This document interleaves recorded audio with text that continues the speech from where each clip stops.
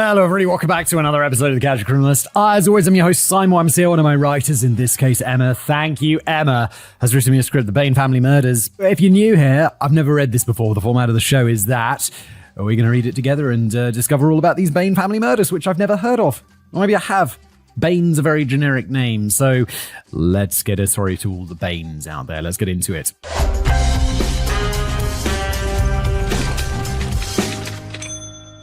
Legal disclaimer. Dangerous place to start. In this script, we will speculate as the possible liability for criminal acts of people related to the victims. At no point do we claim any specialist knowledge, nor to know for certain who committed those crimes, and all statements made should be taken as statements of opinion. Yes, absolutely. These are always just my opinions, allegedly. The Bain family murders is known as the most widely discussed and divisive in New Zealand's criminal history. Okay, I guess if I was from New Zealand, then I'd have heard of this. And the case surrounding their deaths was reviewed by legal experts from the UK, Canada, and Australia, all of whom came to different conclusions. So join us as we take a deep dive into the facts surrounding the case and try and figure out for ourselves who the most likely murderer was. Oh, I do love a good murder mystery. Except this is real life and people actually got murdered, which makes it kind of like a bit more grim, doesn't it? But that's what we're here for. You're listening or watching a true crime show. Grim is what you're all about, you dark soul, you. The Bain family. Robin Irvin Bain was born on the 25th of November 1935 in Stratford, Taranaki, New Zealand. He was the eldest of 4 children and grew up in a Christian household. The entire family took part in various church activities, and according to his brother Michael, Robin used to sing in the church choir and played guitar. After finishing high school, Robin started working as a teacher and would eventually earn his degree in teaching at the University of Otago. I really like the name Robin. My wife and I, we thought if we had a third kid, which we did debate for a while, and then ultimately decided no, 2 is enough, that we'd call them Robin, whether they were a girl or a boy. This is such a nice name. In 1964, the 28-year-old Robin joined a volunteer scheme at his local church and accepted a teaching position at a remote village school in Papua New Guinea. Holy shit, that's like an adventure and a half. Where he reportedly fell in love with the simple life led by the people he met while living there. He lived in Papua New Guinea for 2 years before he moved to Dunedin in New Zealand. And in 1968, the 33-year-old Robin met the 25-year-old archaeology student named Margaret Cullen. He's like, got some news. If we're to get married, you've got to move back and enjoy the simple life with me on Papua New Guinea. I don't know much about Papua New Guinea in like the 1960s or whatever, but I don't know much about Papua New Guinea today. But I imagine it's like quite different from New Zealand. Margaret Arawa Cullen was born on the 11th of October 1943 and was also one of 4 siblings. She'd also been raised in a very religious family and continued to take part in church activities when she moved to Dunedin to attend university, which is how she met Robin. According to her brother-in-law, Michael Bain, Margaret was bright, happy, intelligent, and great company. She had wide interests, was knowledgeable, and enjoyed a good-humoured argument, always finishing with a good laugh. She was also an excellent pianist and shared Robin's interest in music. They were well-suited and very happy. She sounds nice. I like these people who can have, like, arguments, like debates at dinner, and then just laugh it off and be like, yeah, it's fun, isn't it? It's fun. It's fun. We're not like actually angry at each other. We've just got different opinions and it's nice to discuss them. I like people like this. They were married in August 1969 and bought a house at 65 Every Street in Andersons Bay, Dunedin. Their eldest son, David Cullen Bain, was born on the 28th of March 1972, and when David was 2 years old, their family got the opportunity to move back to Papua New Guinea. Okay, I was kind of joking, but they did move back to Papua New Guinea. Robin had accepted a position as a deputy principal at Gowlam Teaching Training College, and according to the principal at the time, Robin, quote, carried out his duties with a characteristic sense of humour and quiet authority. He provided sound professional leadership and gained the respect of the staff. He showed a real strength in his ability to stimulate thinking and creativity, amongst others. The family welcomed 3 more children while they were living in Papua New Guinea. Arawa Mary Bain, who was born on the 26th of June 1974, Laniet Margaret Bain, who was born on the 19th of March 1976, and Stephen Robert Bain, who was born on the 1st of January 1980. Margaret became fascinated by the local culture and reportedly fully immersed herself in it, learning as much about the local customs and beliefs as she could. She had reportedly been homeschooling her children, but as she became more involved with life on the islands, she allegedly started neglecting her family. Their neighbours at the time would report that the family were odd, with some of the reports describing them as hippies. They do sound like, they do sound like hippies, don't they? When is this? Oh, it's the 1980s, so you're a little bit late for being hippie. But people, they're still hippies. Like, sometimes I'm walking down the street, I see some dude, he's got like massive dreads, he's wearing like hemp. And it's like, dude, this dude was made for the 60s, but he's just too late. Their neighbours would explain that when the Bain children were little, they would often run around dirty, naked, and unsupervised. They also complained that Margaret wasn't keeping up with their schooling and that she no longer cared about keeping a clean and orderly home. But Margaret and Robin argued that they saw no harm in letting their kids grow up away from the evil influences of the modern world. I imagine these people, it's like, you do you, man. Peace, bro. And then social services be like, yeah, you do you, but you have to educate your children and they can't be dirty. Come on. It's like, man, peace and love, man. It's like, yes, but come on. You got a job to do.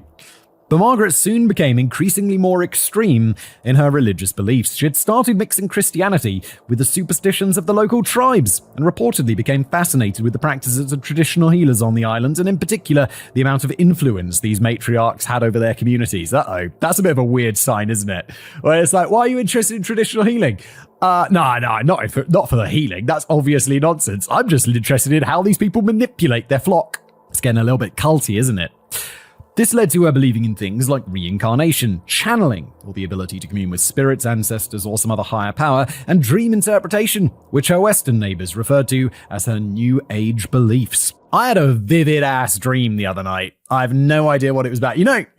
At the risk, this is one of those things where it's like, oh yeah, tell me about your dreams, Simon. I'm fascinated by your dreams, because you're like, wow, my dreams are so interesting. And then you tell them out loud and you're like, wow, that's boring. Dude, the only reason it was interesting is because you were there. Can you shut the fuck up?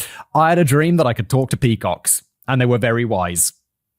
That's it. That was the most vivid dream I've had in a long time, but I could talk to peacocks. I don't know why. She would perform rituals to cleanse their vehicle and home from evil spirits, and reportedly carried an amulet around her neck that she would use to make decisions. Wait, vehicle. It's like, okay, you let your kids run around naked, it's all peace and love. It's like, no, eschew the modern world. Except for my Toyota. I need that Toyota. She would swing it like a pendulum and then interpret the movements to decide everyday things like which groceries she should buy that day, or whether she should just spend all day in bed. Robin, on the other hand, spent most of his time at school, and he was involved in a lot of charity work. He was also a member of several bluegrass bands, because of course he was, and the children all took part in several local plays and productions. They regularly went camping and backpacking, travelled extensively around the islands, and spent entire days at the beach, during which Robin became a qualified scuba diver. Because this is the most stereotypical hippie shit that I've ever heard. Their lives were seemingly idyllic, and the children loved living on the islands. But as time went on, Margaret became worried that there was something fundamentally wrong with her family. Uh-oh. In 1987, she contacted a psychologist and educational training consultant called Dr. Davina Proy and told her about her concerns. Dr. Proy agreed to see what could be done to help the Bain family. Wait, other than being a bunch of hippies, what's wrong with the Bain family? When she entered the home, though, Dr. Proy was disgusted by the state of the house, and later several people would confirm that Margaret and Robin were some of the worst kind of hoarders. Oh dear. I've never seen so much chaos. Everything was mixed up. Old food, dirty underpants, fat dripping down the kitchen walls. Oh, guys, that's grim. Get an extractor fan, my dudes. Worse still was the state of the family's dynamics, and Dr. Proy would later explain that the relationships that Margaret had with her family were incredibly toxic. Okay, we've got a lengthy quote from the good doctor here. Margaret was very overweight and desperate to restart her sex life with Robin. Whenever she spoke, she had multiple motives. She put Robin down and was worried that the children were beginning to have their own thoughts about things. Uh-oh, don't want to have those kids having thoughts, do you, Margaret? They would no longer accept her control and ideas. She didn't really listen, just talked non-stop, a continuous stream of words. It was like watching a video of a pathological dysfunction at a level I'd never experienced. Margaret was a dangerous person who wanted to get inside their minds and control everything that everybody did all the time. The 13-year-old Arawa seemed so relieved to be able to talk and express herself. She just wanted to go to school and be normal. And 15-year-old David, as the eldest, might have borne the brunt of his mother's madness. When I talked to David, he was cooperative but guarded with what he said. He was the only one who talked about his father with respect and caring. He had a good relationship with his father.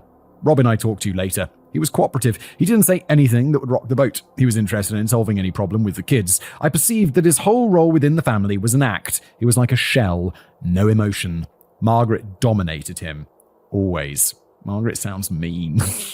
She started off being like this harmless hippie woman who I like. She was like, oh yeah, no, have a good debate and a laugh about it. And now she's like, God forbid my children have unique thoughts.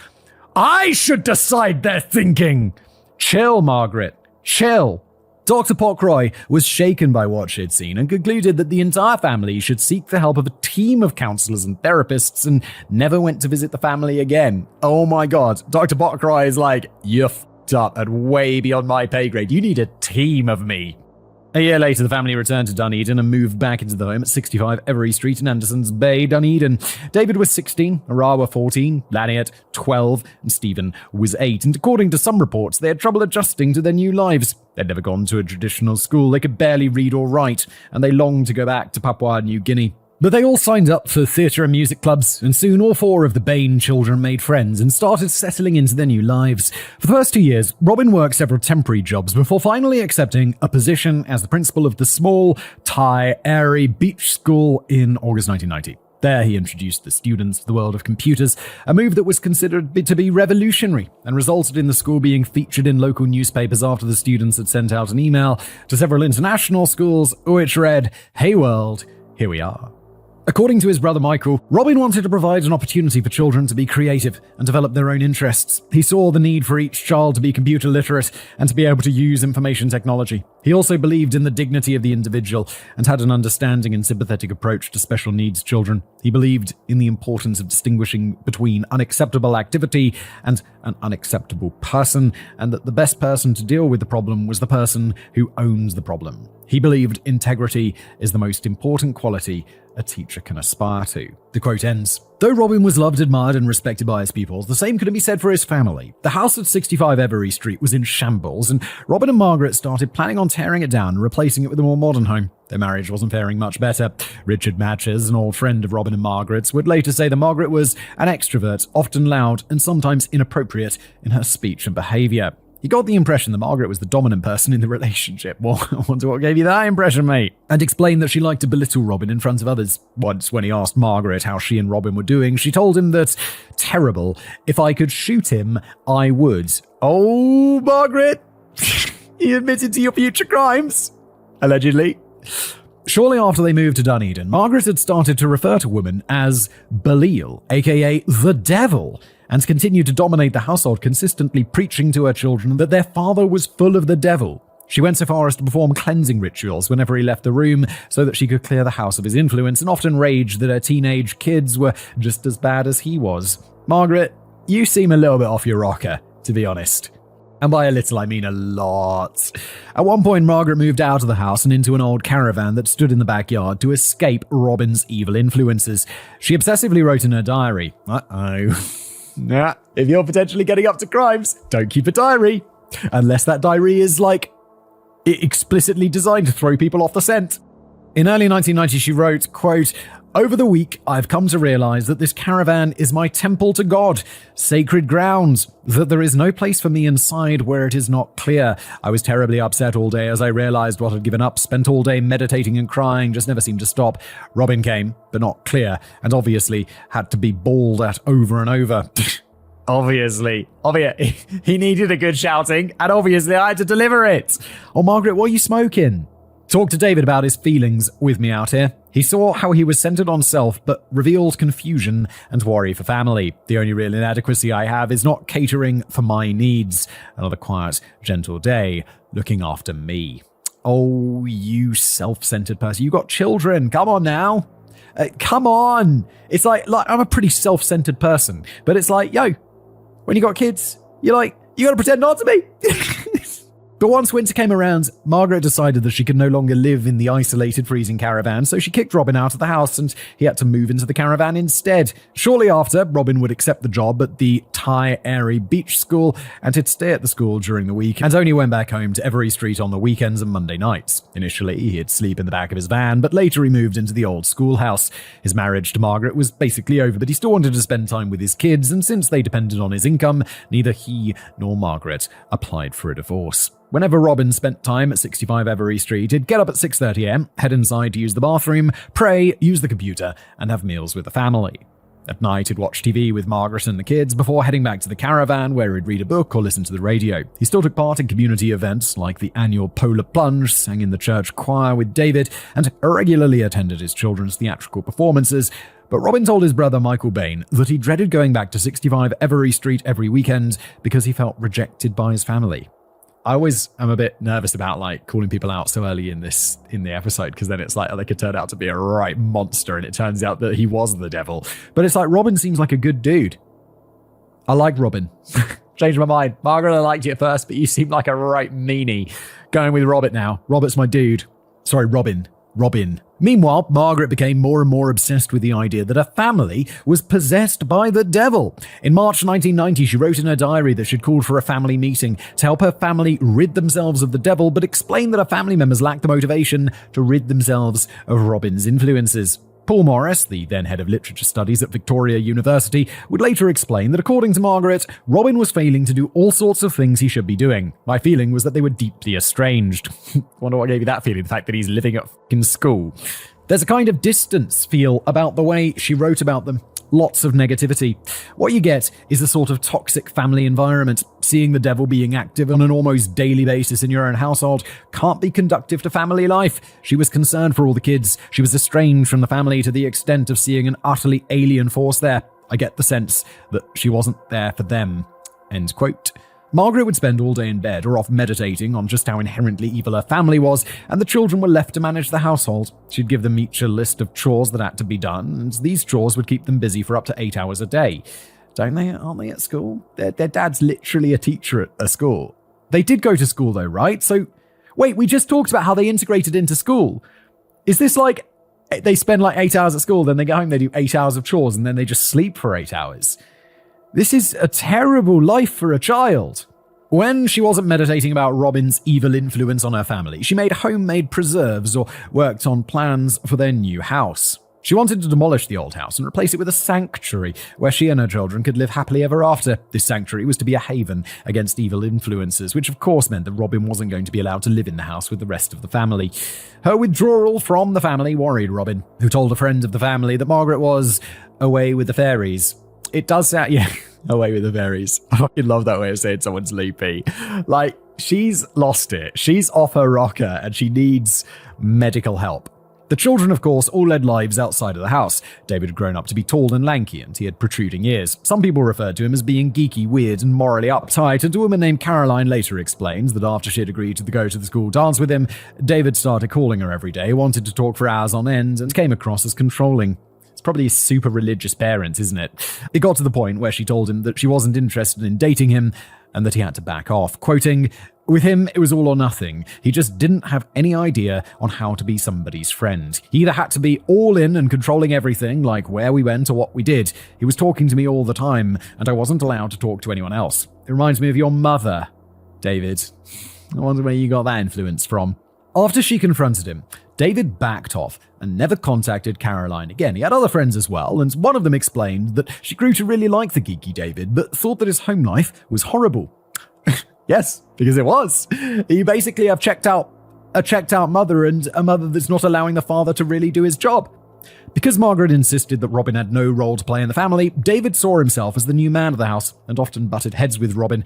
He managed the household alongside Margaret and had helped to plan the sanctuary. David had gone to university after high school, but had dropped out after the first year and signed up for unemployment benefits. He started delivering newspapers in the mornings before helping out his mum with the preparations for the sanctuary, and would later get a job with Opera Alive, where he sang in the choir. Due to his new interest in music, David then signed up for a degree in classical music at the University of Otago and aspired to become a renowned opera singer.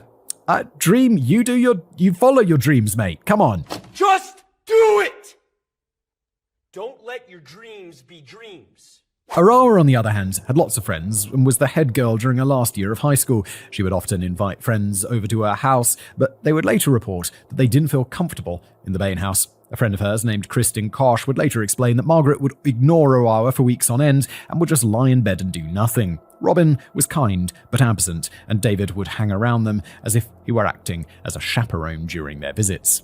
Because of this, Aurora didn't invite many people over and preferred to meet up with her friends outside of school. But even then, David would accompany them so that he could keep an eye on his sister, and Aurora later opted to meet her friends in secret. Yes, what a surprise. David sounds like he's like little mummy, you know? Like, weird.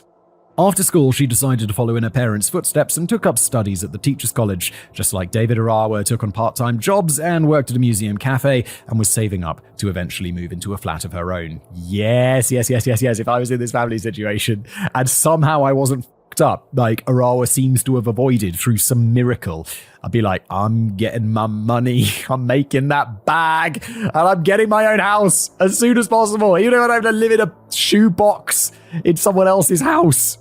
Laniet was particularly troubled. According to Margaret, Laniet was just as full of the devil as Robin was, and whenever Margaret would go on a rant about how useless a husband he was, Laniet would jump to Robin's defense. Because of this, the two of them didn't get along, and Laniet left home at the age of 16, presumably after Margaret had kicked her out. Laniet would also work at the museum cafe and lived in a flat share, but after she left home, she started smoking cannabis and became a sex worker.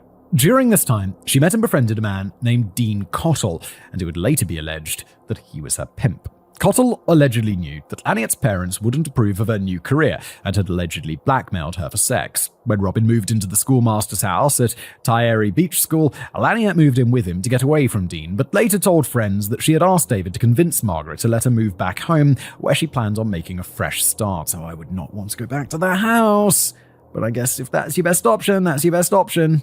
The youngest member of the Bain family was Stephen. He had protruding ears like David's, but as soon as he hit puberty, all the signs were there that he was going to become a handsome young man. He had dark brown eyes, dark curly hair, was tall, had a strong jawline, was a happy, smiling kid, and according to his PE teacher quote, he was full of life, and in physical education he was a strong and very robust boy. He wasn't a sportsman in the sense that he had really good ball skills, but he was very, very tenacious and very physical. He wasn't afraid of physical contact. Stephen was quick-tempered as well, not in a really nasty sense, but I do recall twice having to break a little fracas up. Someone pushed his book off the desk and really wasn't apologetic about it, and he was up quick as a flash. He just stood his corner. He was a brave guy. Yeah, sounds like completely reasonable. Someone's being a dick to him and he's like, yo, you want to continue doing that? You want to continue? You want to? I'll beat the shit out of you. It was in the week leading up to the murders that Laniet and Arawa would tell their friends that the whole family was getting together that weekend for a family meeting, and that it would be the first time in months that they would all be together again. That Monday morning, however, all but one member of the Bain family was dead. Oh no, I just assumed one of them was going to be killed, not the children. Oh no. The murders. At 7:09 a.m., on the morning of the 20th of June 1994, a call was made to the 111 emergency number. The voice on the telephone cried out, "No, they're all dead. They're all dead. I came home, and they're all dead." The person sounded distressed and out of breath, and when the operator asked who was dead, the person said, "My family. They're all dead. Hurry up." The operator calmly told the person, "It's all right," and then confirmed the address and telephone number before reassuring the person on the other side that the police were on their way. Constables Kim Stevenson and Jeff Wiley arrived at 65 Every Street at around 7:20 a.m. and because it was the middle of winter in the Southern Hemisphere, it was still dark out. An ambulance was already waiting at the scene, and the paramedics were hiding behind the ambulance, waiting for the police to approach the front door, just in case there was still an active shooter inside the house. The constables turned on their flashlights and made their way toward the front door, but when they saw a figure moving in front of the windows, the pair panicked and hid in their car until they were certain that whoever it was wasn't going to start shooting at them. A minute later, they were joined by Constable Les Andrew and Sergeant Murray Stapp, and once again, they made their way to the front door. They knocked, but didn't get an answer. So they decided to try and see if they could spot anyone inside the house. Junk had been piled up on the porch directly to their left, so Constable Wiley looked through a window on the right. Through a gap in the curtains, quote, "I could see a firearm on the floor, and I could see a hand." They managed to peer in through the other window and saw David Bain lying on the floor of the room in the fetal position, holding his head in his hands. Constable Wiley called to him. "I remember asking him to open the door, and he said no. I asked him, 'Where's your father?' He just pointed to the room across the hallway." David still didn't open the front door, so the police broke one of the window panes and unlocked the door from the outside. They stepped into a dark, cluttered hallway and found David in a bedroom to their left. Constable Stevenson went up to David and noticed that he was crying, saying, "They're all dead. They're all dead." Constable Stevenson asked David how many people were in the house, and David confirmed that there were 6 of them. Constable Andrew then guarded the front door, while Constable Wiley and Sergeant Stapp searched the dark, gloomy, and foul-smelling house. In the room across from David's, they found the 58-year-old Robin Bain's body. He was lying on his right side, with his feet pointed towards the door. Next to his right hand was a 5-round magazine with 3 bullets in it. A .22 semi-automatic Winchester rifle lay on the grounds behind his body, and a silencer had been attached to it. He had been shot in the left temple. Down the hallway to their right was a staircase that led to a lower section of the house, and next to it was a small cluttered bedroom. An ironing board stood in front of a freestanding wardrobe, and the majority of the right side of the room was dominated by an architect's drawing board that was filled with floor plans and other sketches. On the far side of the bedroom, the 18-year-old Laniert had been killed while she was still asleep in bed. She'd been shot in the head a total of 3 times. The light in the bedroom, across from Laniert's, was turned on, and inside the room they found the 50-year-old Margaret's body. She'd also been asleep when she'd been shot, just above her left eye. The hallway led to a large, dark family room, but since it seemed to have been left untouched, police officers made their way downstairs where they found the kitchen and the laundry. To the right of the staircase, they came across the 19-year-old Arawa's bedroom. The doorway was covered with 2 curtains, a net and a bead curtain that was made with metal rings and tingled when you moved it. Arara had gotten out of bed at some point during the attack, and based on the position of her body, it speculated that she'd gotten onto her knees to plead for mercy before the killer shot her in the forehead. Sergeant Stapp and Constable Wiley cleared the house before confirming that they'd found 4 bodies, and Constable Stevenson told them that there had to be another one. During a second check of the house, Sergeant Stapp discovered another room that led out of Margaret's bedroom. The doorway had been covered with a curtain, and on the other side, he found Stephen's bedroom. The room was mostly used as a storage space. About 3/4 of the bedroom was piled high with all kinds of junk. To the right side of the door was a wardrobe and a bed, and in the middle of the messy floor lay the body of 14-year-old Stephen Bain. He'd been wearing a white t-shirt and black shorts, but it was clear from the state of his body and the blood that covered the bed, the floor, and multiple surfaces in the bedroom that Stephen had fought back. He was covered in blood and scratches, and at one point his attacker had pulled on his shirt. One of his arms had come loose, and the t-shirt was then used to strangle him. He had sustained 3 bullet wounds during the attack, and it would later be theorized that he'd been awake when his attacker had come into the room. He'd shielded himself with his left hand when the first shot went off, and the bullet passed through his hand before nicking the right side of his head. Stephen then tried his best to fight off his attacker, but once he was subdued, his attacker shot him once again, this time with a kill shot to the head. When Sergeant Stapp confirmed that they'd found Stephen's body, David suffered a fit. His body started shaking, and he fell in between the bed and the wall. Sergeant Stapp pulled David up, placed him in the recovery position, and called for the paramedics. One of the paramedics, Officer Raymond Anderson, came in to check on a still shaking David and would later explain that, quote, "During the visual and physical examination, I couldn't find any signs of injury, blood loss, deformity, any of those sorts of things that would give you an indication that you're looking at any sort of physical trauma at all. I tried to establish the level of consciousness because the patient was presenting as if unconscious. By lifting his eyelid and testing his reaction, I was able to determine that the patient was, in actual fact, quite conscious." Ooh, so is he faking it? Based on this and the fact that Sergeant Stapp had been able to easily lift David and place him into the recovery position, both Officer Anderson and Sergeant Stapp were of the opinion that David was faking his fit, which would later put a dent in his credibility. He'd also continued to mutter something about black hands coming to take him away, and when he was told that the police were going to take him to the hospital for a checkup, David asked the officer to hand him his glasses. The only pair of glasses they could find was a broken pair with a missing lens. The police officer put the glasses back where they'd found them and ordered David to put on some warmer clothes. A still crying David was then taken away to hospital, and the police finally started processing the scene. Senior Constable Trevor Gardner was the senior photographic technician at the time, and he took both photos and a video of the crime scene, focusing on the clutter, the blood splatter, and the locations of several pieces of evidence. In David's room, they found the rifle's lock and key and thousands of rounds of ammunition. In the downstairs washing machine, they found a load of wet laundry and then went through the trouble of hanging the clothes out to dry. They also found several places where blood had been smeared following the attack. On the doorways leading out of Stephen and Margaret's room, several light switches, the doorway leading to the stairs, the doorway in Arawa's room, the doorway that led into the kitchen, the washing machine, and a bottle of laundry detergent. They also found a partial bloody palm print on the washing machine and took several photos of it before recording the handprints. In the week following the murders, luminol would be sprayed on various surfaces inside the house, and they revealed the presence of 6 bloody footprints that led out of Stephen's room, through Margaret's towards Laniert's, and then away toward the staircase. They also found traces of blood in the downstairs bathroom, mainly around the sink, on the bath mat, and on some of the towels.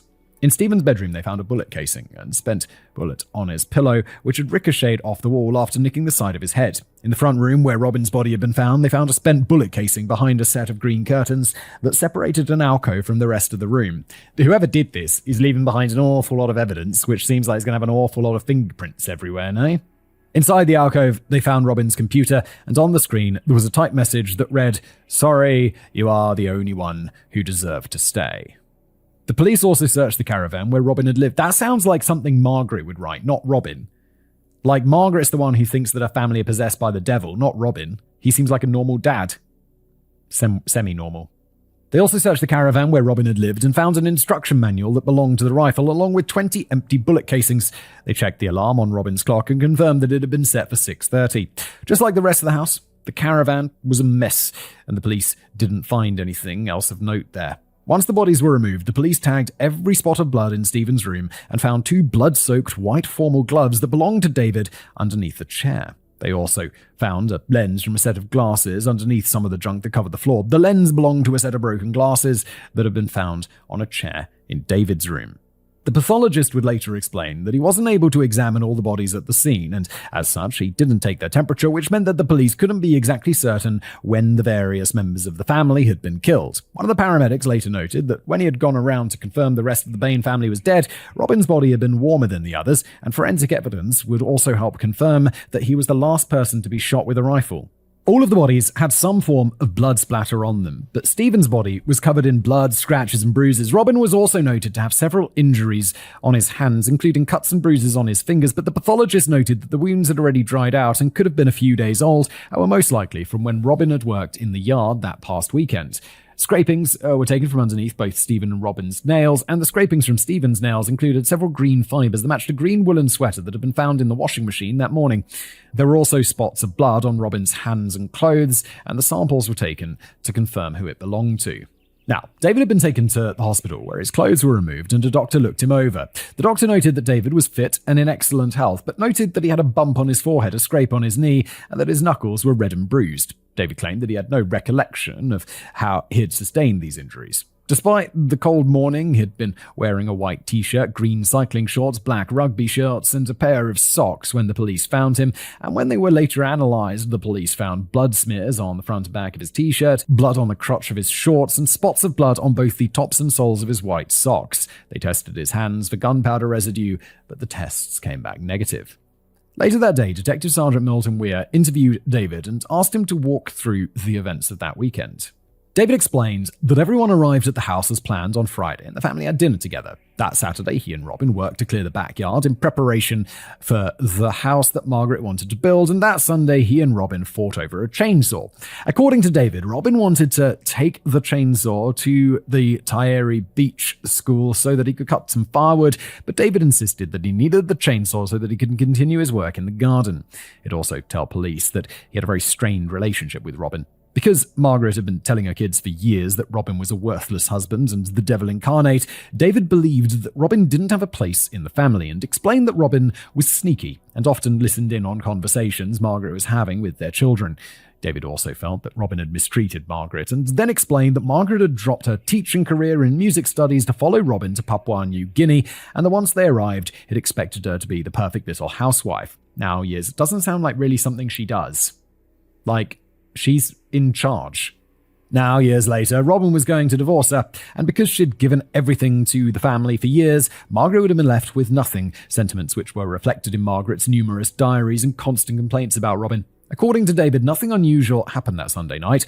David went to bed at around 8 p.m. Laniet and Margaret were in the living room watching TV, and later David would hear raised voices. But David claimed that he couldn't hear what the argument was about because his room was on the opposite side of the house. That Monday morning, David woke up at around 5:30 a.m. He got dressed into his running clothes and left the house at 5:45 for his newspaper run. His dog, Cassie, always came with him, and the two of them ran his usual route, just as they always did. He got back home at around 6:42 a.m. and noticed that the light was on in Margaret's room, which wasn't unusual since she usually got up at 6:30 a.m.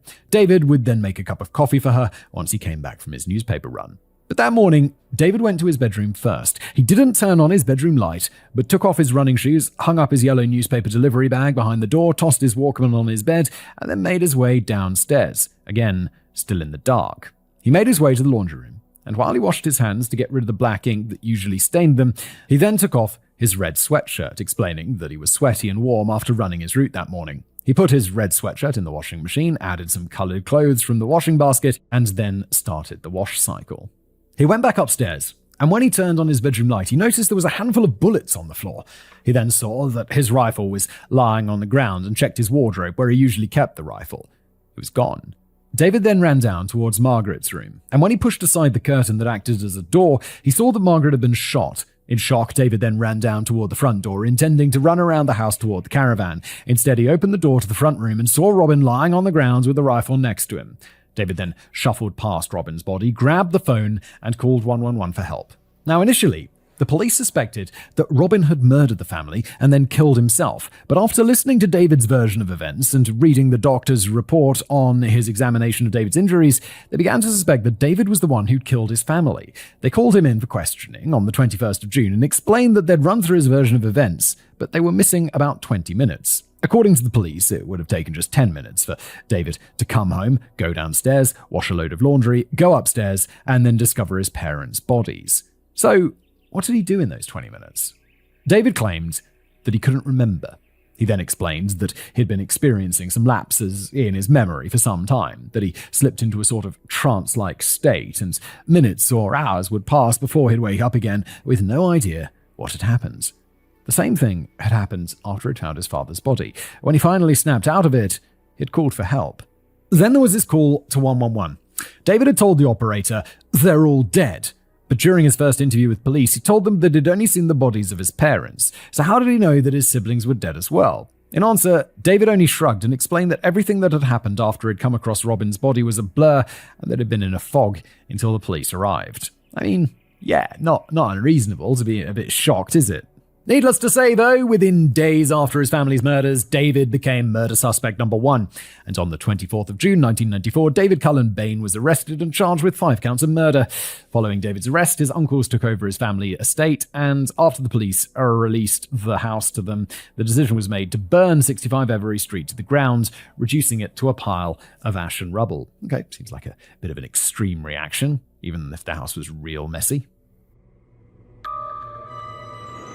The murder trial of David Bain. In the months leading up to the murder trial, more and more evidence came forward that suggested that David was the one who murders his family, and the police were building an ironclad case against him. David wasn't handling his imprisonment well. He'd been targeted by the other inmates shortly after his arrival, which led to him being placed in a solitary cell, and because there was a concern that he would off himself, a guard checked in on him every 15 minutes, night or day, which reportedly severely impacted his sleep and left him exhausted. Yeah, if someone was like, "You're right, mate," every 15 minutes I'd be like, I'm sleeping. Also 15 minutes? How does it take to kill yourself? Is it long? I genuinely don't know. A court-appointed psychiatrist went to see David 6 weeks after the murders to assess him and determine whether or not he was mentally capable of standing trial, and David would later explain that his interviews with the psychiatrist was yet another form of torture since he was forced to relive the morning that he'd found his family's bodies over and over. The psychiatrist found that David suffered from PTSD following the discovery of his family's bodies, but he didn't show any indications of an abnormality of the mind or subnormal intelligence. In fact, he came across as quiet, kind, frank, and well-adjusted, and his lack of knowledge regarding certain societal norms could be attributed to the 14 years that he'd spent living in Papua New Guinea. Yeah, fair enough. I'm not sure why, he would need to be assessed to see whether he's fit to stand trial. Is that like a standard thing? Because he doesn't seem to be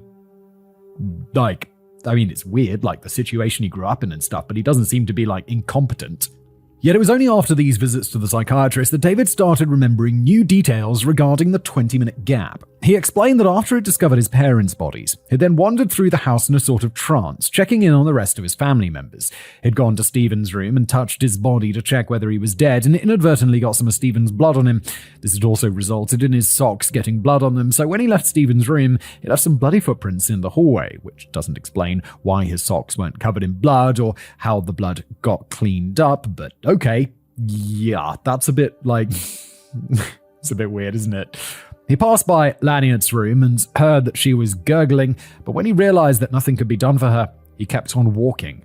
He then wandered to Arawa's room to check on her before going back upstairs and calling the police, and these new recovered memories would become a key part of his defense during his murder trial. interesting. It seems fairly weak. Isn't it? I mean, if he didn't do it, then there's not really going to be strong physical evidence. I feel like there's going to be physical evidence. This is a messy crime scene by someone who doesn't really know what they're doing. David's murder trial started on the 8th of May 1995, almost a year after the murders had taken place, and was heard by Justice Neil Williamson at the Dunedin High Court. During the trial, David's lawyer, Michael Guest, argued that Robin was the one who'd committed the murders. He theorized that after being rejected by his family, Robin had simply snapped and decided to end their lives. He got up early and took the rifle from David's room before murdering every member of his family that was still in the house. He then stripped himself of his bloody clothing, got dressed in clean ones, and ended his own life after leaving a note to David on the computer, apologizing for his actions that morning. It's a bit weird that he'd get changed, isn't it? But it's not like, this is the thing. In a criminal trial, all you got to do is establish reasonable doubt. And this seems like a pretty good way to do it, to be honest. Mr. Guest? Guest then related David's recollection of what had happened that morning and explained that numerous people had seen David on his newspaper run, solidifying his alibi. The Crown, on the other hand, argued that David was the one who had murdered his entire family. They theorized that on the morning of the murders, David had gotten up at around 5 a.m. He then got dressed in his cycling shorts, black rugby shorts, dark-colored track pants, a green sweater, and socks. What's this guy wearing? How many clothes do you have to wear? He's wearing cycling shorts, rugby shorts, and track pants. Why are you wearing 3 sets of trousers? What's going on? He put on his glasses and white opera gloves, took his rifle out of the wardrobe, and added the silencer so he wouldn't wake up his potential victims and wouldn't alarm Robin, who was still asleep in the caravan outside. Bro doesn't realize that silencers are a bit shit. What was his weapon, a 22? Okay, it's a pretty quiet gun. But like, a silencer is really just a suppressor. It's not like in the movies. That shit's gonna wake people up. David unlocked the trigger lock using a key that was hidden in an ornamental pot on his desk, and then loaded the rifle with a 5-round magazine. He stalked out of the room and took out each member of his family. Laniat was first, followed by Margaret.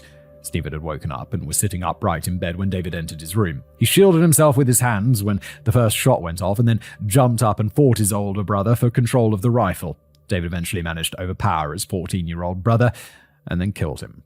Now covered in Stephen's blood, David took off the bloody gloves so that he could reload the rifle, and he dropped them on the floor, and they left Stephen's room, leaving 6 bloody footprints in his wake. When he passed Laniette's room, he heard that she was gurgling, so he entered her room and shot her another 2 times at close range to ensure that she was dead, which resulted in her blood ending up on his clothes. He then made his way downstairs, leaving more traces of Stephen's blood on doorways and on the banister before entering Arawa's room.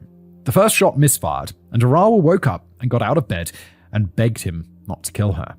He shot her, and then left the room, and headed towards the laundry. There he took off the bloodied sweater, track pants, and socks and threw them in the wash, leaving bloody handprints on the side of the washing machine and smears of blood on the detergent, and then started the washing machine. This is some amateur-level crime. It's like, what I'll do is I'll wash the blood off my clothes while smearing blood all over the washing machine. What the f*** are you doing? He washed his hands and face in the bathroom, leaving smears of blood behind, and then took his rifle upstairs and placed it in his room before putting on a red sweatshirt and his running shoes and heading off on his newspaper rounds. He came back at 6:42 a.m. and took off his shoes and his Walkman. He hung up the yellow bag he used to deliver newspapers, then took his rifle and headed to the front room, where he turned on the computer and at 6:44 a.m. typed the message. He then hid behind the curtains in the alcove as he waited for his father, fully aware that Robin would come into the front room to pray, and when he did, David quietly stepped up to his father's side and shot him in the left temple. David then wiped the rifle down with a green towel to remove his fingerprints and arranged the rifle and magazine around Robin's body to make it look like Robin had killed himself. David then put his red sweatshirt, the bloody towel, and some other clothes in the wash and turned on the washing machine. He then went back upstairs, cleaned the bloody footprints in the hall so that the police wouldn't notice them. Bruh. Like, what are you doing? You cleaning them with, like, bleach for hours? Because otherwise they're just going to luminol that shit. He then called 111 and reported that all the members of his family were dead. And the Crown had tons of evidence to prove their theory. The rifle that was used to murder the 5 members of the Bain family had belonged to David. He had admitted to buying the silencer the previous year because he claimed that it was easier to hunt rabbits when they weren't being startled by the sound of gunfire. David told the court that he had 2 keys for the rifle lock, one he kept around his neck and one that he kept in the ornamental pot on his desk. He'd left the one he usually kept around his neck in Robin's van when they'd taken part in the polar plunge the previous week, and David had admitted that he was the only one who knew where the second key was kept. Then there was the forensic evidence.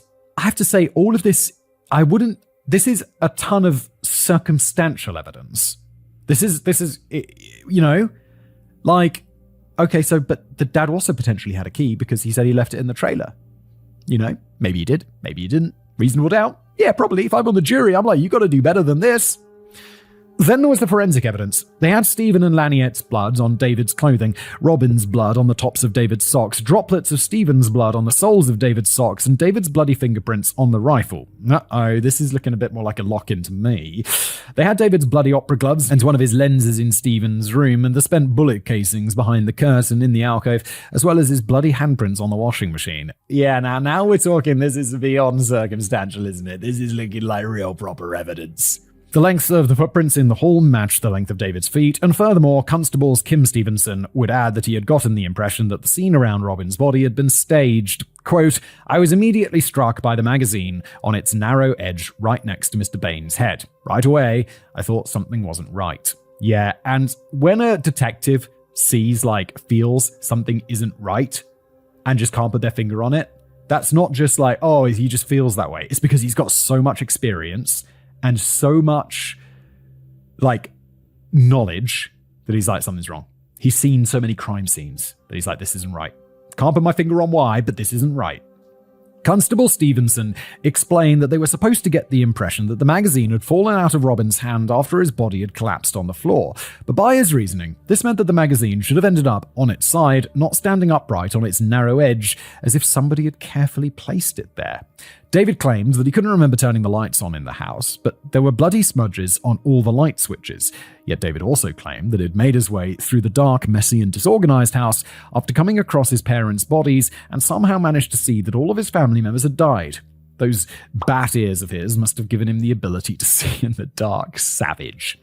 The Crown also had various witnesses who explained that both Laniette and Arawa told multiple people that David was the one who'd called for a family meeting that weekend. Arawa also told a friend of hers that David used to go hunting with Robin, but the idea of having a rifle inside the house made her uncomfortable. Both of them seemed to have been afraid of David and complained that he was often controlling. Yes, and we know this about David, just like his mum. These witnesses were all used to reinforce the idea that David was obsessive, disturbed, and that his behavior was often bizarre. He does sound like an odd cookie, doesn't he? And I have to say, if I'm sitting in that jury box, I'm going to need the defense now to do some work, because this forensic stuff is pretty fucking suspicious, isn't it? David had told his girlfriend at the time that he had a feeling that something bad was going to happen, though he wasn't sure what. It's a weird thing to say. Makes you look like a criminal, David, doesn't it? Margaret had also mentioned to a friend of hers that David was having premonitions and that she was concerned about this newfound ability of his. David's apparent memory loss was also brought up by both sides. During his first interview with the police, he explained that he'd gone into one during a practice session with Opera Live that previous week. His friends told him that he'd just gotten up and started walking around aimlessly, almost as if he was sleepwalking. Then there was David's claim that he'd heard Laniette gurgle when he discovered her body. Sleepwalking is an interesting one. If anything, if there's a trial in the future and I bring up sleepwalking defense or whatever, after, I'm accused of multiple murders, I'll say it here right now. I sleepwalk occasionally. Have it on the record. Great. Now I've got my defense for future crimes sorted. Sleepwalking's a weird one. I do it every few years. Just start wandering around. I don't know what I'm doing. Just turning on lights, wandering around. My wife's like, what are you doing? I'm like, I got no idea. Coming back to bed. It's weird. Then there was David's claim that he'd heard Laniette gurgle when he discovered her body. According to the pathologist, the first shot to her head hadn't killed Laniette since it was too low. Instead, it knocked her unconscious, and after some time, it caused blood to pool in her lungs, resulting in the gurgles. The other two shots had entered her brain and killed her instantly, which would have stopped the gurgling and effectively put her out of her misery. Only the killer would have heard Laniette gurgle.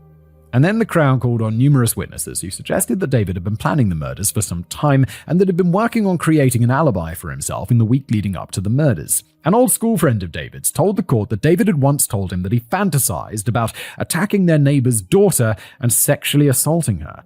She used to go for a run in the mornings, and David would pass her while he delivered the newspapers. He'd planned the attack all out in a notebook. Bruh, rule number 1, don't write down your crimes or potential crimes. And he had a list of all the neighbors who usually saw him during his route, so he decided to deliver the rest of his newspapers earlier than usual. He'd then attack the girl, and afterwards he'd run the route again, ensuring that the other neighbors saw him and could later confirm that he'd been delivering newspapers as per usual. David claimed that this story was all hearsay, but 3 of his neighbors confirmed that they'd seen David delivering papers earlier than usual that morning. Oh, Dave, this is some solid work by the prosecution. The only reason I'm doubting this a bit is because Emma at the beginning of the script says, and you'll have to decide who's guilty. There's not really certainty. And I'm like, God damn, if I'm in that jury box, in my opinion, I'm voting guilty. One of his neighbors, a Mrs. Denise Laney, explained that on the morning of the murders, she drove past 65 Every Street on her way to work. She saw a tall, thin young man standing next to the gate of 65 Every Street and assumed that it must have been David because he was wearing a yellow sports bag. Since it was still dark out, she couldn't be sure who it was, and she couldn't say whether or not he was wearing short pants or long ones that morning. She did remember thinking that she must be late for a 6:45 a.m. shift since she usually encountered him further down the street, about a 2-minute jog away from his house. She had glanced at the clock on her dashboard and noted that it was 6:50 a.m., but since she knew that her clock was 4 to 5 minutes fast, she estimated that it had to be around 6:45 a.m., but she couldn't be sure. But since she wasn't late for work, it proved to her that David had been a few minutes earlier than usual that morning. And then Mrs. Kathleen Mitchell testified that David had made a point of ensuring that she knew he'd been at her house that morning. Because his dog, Cassie, always ran with him, she'd asked David not to come onto her front porch when he delivered the newspaper because her dog would start barking and wake her up. David had complied with her wishes for months, but then that morning he'd ignored it, and when her dog started barking between 6:10 and 6:15 a.m., she had turned on the porch light and greeted David, who at this point was standing at her front door. This is so suspicious, David, you amateur. Then there was David's behavior in the weeks following the murders. David had gone to live with his aunt and uncle. Wait, did he got bail? Holy really? David had gone to live with his aunt and uncle, Robert and Janice Clark, in the days following the murders, and they tried their best to find out what had happened that weekend that could have resulted in Robin killing the rest of his family. David told him that nothing unusual had happened that weekend. He explained that there was some tension in the house, but that there was always some tension in the house whenever Robin was home because nobody wanted him there. When the local newspapers started to report on the murders, the family tried to keep David from reading the papers, but it insisted on reading the various news reports since the police still hadn't shared anything with the family. They had a copy of the Otago Daily Times in the house, and it provided a brief background on the family. The only description of the crime itself was, quoting, "All the victims had been shot in the head. Some were found in their beds, others beside their beds. The body of Robin Bain had been found in the lounge of the large, run-down, twin-gabled villa. A .22 rifle with a silencer attached had been beside his body," police said. David got visibly upset when reading the article, and when his aunt went to check up on him, a distressed David reportedly told her, "They lied to me. They weren't asleep. They knew they were going to die. I had to look them in the eye and shoot them." David, you're breaking all the rules. David then followed this up by muttering, black hands, dying. Black hands, I can't stop them. They came to take them away. Black hands dying all around, dying everywhere." His muttering went on for quite some time, and when his Aunt Janice worriedly asked him if he'd seen his family dying, David calmed down, shook his head, and said, "No, I only saw Mum and Dad, and they were already dead." David's girlfriend at the time came for a visit the Tuesday after the murders, and she'd later explained that, quote, "I didn't want to ask him too much, but we did talk a bit. He was very upset that Arawa was out of bed, and that Stephen had to fight."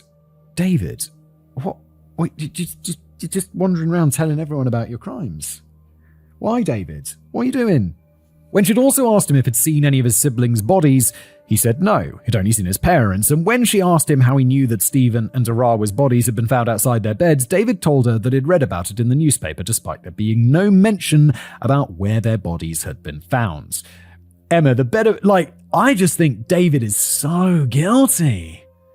What is the twist in this story? David then told her that if his father had killed his family, he'd never forgive him. And when David explained that he's not even sure that he isn't the one who killed them, his girlfriend was quick to reassure him that she knew he'd never be capable of doing something like that. He's like, "I'm not sure if I killed them."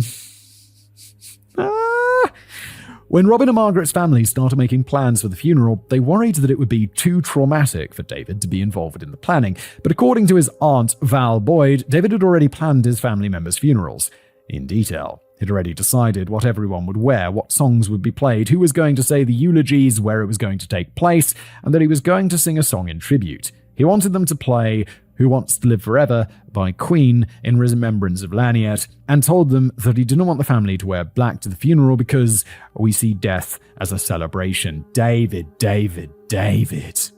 I don't even know what to say anymore, David. Come on. David had gone to visit his friend Shane Stanley the Thursday after the murders took place, and afterwards, Shane told his parents that he was convinced that David had murdered his family. Furthermore, his father, Graham Stanley, was a corrections officer in the prison where David was held after his arrest, and he told journalist Martin van Bainen that the nurses and doctors were often called to David's cell because David was having fits. But Graham told his superiors that he'd never known David to suffer from fits, and when he heard that David was having another fit, he went to his cell and, quote, I threw the door open and I walked straight in, and David was on the floor having his fit. And I said, David, what the hell do you think you're doing? And he stopped. Midstream, stopped dead. I didn't know you were on duty today, Graham. I told him, you don't have fits, David. Cut it out. And I said, that's the end, no more. And there wasn't. That was the end of his fit. God damn, dude, you couldn't look more guilty. When the psychologist was called in to deliver an opinion on David's mental state at the time of the murders, the Crown was able to provide two possible motives for David: money and Margaret's toxic influence over him. Yeah, I would go with the latter, probably. They explained that David had been eager to please his mother and did what he could to keep the family together and keep a measure of control over their actions. A part of this was to ensure that Robin was not able to abuse Margaret and to ensure that the rest of the family would be able to live together happily ever after in the sanctuary that Margaret had been planning. David had spent months working on the project and had spent hours poring over the plans with Margaret and believed that it was the key to keeping his family free from Robin's influences. But then Margaret told a friend of hers that she was going to divorce Robin, and they were going to sell 65 Every Street and split the proceeds. Laniet was already living on her own, Arawa was already planning on moving out, and David was old enough to fend for himself. Margaret planned on getting a smaller house in town where she and Stephen could live, but that meant the sanctuary would never be built, and all of David's hard work was for nothing. Murdering his entire family might have been David's last-ditch attempt to keep them all together and safe from the evil of the world, and would have meant that he would have inherited the property as well as Robin's retirement annuity. This narrative was further supported by the statements of the witnesses who'd all claimed that David was odd, weird, controlling, and wanted to oversee everything his sisters did, a trait he'd inherited from the controlling, emotionally abusive, toxic, and extremely dangerous Margaret Bain. Of course, when it was the defense's turn to defend their case, they argued that the police's case against David was circumstantial. Yeah, I mean, some of it is, but also some of it's some pretty fucking locked-in forensics, isn't it? And then, all the shit that he talked. For all they knew, Robin had carefully placed the magazine on the floor before he offed himself. Their ballistics experts confirmed that there was blood inside the silencer, which could only happen if Robin had been shot from close range, resulting in the blood entering the vacuum left by the bullet. But neither the defense nor the Crown could prove whether Robin had killed himself. The defense had a ballistics expert demonstrate how easily Robin would have been able to shoot himself in the left temple, leaving behind both a contact and a non-contact wound. If David was the one who shot Robin, he would have had to stand next to Robin and almost press the rifle against Robin's head before shooting him, something Robin definitely would have noticed. Yeah, but you can also be like, do not move. And then the person's like, oh, okay, and then pop. Doesn't seem like a very good defense, to be honest. The police themselves said that the rifle had been wiped down at some point. Wouldn't that have smudged David's bloody fingerprints that the Crown had argued had been left on the rifle? Are they even sure that those fingerprints weren't made when he was out hunting rabbits and possums with Robin? Well, aren't they bloody? After all, the police hadn't tested the blood and couldn't say whether or not the blood was human. Oh, come on. And yes, there wasn't any blood on the bottom of Robin's socks, but the blood on the bottom of David's socks was also just a few droplets, not nearly enough to leave behind several bloody footprints. Since the Crown was arguing that David had stripped off the top layer of his clothes, why couldn't Robin have done the same before he got ready to meet his maker? Because one is covering up a crime, and one is just weird, bizarre behavior. I don't think the person who's about to kill themselves is thinking very much about their socks. And speaking of clothes, the green fibers that had been found underneath Stephen's fingernails had been matched to a green knit sweater that had been placed in the wash that morning, leading the police to believe that the killer had worn it. Initially, David had explained that the sweater belonged to Arawa, but later he'd claimed that it actually belonged to Robin. Arawa just liked to wear it because it was baggy. David also later explained that Robin had been wearing that sweater on both Saturday and Sunday and suggested that he'd worn it again that Monday morning. Of course, no one had gone to visit the family that weekend, so no one could confirm who'd worn what, but the defense did ask David to put the green sweater on in front of the jury, proving that the sweater was too small for David's lanky frame and that the sweater obviously didn't belong to David. And the defense claimed that the police hadn't done a proper job when they'd analysed the evidence. They hadn't tested Robin's hands for gunpowder residue. They also didn't find any on David's hands, but by his own admission, he'd washed them after he returned from the newspaper run. The police also hadn't tested the blood that was found on Robin's hands and clothes, and thus the Crown couldn't say with absolute certainty that he didn't have any blood belonging to the rest of his victims on his body. Then there were the footprints. The Crown hadn't preserved the carpets on which the bloody footprints were found, and this meant that the defense wasn't able to have their own experts look at the footprints. They all had to rely on the photos that had been taken that morning, so how could they say with certainty that those footprints did indeed belong to David? And then there was the lens that had been found in Stephen's room. Could they even be sure that it had fallen out that morning? The police had found it lying underneath some clothes, so there was a possibility that the Crown's assumption that it had fallen out during a fight with Stephen was wrong.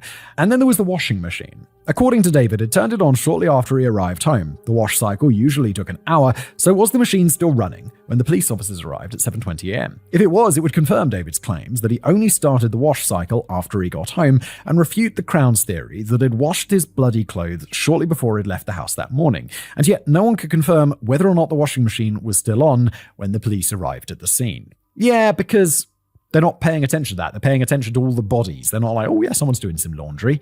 You just wouldn't pay attention to that.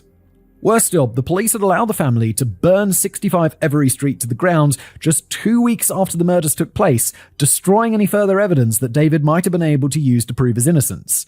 Or the prosecution could have used to prove his guilt. Like, what? All this suggested that the police were doing everything they could to pin the murders on the innocent 22-year-old David. Maybe. But also, he's the prime suspect. They should go into it level-headed, but I mean, goddamn. But all of their protests fell on deaf ears. On May the 29th, 1995, the jury declared that David Cullen Bain was guilty on all 5 charges of murder, and he was sentenced to life imprisonment with the option of parole after serving 16 years of his sentence. Good. Wow, 16 years for like multiple murders. Pretty light, New Zealand. Good and well-deserved, right? Well, no, because the defense argued that the judge had refused to admit several pieces of evidence that would have proved that David Bain hadn't murdered his family. So David embarked on a 14-year battle to prove his innocence. Holy shit. Okay, there's the twist. There's evidence that didn't even make it to court that we haven't heard about so far. Like, unlike right now, I think they probably squeezed me, a theoretical jury person, towards this is beyond reasonable doubt that he's guilty. But I imagine if this evidence is included, that's going to push me back the other way. Let's see. The rugby player and the Court of Appeals.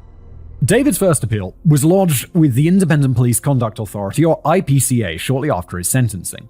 In it, David's defense team argued that Justice Williamson had refused to admit several pieces of evidence that would have helped to prove David Bain was innocent. However, it wasn't considered to be sufficient to prove his innocence, and the application to appeal was dismissed on the 19th of December 1995. David couldn't afford to appeal his case any further, and in 1996, his old music teacher and some of his friends were selling fruit preservatives on the roadside to raise more money that he needed to appeal his conviction. An ex-rugby player named Joe Karam saw an article in the newspaper about it and did later explain that, quote, "I was captured by the fact that they were so devoted to him. I wanted to help them because I didn't know anything about the David Bain case at the time. And I thought, well, I'll send down my $100 and put my little bit in the kitty." Karam did end up donating to the cause, but then he went on to read up on David's case. Karam even went so far as to go and visit David Bain in prison, and there he became convinced that the unassuming, soft-spoken, and guileless David Bain couldn't have murdered his entire family. David told Karam that he'd been railroaded, that there was more to the story than the police or media knew, and that if the judge hadn't refused to admit certain evidence, and that if the police hadn't allowed David's family to burn 65 Every Street to the ground, David wouldn't have been found guilty of murdering his family. David's insistence that he was innocent impressed Karam, who decided that he'd do anything he could to help David Bain prove his innocence. After all, he used to play for the All Blacks, New Zealand's national rugby team, and as Matt Ochard explained in the video, the only one who deserved to stay, the case of David Bain, quote, New Zealanders really like rugby. Like, we really like rugby. There's no simple explanation as to why the game is such an integral component of our country's cultural DNA. Our national rugby team, the All Blacks, regularly wipe the floor with countries that have 20 times our populace, and boy, are we proud of them for it. So if you're good enough at rugby to become an All Black, you're endowed with a kind of aura that sets you apart from the rest of the populace. In New Zealand, if you have public image problems you really need to work on, like for instance, pretty much everyone thinks that you killed your family, having an All Black in your corner is a big plus. Now, as a South African and fan of the Springboks, Emma, not me, our national rugby team, I can confirm here rugby players are treated a lot like NFL players in the US or football stars in the UK. However, I also want to point out that we'd totally kicked All Black ass during the final game of the last Rugby World Cup and have won the Rugby World Cup for the second year in a row this past October, so boo boo.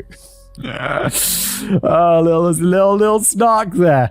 Anyway, Joe Karam firmly put himself in David's corner and ended up becoming his biggest advocate. During an interview with journalist Jeff Cumming for his 2007 article, Joe Karam, Freedom Fighter, Karam explains that I very naively believed all I would do was take my concerns to the authorities who would take over from there. Unbelievably, they didn't. They thought I was the enemy. Stories about David were written which were not properly researched. It started to feel like you're the only person who's seen a Martian walking down Queen Street. And so, Joe Karam launched his own PR campaign on behalf of David Bain. He loudly told anyone who would listen that David was innocent and that they had the evidence to prove it. He even wrote 4 books on the subject, and his claims had other people looking into the case as well. Holy shit, this guy's found his mission. God damn, good for you, Joe. And when it was revealed that the police had gotten rid of all the untested forensic evidence in the Bain murder case just a year after David was sentenced, what? You've got giant warehouses police for storing all of this I've seen movies? It really stoked the fire, and the theory that the police were conspiring against David gains new traction. Karam would later explain that his ardent support of David lost him the respect of a lot of people, and that the mainstream media, judiciary, and politicians just thought of me as a raving redneck who'd lost the plot. Karam hired a new legal team, and in October 2000 they petitioned the Governor-General of New Zealand, aka King Charles's representative in New Zealand, which still recognises King Charles as their monarch. Oh yeah, New Zealand's part of the Commonwealth. I forgot about that. To pardon David Bain. The Governor-General then sent David's case to the Ministry of Justice for review, and 3 new judges were appointed to review David's case. The Governor-General posed 6 unresolved questions to the judges, and 42 witnesses submitted affidavits to help answer these questions. And we're quoting here. Number 1, was the computer turned on at a time earlier than 6:44 a.m. on the 20th of June 1994, or at the very least, is there a reasonable possibility that the computer could have been turned on at a time earlier than 6:44 a.m. on that date? 2, did the lens that was found in Stephen Bain's bedroom get there at a time or in a way that was unrelated to the murders, or at the very least, is there a reasonable possibility that this could have been so? 3, were the applicant's positive fingerprint marks made in blood that were found on the rifle used to commit the murders put there at some time before the murders, or at the very least, is there a reasonable possibility this could have been so? 4, was the submission made by the Crown solicitor in the Crown's closing address to the jury at the applicant's trial that only one person could have heard Lanier gurgling? That person is the murderer, wrong or misleading? 5, does the Court of Appeal's opinion on these questions indicate that there is credible and cogent evidence available that might, if it had been placed before the jury along with the other evidence given at the applicant's trial, have reasonably led the jury to return a different verdict? Yeah, this stuff should have been in the trial. What the f***? Number 6, having regard to the Court of Appeal's decision on question 5, is there a possibility that there has been a miscarriage of justice that would warrant the question of the applicant's convictions being referred to the Court of Appeal? The quote ends. Now, based on the affidavits received, the judges would later explain that there was a chance that the computer had been turned on before David was seen returning home, indicating that Robin was the one who turned the computer on. The judges couldn't decide whether or not the lens had already been in Stephen's room before the murders took place, and explained that a full trial would have to be held to decide it.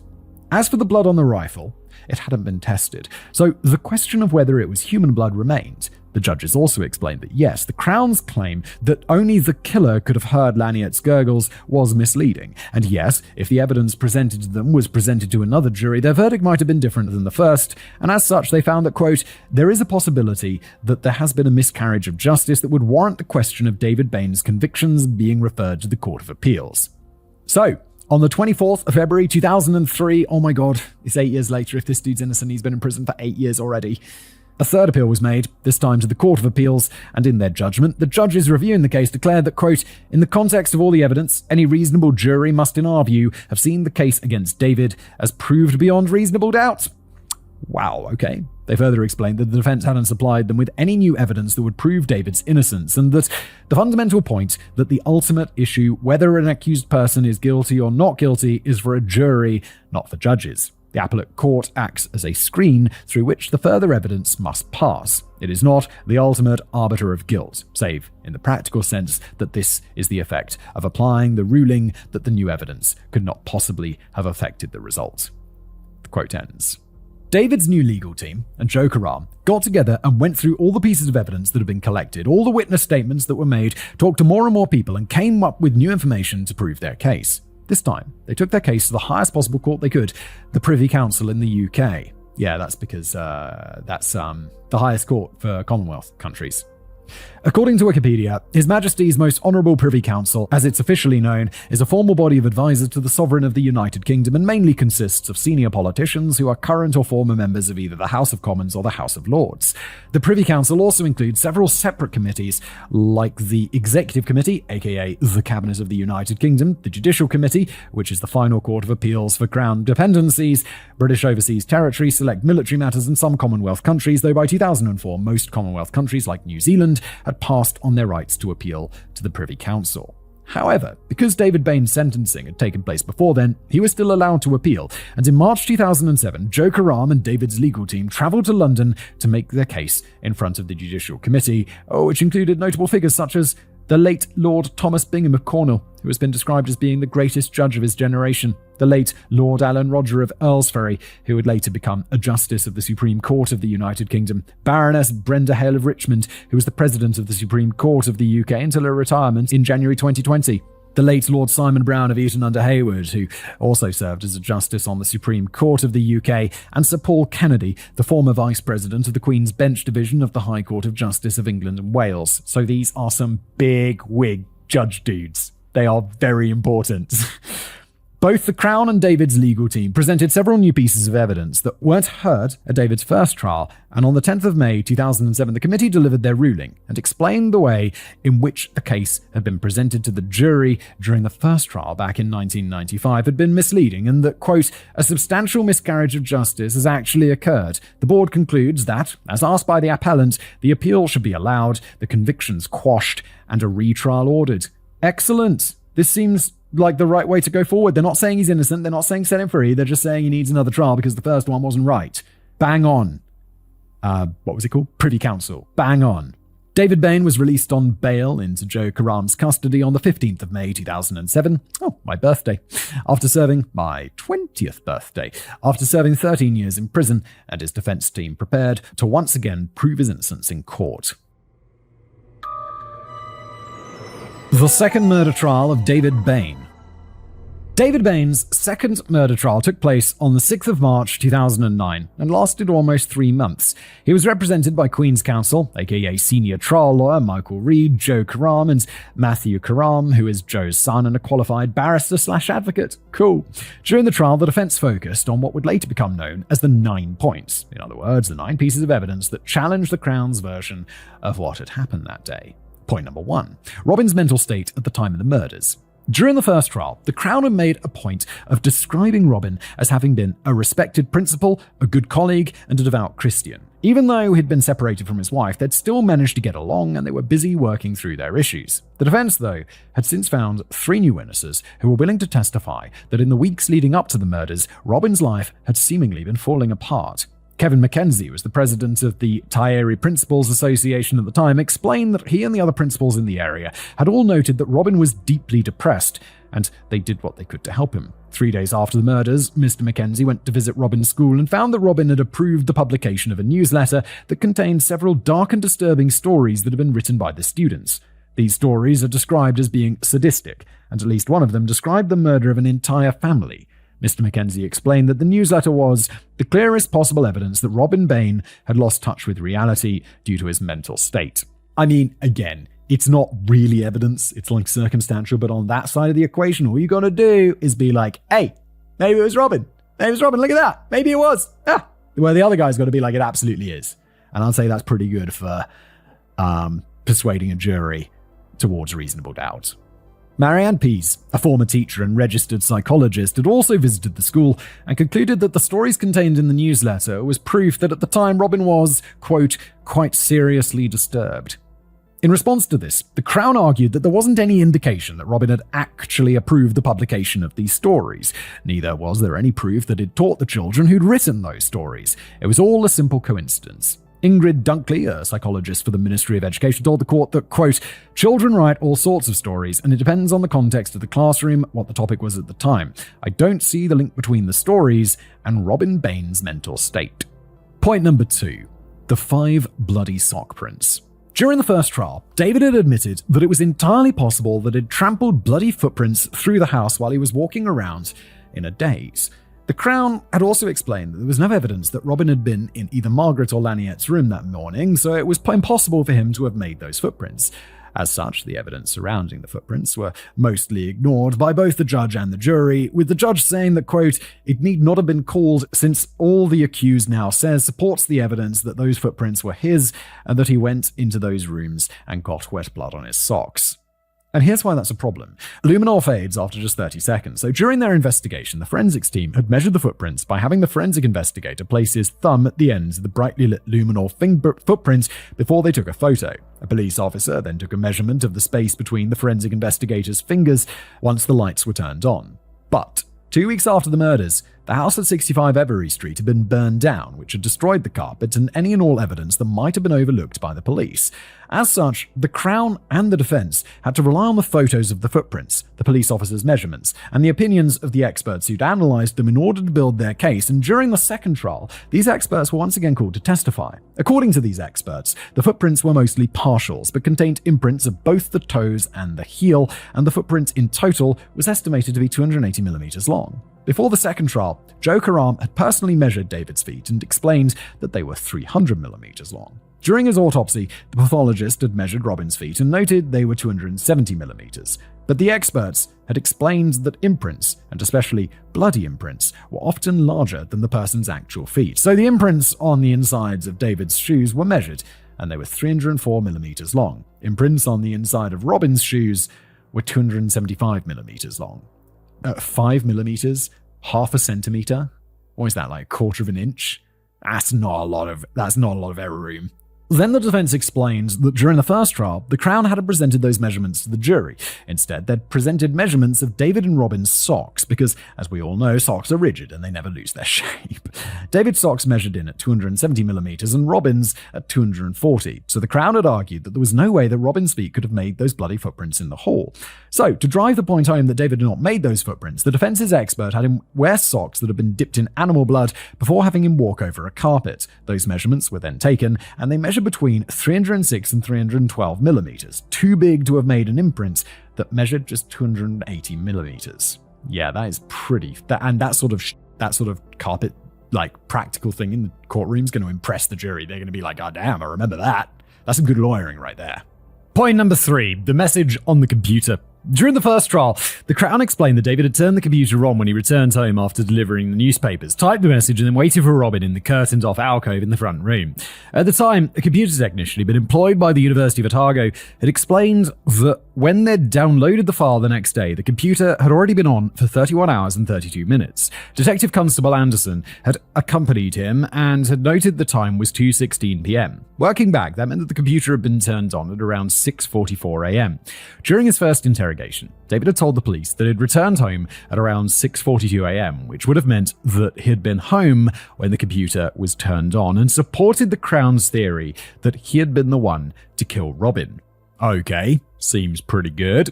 But in the years following David's first trial, it was revealed that DC Anderson's watch was inaccurate. Not only was it 2 minutes late, but it didn't have a second hand, aka the long one. Yes. Thank you. I want to explain that to my 4-year-old. What's that? That's the second hand. So it would have made it almost impossible to judge the time correctly. Further evidence had also indicated that the computer might have been turned off as early as 6:39 a.m., which is before David returned home. So the actual turn-on time of the computer is between 6:39 and 6:42 a.m., which brings us to point number 4. When did David return home that morning? During the first trial, one of his neighbours, Mrs. Laney, had reported that she'd seen a young man outside 65 Every Street at 6:50 a.m. However, she knew that her clock was a few minutes early. But why does no one have their clock set on the right time? What's going on? How hard is this? So it's entirely possible that he'd been home earlier than that. Back in 1994, she hadn't seemed certain of the time and hadn't even been able to positively identify David because it was still dark out, so her evidence had also been dismissed. During the second trial, it was revealed that a police constable had checked her car's clock shortly after she'd made her statement and had noted that it was indeed 5 minutes fast, which meant that she'd seen David enter 65 Every Street at 6:45 a.m. According to the defense, that meant that the computer had already been turned on and that Robin had already been dead when David returned home that morning. Yeah, I mean, it's all very... all of the clocks could be wrong. The computer clock can also be wrong. It's 1994. It's not like it's syncing with the internet. I mean, maybe it is, but probably not. Point number 6. The glasses. During the first trial, David explained that in the week leading up to the murders, he'd broken his glasses, which were then sent in for repairs. He also explained that he and Margaret wore a similar prescription, so when he didn't have access to his glasses, he'd wear hers, but he was also insistent that he hadn't worn any glasses that weekend. The Crown had argued that he'd worn glasses that weekend, and that during the struggle with Stephen, the left side lens had fallen out. The bent pair of glasses that was missing the left side lens were later found in David's room, where he'd tossed them onto a chair. His Aunt Janice even testified that she'd seen him wearing his mother's glasses that week, and later the optometrist who'd prescribed the glasses agreed that they'd belonged to Margaret. During the first trial, the jury were shown pictures of Stephen's messy room, and Detective Sergeant Weir had pointed to where he'd found the lens, explaining that, quote, "You can just make out the edge of the spectacle lens just in front of the ice skating boot." Later, he admitted that it wasn't actually possible to see the lens on the photo, and in a report he'd submitted shortly after searching the house, he'd noted that he'd found the lens next to the boot and underneath some clothing, suggesting it could have been there for some time before the murders. This is supported by the fact that there weren't any fingerprints or blood on the lens. Yeah, how about, Detective, Sergeant, when you're directing the jury to look at something, how about you don't make it up? Allegedly. Point number 7. David's fingerprints on the rifle. During the first trial, David had admitted that the rifle was his and that he regularly used it to hunt rabbits and possums. He'd also explained that it was entirely possible that he hadn't cleaned the gun properly and that the bloody fingerprints were from an earlier hunting session. During the first trial, the Crown had insisted that the bloody fingerprints had been made that morning, but had also explained that the rest of the rifle had been wiped down and that there weren't any other fingerprints on the rifle. As part of their appeal process, the defense had the blood tested, and it turned out that the bloody fingerprints consisted of animal blood, supporting David's claim that it was old blood. Well, there we have it. It was crazy they didn't test this the first time. I guess it was 1994, so it's a little more backwards back then. But I mean, they definitely had the ability to identify animal blood from human blood, because that's been around for a lot longer than DNA. So why didn't you do that the first time? Because to the jury, and I think I even made the comment, it'd be like, oh yeah, come on, please. But then it's like, no, it is animal blood. You're like, oh, well, that's unlikely, but there we go. Proof! Done! Great! Point number 8. Laniette's gurgling.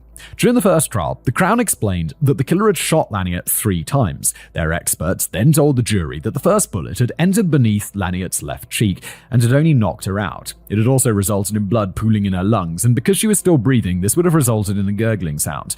The second and third shots had entered her brain, resulting in her dying almost instantly, and so the Crown theorized that only Laniette's killer could have heard the gurgle. But during the second trial, the defense argued that it isn't unusual for bodies to make a gurgling sound after the person has passed away. It was just a result of trapped air leaving the body. And here, I can actually say that in my opinion, the defense's claims are incorrect. Though I don't have any experience of this occurring in a human body, I did grow up on a farm, and whenever we'd slaughter an animal, I'd help to dress down the carcass and process the meat. God damn. It's like, I know it feels so like hypocritical, or like is that the right word? Where it's like, yeah, no, I love eating meat, but it's like, oh, gross to like strip down a carcass. And would I do it? Yes. Would I want to do it? No.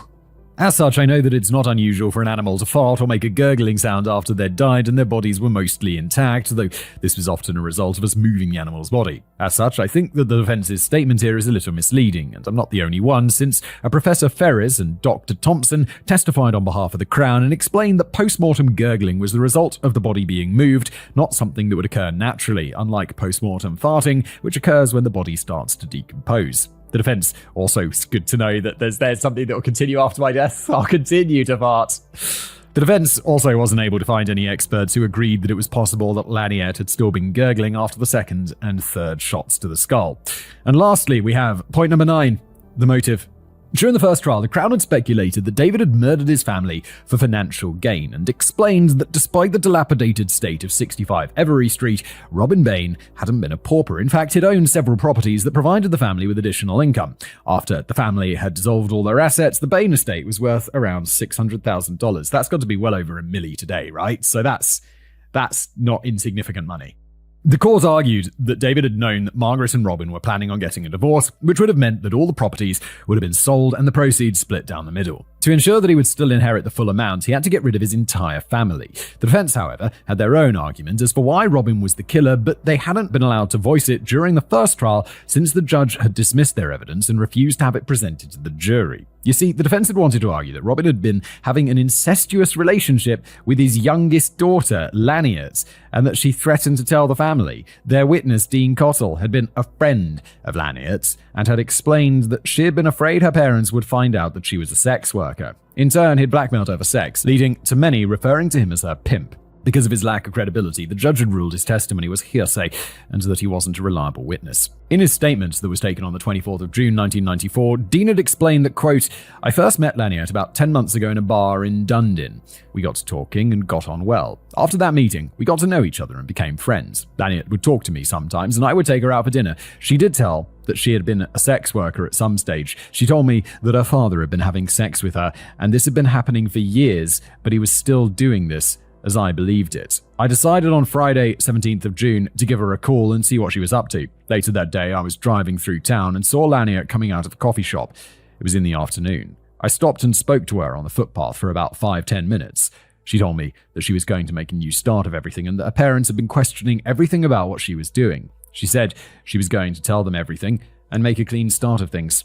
The quote ends. This gives the impression that she might have just wanted to confess to having been a sex worker, but several witnesses have come forward since the first trial who all remembered Laniet's claims that she and Robin regularly slept together. One was a shopkeeper who'd see Laniet whenever she visited his shop. During one of these trips, Laniet was crying, and when he asked her what was wrong, quote, she replied that there had been troubles at home. She was on drugs, and she was having an affair with her father. Bruh, that's not an affair. That is a crime, bro. A woman who'd run an escort agency explained that she'd befriended Laniet in 1993 and that the two of them had started working together. The two of them had been discussing their childhoods, and the woman told Laniet that she'd been sexually assaulted when she was 15. Laniet then told her that Robin had been molesting her for years and that it all started when the family was still living in Papua New Guinea. Just a reminder, she had been 12 when they moved back to New Zealand. Fucking hell. Is this... The judge ruled this to be hearsay. Fucking hope the judge is right. A man named Sean Clark explained that he'd been friends with both Laniet and David. A month before the murders, he was waiting to meet up with David when Laniet showed up. The two of them talked, and Laniet told him that she was living with her dad in the schoolmaster's house at Thierry Beach School, but she wasn't happy there, and she was going to ask David to convince Margaret to allow her to move back into 65 Every Street. Quote, "I want to move back because I can't live with him anymore. I can't stand what he's doing to me any longer." But the Crown had witnesses who suggested that it wasn't the first time that Laniet had come up with a shocking story or two in return for sympathy and attention, and that these claims were obvious, deliberate lies. Her old PE teacher testified that a 15-year-old Laniet had once told him that she'd been sexually assaulted and then had an abortion while she was living in Papua New Guinea. Later, she explained that the baby had instead been given up for adoption. She also told him that she'd tried to kill herself once, but her sister, Arawa, had found her just in time and had saved her life. He hadn't prompted her into telling any of these stories. She'd just blurted them out one day as if she wanted to see how he'd react. After she told him about her attempt to kill herself, he'd made a point of studying her arms during class and noted that they didn't have any scars on them, leading him to wonder whether she'd been telling the truth. The Crown essentially wrote her off as an attention seeker, and Detective Senior Sergeant Doyle even explained that they'd been aware of the accusations against Robin during their initial investigation, but they'd written them off because, quote, this was a homicide investigation, not an incest investigation. Or how about, when you come across some incest in your homicide investigation, you also investigate that, baby. Just a novel idea right there.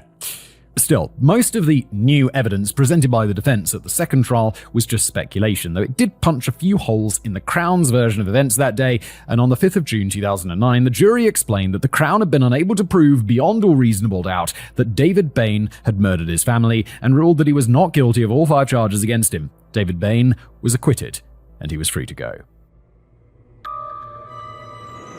Aftermath.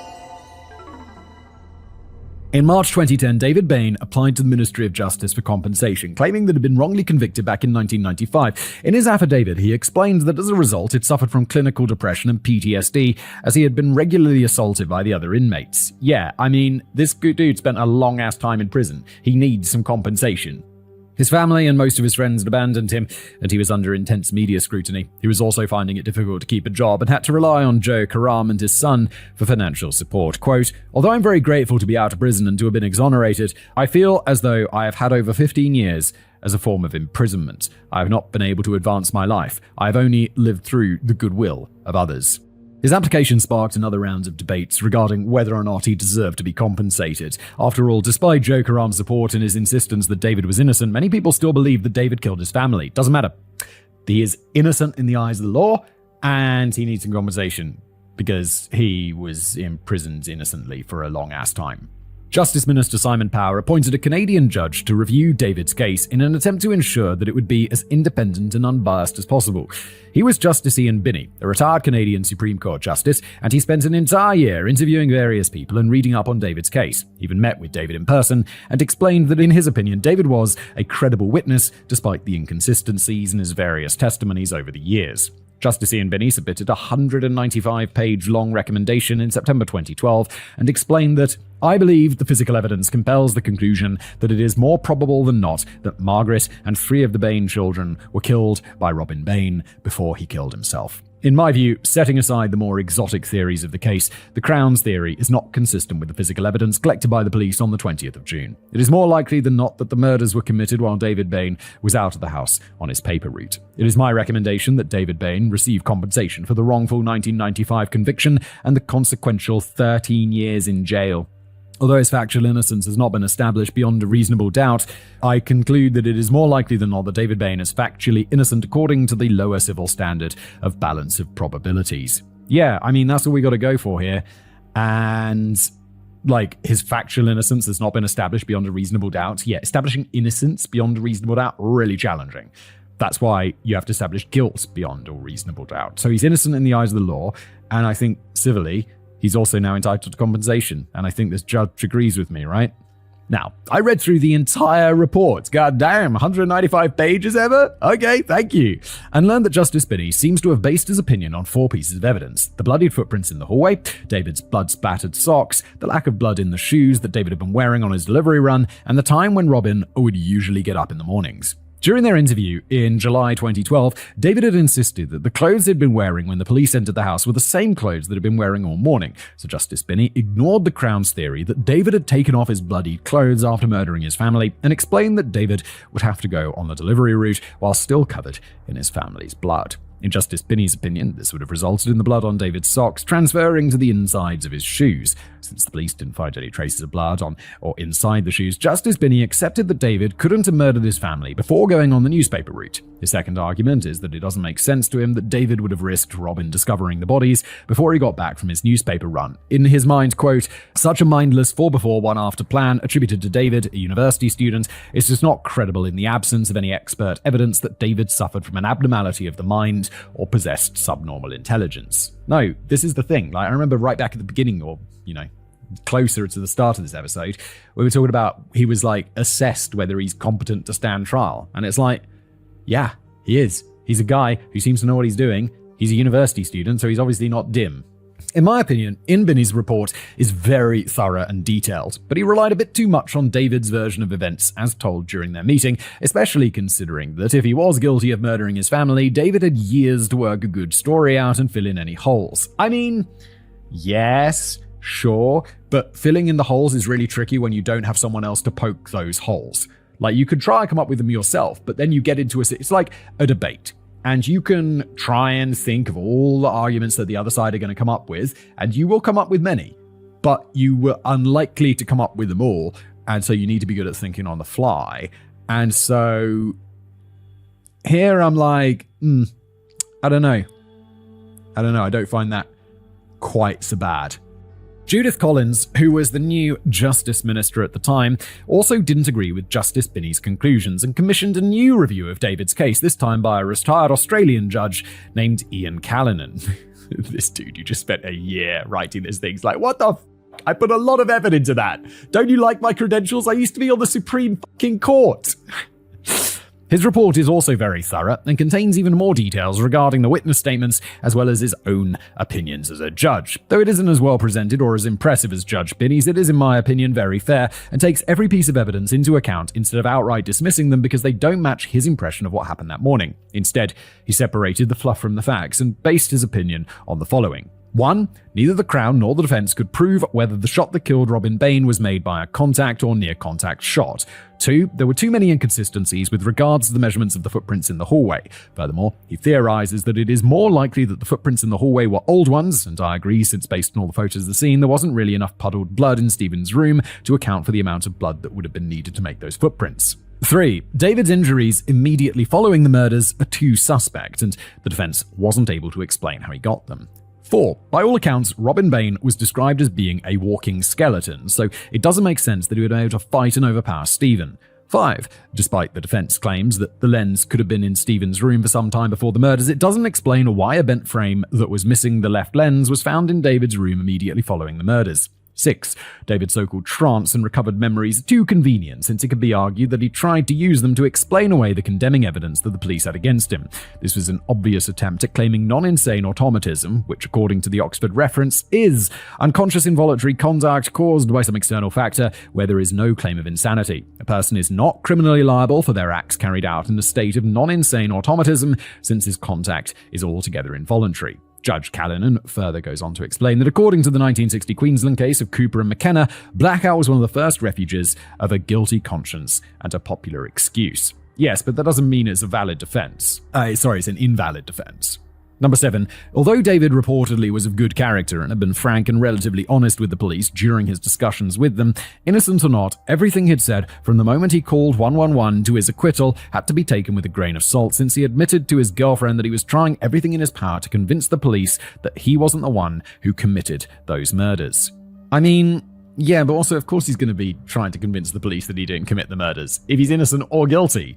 8. Furthermore, if Robin Bain had murdered his family because Laniert had accused him of incest, why would he spare David? David himself admitted that he and his father had a strained relationship. David even told the police that he'd wanted his father out of the house and that they often argued. And if Robin had indeed thought that David was the only one who deserved to stay, why would Robin try to frame David by using his rifle, wearing David's white opera gloves, changing out of his own clothes, and wiping the rifle down before he killed himself? Yeah.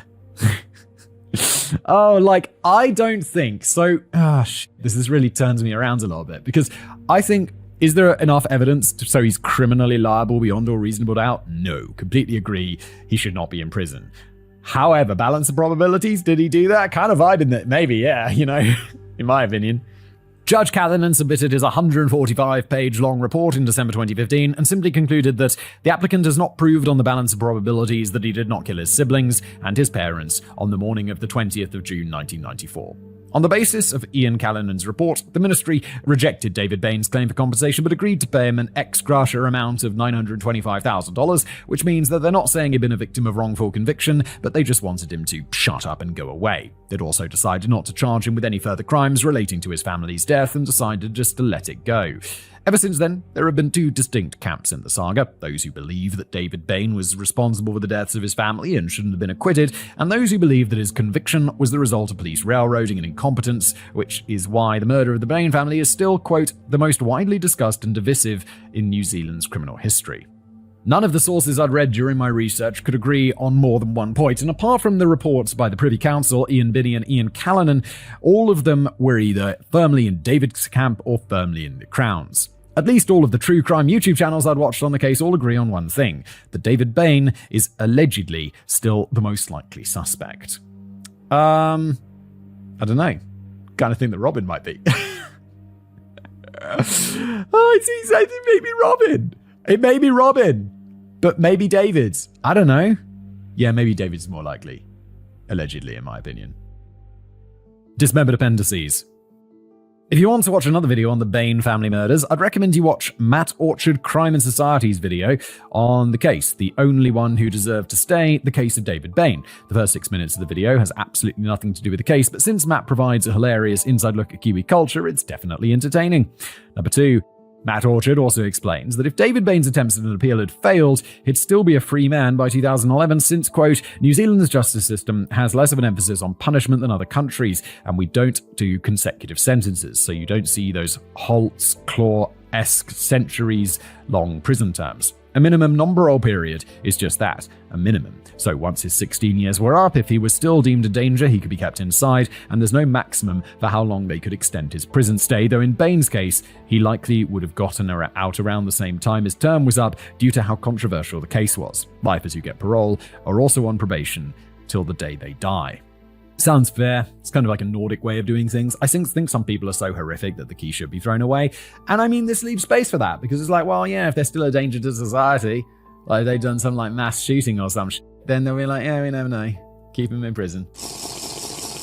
According to Matt, the only exception is the Christchurch mosque shooter, who will never see the light of day again. Yeah, exactly. God, that was a horrible mass shooting. Oh, I remember that. And it was streamed or something. Fucking horrific, wasn't it? That guy, yeah, he's that exception. Where it's like, yeah, there'll always be a danger to society, so throw away the fucking key. Number 3. The total cost of the Crown's case against David Bain, including the ex gratia payment, cost New Zealand taxpayers almost $8.5 million. His retrial alone cost more than $4 million and is noted as being the most expensive trial in New Zealand history.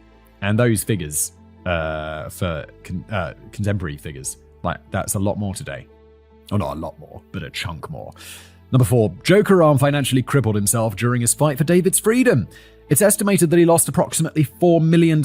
He also divorced his wife, sold off most of his properties, and lost several of his businesses because he was spending so much time working the case, not to mention the 8 defamation cases that he fought in defense of his own statements and others' claims that David Bain was guilty of killing his entire family, which included one police officer's claim that Karam liked to caramelize the facts surrounding David's case to fit his own version of events. Damn, son, I assume that Joe Karam was just minted and that he's like retired and just like, yeah, I got money. I'm just going to take this as a personal cause. But he really went far, goddamn. 5. Following David's second murder trial, the jury came under a lot of scrutiny because they were considered to have been too sympathetic towards the kind, soft-spoken and polite David. It celebrated his birthday during the trial, and some of the jury members planned on sending him a gift. No! After the verdict was read out, some of them went up to hug and congratulate him, and afterwards, 2 members of the jury showed up at the celebration party that Joe Karam and David's other supporters held for them. That should not be allowed. I don't know how you're going to prevent that, but that should not be allowed. Number 6. David Bain has since moved on with his life. After his acquittal, he went on a 3-month trip to Europe that was sponsored by his supporters, though he still owed legal aid $30,000 for the services provided during his first trial.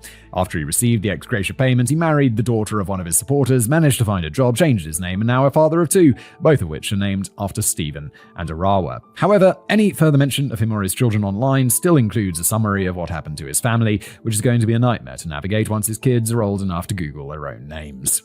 Yeah, that's unfortunate.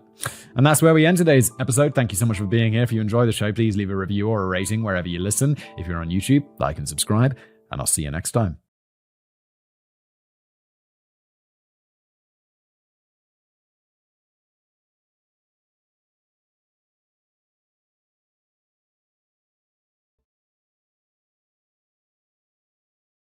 Hello, everybody. Welcome back to another episode of the Casual Criminalist. I'm your host, as always, Simon. I'm here, one of my writers, in this case, Matt. Thank you, Matt.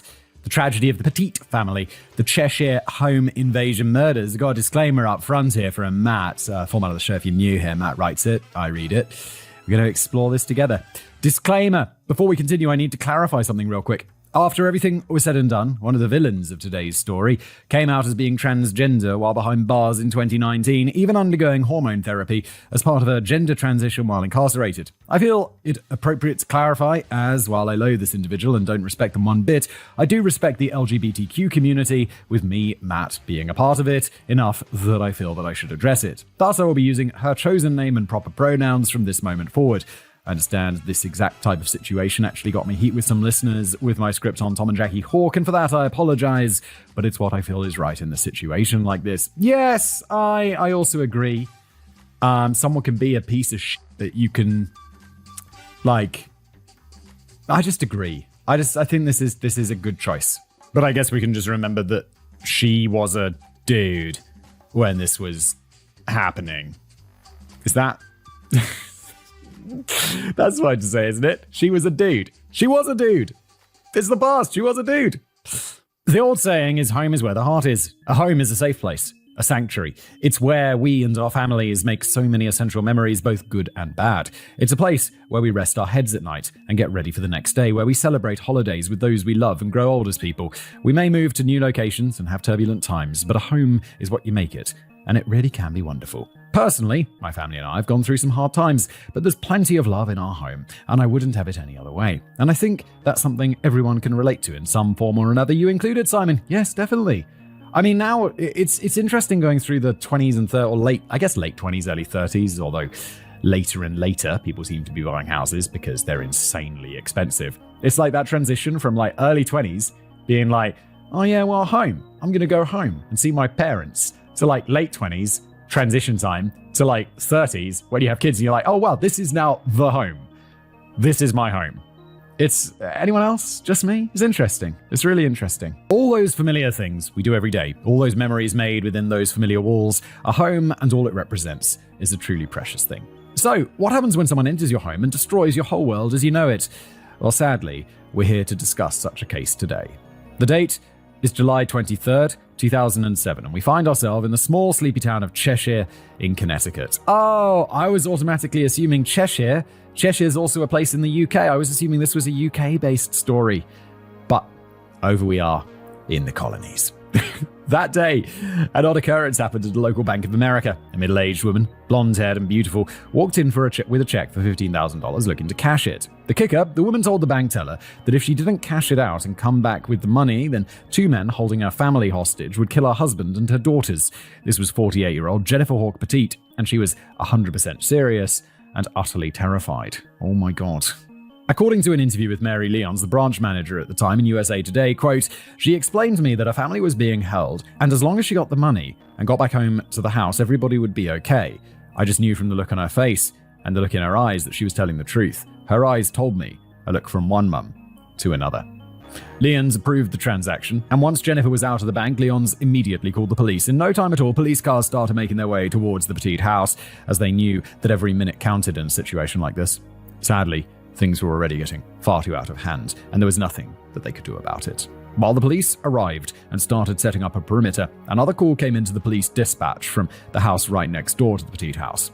They reported a middle-aged man, bound with rope and bleeding profusely from his head, had made his way up the driveway begging for help. The police ran next door and discovered that the man was 50-year-old Bill Petite, husband to Jennifer and father to 17-year-old Haley Petite and 11-year-old Michaela Petite.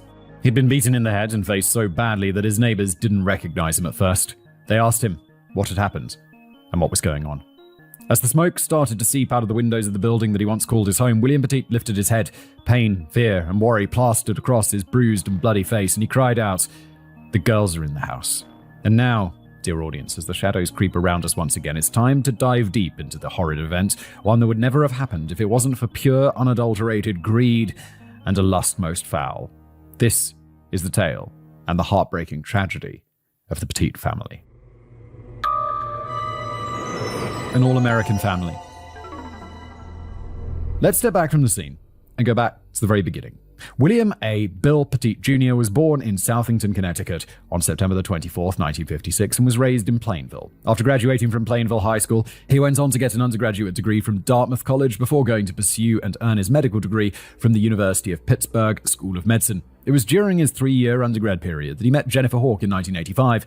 It was at the UPMC Children's Hospital of Pittsburgh, and she was an oncology nurse at the facility. They hit it off right out of the gate, and the relationship moved so fast that by the end of the year, they'd tied the knot. Talk about love at first sight. Nowadays, we hear about these whirlwind romances going up in flames, right? They usually divorce within a couple of years at most, and there's all sorts of ugly and nasty. Not the case for Dr. Bill and Nurse Jen, though. They were madly in love and worked at their marriage, supporting each other all the way. After getting married, the couple moved into their new but simple 2-story home at 300 Sorghum Mill Drive in Cheshire, and they continued to excel in their careers. Bill became an endocrinologist in Plainville, as well as the medical director of the Joslin Diabetes Center at Connecticut Central Hospital. Jennifer, on the other hand, continued to be a nurse while also becoming the co-director of the health center at the private boarding school Cheshire Academy. They were successful and busy, and they earned every bit of their success, but despite their busy lives and hectic work schedules, they were still loving parents. On October the 15th, 1989, Hayley Petit entered the world. Much like her parents, Hayley was a true success story even for a young age. During her years at Miss Porter's School, a private college preparatory school for girls, she was an honor roll student and excelled at varsity cross-country, basketball, and crew. She had her dreams and her priorities, both of which were very clear. She wanted to become a doctor like her dad. She was even scheduled to attend Dartmouth College, again, just like her dad, in order to study medicine during the 2007 fall semester. The reason? Her mother Jennifer was diagnosed with multiple sclerosis when she was a little girl, and she wanted to do all she could to help those like her. She put money toward multiple fundraisers to help raise awareness of the disease, and even created her own non-profit called Hayley's Hope. Now, I don't know about you, but that's a brilliant young lady right there. I couldn't stop smiling as I wrote that. Oh, Matt, why'd you do this? Because then it's going to be like, oh, and then they killed her. And this brings us to the second petite daughter, Michaela, born 6 years after her sister in 1995. Always joyful, always smiling, Michaela was a bundle of energy, very skillful and strong-willed. She also loved to cook and reportedly took over cooking a lot of the family dinners when she was 11 years of age. She attended Chase Collegiate School at the time, and just like her sister, was also dead set on following in her family's footsteps to enter the medical field.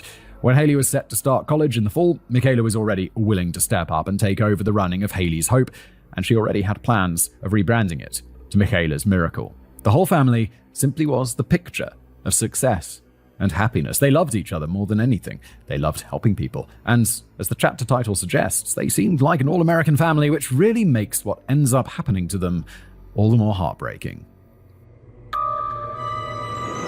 Meet the Dirtbags. Alright, so let's talk about the villains of our story. Joshua Andrew Komisarjevsky was born on August the 10th, 1980, which made him 26 years old at the time of the crime, and he didn't have a very good start in life. He was born to a 16-year-old girl and a mechanic boyfriend who was said to be barely out of his teens himself. It also didn't help that there was a pronounced history of drug issues and mental illness on his mother's side. Luckily, his biological parents realized they were in no way capable of raising a child, so they gave Josh up for adoption. The couple that adopted him, Benedict and Jude Komisarjevsky, were actually quite well off, since Benedict was the son of theatrical director Theodore Komisarjevsky and dancer Ernestine Stadell. They had money and they had influence, but they were also apparently clueless. You see, when Josh was younger, he was diagnosed with oppositional defiant disorder.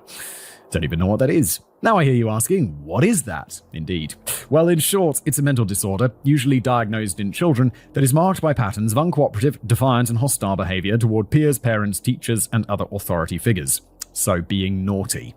Now, I get that parents never really want to admit that something is off about their child. We've seen this plenty of times. Remember Austin Haroof, the frat boy werewolf? Yes, me too. Only this time, it wasn't simply because they didn't want to believe it. His folks were highly religious, and they didn't think it was proper to put the fate of their new son into the hands of doctors whose whole profession and life's work is to help people. Oh, God. Oh, no. They knew better. And they knew that if they trusted in the Almighty, it would work out in the end. And he would save their boy. I swear sometimes these nutballs give me a headache. Yeah, in this case, if you're refusing to let your children see a doctor because you're so religious, I don't care about how much religious freedom you want. Social services need to come and take your child to a doctor if they're sick, because that's how it is. I'm sorry. I'm not sorry, by the way. That was I don't know why I said I'm sorry. That's how it should be. Everything simply spiraled from there, and Josh hadn't even gotten out of the house yet. You see, while his parents never outright abused him and gave him pretty much everything his heart desired, don't spoil your children, everybody, his adopted siblings sure made up for it, tormenting him both verbally and physically, with one of them, another boy that the couple had adopted, even going so far as to sexually assault him. The seeds had already been planted, you see, and it didn't take very long for Josh to start abusing back. In the early 1990s, the police were called to the household, and Josh, barely even a teenager, was taken away. Why? Because his sister had accused him of sexually assaulting her. Whether this is 100% true or not is up in the air, but his adoptive father admitted that he had probably done it, and so he was convicted. Being a minor, his punishment was light, and he simply continued to spiral from there. He started with petty crime soon after, committing his first act of burglary at the age of 14. Wait, how old is he when he did the sexual assault? What the and why is he... What? Now he's just doing other crimes? Isn't he rich? And he soon started taking drugs. Hell, by the time he was 22 years old, he'd been arrested for 18 home invasions that year alone.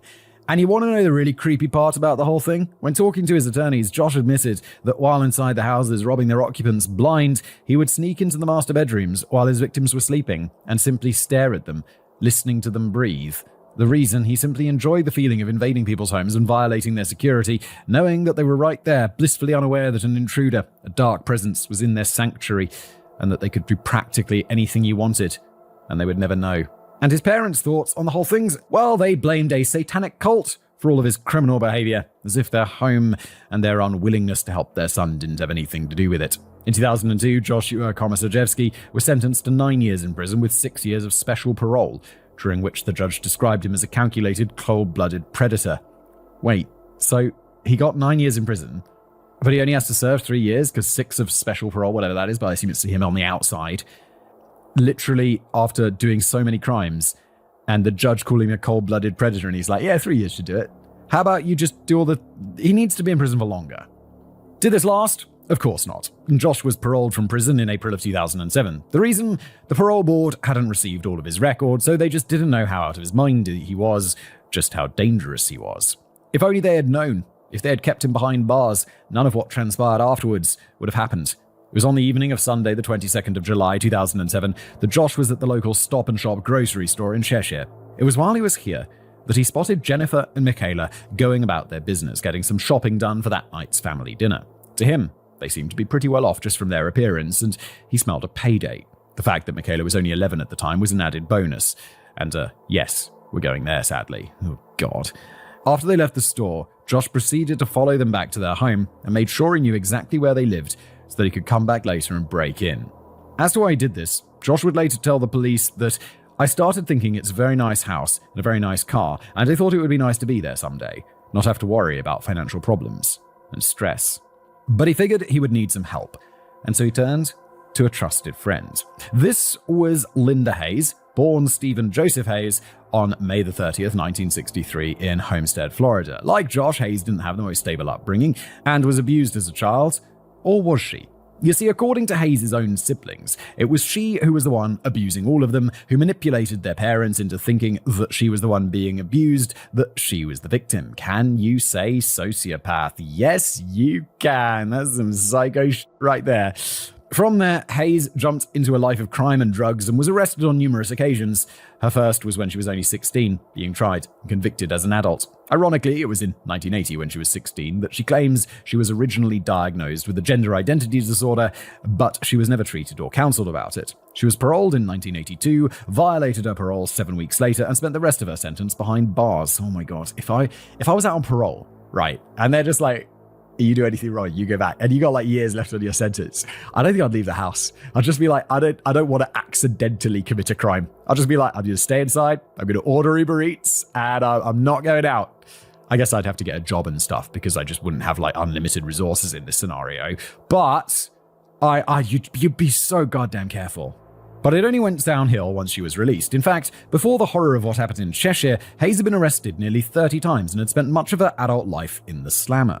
In 2004, she was arrested after she smashed open the window of a woman's car and stole her purse.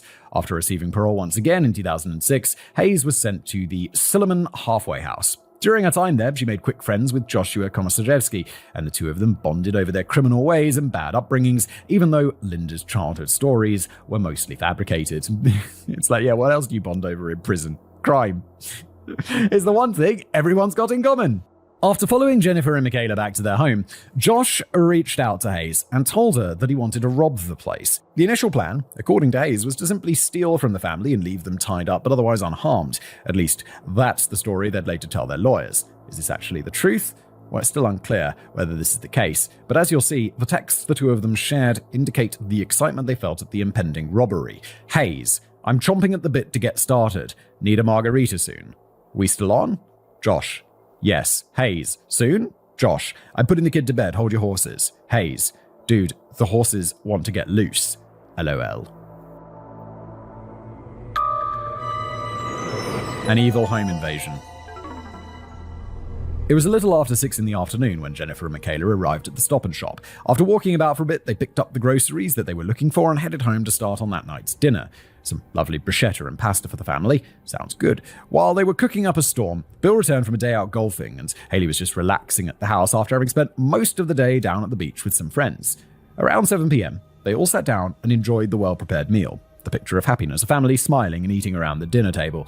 Nothing like it, really. They spent some time watching television together before they all called it a night around 10 p.m. Haley went upstairs and fell asleep in her room, while Michaela joined her mother for a nice night in the master bedroom, falling asleep together while reading a Harry Potter book. Bill, full of good food and tired from the day in the sun, crashed right there on the couch in the sunroom for the night. It was a lovely day, a lovely meal, and it was meant to be a lovely peaceful night. Until it wasn't. It was 3 a.m. in the early hours of the morning on July 23, 2007, when Joshua Komisarjevsky and Linda Hayes made their move. They arrived and scoured around the outside of the house for an entry point when they found a basement door that was unlocked. Making their way inside, Josh found Bill's father's baseball bat leaning against the basement door and picked it up for what was to come. Heading upstairs, the pair found Bill sound asleep on the sofa.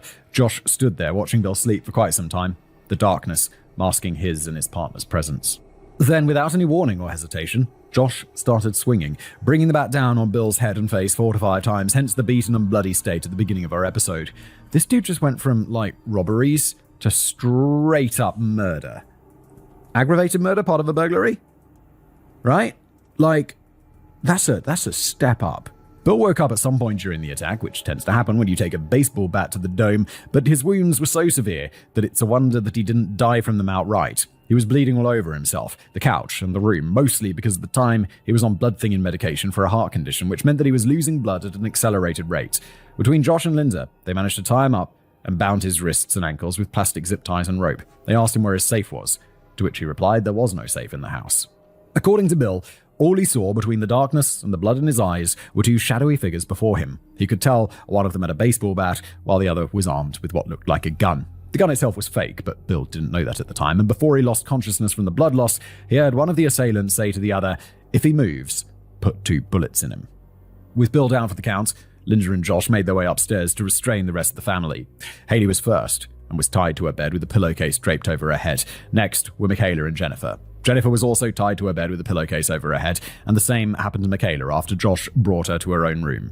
With that taken care of, the duo returned to Bill, took him to the basement, tied him to a support pole, and draped a pillowcase over his head as well. The entire time, Josh and Linda ransacked the house looking for money. They figured that a nice, successful family like the Petits just had to have money somewhere in the house. It only made sense to them. I mean, I don't have money in my house. Like, someone breaks into my house, they'll be like, "Where's the safe?" And I'll be like, "There is no safe." They'll be like, "Where's the money?" And I'm like, "There is no money. I just buy everything on card like a normal person. Why would there be money?" Stop. They continued to ransack the place for hours on end, all while reassuring the girls that all they wanted was cash and that no one would be hurt once they got what they wanted. All the while, Bill was slowly bleeding out in the basement. They took all they could find, but it wasn't enough. That is until Josh found the family's bank book, a Bank of America bank book to be precise, and I think you can all tell where this leads. Oh my god, this feels so historical. I know you guys love checks in America, but it's like, this feels so historical to me. This was before the magical time we have now. We could just pull out our phones, scan our fingerprints or our face, and see what we had in the bank. Back in the day, for all of us old people, I'm 31 as of March 15th, by the way, they used to keep physical paper records of that kind. And this bank book just happened to say that the Petits had $30,000 in the bank. I guess, the modern equivalent of that is someone just grabbing your phone and opening your banking apps and like doing your Face ID. And then they'd be like, okay, whistle boy, let's go to the ATM, shall we? And just like that, the plan changed. Screw loose cash and pocket change. They were going to leave this house with a huge score. And so it was decided that the pair would wait inside the house with the hostage and terrified family for a few more hours until the banks opened. When that happens, they would take Jennifer out and have her withdraw $15,000 for them. Easy peasy. Why only half the money? Well, they wanted to leave the family something for their troubles. After all, they were simply robbers, not assholes. Obvious sarcasm is obvious. And so they waited a while longer. Wait, was that really the reason they wanted to leave them some money?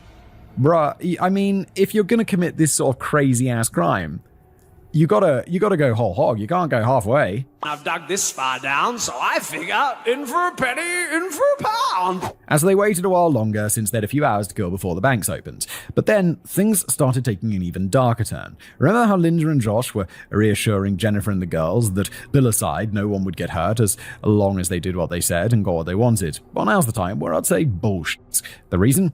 During their little bit of downtime, Linda actually left the house in the Petite's car. Where did she go? Why, to a gas station, of course, where she proceeded to pay for $10 worth of gas and filled up 2 large-gallon gas canisters. Yeah, no one's going to get hurt. My ass. What happened later on was premeditated, pure and simple, no matter what these dirtbags had to say about it. And then the banks opened. With Linda back at the house, it was her job to take Jennifer to the bank while Josh stayed behind to keep an eye on the girls. Bill, he wasn't even a concern to them. If anything, they probably thought he might have already passed away down in the basement.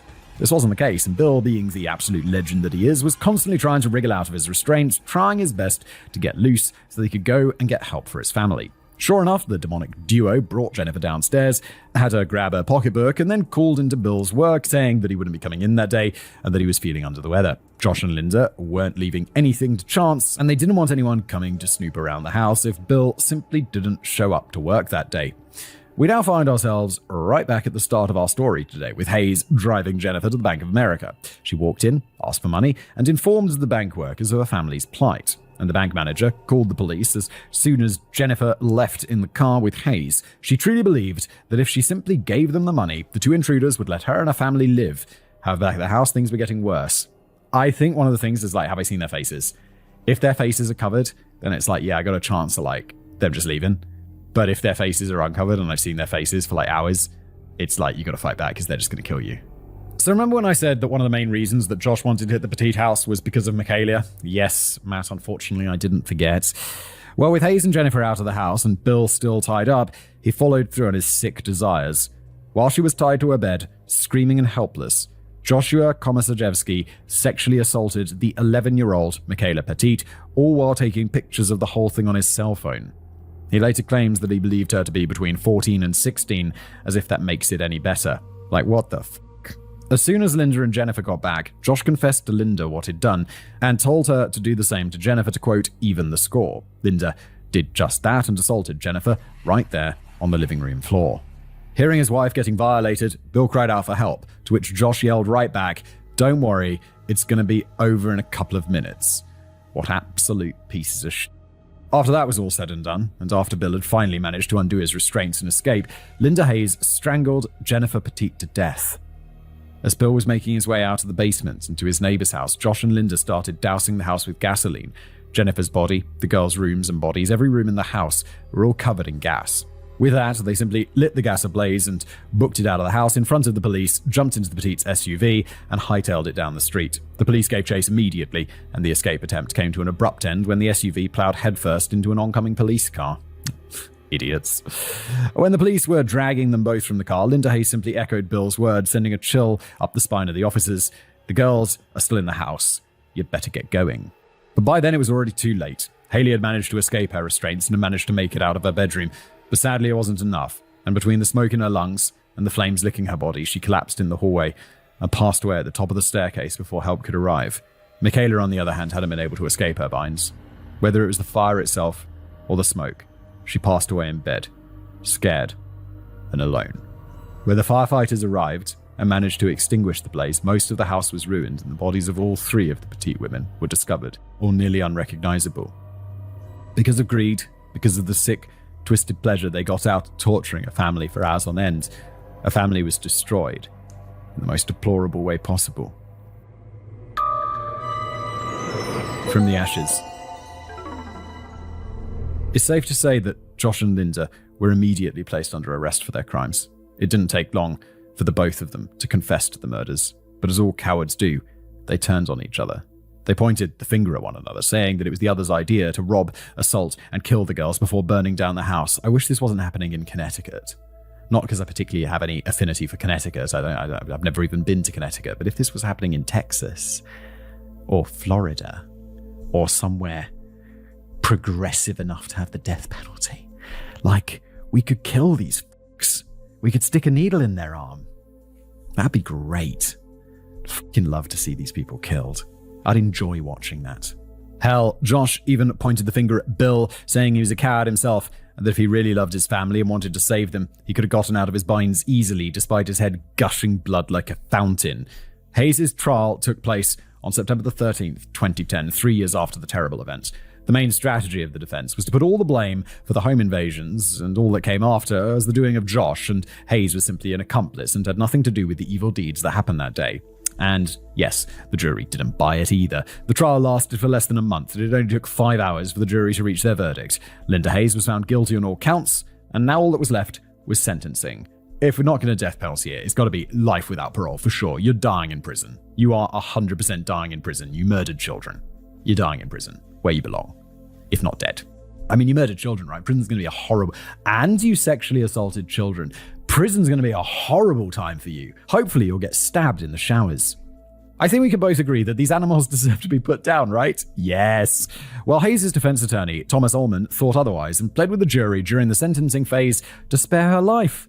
Oh, okay. We could have had death penalty. It's a fate worse than death. If you want to end her misery, put her to death. If you want her to suffer and carry that burden forever, the guilt, the shame, humiliation, sentence her to life without possibility of release. I know it's not intentional, but am I the only one who thinks that almost sounds like gaslighting? Regardless, the jury didn't buy a word of it. And on November the 8th, 2010, they sentenced the Hayes to death. Yeehaw! Yes! Nice! In response to the sentence, Hayes seemed almost pleased and made a formal apology to Bill Petit and their extended family. Death for me will be a welcome relief, and I hope it will bring some peace and comfort to those who I have hurt so much. Oh, fuck off, no one cares. Why'd you even get to make a sentence? Let's just take you out back and shoot you. Next up was Josh, whose trial began on September the 19th, 2011. It should be noted that the defense offered for him to plead guilty in exchange for a life sentence, but the prosecution shot that down instantly. They wanted him to go to trial, and they wanted to give him the needle. And what did his defense go for their main arguments? Well, you guessed it, they blamed Hayes for everything that happened, calling her the criminal mastermind. This strategy didn't work for him either. Joshua Komajewski was found guilty on the 13th of October 2011 and was sentenced to death on December the 9th, 2011. And we'll repeat it again. Yeehaw! After his sentencing, Josh made a statement to express his shame and regret, saying, I will never find peace. Oh, I don't give a shit. Like, I'm not even reading. I don't think your statements after getting a death sentence, I don't think they deserve to be read. So I'm not going to read it. I don't give a shit about you. Sadly, both of these monsters are still stealing air, and I regret to inform everyone that this will continue to be the case for the foreseeable future. Both Linda and Josh had their execution dates set, but then in 2015, Connecticut abolished the death penalty. Oh no, Connecticut, come on! With that, Joshua Komajewski and Linda Hayes had their sentences commuted to life in prison without the possibility of parole. It's not the needle, but it's a bit of comfort to know that neither of these animals will ever be free again. But with all that said, what about Bill? Well, I can say that by all appearances, this story has at least a bit of a happy ending. It wasn't easy at first. That goes without saying. Memories like that never go away. They're seared into your mind at all times, and it affects Bill even to this day. Hell, he even stopped practicing medicine after that day and hasn't since. Quoting, Michaela was an 11-year-old little girl, tortured and killed in her own bedroom, surrounded by stuffed animals. Haley had a great future. She was a strong and courageous person, and Jennifer helped so many kids. I have a difficult time sleeping and trusting anymore. I hope to continue to honor my family. I push forward in the hope that good will overcome evil. However, like I said, there is a silver lining to all of this, a happy ending. In 2007, Bill set up the Petite Family Foundation in memory of his wife and daughters, with the goals of providing help to educate young people, especially in the sciences, help support those with chronic illnesses, and help protect those affected by violence. all the passions and causes his family aimed for, and he aims to do that to this day in their memory. And on top of that, I can say happily that Bill managed to find love once more. He met Christine Pauloff while she was volunteering at the foundation, and while I'm not the most spiritual person, I'd like to think it was a sign from Jennifer Haley Michaela for him to move forward and be happy. They got married on the 5th of August 2012, moved to Farmington, Connecticut, and they even have children together. Bill even took up a new career in the wake of this tragedy and became a politician, advocating for victims' rights and the death penalty. Fucking yes!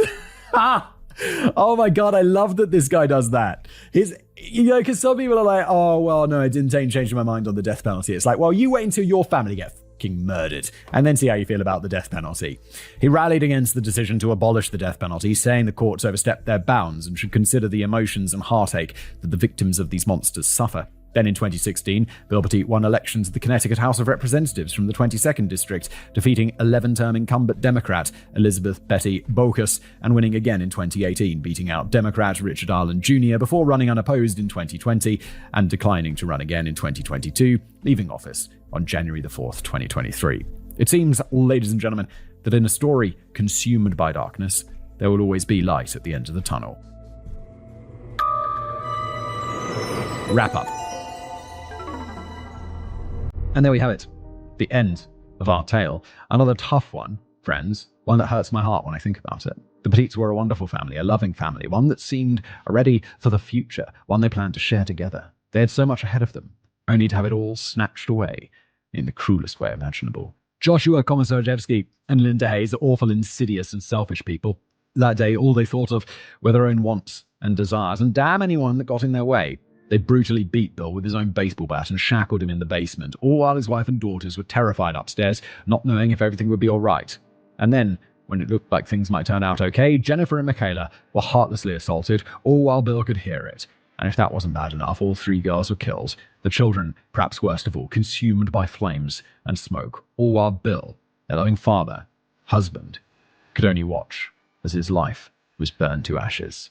With that said, I'd like to take the time to remember the victims, as we always do. Screw the killers. It's these 3 women that deserve to be remembered, just as Bill has been working so hard to do. Jennifer Petit, Haley Petit, Michaela Petit. Loving mother, wonderful daughters. They did absolutely nothing wrong, and didn't deserve even a fraction of what happened to them. They should be alive today, living their lives, and chasing their goals and dreams, but they aren't, since all of that was stolen away in one fell swoop by 2 monsters who don't deserve to be living right now for what they did. And in that vein, I also wish to send thoughts and prayers to Bill Petit. While he may have survived, he's just as much as a victim. His family, his life, all of it was torn away from him right before his eyes, in the home that he had meant to spend the rest of his life in with his wife and girls. He deserves to be commended for standing back up and moving forward. I personally don't think I could go on after something as devastating as that. Even 17 years later, he's still haunted by the memory of that day, the memories of his family, but he pushes forward, doing all that he can to make sure that lives are not forgotten and that memories live on. To quote him, "It's always there. It's shorter sometimes. It's more contained. It's less provoking. But it's always there. I want some good to come, because they would have done an awful lot of good if they had lived their natural lives. I want their lives to go forward, and I want to be able to pay it forward for them." Bill is a legend, and this situation, and I like that what Bill did afterwards. That's it. That's the end of the episode.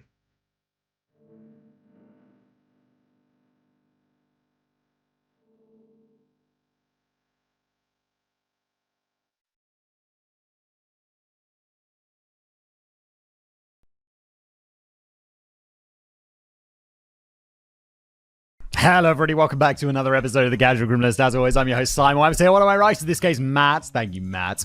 Matt Grander. There's a couple of Matts. Judy Buenoano. Judy Buenoano. I did look up the pronunciation of this before I started, but it wasn't around. I've got these 2 pronunciation dictionaries that I use. It wasn't in there. So we're just going Buenoano. Wow, it's just a scary looking lady. Oh my. She looks like she's doing crimes. Matt's included a picture here. We'll put it on the screen now. She looks like a criminal, and I don't want to stereotype.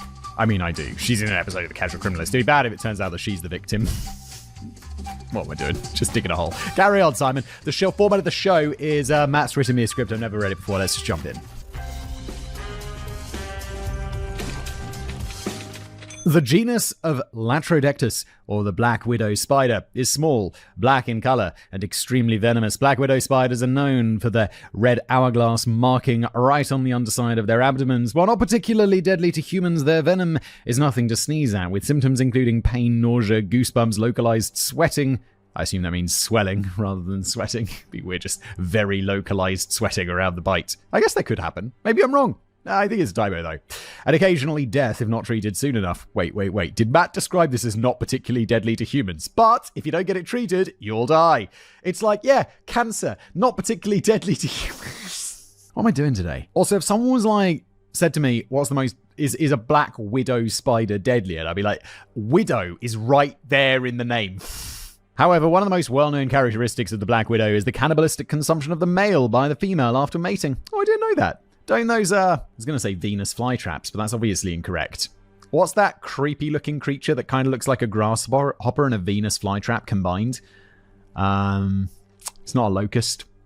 Praying mantis! They also do that, right? Does that look, is that a good description? It kind of is green, kind of like a grasshopper. Jesus Christ. Come on, get on with it, get to the crimes. Now I bring this up for two reasons. First, it's perhaps the closest thing we'll ever get to the nature channel that Simon brought up ages ago but never came to fruition. Yeah, I did think about doing a nature channel for a while, like talking about like crazy animals. And I just never pulled the trigger on it. I just didn't think it would be popular enough. Although nature shows are mega popular, so maybe it would be. Maybe I should do that. Let me know in the comments. Seriously, boss, if we ever do such a channel, sign me up. But secondly, it's because here on the Casual Criminalist, we've had several female killers who have rightfully earned the moniker of Black Widow. And no, I'm not talking about Scarlett Johansson. Why would you call Scarlett? Oh, is that because she played a character in these Superman movies called Black Widow or some such? I haven't seen them, obviously. From Mary Ann Cotton to Nanny Doss, there have been several women throughout history who did everything in their power to kill those closest to them for personal gain. And it's here, Simon, that I introduce to you one of the worst examples of a Black Widow in American history. With that, let us jump into June the 25th, 1983. It was a normal day, just like any other, but life was about to change for 35-year-old John Gentry. That day, while at a dinner party with friends in Pensacola, Florida. I feel like the fact that a dude called Gentry is at a dinner party just feels like, mwah. He was informed by his girlfriend of several years that she was pregnant with his first child. To celebrate the upcoming arrival of their new baby, John excused himself to head to the liquor store, feeling less and less Gentry-ish every minute. Unless he's gone to the liquor store to buy like a bottle of Dom or something. What's a proper celebration between two lovers without champagne? Oh, there we go. Look at him being all Gentry-ish. With a smile on his face, John ignored the almost constant attacks of dizziness and nausea that had been fighting for the past year and made his way to his car. Oh my god, dude. If you've got constant attacks of dizziness, should you really be driving, my dude? John got into his car, turned the key, and unknowingly triggered a car bomb that had been planted inside the vehicle. Holy sh**. Okay, that's not how I expected you to go with your dizziness. Within the span of a heartbeat, the car was engulfed in flames and smoke, and parts of the vehicle would end up lying scattered around the remains of the car. It's so strange. I had a dream literally last night about my car blowing up. It's a sign. It's not a sign. It's not a sign. I let the battery run down on my car. I was just messing around with it. I was installing some new electronic stuff, and I think I did something wrong because it drained the battery overnight. And so I had to trickle charge it. And I had a dream that my trickle charger for some reason caught my car on fire. It blew up. Don't know why. This is not relevant. Just carry on with the bloody story. Now, as the abyss swallows us once again, and the distraught pregnant girlfriend, distraught, it's in quotation marks, in question, falls to her knees and screams in sorrow and anguish. It's time we begin our tale. The story of a woman who, from the word go, was shown the ugliness of the world and decided to take as much from the world as she could to get by, even if it came at the cost of her own flesh and blood. Simon, dear audience, allow me to introduce you to Judy Buenano. 'Twas born a spider. She looks kind of like a spider. This picture of her is real creepy. She looks like... I've been watching that show on Netflix, that Baby Reindeer, and it's like, you know, some people just, you get those vibes, you're like, oh yeah, you're a psycho. This woman's picture is like, yeah, she looks like a psycho. Judius Anna Lou, Judy Welty, was born on April the 4th, 1943 in Kenner, Texas, and was the third of four siblings. Everyone from Kenner, Texas is like, Simon, that's not how you say Kenner. And I'm like, look, if you start the name of your town with a Q, U, A, N, A, H, that's on you. That's on you. It's probably not a big place. From the word go, things were already taking a turn for the worse. When Judy was barely 2 years old, her mother, for whom she was named, passed away from tuberculosis in the 1940s. Holy didn't we have, antibiotics by then? Come on, get on it. Wait, tuberculosis is a bacteria. Yes, leaving her father, a farm worker, to raise 4 children on his own. Now, normally, this is the part where the father steps up and does all he can to make sure his 4 little ones are taken care of and experience nothing but love in the wake of losing their mum, right? Well, sadly, no, this isn't one of those times, and the father not only ran away from said responsibilities for the time being, but did so in the coldest way possible. Instead of stepping up like a man, Judy's father made the big brain decision to give up all of his kids and sent Judy and her little brother Robert to live with their grandmother while their older siblings were put up for adoption. Holy dude. I mean, yeah, look, I get it. Losing your partner's rough, but you got a responsibility, my dude. Get your together. Can you imagine the heartbreak of that? To be outright abandoned by your father right after seeing your mother pass away. For him to basically throw you and your baby brother out with the trash for someone else to deal with. That was Judy's reality for a little while, and it was a rocky start, that's for sure. But perhaps this would have been a new beginning. Yes, living with grandma doesn't sound too bad. Well, sad to say, it wasn't meant to be. Mr. Welty remarried, and he ended up moving down to Roswell. Is that how you spell Roswell? Is there an extra E in there, or is that a separate place in New Mexico? I'm going to just go with Roswell, because that's the famous Roswell, New Mexico. Not Roswell, Nevada. With his new wife and 2 stepsons. And what does he do from there? He actually went and retrieved Judy and Robert from their grandmother, whisking them away to New Mexico with him. Talk about emotional whiplash. So, was Judy's father ready to step up and be a warm and loving dad to his daughter? Of course not, don't be daft. This is the Casual Criminalist. It wouldn't be a proper episode if the parent was an abusive piece of shit, would it? Rule number 2, don't fuck up your kids. We've talked about this at length, everybody. In an episode on Judy for World's Most Evil Killers, Dr. Elizabeth Yardley explains, quote, "This certainly wasn't a return to a nice, secure, stable family environment. This was out of the frying pan into the fire. This was a household in which abuse and neglect were very much entrenched, and Judy and her brother suffered the most horrendous abuse at the hands of her father and stepmother. Judy was a slave in her own home, no more, no less. She was forced to do all of the household chores with no help whatsoever, on her hands and knees, scrubbing and wiping the floors, cleaning the windows, doing the dishes, and dusting all around the house. You think of it, she had to do it, and all the while she was being screamed at by her father and stepmother. And if she didn't do all the cleaning precisely the way her new family wanted it done, then she would receive punishment, namely being forced to watch the rest of the family eat a nice dinner together while she went hungry in the corner for the rest of the night." She's got some Harry Potter going on. What the f***? Just put her in a cupboard under the stairs. It's almost Cinderella-esque, just with a little bit of murder. And it wasn't just Judy who was the recipient of the nastiness. Her little brother Robert was the focus of plenty of physical abuse, and he was often beaten by their father, their stepmother, and even their stepbrothers. Eventually, the 14-year-old Judy simply couldn't take it anymore, and she snapped. That night, Judy defended herself and her brother against their family. Without any hesitation, she dumped boiling grease onto her stepbrothers and flew into a fist-filled frenzy as she attacked her dad and stepmom, throwing anything she could get her hands on at them. And what did she get for it? 2 months in the clink. Wait, how old was she? 14 years old? Bro. If this happens, I know this is the past, and as we all know, the past was the worst. But if the police get called on this situation, it's like, yeah, our 14-year-old daughter threw boiling oil on her brothers and then went mental at the parents. Instead of the police being like, oh, you got to go to prison, how about social services? Maybe give them a ring and be like, hey, what's going on over here? This doesn't seem right. Something's up. Right? Come on. Get it together. During the fight, their father had called the police on her, and she was the one actually arrested for assault. How the burning grease might have been a much, I'll concede that. But after all the terrible things they did to this girl, prison certainly wasn't the way to go, especially when she's in there with drug addicts and sex workers. Not exactly the greatest role models in the world. Yeah, sending someone to prison when they're young like this, I just think is a really bad idea. Unless they've done some heinous shit.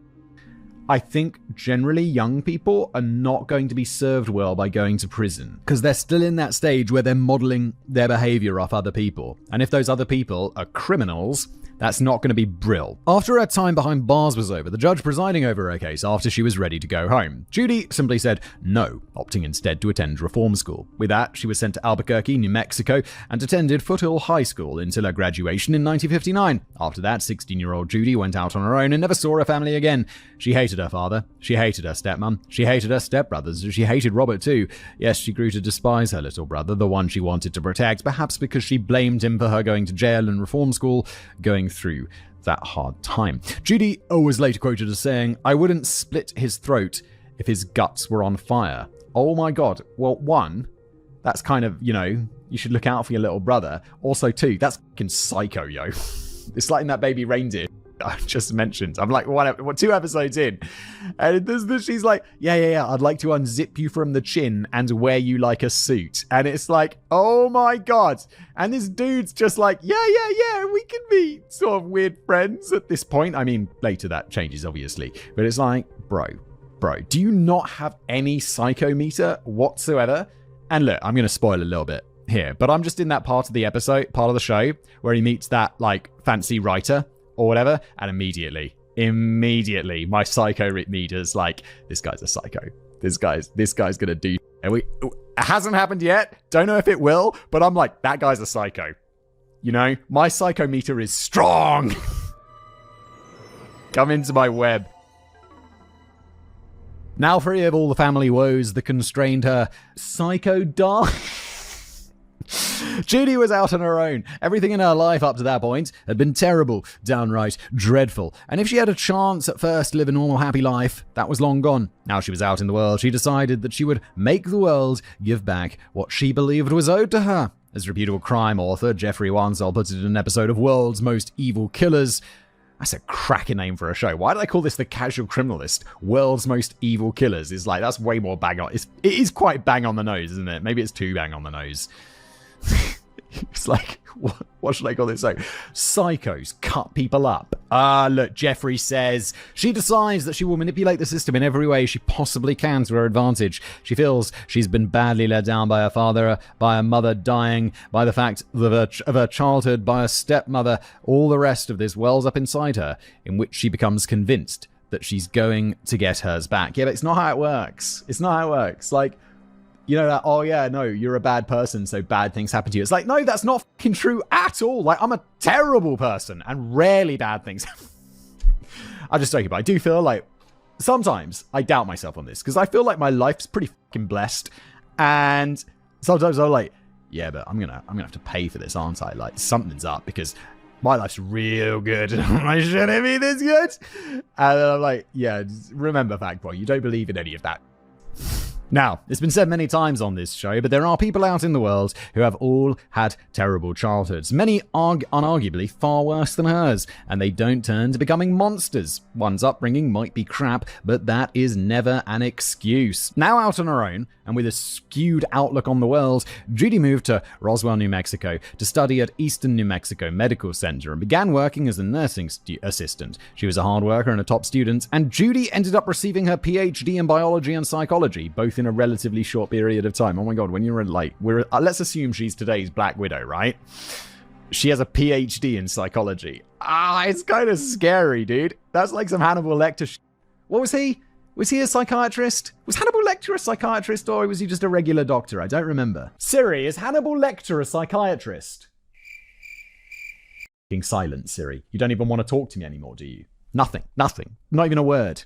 Oh no, I'm not signed into ChatGPT. What happened? Sign in. Oh, good. My password's safe. Let's go. Okay, we're okay. ChatGPT will save us. Yo, ChatGPT. Hannibal Lecter, was he a psychiatrist or just like a regular ass doctor? Yo, Hannibal Lecter was a psychiatrist, not just a regular doctor. He's known for being pretty sinister, but yeah, he had that psychiatric expertise in his background. Okay, just and then stop, huh? Okay, I'll take it. Thank you very much, ChatGPT, legend. Basically my co-host. However, while working at the hospital, she met an airman living close by the name of Schulz. The two of them reportedly hit it off, and she even took his last name, going by the moniker Anna Schulz. Soon enough, Schulz knocked her up, and then 9 months later, on March the 30th, 1961, Judy gave birth to her son, Michael Arthur Schulz. Her father, of course, didn't stick around. Of course. Why was that assumption? Judy was fun and all, but he never signed up to be a dad and hit the road before the boy was born. Well, look. Without getting too graphic, dude, if you don't want to be a dad, there's things you can do to prevent pregnancy, aren't there? What was your name? Fucking Arthur? No. Schulz. Do we even get his first name? No. Okay, we'll just call him Schulz. Now, this was the 1960s, and having a child out of wedlock was looked at very differently. Okay, who am I kidding? There are still people today who look at that sort of thing with raised eyebrows. Regardless, from the outside looking in, Judy seemed like a caring mother. Raising her son alone never seemed to bother her, and she appeared to want to provide for him, to give him the best life that she possibly could. But more on Michael. Is that the son? Yes. More on Michael in just a little bit. We'll see how all that love and tenderness turns out for the boy soon enough. Uh-oh. The first fly that Judy was able to trap in her web was a man by the name of James Goodyear. Born on December 7th, 1933, he was 10 years older than her, and a United States Air Force mechanic and sergeant. All reports state that he was a great airman, an upright chap, an all-round outstanding person, the kind of guy you'd be proud to bring home to your mum for dinner.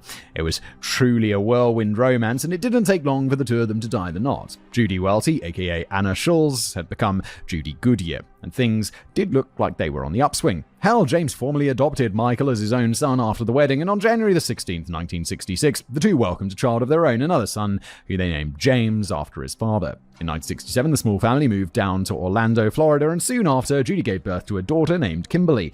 Everything so far seemed good. Judy and James were happy, they got along, and did almost everything together. They truly seemed like the picture of a happy couple.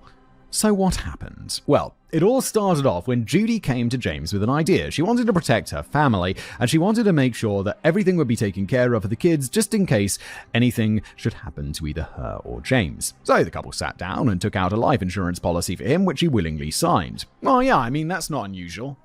I don't have a life insurance policy, but, it was just a bit complicated. There was a reason why not. It's definitely something I would have done, but it just wasn't a sensible decision in my case. But, of course, that's something I'd happily do if it was, if I was in this situation.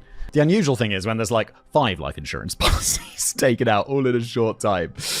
And I think we all know where this is going, don't we? Soon enough, the happy couple started to have fights and arguments, as many couples do, but Judy took every single one as a personal attack on herself. She held on to those feelings after James went away. Went away, I hear you say. Well, where did he go? Well, he was in the military, right? So he could be sent off to serve in, whatever war was going on.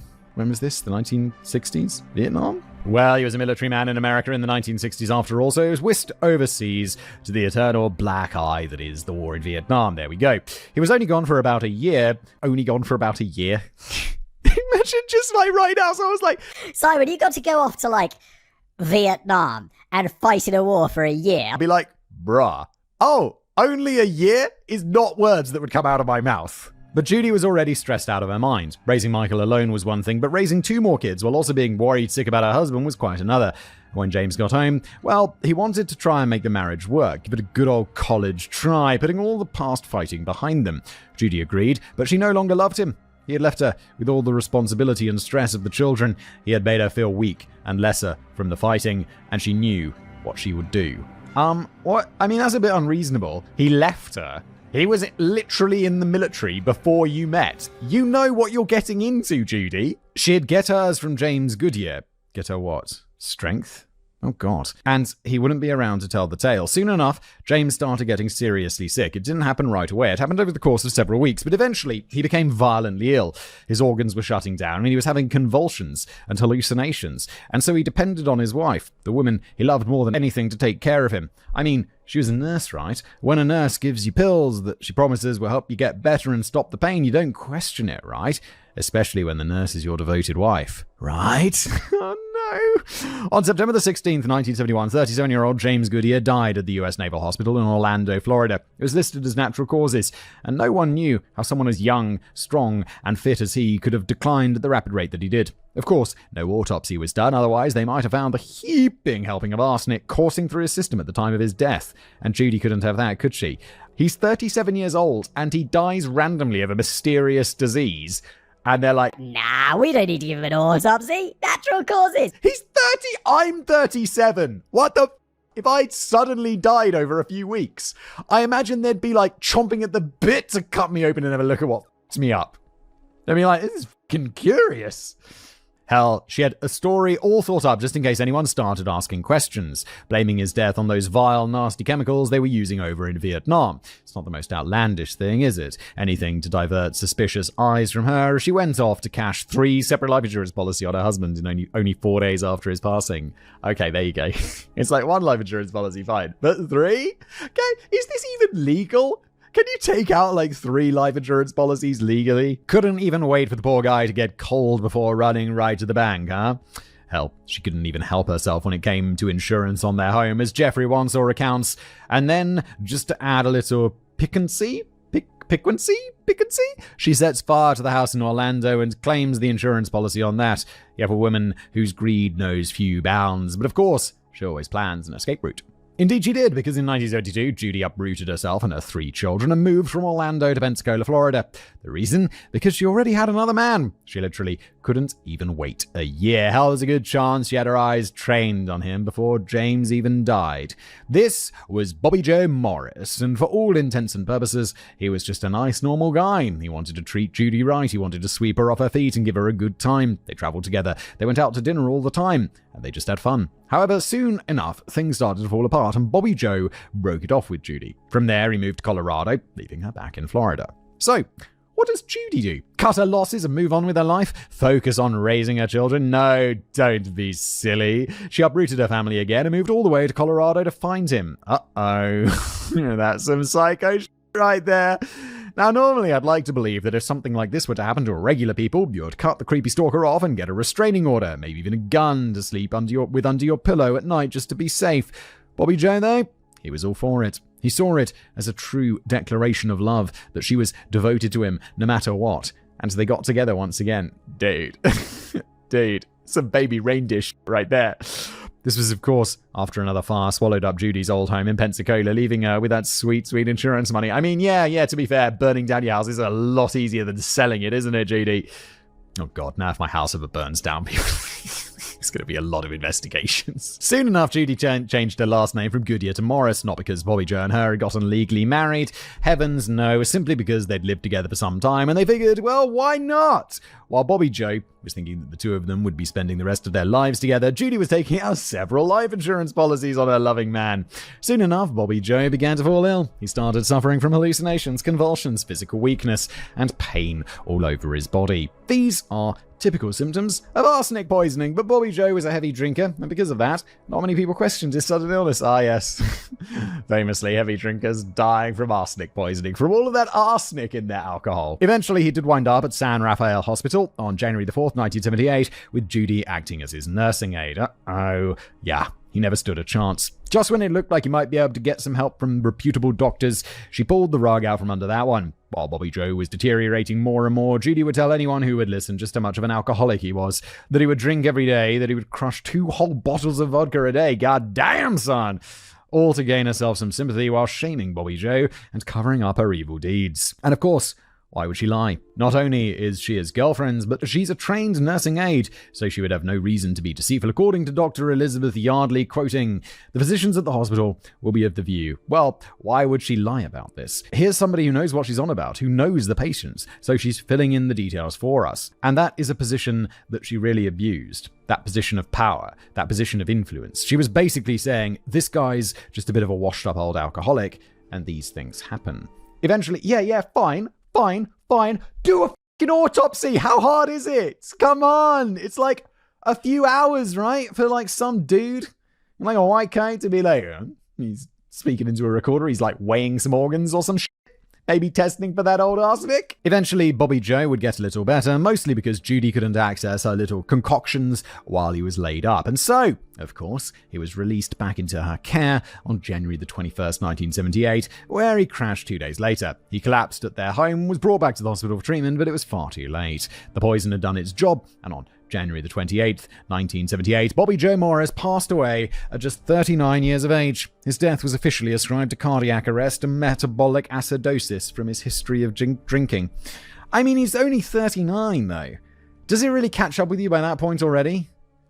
Like, doesn't the whole alcoholic thing kill you a little bit later? After Bobby Joe's death, there's a small wrinkle that Judy hadn't foreseen. Bobby Joe's mother, heartbroken and distraught over the death of her son, wished for his body to be sent home to Florida to be buried properly. Judy tried to fight this, wanting him to be cremated for obvious reasons, but his mother was having none of it. He was sent home and given a proper service, which Judy did not attend. She did cash in his life insurance, though, all three of them laughing all the way to the bank. It's crazy how there's so many papers. There's so much paper trails. And people are just like, yeah, sure, that's fine. Like, how many life insurance policies you cashed in? Well, 6.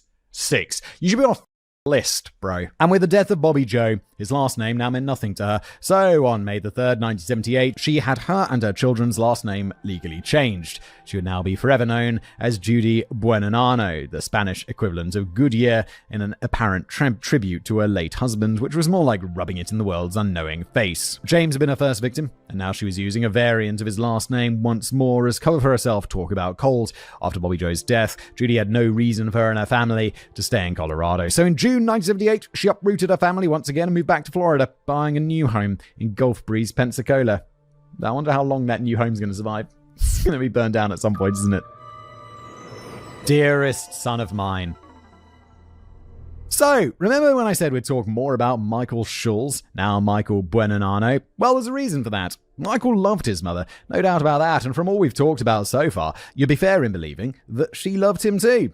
Only she didn't. You've got to remember that Michael was an illegitimate child, and everybody knew it. Back then, that carried a stigma for not only the child, but especially the mother. Loose, faithless, a real Delilah, all the judgmental religious bullshit that gets thrown around to this day. These types of words and the looks that accompanied them followed Judy around, even as Michael got older, and she hated it.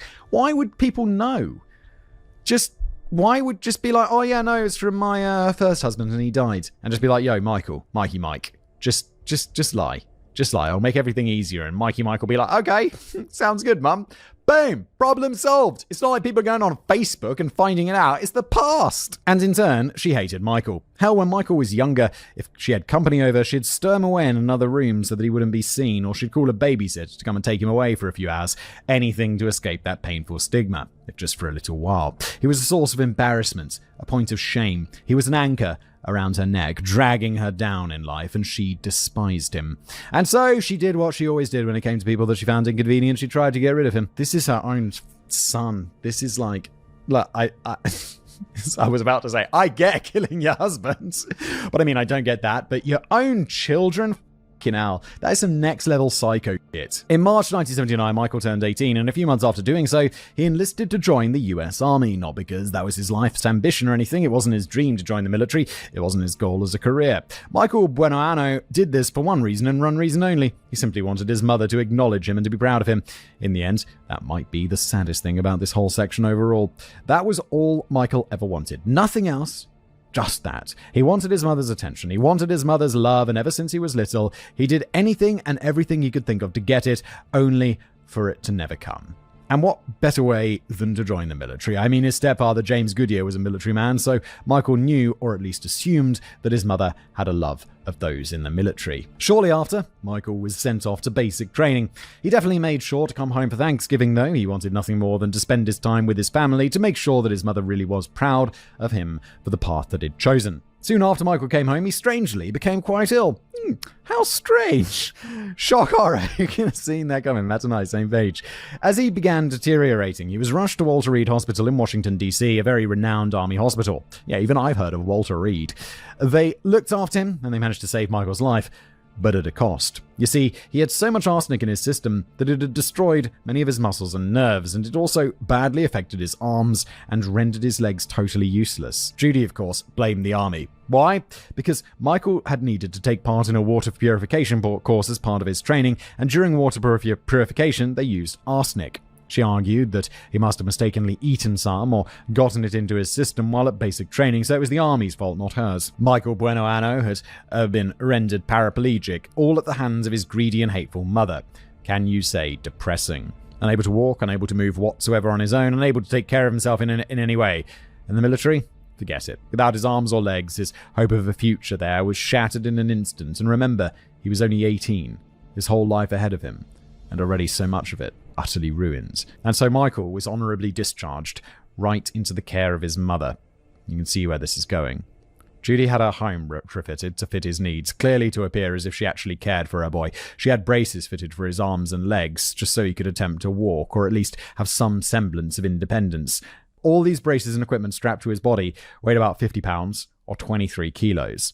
Then one day, on May the 13th, 1980, Judy had the brilliant idea to take her whole family out canoeing.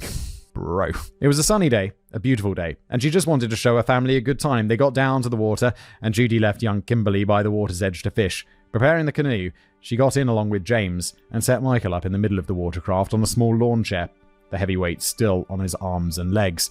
They paddled out to the middle of the lake, everyone, and that's when it happened. For one reason or another, the canoe tipped over.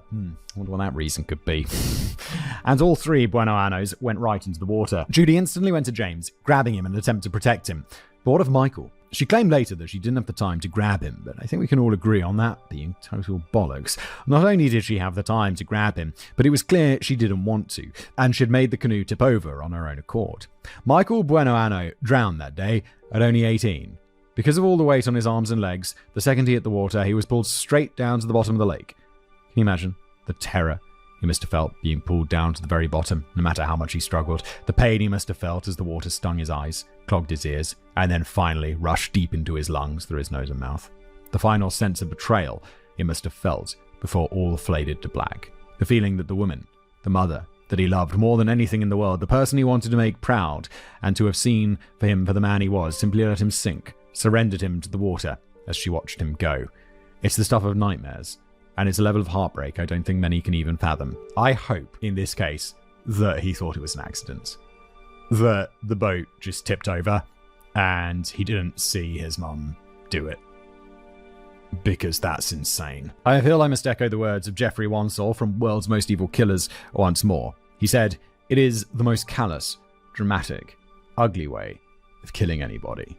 And of course, no one questioned this at all. Nothing suspicious here, right, guys? Simply an awful accident, an unfortunate tragedy. There's no way that Judy, his loving mother, could have set everything up and orchestrated the drowning of her eldest child, right?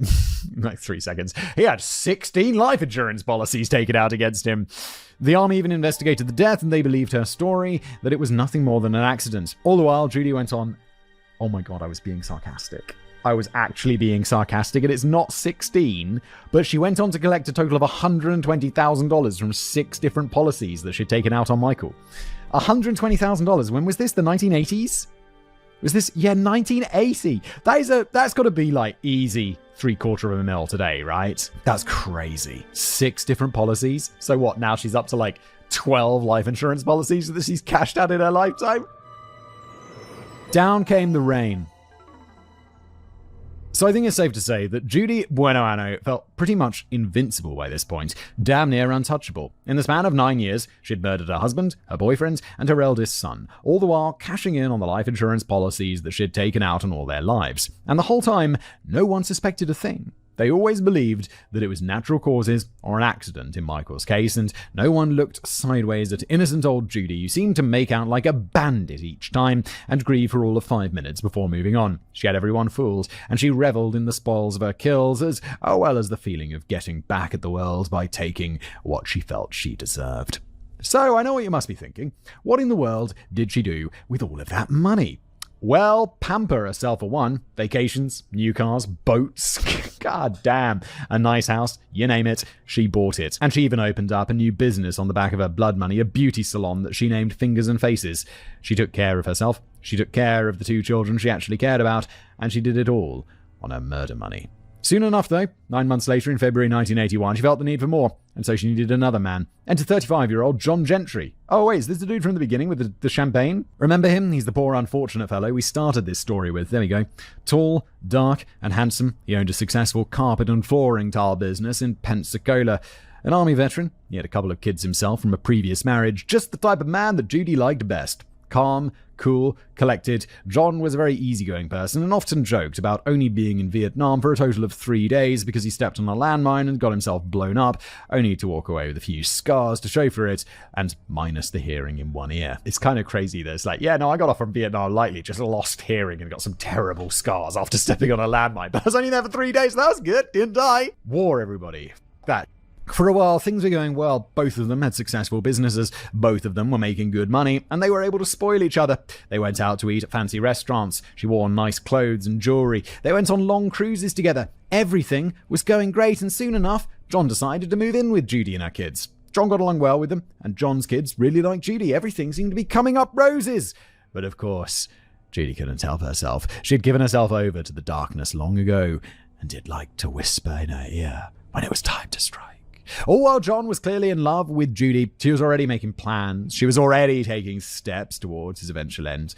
She put up a loving and caring face whenever he was around, but when John was out of earshot, Judy would start spreading lies and rumors about him behind his back. She'd say that he was involved with and had connections to organized crime, that he was deep with some bad folks, and that she was worried that something bad was going to happen. We all know that said bad thing was Judy herself, but I digress. And if it wasn't that, then she was spreading the word that he was sick, that he was in bad health and declining fast. She took out 700 life insurance policies. And the last part was true, but we can thank the arsenic and paraformaldehyde for that. Now, everyone knows what arsenic does, but what in the blue hell is paraformaldehyde? Well, it's this nasty little class 3 poison that just happens to rot your organs inside of you. Lovely. It causes them to corrode and deteriorate under your skin, and it does it in the slowest possible way. She was up to her old tricks, and she had been slipping it to him in the form of pills that she claimed would make him feel better. I mean, she was a nursing assistant, so why would he question that? All the while, unbeknownst to John, she had taken out a life insurance policy on him worth about $500,000. Oh, he'd known of it originally, but he had been under the impression that she had cancelled it, when of course she very much didn't. Why would you cancel a life insurance policy? The whole point is you take it out and then you just pay a small amount. Like, why would you cancel it? That doesn't make much sense. And that leads us right back to where we started. It was June the 25th, 1983, and Judy had arranged a party for one of her staff members who was leaving as a going-away celebration. She had asked John to attend and asked him to arrive early to help set up, which he did. The funny thing, though, she asked him to park his car in a specific spot in a specific lot, and she was very adamant about it. All the while, when she arrived a few hours later, she parked in the lot of a hotel about 2 blocks away from the site. Quite curious, isn't it? Yes, I wonder why. Maybe got something to do with the car bomb there, doesn't it? Maybe. Regardless, the party commenced, and Judy proceeded to tell John that she was pregnant with their first child together. This, in and of itself, was hogwash, given that 40-year-old Judy had an operation at some point to get her tubes tied, so she was incapable of getting pregnant again. John had no clue, though, and he was over the moon with happiness. Once the party started dying down, Judy told John that she had an idea. She was going to stay a little while longer to see people off and start cleaning up, and while she was doing that, she wanted him to head to the liquor store to get a bottle of champagne to celebrate. Still overjoyed with the wonderful news, John agreed and headed to his car, while Judy watched him go from the door. As soon as he turned on the car, it exploded into flames, having triggered the car bomb that Judy had placed in the area of the headlights before entering the restaurant. With the car in flames, and John most likely blown to bits, Judy rushed out of the building. It was time for her to play the grieving girlfriend who just saw a man explode before her eyes. I mean, this is going to be mad suspicious, because cars don't just explode. They explode when there is a bomb in them. She fell to the ground on her knees, and cried and wailed in mock anguish, and even played at having a seizure, all to get the folks around her to believe that she had no part in this, and was truly in mourning and in shock. But you see, this would be Judy Buenoano's biggest and final mistake. For you see, John Gentry was not dead. What? He was in a car that blew up? What the f***? He's a superhero. Some Deadpool sh**. An electrifying finale. The force of the explosion had sent John flying out of the car at great height and speed. The force was so great that it had been blown right out of his shoes, which remained on the floor where he had been sitting. He was wounded, no doubt about it, but he was alive, and once he was found, he was taken to the hospital to recover, which he did. With the explosion of the car bomb, now all eyes were on Florida. It's not just an everyday thing for a car to blow up, especially not in a nice town like Pensacola. The Pensacola PD were on the case and had taken the car to their precinct to investigate. This dude... This is the equivalent of like that crazy, oh yeah, no, I don't wear a seatbelt so I can be thrown free from the vehicle. This actually happened to this dude with a bomb. God damn, dude. You're the luckiest guy ever. It was taken to the precinct for them to investigate. The ATF was looking to get involved, and things were getting hot pretty quickly. They couldn't question John for a couple of days, but Judy was still doing her best with damage control. Her whole world must have been turned upside down with this. She'd never failed to kill someone before, and now everything she had lied about, every bad story she'd spread, it would come back to haunt her. She tried to make it sound like someone was out to get him, that he had been getting threatening messages and phone calls. But that was nonsense, and the police found that out fairly quickly. Oh, and of course, there was the fact that Judy had told all her friends that John was dying of cancer, covering all her bases, it seems. Why would you do that as well? That's just unnecessarily complicated. But in the end, everything just started crumbling down. All her lies, all the misleading, all her greed, it all came back to bite her. It didn't take long for the police to connect the dots, and they started to grow suspicious. Not of the attempt on John's life. Well, they were already quite suspicious on that front. But now they had all the reason they needed to look back on the deaths of the other men in Judy's life. Her husband, James Goodyear, her boyfriend, Bobby Joe Harris, and her son, Michael Buenoano. All of them were deemed natural deaths. All of them had been seen as accidents at worst, and every one of them was now being called into question. And I also how many life insurance policies again? Just one more time? Was it 12 life insurance policies? Had she not blown up John Gentry, had she not let her greed get the best of her, she might never have been brought to justice. She might have never been caught, and yet she was, which all I think of when I hear something like that is just imagine all the people who don't get caught. just getting away with it all the time. It's got to be loads, right? Soon enough, John started recovering, and boy, did he have a story to tell. Once the police got him talking, he told them about the pills that Judy had been giving him, claiming that they were vitamins, and now he felt like death every time he took them. The police asked where the pills were, and they were sitting right there on his desk at work. The cops took the pills and sent them to the lab for testing, and the lab reported that the pills had been tampered with. They'd been taken apart, their original contents disposed of, and the empty caps were refilled with a mixture of arsenic and paraformaldehyde before being resealed. With that, the police had everything they needed. They got a search warrant for the house, where they found even more pills. They were tested, and they were found to contain poison, and they knew that Judy had willingly given them to her boyfriend, that she had deceived him, and that she had that life insurance policy on him. Hell, she'd even booked a deluxe cruise for her and her children, but not for John, with the knowledge that she'd be getting the money to pay for it shortly. This is insane. Don't schedule things that are taking place after your crime. What the fuck? It's so crazy. Talk about being caught with your hands in the cookie jar. And with that, the police started to build their case. And the first thing they did was exhume James Goodyear. I think prosecutor Belvin Berry said it best. I was present when James Goodyear's body was examined. When it was cracked open, the crypt emitted a visible cloud and the strangest odor I'd ever smelled in my life. I did not expect Goodyear to be recognizable after 15 years in a wet casket, but his body was well intact from the arsenic. His body was examined, and the results were shocking. James Goodyear had enough arsenic in his system to kill over a dozen people. Next was Bobby Joe Morris, and he had enough in his system for 10. Michael, not nearly as much as the others, but a heavy amount nonetheless, enough to cause the physical debilitations that ended up costing him his life in the end. And that was enough for the police. On July the 27th, 1983, Judy Buenoano, the Florida Black Widow, was arrested for the attempted murder of John Gentry. She got out on bail initially, but her little sliver of freedom didn't last long, as in January 1984 she was arrested again, this time for grand theft and the murder of her son, Michael Buenoano.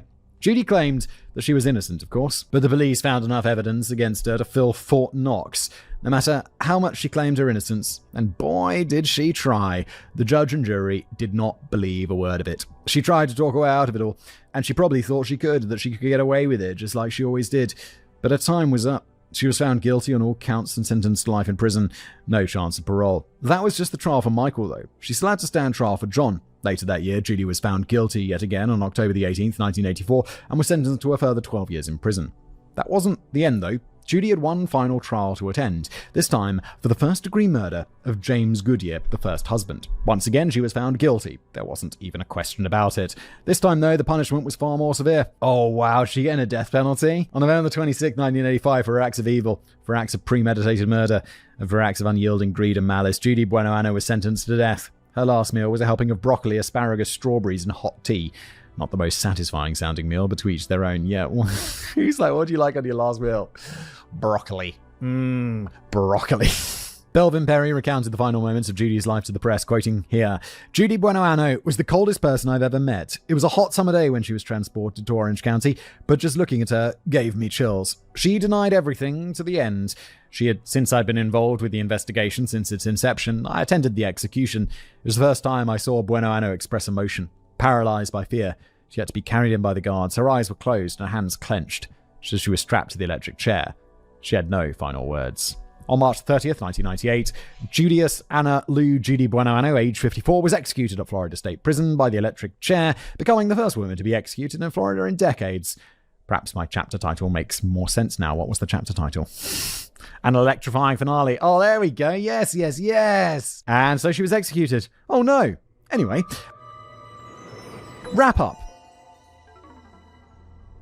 And just like that, our story is at an end. Judy Bueno Anno was a vile hag of a woman, a greedy snake who got rid of anyone in a way by getting what she wanted, what she felt she was owed. Because of her shitty childhood, she thought she deserved all the world had to offer, and she would take it by force if she needed to. Much like the Black Widow itself, chock full of poison and ready to devour anybody they called a loved one to survive and thrive. This evil woman believed that she was untouchable, that she could get away with just about anything, and in the end, it all came back to her, burying her in her own selfishness and hubris.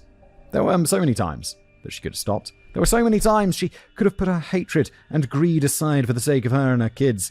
She could have been happy with her husband. She could have been happy with her boyfriends. They loved her dearly, and yet she simply threw it all away, them included, all for a payday and nice things. And all it got her was the shock seat, left sizzling and twitching for the world to see. Oh no!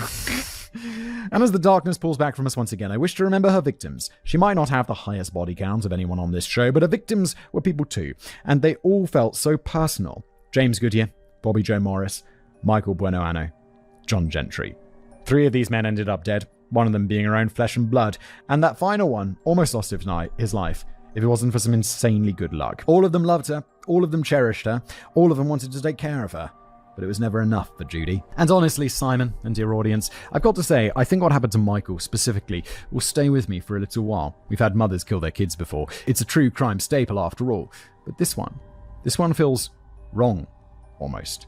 Michael did nothing wrong. He only wanted his mother's acceptance, her love, but perhaps to her, that was his crime. She never wanted him. He was a baby she'd had out of wedlock, and everything that came with him was a stain to her. And that's where we end today's episode. Thanks for being here. If you like this show, leave a review, make sure you subscribe on YouTube or whatever, and I'll see you next time.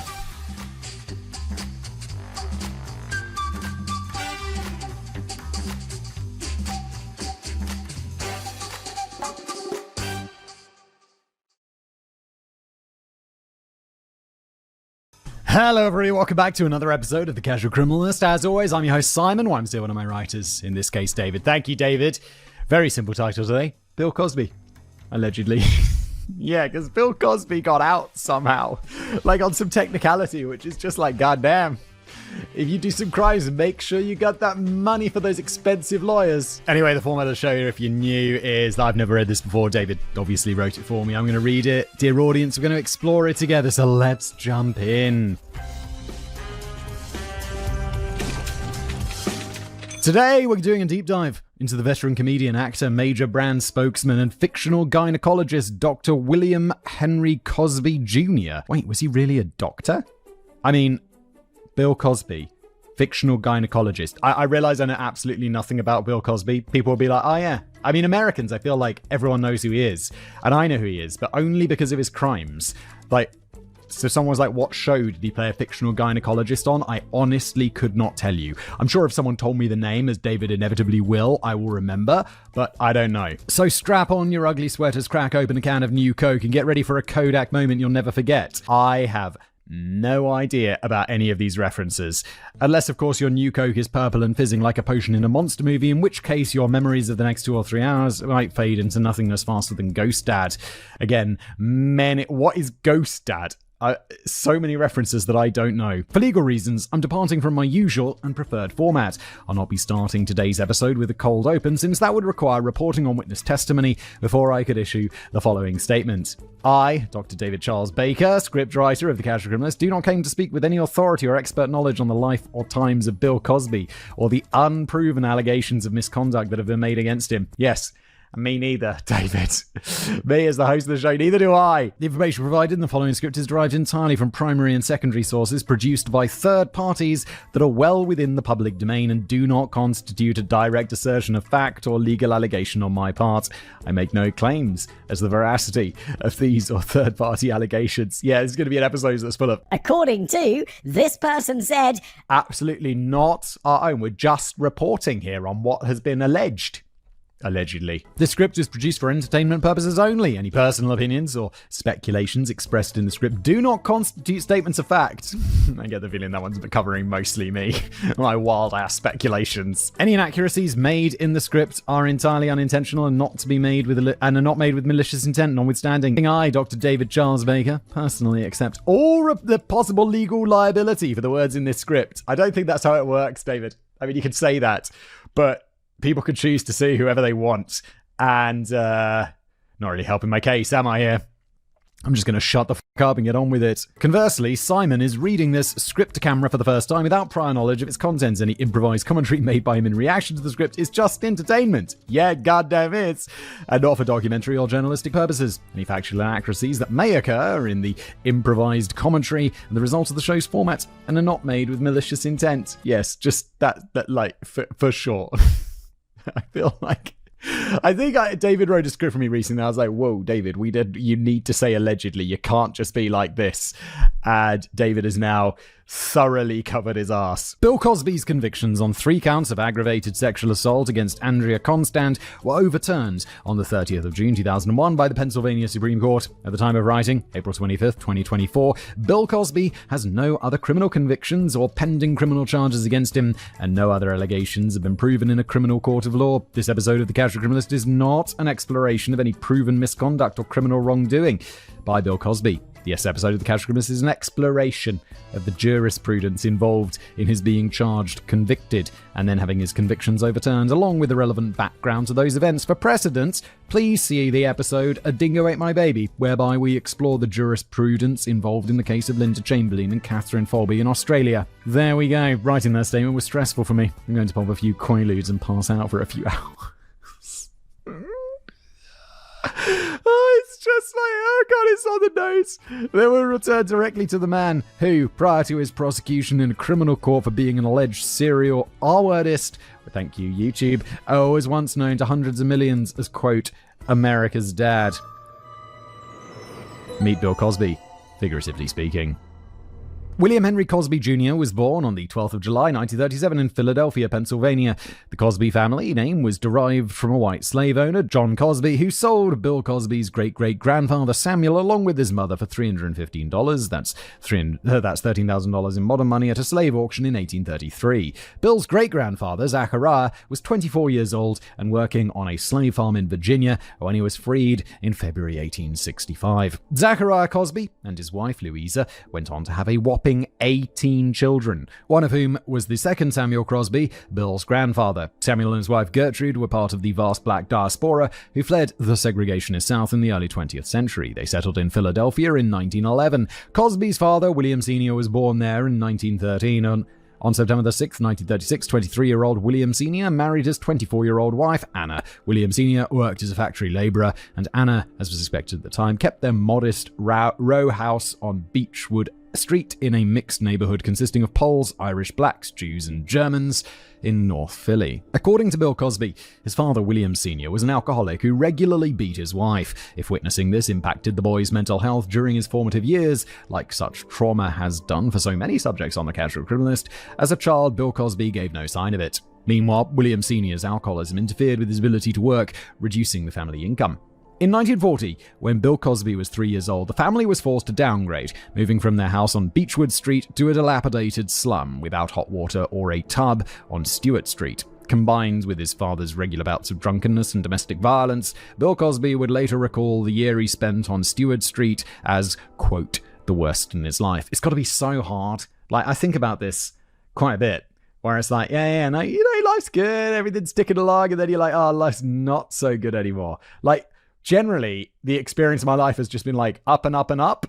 And at some point, it's obviously just not going to continue going up and might even slide down a little bit. And then you're like, That's kind of scary. I mean, hopefully I won't ever end up living in a slum, but I mean, you never know. When the United States entered World War II in 1941, William Sr. enlisted in the Navy and served as a mess hall steward. For the next 15 years, William Sr. would spend most of his life at sea, rarely returning to Philadelphia, and only sending a pittance from his wages home, while he spent the rest on drunken carousing during shore leave in various world ports. This left his wife, Anna, to raise Bill and his younger brothers, James, Robert, and Russell, as a de facto single mother. She found work as a housemaid and moved her family to a small apartment at Parish Place, next to a railway track. That's got to be so hard. We've got friends, my wife and I, who's got 3 boys, young boys. Boys are wild. Like, I have a boy and a girl, and the girl's kind of chill, and the boy's pretty wild, and I think the boy is less wild because of the girl. When you got like 3 boys, they're just crazy. And she's got 4 boys, single parents, in an apartment,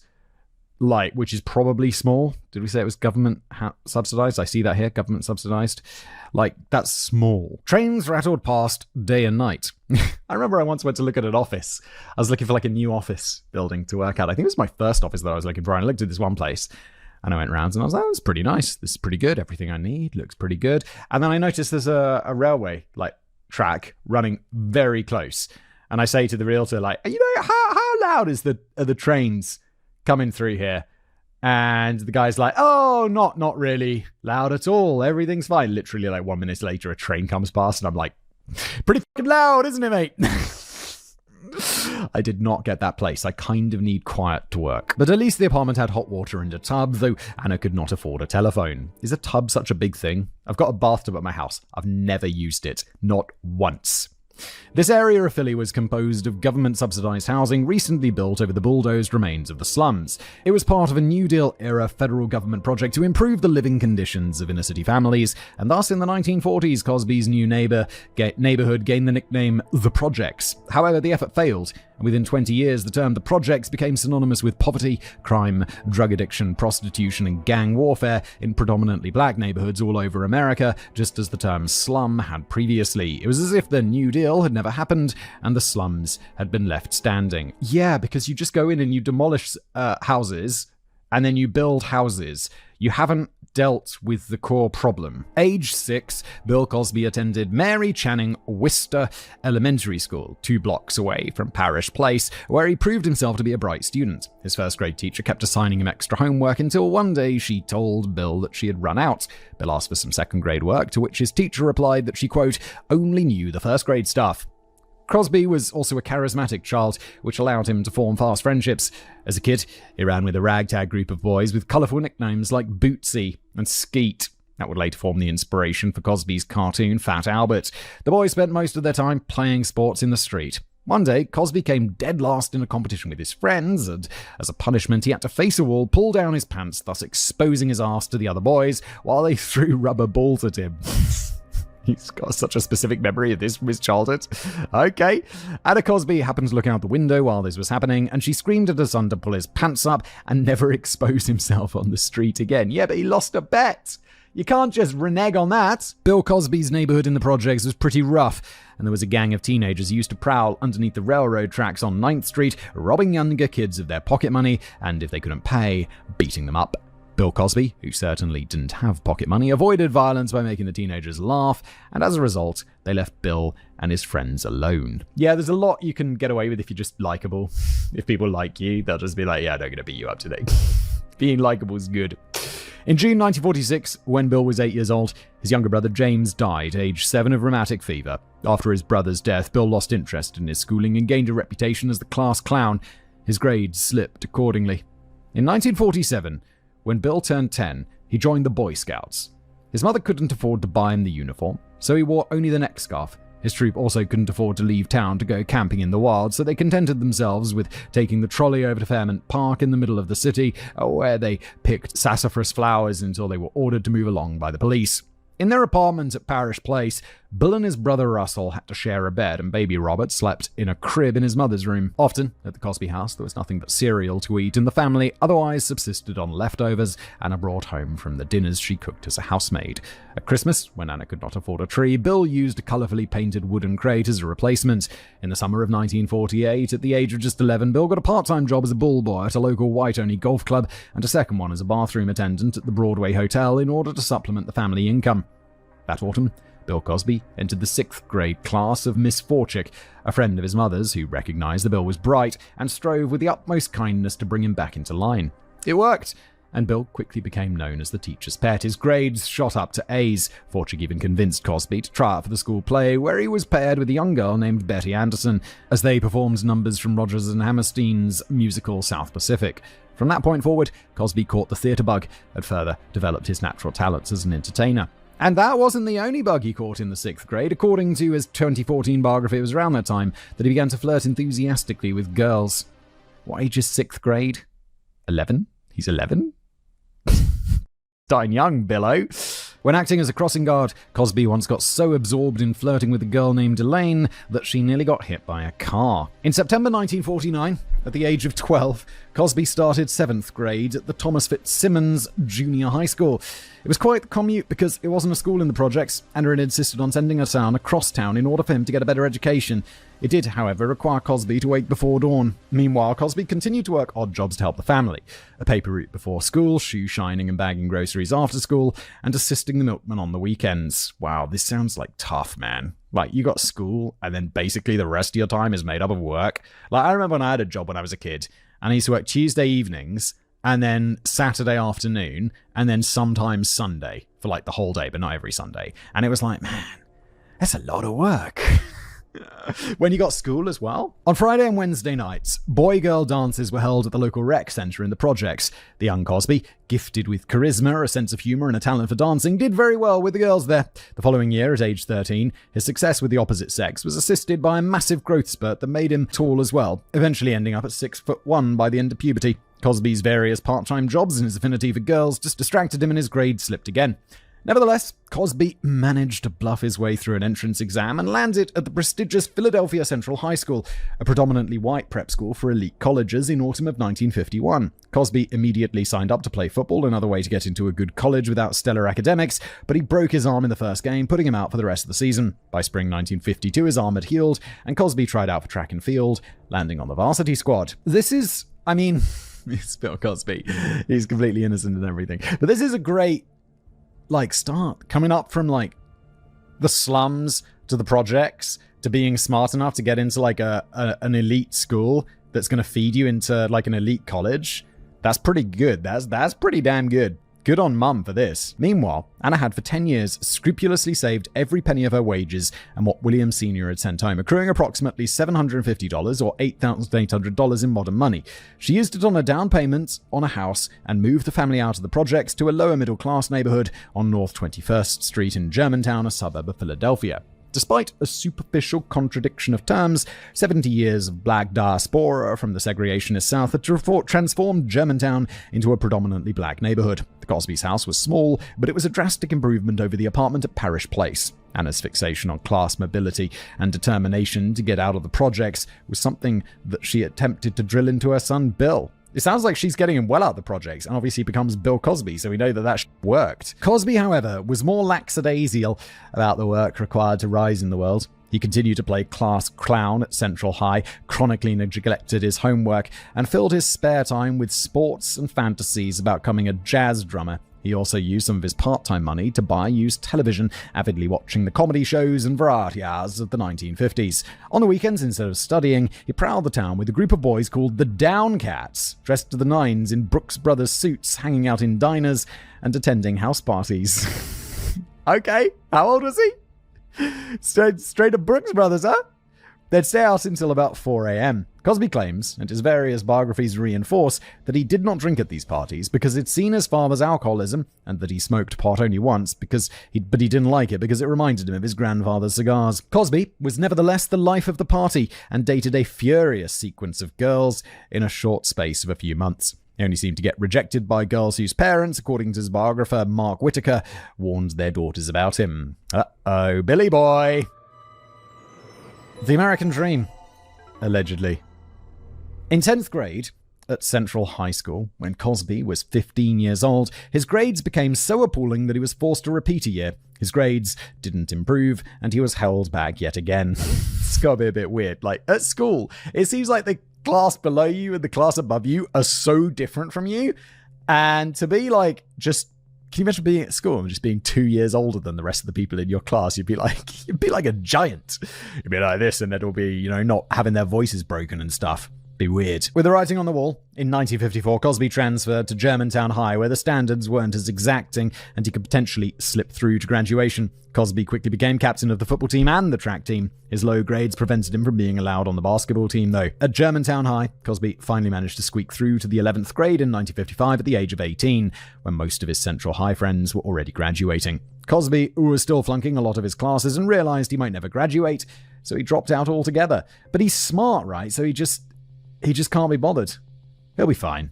Cosby got a couple of jobs at a shoe repair store and an auto body shop. He initially took remedial classes at night school to get his diploma, but he quickly dropped out of that as well. Cosby drifted for a few months, depressed and unsure of what he would do in life. Then in 1956, he enlisted in the Navy. Initially, Cosby was not used to the degree of discipline the Navy required, and somewhat pathetically wrote his mother, begging her to contact his base commander and get him discharged. Bit by bit, however, Cosby began to behave himself and rose to the rank of Chief Petty Officer. Then he transferred to the Navy Hospital and served as a corpsman, taking care of wounded sailors. He learned how to draw blood, administer x-rays, and provide physical therapy. Cosby served as a corpsman for the National Naval Medical Center in Maryland and for the U.S. Marines in Virginia, before being transferred to Argenta Naval Station in a U.S.-occupied port in Newfoundland, Canada. During his service, Cosby played on various military football, basketball, and track teams, and occasionally played as a drummer in a jazz band. Seen as a charismatic joker, Cosby was always popular with his peers. Then, in autumn of 1958, Cosby dislocated his shoulder in a sports accident so severely that he needed surgery.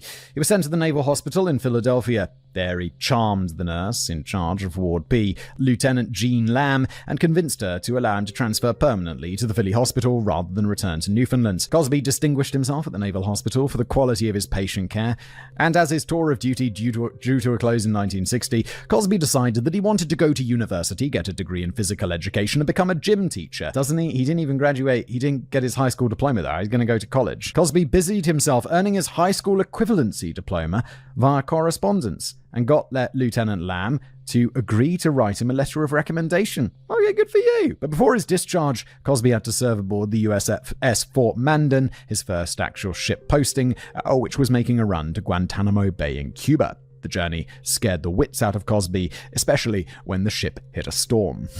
Interesting choice joining the Navy then, if you're afraid of a little weather. Upon returning to Philadelphia, Cosby went out of his way to charm the track coach at Temple University and managed to finagle himself a sports scholarship.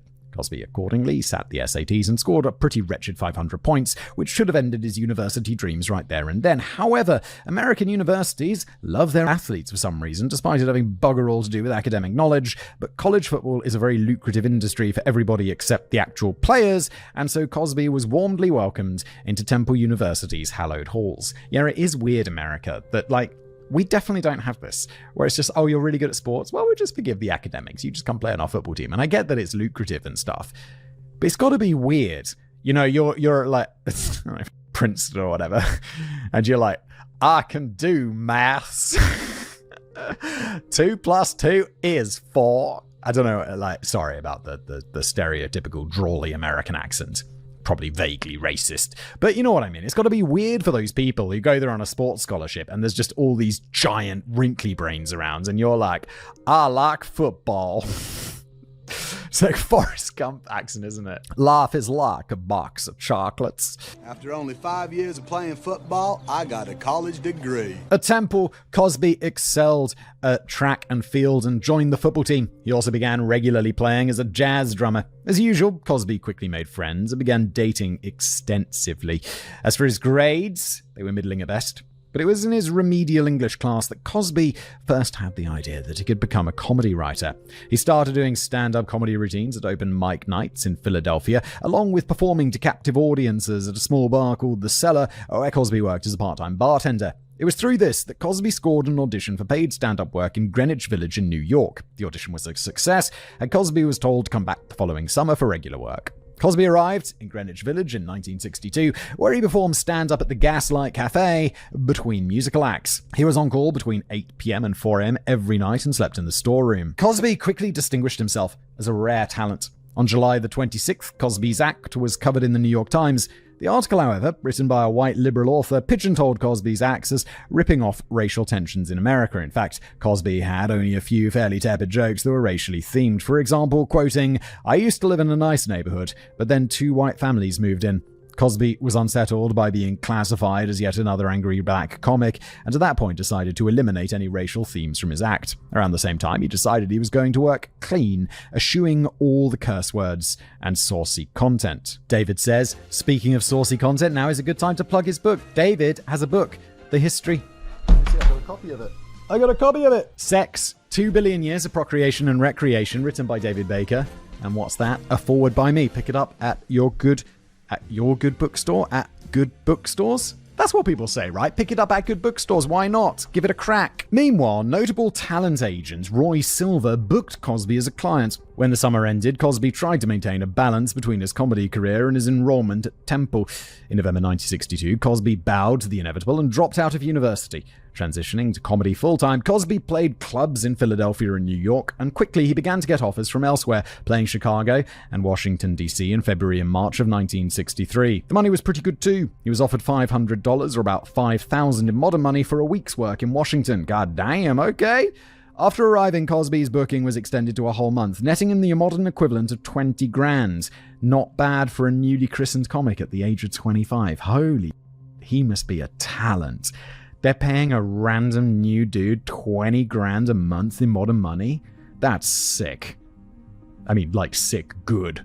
During his time in Washington, D.C., Cosby was introduced to a young black woman who was studying psychology at the University of Maryland named Camille Hanks. The 19-year-old Camille was raised just outside of Washington, D.C. by relatively affluent parents. Her father was a chemist at a hospital, and mother was a childcare worker. Both of them had college degrees. Camille had attended private Catholic schools, and as a highly intelligent young woman, she was a shoo-in for university. Camille Hanks was also extremely beautiful. By their second week of dating, Cosby had already asked Camille to marry him. Moving fast, my dude.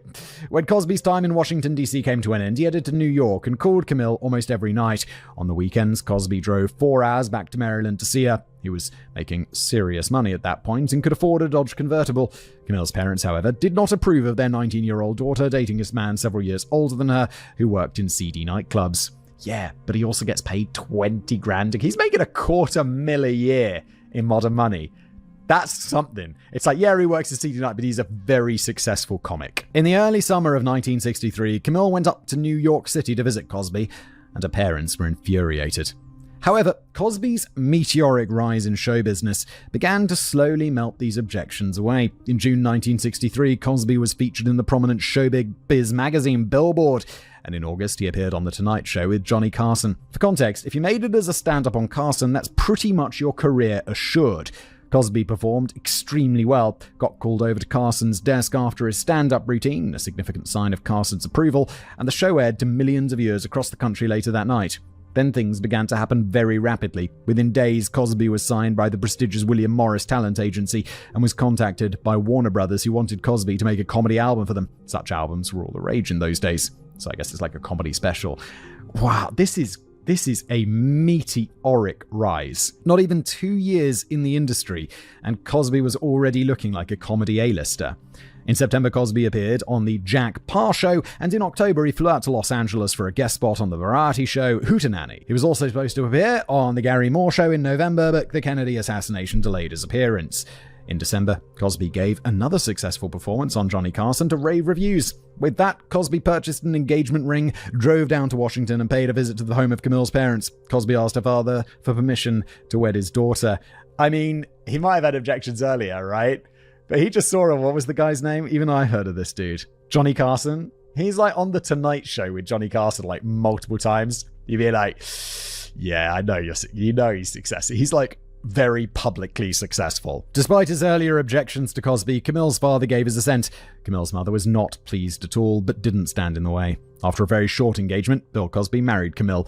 On January the 25th, 1964, Camille had not yet turned 20. No, but she's 19. He's what, in his mid-20s? Mid-20s, so let's say he's 25, half age plus 7 is 19. Yeah, that's fine. Within the span of a short time, the high school and college dropout's entire life had been transformed. He was famous. He was well on his way to being rich. He had a beautiful new wife. It seemed like one of those Hollywood rags to riches fairy tales, but according to numerous allegations, below the surface, things were not what they seemed.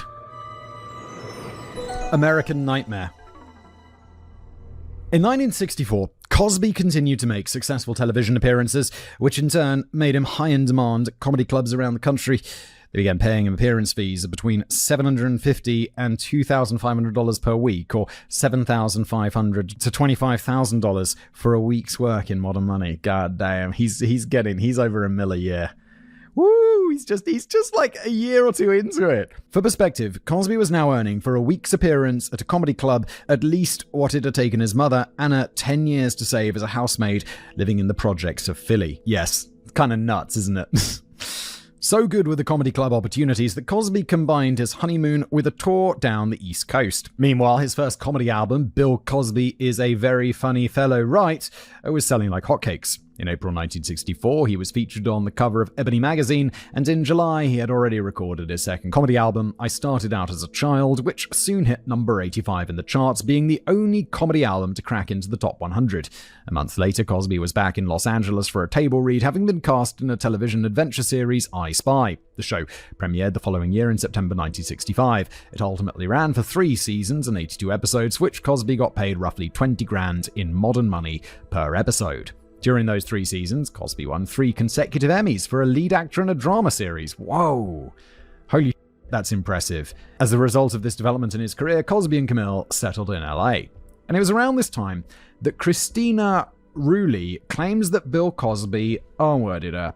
According to an exclusive interview that Rulli gave to Philadelphia Magazine in 2014, she first met Bill Cosby at an unspecified date in 1965. She was then a 22-year-old working as a secretary at a talent agency in Beverly Hills. Cosby came in for a meeting. Afterward, he allegedly walked up to a group of secretaries in the office and allegedly said to Rulli, quote, "I'm going to be on Hollywood Palace tonight, and I'm going to have a party at my home afterwards." Rulli replied that she would come. She didn't think anything of it at the time, being a rather attractive young blonde who was frequently invited to parties by famous clients to add to the eye candy in the room. Rulli arrived at Cosby's house at 10 p.m., only to discover that there was no one else there. You'd be like, uh-oh. Not even his wife. Uh-oh. According to Rulli, Cosby told her that Camille was out of town. Then Cosby allegedly invited Rulli into his house and showed her his newborn daughter, Erica, asleep in a crib. Weird, dude. That's weird. This is all alleged, remember. Rulli took note of the fact that neither a maid nor a nanny was anywhere to be seen, despite the fact that Cosby had only recently got back from his appearance on the Hollywood Palace. According to Rulli, Cosby then led her to the kitchen, where he allegedly poured her a glass of bourbon mixed with 7-Up. Rulli claims she drank 2 of them before her faculties suddenly became hazy. She has a vague memory of allegedly being stripped of her dress, nylon stockings, and high heels, and somehow winding up in Cosby's swimming pool. Dude, like, these drugs that just make you forget all this stuff's scary, bro. I took like an Ambien recently because I had laser eye surgery, and afterwards they're like, you gotta lie down for a minute and then just take a nap. And I'm like, it's the middle of the day, and they're like, that's why we give you this sleeping pill. And I took that. I went to sleep in my lounge, and I woke up 5 hours later in my bed, not really sure how I got there. And my wife was like, yeah, well, I put you there because you came up from the lounge and were just walking around the house saying that your eyes hurt. And I'm like, I have no memory of this. It's wild. And that's just Ambien. It's not one of these like date R-word drugs. Then Rulli claims that she somehow wound up in Cosby's bedroom on his bed. According to her, it was at this point that she blacked out. To quote Rulli, "At that age, 2 bourbon and 7s would not have knocked me out cold. In those days, I could drink most men under the table. It was a standard 8-ounce glass, and they were not overly strong, or I would have noticed it. He must have drugged me. There is just one point at which I was having a drink and feeling normal, and the next I was somehow passed out completely. He must have slipped something into my drink. It's the only way to go lights out like that." According to Rooley, she woke up several hours later, naked, in Bill Cosby's bed. Cosby was allegedly next to her with his shirt off and his pants unzipped. As Rooley was just regaining consciousness, Cosby allegedly tried to force her to perform fellatio. Rooley claims that she resisted, broke away, and ran to the bathroom where she vomited. When she exited the bathroom, Cosby had allegedly disappeared. By then, Rooley claims it was around 5 a.m. She got dressed, found that her nylons had been torn, got in her car, and drove home. Rooley showed up at work 4 hours later at 9 a.m. She asked her fellow secretaries why nobody else had gone to Cosby's house for the party. Rooley indicates in her 2014 interview that the muted, head-shaking response of her peers implied that first, there was no party, and second, that Cosby already had enough of a reputation that the other secretaries knew better than to go to his house, allegedly. Bro, your colleagues, what the f***? You be like, "Yo, Rooley, can I talk to you in the break room for just 1 sec?" Like, what the f***? This is, however, the earliest known allegation that we have against Cosby. Shortly after the alleged incident, Christina Rooley left her job at the talent agency and began working at a law firm. Not long after that, she got married. Rooley did not talk about her experience until several decades later in 2005 when Andrea Constand sued Bill Cosby in a civil trial. Rooley claims that she did not tell anyone about the incident because she was embarrassed putting herself in that position.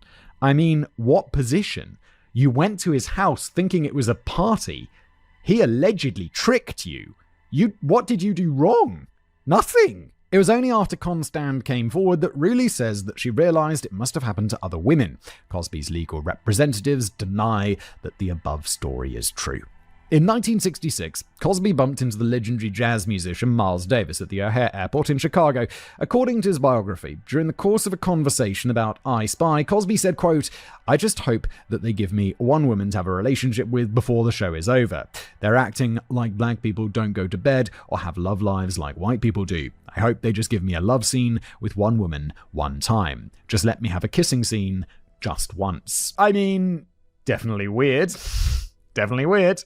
Perhaps coincidentally, or perhaps not, around the same time, a lawyer from the National Association for the Advancement of Colored People, or NAACP, paid a visit to the show's head writer to demand that Cosby get a love interest. In response, in the second season of I Spy, the writers gave Cosby not one love interest, but three: the famous jazz singer Nancy Wilson, the up-and-coming actress Cicely Tyson, and the singer-turned-mainstream actress Leslie Uggams. Cosby would continue to work with all three actresses on several projects over the years, and at the time of writing, none of them have made any allegations of misconduct. Cicely Tyson has gone on record saying in a memoir, quote, "In all our years working together, he never laid a finger on me off set."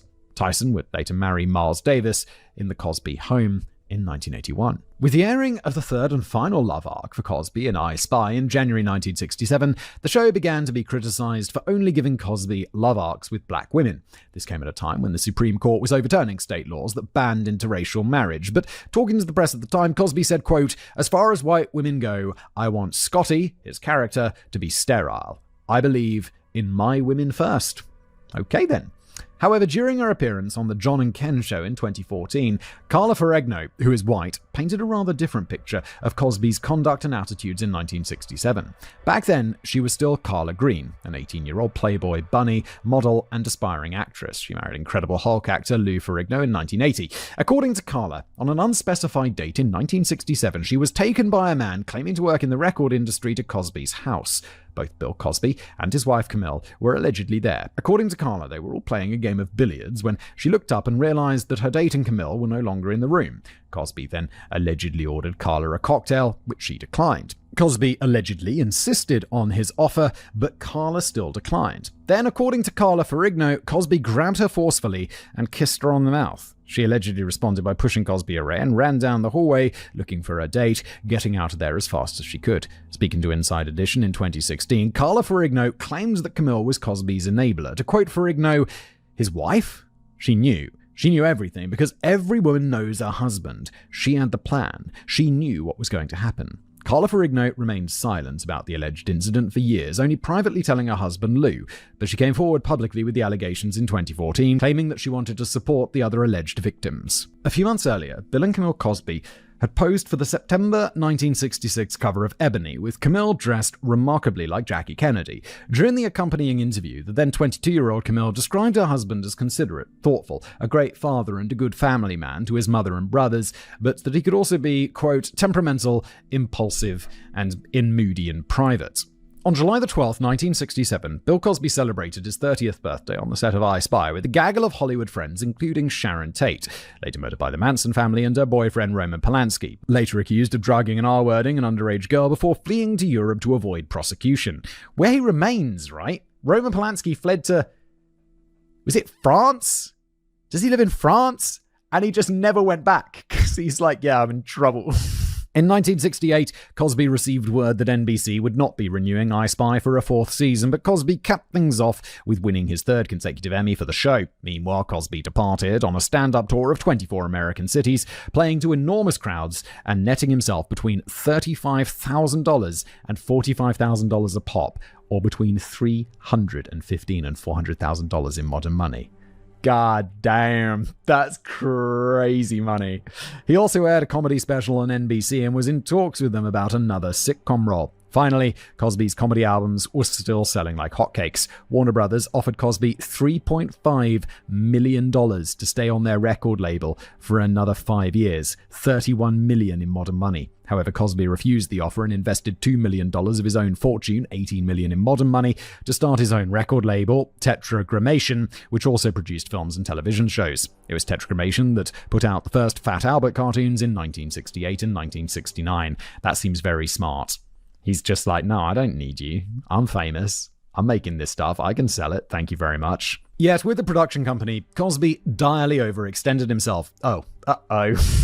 I guess it's like, you gotta be good at business as well. The records division struggled and the film division splashed out huge amounts of cash for prominent actors and directors with few finished projects to show for it. Combined with Cosby's extravagant purchases of properties and fancy cars, by 1969, it dawned on Cosby that he was running out of money. He only had $50,000 left in the bank. Only. I mean, yeah, but it's like, if you've got expenses like someone who makes millions a year, you're going to come across a bill for $50,000 at some point. I place the only in quotations there because that's still approximately $425,000 in modern terms. Yeah, but this is reasonable because that's what he was making in a night at some, like, didn't they say, yeah, between $315,000 and $400,000 in modern money a pop? Like, bro, just go out and do a tour. This caused a great deal of stress behind the scenes, with Cosby splitting rather acrimoniously from his business partners, including his old agent, Roy Silver. Nevertheless, Cosby quickly recovered, signing a 7-year comedy album deal with MCA Records in May 1969, making a killing with more stand-up tours and signing with NBC to produce the first iteration of The Bill Cosby Show, a sitcom where Cosby played a Los Angeles gym teacher. It first aired in 1969 and ultimately ran for 2 seasons. It was also around this time that Cosby turned his personal finances over to his wife Camille, who acted as his business manager from that point forward. As long as Camille's competent, I think that's pretty smart, because you're in it together. Like, the person you're married to is literally the person who you're in it together with most. So, yeah. Kind of makes sense for them to handle your affairs if you're not very good at it, and they can be. Camille soon developed a reputation for her ruthlessness. To quote Bill Cosby, speaking in 1988 to Ebony, "People would rather deal with me than Camille. She's rather rough to deal with when it comes to my business." Yes, but that's why you have that person. Because if you're too nice, then it's like, that's not good. You need this person to handle your stuff. Like, I've got someone who handles all of this stuff for me. And it's like, of course, because I don't want to do it, and I'd be rubbish at it. This guy's like way more ruthless than me, as it should be. It was also in the tumultuous year of 1969 that was a spike in alleged sexual assaults. Joan Tarshis, who was then a 21-year-old comedy writer, claims that she first met Bill Cosby through a mutual friend. Cosby allegedly invited Tarshis to the set of The Bill Cosby Show, ostensibly to help her with the script that she was working on. According to Tarshis, Cosby took her to a nearby bungalow where he gave her a drink, and she fell unconscious. Tarshis said she awoke to find Cosby stripping off her clothing. Cosby then allegedly tried to force Tarshis to give him oral sex. She returned to New York and did not tell anyone what had happened. 2 years later, in 1971, Tarshis claims that Cosby phoned her house, spoke to her mother, and invited Tarshis to the Westbury Music Fair where Cosby would be performing. Tarshis claimed that she reluctantly agreed to go. According to her, Tarshis was again drugged and lost consciousness while riding in a limousine with Cosby. Look, this isn't your fault, but after you got drugged by the dude once, why are you accepting an invitation? And I know it's because he's like rich and powerful, and so that's why. That sucks. She claims that she awoke the next morning in bed with Cosby, who had allegedly undressed and R-worded her. Tarshis claims that she told her story to a freelance journalist, John Millward, in the 1980s, but that he declined to write a story. Joe and Tarshis ultimately came forward with their allegations against Cosby in 2014. In 1969, Linda Traits was an 18-year-old, new to Los Angeles, working as a waitress at Cafe Figaro, of which Bill Cosby was part owner. She claims that on an unspecified date, Cosby offered her a ride home in his Rolls-Royce after she finished her shift. According to Traits, during the ride, Cosby said he would like to swing by the beach. Cosby allegedly parked in a secluded area, opened a briefcase full of pills, and offered Traits one so that she could relax. Traits claimed that she refused, but Cosby kept insisting to the point that it made her uncomfortable. According to Traits, Cosby then allegedly groped her chest, pushed her down in her seat, and tried to mount her. At that point, Traits said that she demanded to be taken home. Traits first went public with her allegations in 2014. Also in 1969, in Toronto, Canada, 21-year-old model Linda Brown was allegedly told by her agent that she had arranged for her to meet Bill Cosby. According to Brown, she went and watched Cosby perform his stand-up act, and afterwards Cosby took her to dinner. After the meal, Cosby allegedly offered to drive Brown home, but said that he wanted to swing by his hotel first because he had a gift for her. Up in his room, Cosby allegedly handed Linda Brown a copy of one of his comedy albums and a soda. Cosby then allegedly told Brown to wait while he went to make a phone call. Brown claims that she drank the soda and passed out. According to Brown, she woke up naked, in bed with Cosby, who allegedly began to R-word her. Talking to New York Magazine in 2015, around the same time she first went public with her allegations, Brown said, quoting, "I felt like a real-life blow-up doll for him. I kept it secret because I was so ashamed and embarrassed about allowing something this horrible to happen to me. Originally, I thought I was the only one to fall into that trap. When I realized that not only was I not the only one, but he did this to many, many women, I felt the need to come forward and help support them, because there is strength in numbers." Again, in 1969, this time in New York City, 21-year-old Sindra Ladd was working on a production crew when she allegedly met and befriended Bill Cosby. According to Ladd, she and Cosby would regularly hang out at her apartment and watch TV together. Ladd claims that one day Cosby asked her to meet him at a friend's apartment. When she arrived, Ladd claims that she told Cosby she had a headache. Cosby allegedly offered her a pill, which Ladd claims Cosby referred to as his, quote, miracle cure. According to Ladd, she lost consciousness and remembers waking up in a bed with a mirror on the ceiling and Cosby in the room allegedly wearing nothing but a terracloth bathrobe. Ladd claims she got dressed, made some polite small talk, and left. Ladd then told her roommate about the alleged incident, but told no one else for decades. Sindra Ladd went public with her allegations in 2015, saying, quote, "The Cosby Show was watched in my house. My daughter liked it. My husband liked it. I would look at it and think, he did that to me." Bill Cosby's legal representation has denied all of the above allegations. Call a cab. During the production of The Bill Cosby Show, NBC quarreled with Cosby over his refusal to use a laugh track, considered an unusual move at the time. Nevertheless, the first season of The Bill Cosby Show premiered to respectable ratings, which kept network executives off of Cosby's back. But when filming for the show's second season began in 1970, the executives were again on Cosby's case to adopt the laugh track, to write tighter scripts, and to bring in guest stars of greater stature. The demands got on Cosby's nerves, and in September 1970 he announced that he was going to quit the show at the end of the second season.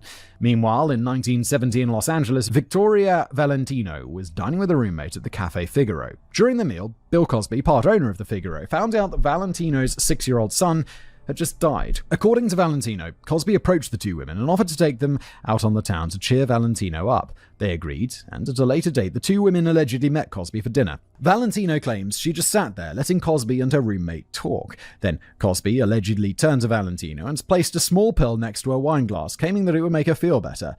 Valentino took the pill. Cosby then allegedly convinced Valentino to take another one and pushed 2 pills on her roommate as well. Valentino claims that she began to feel nauseated. Cosby allegedly offered to drive her and her roommate home, but somehow they allegedly ended up at Cosby's place instead. At that point, Valentino claims she lost consciousness. She awoke sometime later to find Cosby allegedly standing over and leering at her friends. According to Valentino, she successfully defended her unconscious friend, but then Cosby turned his aggression towards Valentino herself, allegedly forcing her to perform oral sex on him and then turning her over and R-wording her. After the alleged assault was over, Valentino claims that Cosby silently got up and walked toward the door. Valentino says she asked him, "How do we get out of here? How do we get home?" According to Valentino, Cosby allegedly replied, "Call a cab," and left without another word. In 1996, Victoria Valentino described the alleged incident during a videotaped interview designed to expose the sordid lives of Playboy models. However, Valentino's interview was never published. Valentino next went public about her allegations in 2014. Also in 1970, 23-year-old Autumn Burns was working in a casino in Las Vegas when she was allegedly approached by Bill Cosby. According to Burns, Cosby offered to help her break into the acting and modeling industries. Then, Cosby allegedly invited Burns to see his show and gave her money to gamble with. Burns claims that she later continued her association with Cosby for a few days and allegedly attended at least one event with him. According to Burns, one evening Cosby handed her $500 or $4,000 in modern money and told her to come up to his hotel room after his show. Up in his room, Burns claims that Cosby gave her a glass of scotch, which was drugged, and then took her into his bedroom, ordered her to sit down on the bed, where he allegedly forced fellatio on her, and R-worded her. Autumn Barnes first came forward with her allegations in 2015. In 1971, Bill and Camille Cosby bought a 15-bedroom dream house in rural Massachusetts along with 21 acres of land for $65,000 or roughly $500,000 in modern money. They further renovated the house for a whopping $375,000 or $2.9 million in modern money. They sold their mansion in Los Angeles and bid goodbye to residing full-time in Hollywood. According to Cosby's biographer Mark Whitaker, Camille wanted to move for 3 reasons. 1, it made more financial sense given Cosby was recovering from near bankruptcy. A $2.9 million renovation doesn't exactly scream financial recovery, but do remember everything is relative. 2, she was worried about her family's safety in Hollywood in the aftermath of the Manson murders. And 3, she wanted to raise her children away from the moral degeneracy and hedonistic temptations of Hollywood, along with avoiding, to quote Whitaker, the pain that her husband's selfish behavior had caused her in their LA years as he indulged a roving eye. Okay, so she knows about that something's going on. Also, to recover financially, this is like the 1970s. Don't you need to, if you're going to be in movies and stuff, don't you need to be in Los Angeles? That same year, up-and-coming actress Louisa Moritz was due to appear on The Tonight Show with Johnny Carson in New York. Moritz was known for playing the role of the ditzy blonde and had recently appeared in the raunchy comedy The Man from Orgy. According to Moritz, during the show's taping, she was in her dressing room waiting to be called when Cosby allegedly entered the room and closed the door behind him. Moritz claims that without a word or a moment's hesitation, Cosby allegedly unzipped his fly and pulled Moritz's head toward him. Speaking to New York Magazine in 2015, Moritz described what allegedly happened next, saying, "It was automatic. It was like he did this with everyone who was on a show with him backstage. I couldn't push him away. He was Mr. Cosby. He moved himself back and forth, and my head was on his penis at all times. Finally, the Tonight Show announcer called my name. I was supposed to be out, but he wouldn't let me go. He rushed out and came out on my call, and he said, 'I'm Louisa Moritz,' and got a huge laugh. I don't remember if they introduced me again.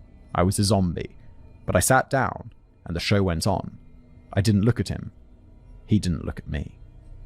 Also in 1971, Cosby was hired to star in the new children's television program, The Electric Company.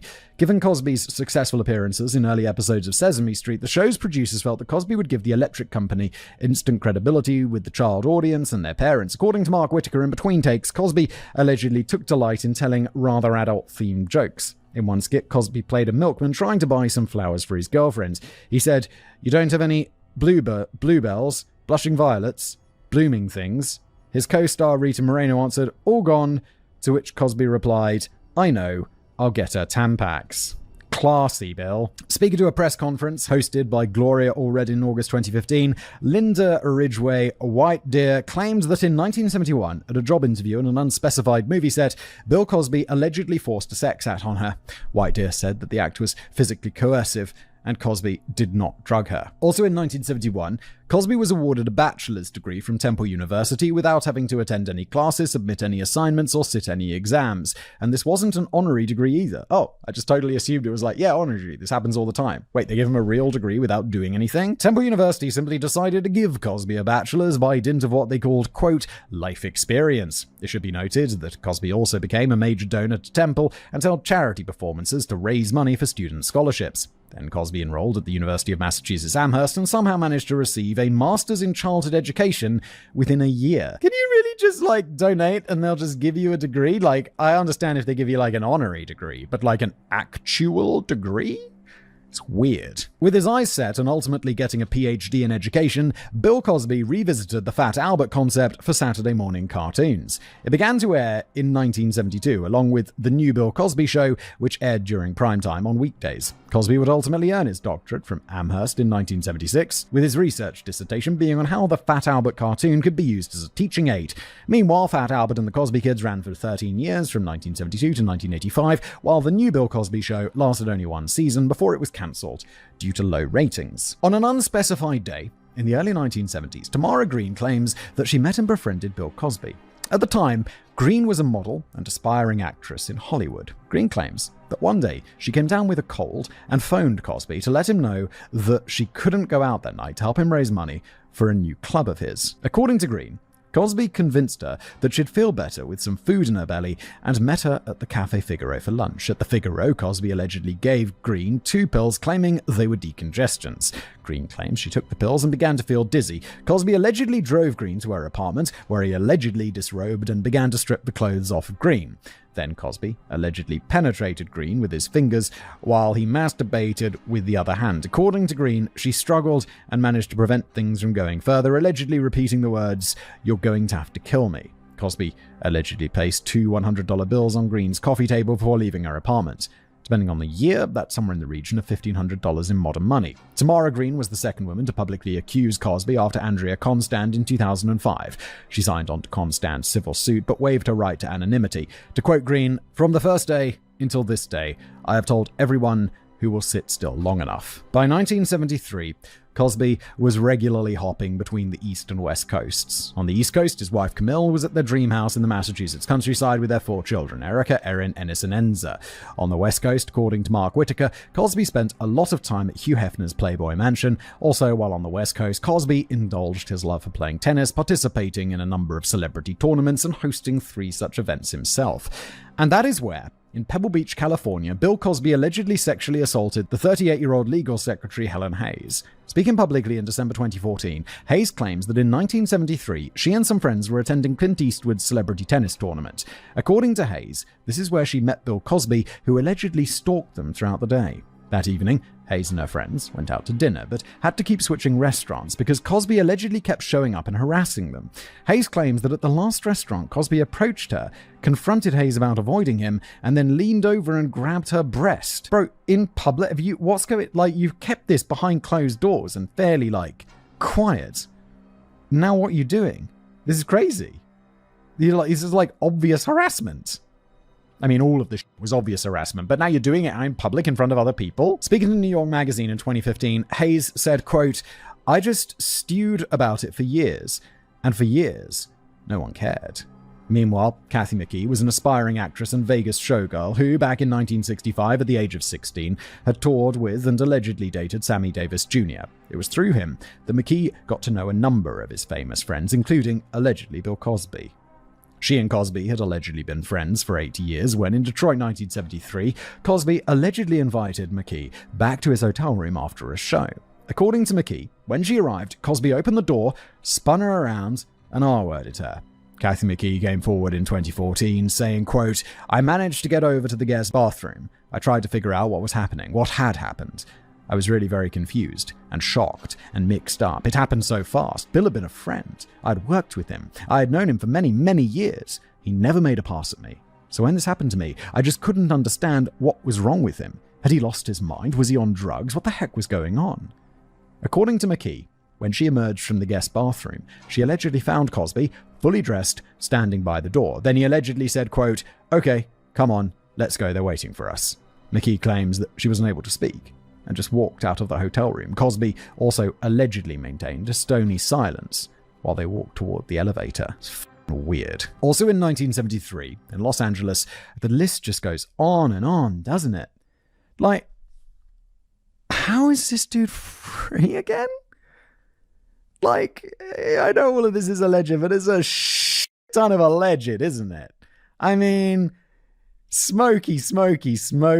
Also in 1973 in Los Angeles, aspiring actress Charlotte Fox claimed that she got hired as an extra on the comedy adventure film Uptown Saturday Night. According to Fox, she met Bill Cosby on the set of the film, and he invited her to listen to him perform at a jazz club in Redondo Beach. Fox accepted, and afterwards she allegedly joined Cosby for dinner and drinks. Then Cosby allegedly suggested they go to the Playboy Mansion. There, Fox claims they had more food and even more drinks. Hugh Hefner allegedly stopped by and introduced himself but did not stay. During the evening, Fox claims that she became ill and went to the bathroom, and shortly thereafter, she blacked out.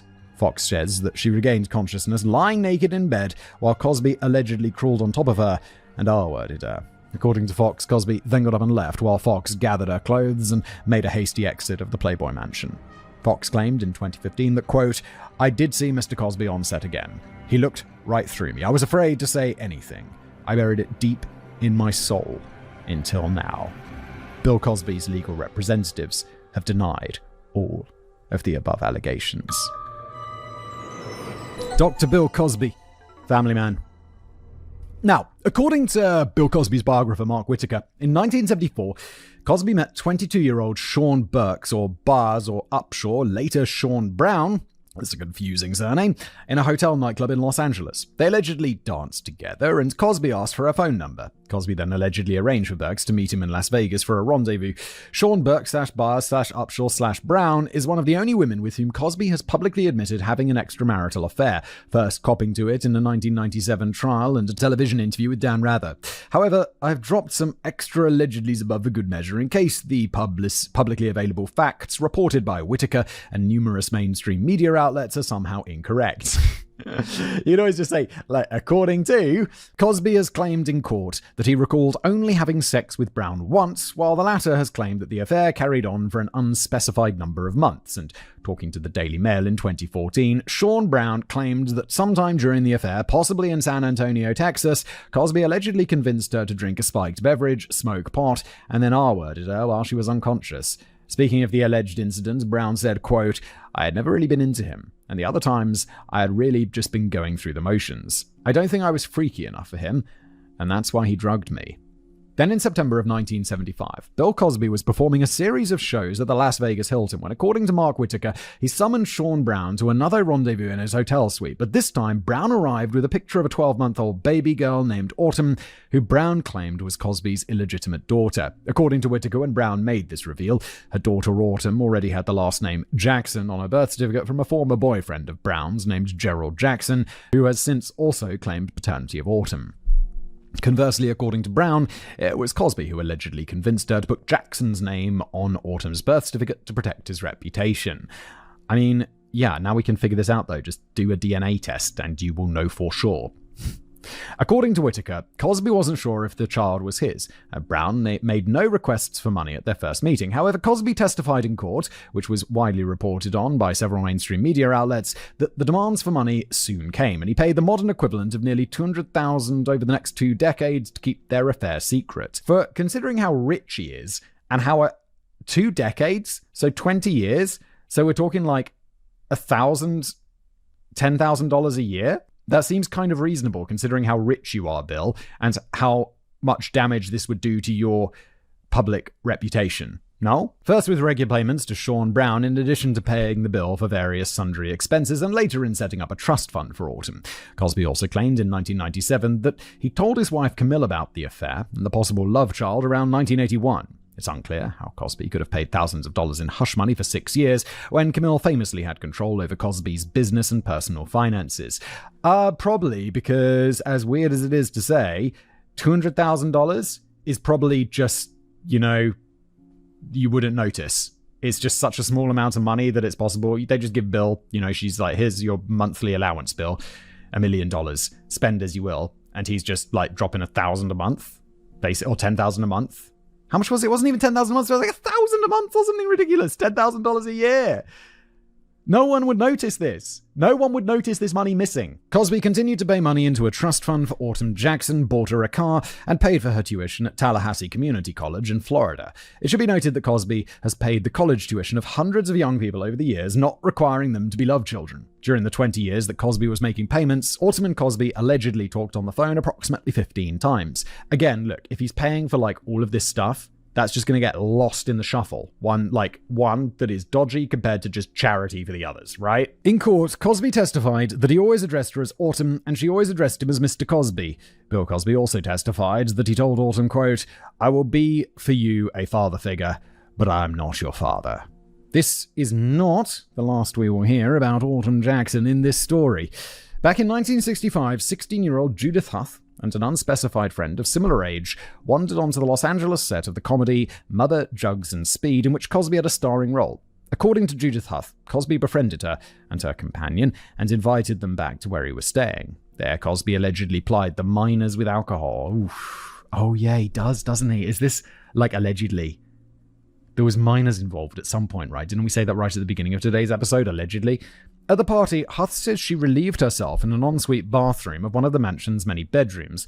When she emerged, she allegedly found Cosby sitting on the bed. Cosby then allegedly grabbed Huth's hand and masturbated himself with it. Judith Huth first came forward with her allegations in 2014.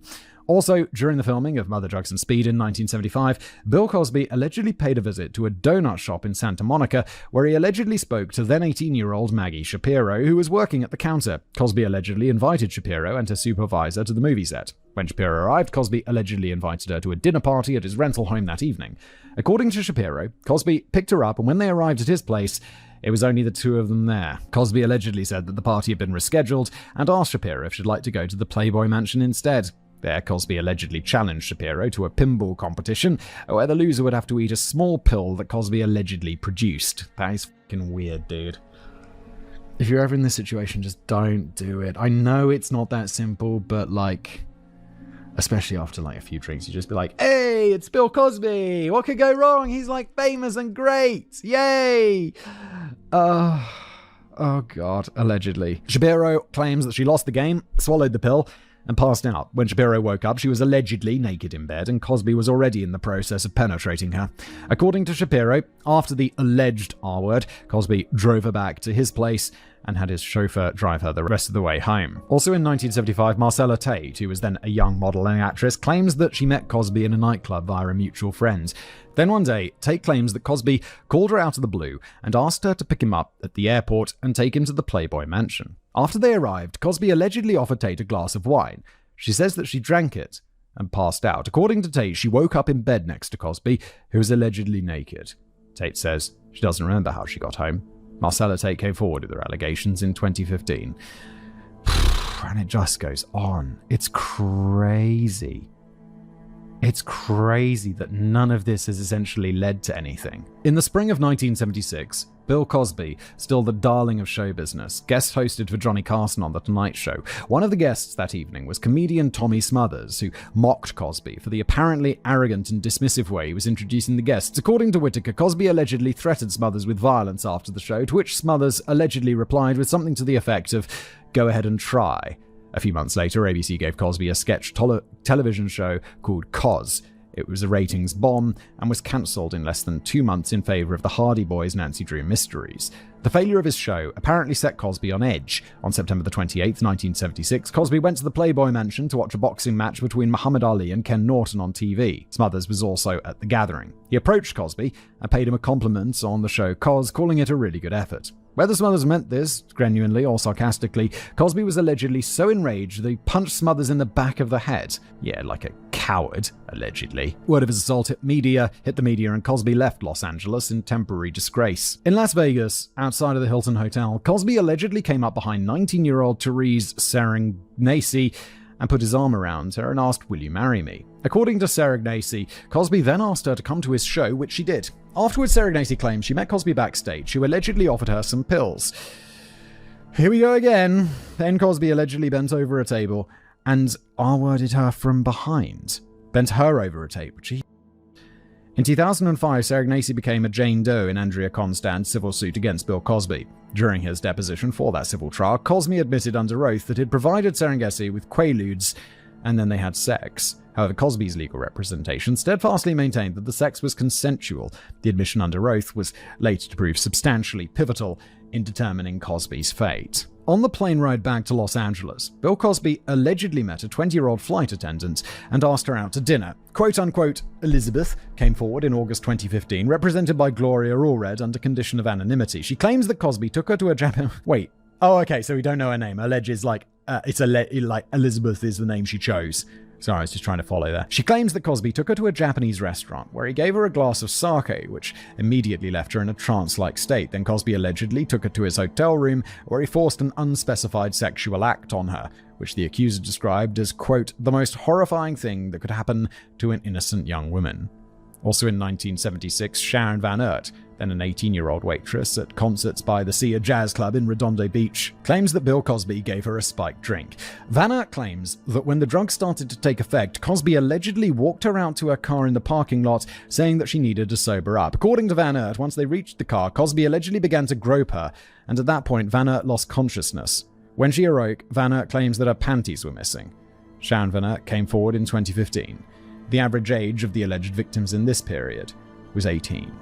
Bill Cosby's legal representatives have denied all of the above allegations. In May 1977, Bill Cosby attended his formal graduation ceremony at the University of Massachusetts Amherst for the PhD in Fat Albert that he'd completed the previous year. Likely eager for the added publicity, officials at Amherst asked Cosby if he'd also give the commencement address, but Cosby declined. A few months later, the now 40-year-old Cosby was again on the cover of Ebony magazine along with Camille, Erica, Erin, Ennis Enza, and newborn baby Evan, a girl. The accompanying article included pictures of Cosby playing backgammon with his kids, cutting into a birthday cake, and eruditely reading books on psychology in his study. Emblazoned on the front of the magazine were the words Dr. Bill Cosby, comedian, actor, author, philosopher, educator, and family man. All caps on family man.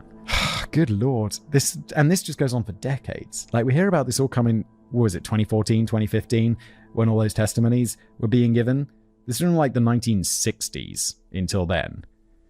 It's wild, dudes. What the f***? Razzle, frazzle, Jello pudding pop.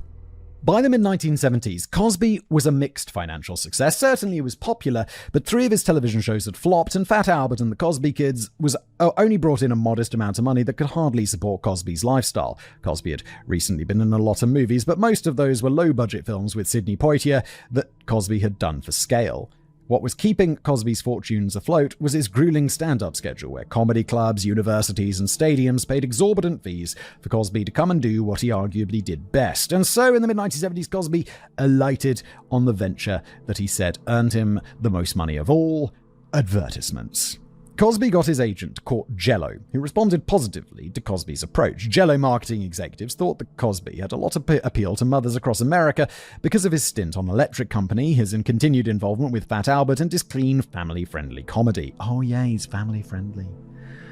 I feel like... Is that true at all? But the comedians who make the more nasty jokes seem to be the ones who get into less trouble. Is that true? I feel like it would be, because if you were making all these jokes, you wouldn't be it wouldn't be so close to home, would it? Why would you do that? And so Cosby became the face of Jell-O for over 2 decades, and in a dozen ad campaigns, each of which had an extremely long run on television. Cosby was so frequently seen on TV flogging Jell-O that it became one of the things that most people in America and abroad remember him for, apart from all the allegations discussed in this episode, of course. Yeah, all I know Bill Cosby for is literally the allegations. I had no idea who Bill Cosby was before any of this. And I know it's very much an American phenomenon or whatever, but it's still it's interesting how things don't cross the pond. Cosby's Jell-O Pudding Pop campaign alone generated $100 million in sales in the first year after Cosby introduced them to the public. That's roughly $380 million in modern money. God damn. In the mid-1970s, Cosby also picked up major brand deals with Del Monte, a massive food conglomerate, and the Ford Automobile Company. The public just seemed to trust Cosby's friendly, avuncular, and squeaky clean persona, much more so than your typical celebrity endorsement, and he fast became the spokesman of choice if you could afford him. Added to which, Cosby also had an immense amount of stamina and could reportedly knock off up to 25 different ad spots in a day. I could do that. I could definitely do that. I've recorded... maybe not 25, but pretty close to number of sponsorships in a day, no doubt. So self-apparent was Cosby's light-hearted and trustworthy nature that a few years ago, he was chosen by soda giant Coca-Cola to front their new Have a Coke and Smile campaign. That foray into the world of soft drinks was so successful that Coke also selected Cosby to wage a counterattack against the Pepsi Challenge campaign, featuring Cosby mocking Pepsi as the number 2 who wanted to be Coca-Cola when it quote-unquote grew up. A few years after that, Cosby and a consortium of investors bought 36% of the Coca-Cola Bottling Company of New York and took control over one of its subsidiaries, the Coke factory in Cosby's hometown of Philadelphia, producing even more wads of cash. Yeah, money makes money, you know. You get that money from all of the ads and just invest it into that business or whatever that you're promoting. That's such a win-win for you. Then Kodak Film, Texas Instruments. Wait, Texas Instruments is it people who make those fancy calculators? Bill Cosby's like, get yourself the fancy calculator today. Why? E.F. Hutton and even the US Census Bureau paid Cosby extravagant fees to represent them as well. Financial analyst Stephen Gale estimated at the time that Cosby was earning approximately $3 million per year from his various ad deals, or $10.3 million annually in modern money. I have to say, I did think it would be a lot more. That doesn't seem like that much for the amount of work he's doing and the amount of sales he's driving. $10 million in modern money? I think, celebrities get paid way more than that these days for, endorsing. Cosby took this immense fortune and bought an additional 200 acres for his estate in Massachusetts, purchased a renovated brownstone in the middle of Manhattan, snagged a mansion in Los Angeles for when he was in town. He referred to it as the house that Jello built, and took an annual vacation at an exclusive luxury resort in Antibes, in the south of France. $10.3 million in modern money.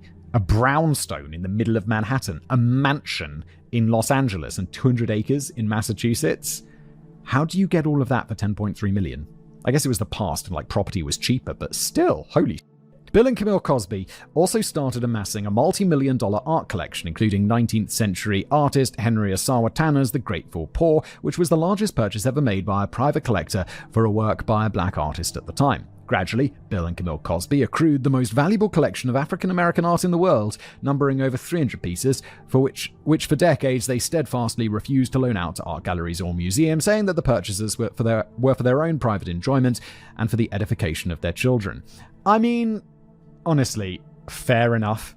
If you buy something, it's not on you to loan it out. If you do that, fantastic. But if you're just enjoying it in your own home as you paid a fortune for it, also fine. I'm not judging you for that. Eventually, in 2014, the Cosbys finally loaned 62 of their paintings to the Smithsonian, and through a lavish and pretentious gala called Conversations, African and African-American artworks in dialogue. Unfortunately, the chit-chat between inanimate paintings was upstaged at the gala when an interviewer from National Public Radio had the audacity to ask Cosby about the recent flood of allegations against him. Oh, this was in 2014. I totally missed that. We just jumped forward decades. Cosby responded with a long and stony silence. The interview was duly broadcast, along with the yawning chasm of dead air.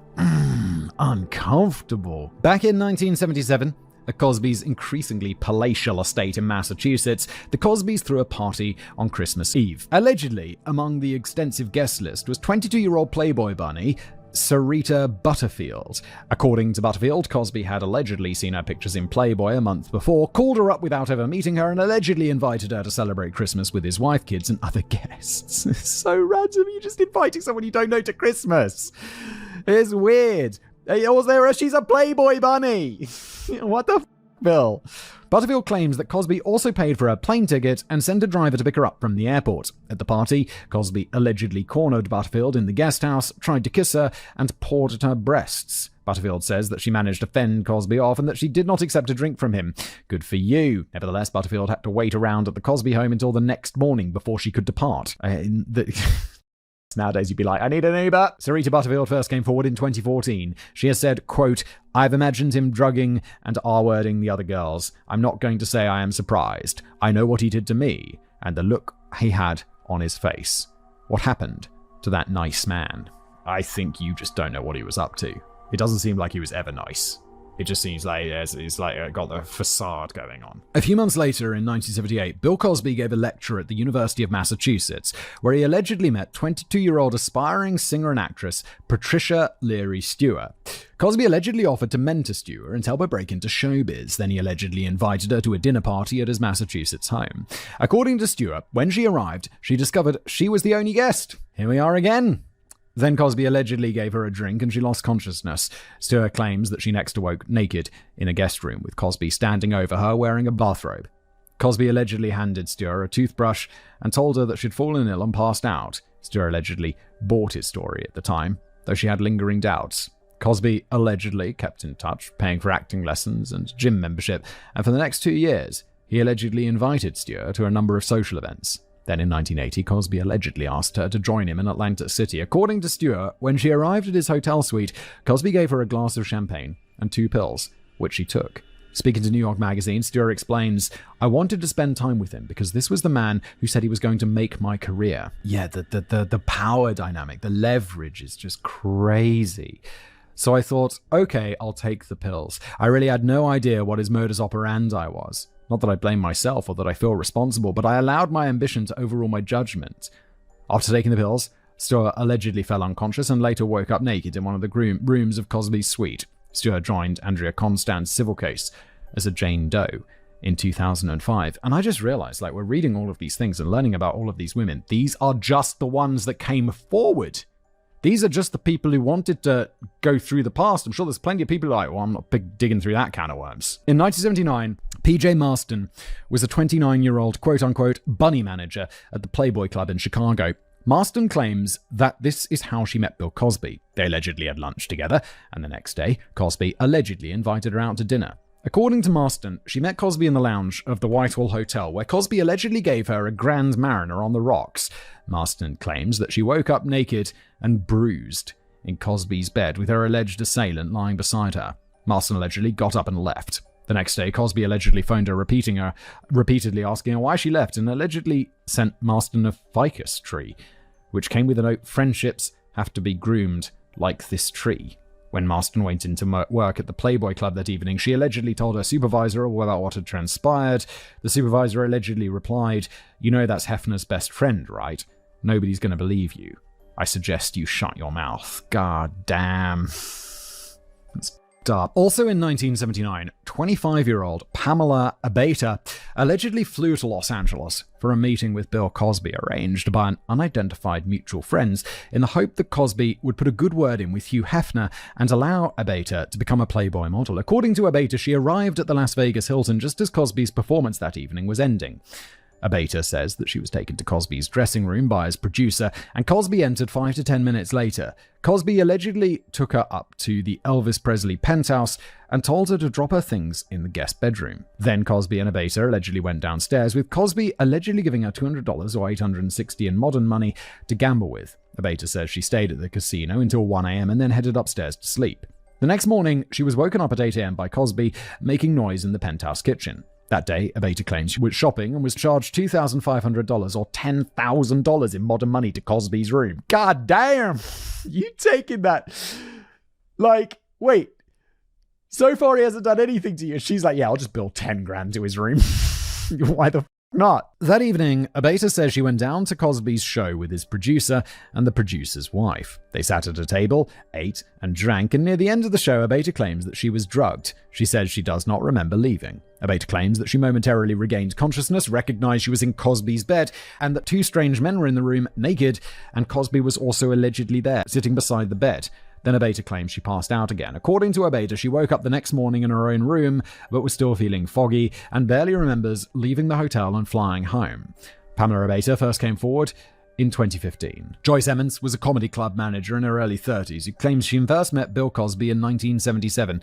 In 1979 or 1980, Emmons allegedly went out to a club with a female friend and joined Cosby and his entourage. According to Emmons, she developed a headache and asked Cosby for a Tylenol. Cosby allegedly said that he had something stronger. Emmons allegedly took the pill, passed up, and woke up naked in bed with one of Cosby's friends. It's weird. Now he's branching out to because didn't we just say there were other people in the room? And now it's with his... What are you doing? The friends allegedly asked Emmons if she had a good time. She allegedly responded by saying, "Do you always a dead person?" Emmons said she showered, got dressed, and allegedly confronted Cosby, asking him what he gave her. Cosby allegedly replied that it was a Quaalude. Emmons also claimed that Cosby showed Emmons a drawer full of pills and allegedly said that he didn't do drugs, but that he kept it for his friends and the women he was sleeping with. Yeah. Yeah, allegedly. Bill Cosby's legal representatives have denied that any of the above allegations are true. In the autumn of 1980, Bill Cosby, now 43, wrote a comic essay for the... Oh, he's really old then. 20, 40, 80... Oh, he's in his late 80s. God damn. He wrote a comic essay for the December issue of Ebony entitled Bill Cosby Talks About Middle Age and Other Aggravations. In the article, Cosby writes, quote, "One of the most important things when you turn 40 is that you weigh things thusly. You look at the enjoyment you may get from a given activity, and then you look at the amount of work that may go into it. For example, sex with a young, beautiful woman who has plenty of energy. The amount of seating and digging and crawling you're going to have to do, it's not worth it." Next to the article is a picture of Cosby smoking a cigar while standing on a diving board, gazing longingly at a woman in a bikini. The caption reads, "One of those things you want, but are glad you can't have." Creepy given the alleged context, isn't it? Damn. America's dad. And look, everybody, just before we get into this section, need to address this real quick, especially for the video listeners. Yes, I'm wearing a different shirt, possibly different glasses, because this I recorded in 2 parts, and I've actually been on a short holiday in between these recordings. So if I don't remember something that happened about 3 minutes ago, that's why. I'm going to do my best. We'll be fine.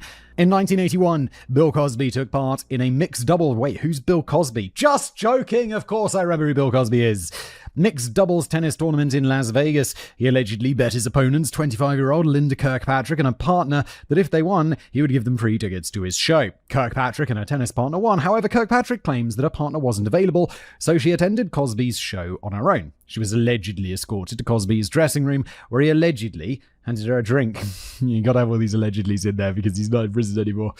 Because he got off allegedly on a technicality. Do I need to say allegedly? It was like a technicality, right? Wasn't it? According to Kirkpatrick, her memory of the rest of the evening is in fragments. Cosby allegedly mounting her and trying to kiss her. Cosby allegedly wearing a silver bracelet with Camille engraved on it. And Kirkpatrick somehow arriving home. Later, Cosby allegedly called Kirkpatrick and apologized, inviting her to the Las Vegas Hilton with the promise of front row seats to his show.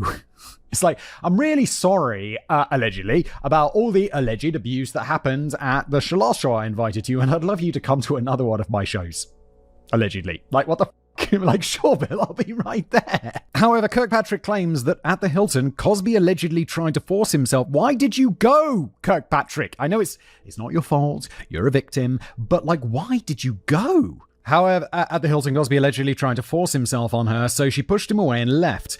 Linda Kirkpatrick first came forward in 2015, saying, "I didn't come forward before. I was a coward. I felt at 25, if I'd revealed what a celebrity with seemingly family-oriented persona had done, that I'd be called a liar." Yeah, that's entirely fair. I still don't understand why you went to the next show after what happened to you, allegedly, but, like, yeah, not coming forward, I completely understand. When people are like, "Oh, why didn't these women come forward before?" And it's like, well, for really good reasons, if you'll just listen for a second. Coming forward in 2018 under a condition of anonymity, a woman with the pseudonym Katie has also claimed that in 1981 she met Bill Cosby while working as a waitress in a nightclub in Denver, Colorado. Cosby allegedly gave her a glass of red wine and she lost consciousness.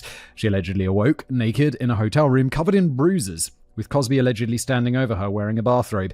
The anonymous woman claims that she fled the room while Cosby allegedly begged her to stay. In 1982, Cosby allegedly invited 27-year-old supermodel Janice Dickinson to his hotel in Lake Tahoe shortly after she had left drug rehab, allegedly saying that he had an acting role for her. Cosby had not met Dickinson before, but he had allegedly been following her career with interest. At dinner, Cosby allegedly gave Dickinson a pill to have with a glass of wine. According to Dickinson, she awoke the next morning to find Cosby on top of her. Dickinson was allegedly naked, with semen between her legs. That's a sentence I didn't need to know. Dickinson says that she immediately realized that she had been R-worded. Dickinson allegedly first recounted the story for her autobiography in 2002, but the publisher allegedly cut it for legal reasons. God damn. I mean, yeah, I guess. But it's like, you got... This is just what she's saying. She says, "This happened to me." It's not defamation if it's true, right? But then I guess you got to prove it's true. If they sue you, well, then it's on balance of probabilities, right? So, and then it's going to be really hard because they'll have really good lawyers. This sucks. Dickinson also made a vague allusion to her allegations in 2006 on the Howard Stern show. Janice Dickinson first came forward publicly with a full story in 2014. There's much more to say on that later. Yeah, you got a, allusion. It's like, say, this really famous dude who you probably know, right, Howie? Between 1978 and 1984, Bill Cosby hosted a children's television program, of course he did, called Picture Pages, aimed at preschoolers. The show was, in theory, interactive, where children learned geometry, maths, and art by following Cosby's instructions and filling out a workbook. In 1982, Cosby was in Pittsburgh, where the show was filmed, allegedly looking for young actors to play as sidekicks on the show. And yes, this is going where you probably think it's going. Oh, it's so grim. It's like somehow, because he's casting them to be like a lot, in a children's TV show and stuff, obviously not children, but like it's just even more creepy. Oh my God, wait a second. I just read the next sentence. One of those young actors was 15-year-old Renita Cheney Hill. Cosby allegedly plied Hill with alcohol, whereupon she fell unconscious and allegedly woke up hours later in bed. According to Hill, as a 15-year-old, she didn't immediately draw the connection between drinking the alcohol and her lapses into unconsciousness. Meanwhile, Hill had dreams of fame and fortune as an actress, and Cosby allegedly took on the role of her mentor. Cosby's relationship with Hill allegedly continued from 1982 to 1986, and he would allegedly fly her to several locations, including New York and Atlanta, so she could allegedly come to his hotel room at night. Just allegedly. There's never been a script with more allegedlys. Speaking to KDKA reporter Ralph Iannotti in 2014, Hill claimed that whenever she met Cosby, the same sequence of events would ensue. Cosby would allegedly pressure her to drink, and then Hill would pass out. Hill claims that one time, just prior to her passing out, she remembers Cosby allegedly kissing and touching her with a taste of cigars on his breath, and when Hill woke up in bed the next day, Cosby allegedly mentioned to her that she could stand to lose a little weight. Why? What's going on? One day, Hill allegedly told Cosby over the phone that she didn't want to drink when she met him because it made her feel funny. Cosby allegedly replied that if Hill didn't drink when she came, then she shouldn't bother coming at all. After a few years, Hill enrolled in college and Cosby allegedly paid her tuition. Nevertheless, at age 19, Hill claims that she suddenly cut off contact with Cosby and gave up on her dream of becoming an actress. Yeah, because you tasted that Hollywood world and were like, yeah, this and the creeps. Hill first came forward publicly in 2014, saying what made her mind up was listening to the other accusers being called liars in the media. Yeah, I mean, this is how it works, right? It's like, oh, they're liars, they're liars, they're liars. And then like loads of people come forward. It's like, maybe there's something to this. In 1982, 24-year-old Janice Baker Kinney was working as a bartender at Harrah's in Las Vegas, where Cosby was performing. After the show, one of Kinney's co-workers allegedly invited her to a pizza party at Cosby's place. According to Kinney, when she arrived with her friend, they noticed that nobody else but Cosby was there. Bit of an MO there, isn't there? Cosby allegedly gave Kinney 2 pills which she swallowed before starting a game of backgammon. Then Kinney claims that she fell unconscious, awakening later on the couch, allegedly with her pants unzipped and her blouse unbuttoned. Kinney claims that her friend was gone, and Cosby allegedly stuck his hand inside Kinney's shirt. Kinney says that she remembers Cosby carrying her upstairs. When Kinney awoke the next morning, she was allegedly naked in bed with Cosby, with the latter stroking her stomach. Before Kinney left, Cosby allegedly told her, "This is between me and you." Bro, this is so disgusting. In 1983, Cosby released footage of a stand-up performance he gave in Canada as a movie in theaters called Bill Cosby Himself. This was aping the hugely successful theatrical releases of 2 stand-up performances by Richard Pryor. Bill Cosby himself opened with a montage of pictures of Cosby's children, over which he sang the parody song Just the Slew of Us. Roughly half of his act revolved around Cosby telling cutesy stories about his life with Camilla and his kids. Fox executives who released the film suspected that the material was not edgy enough like Pryor's to draw a massive audience, and one critic in Variety likened the film to being forced to watch someone's home movies. Due to low box office numbers, Bill Cosby himself was quickly withdrawn from theaters and relegated to HBO, the new cable movie channel that had just launched. As a new channel starved for content, HBO would play the film whenever they needed to fill airtime. Oh, how far you've come, HBO. Now you just make awesome shows.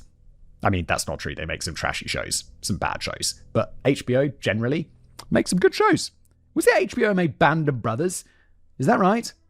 Despite this failure, Cosby had not yet given up on the idea of putting forward wholesome content that reinforced his public image as a family man. And so, in early 1984, with network television desperate to have a new hit after several failed primetime sitcoms, Cosby entered talks with a TV production company to create a new show. During negotiations, Cosby asked for more than $1 million per season. I was thinking per episode would be a lot because weren't the stars of Friends and The Big Bang Theory making $1 million episode? And that was regarded as the highest ever. So this wouldn't be like in 1984, you wouldn't be doing this, but it's per season, which seems still like a lot. Cosby originally wanted the character to be working class, driving a limousine while his wife would be a Hispanic handywoman. But the producer said they wanted Cosby and his wife's character to be reasonably well-off, upper-middle-class college grads, so the question of money didn't distract from the main focus of the show on family. Camille backed up this decision, though she is sometimes credited with coming up with the idea.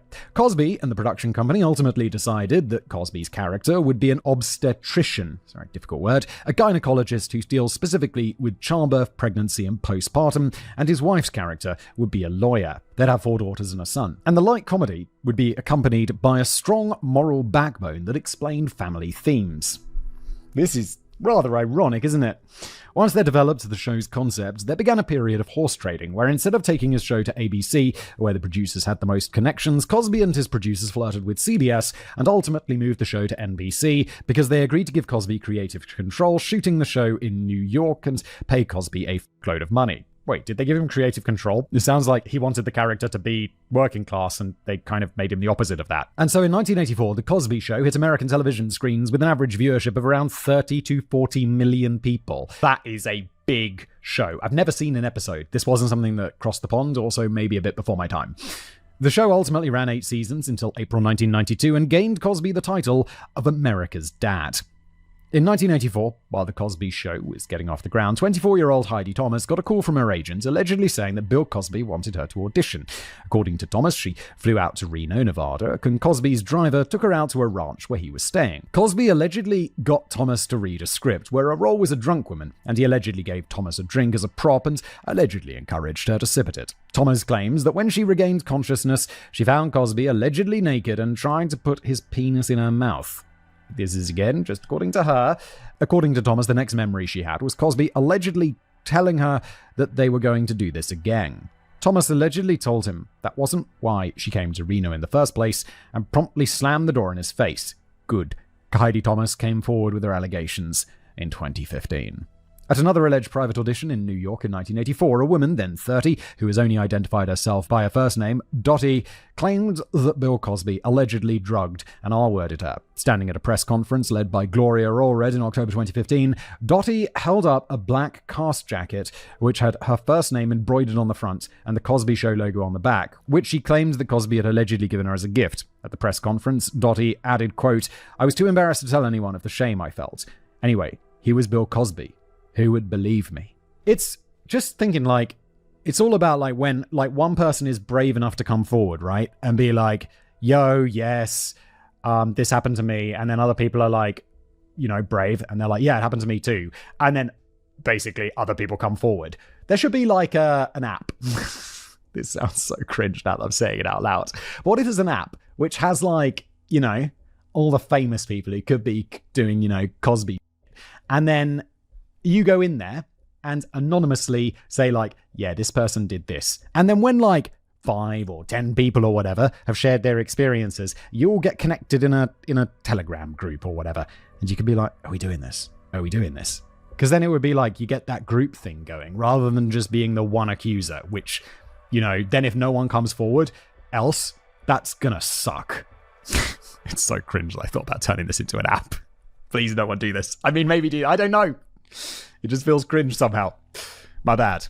Around the same time, 31-year-old model and actress Beverly Johnson also allegedly attended a private audition for The Cosby Show at his brownstone in Manhattan. According to Johnson, she brought her young daughter with her, and Cosby allegedly served them brunch and gave them a house tour. However, Johnson allegedly returned a second time alone, and during a scene reading, Cosby allegedly gave Johnson a cup of espresso. Johnson claims that she took 2 sips and shortly thereafter immediately realized that she'd been drugged. As Cosby allegedly approached her and put his arm around her waist, Johnson allegedly started cussing Cosby out for slipping her a roofie. Cosby then allegedly grabbed Johnson by the arm, dragged her out of the brownstone, and manhandled her into a cab. Beverly Johnson first published her allegations in a Vanity Fair article in August 2015, which coincided with the release of her memoirs, where Johnson also recounted the alleged incidents. Is that the best idea, though? Like, to come forward with allegations just as you got a financial incentive? I know I'm just going to stop because you're like a victim and stuff, but it doesn't seem like the best time. Bill Cosby, it's always a good time, but not the best time. Bill Cosby hit Johnson with a defamation lawsuit that December, but dropped it in February 2016. Also in 1984, Beth Ferrier claims that as a 25-year-old model, she allegedly embarked on an affair with Cosby and had consensual sex with him. The affair allegedly lasted several months. According to Ferrier, a few weeks after they broke up, Cosby allegedly invited her to watch him perform in Denver, Colorado. Ferrier claims that when she visited Cosby backstage, he allegedly gave her a cappuccino and she lost consciousness a few minutes later. According to Ferrier, she woke up in the back of her car with her bra unhooked several hours later. Ferrier joined Andrea Constand's 2005 civil lawsuit against Cosby as a Jane Doe. In 2015, she told New York Magazine, quoting, "It's like a slap in the face until we can actually have our day in criminal court or we get the statute of limitations to change. It makes me really angry. I can't feel happiness. I feel very sad and alone, but I'm not afraid of him anymore." In 1985, the first season of The Cosby Show won 3 Emmys for Best Comedy Series, Best Writing, and Best Directing. Wow. With Cosby refusing to be considered for Best Actor, saying that the 3 Emmys he won for I Spy were enough. Oh, what a humble and nice dude. The show also scored exceedingly well in every single demographic. Men, women, black, white, or Hispanic, all of them seemed to identify with the show. It was arguably the first sitcom featuring a black family that seemed to transcend racial lines. As the show carried on, the Huxtables increasingly came to resemble the actual Cosby family. Privileged, with bright prospects, and with Claire Huxtable, played by Felicia Rashad, fast becoming an idealized version of the well-bred and cultured Camille. The fact that they had chosen to make the Huxtable family upper middle class was also applauded as being a breath of fresh air for a black family, not to be depicted as struggling and lower class. I guess the first, sitcom for me, that wasn't, that had, the black family as the core was Fresh Prince of Bel-Air. That's definitely my generation. 1990s? Late 90s? Early 2000s? With Will Smith? Good ass show.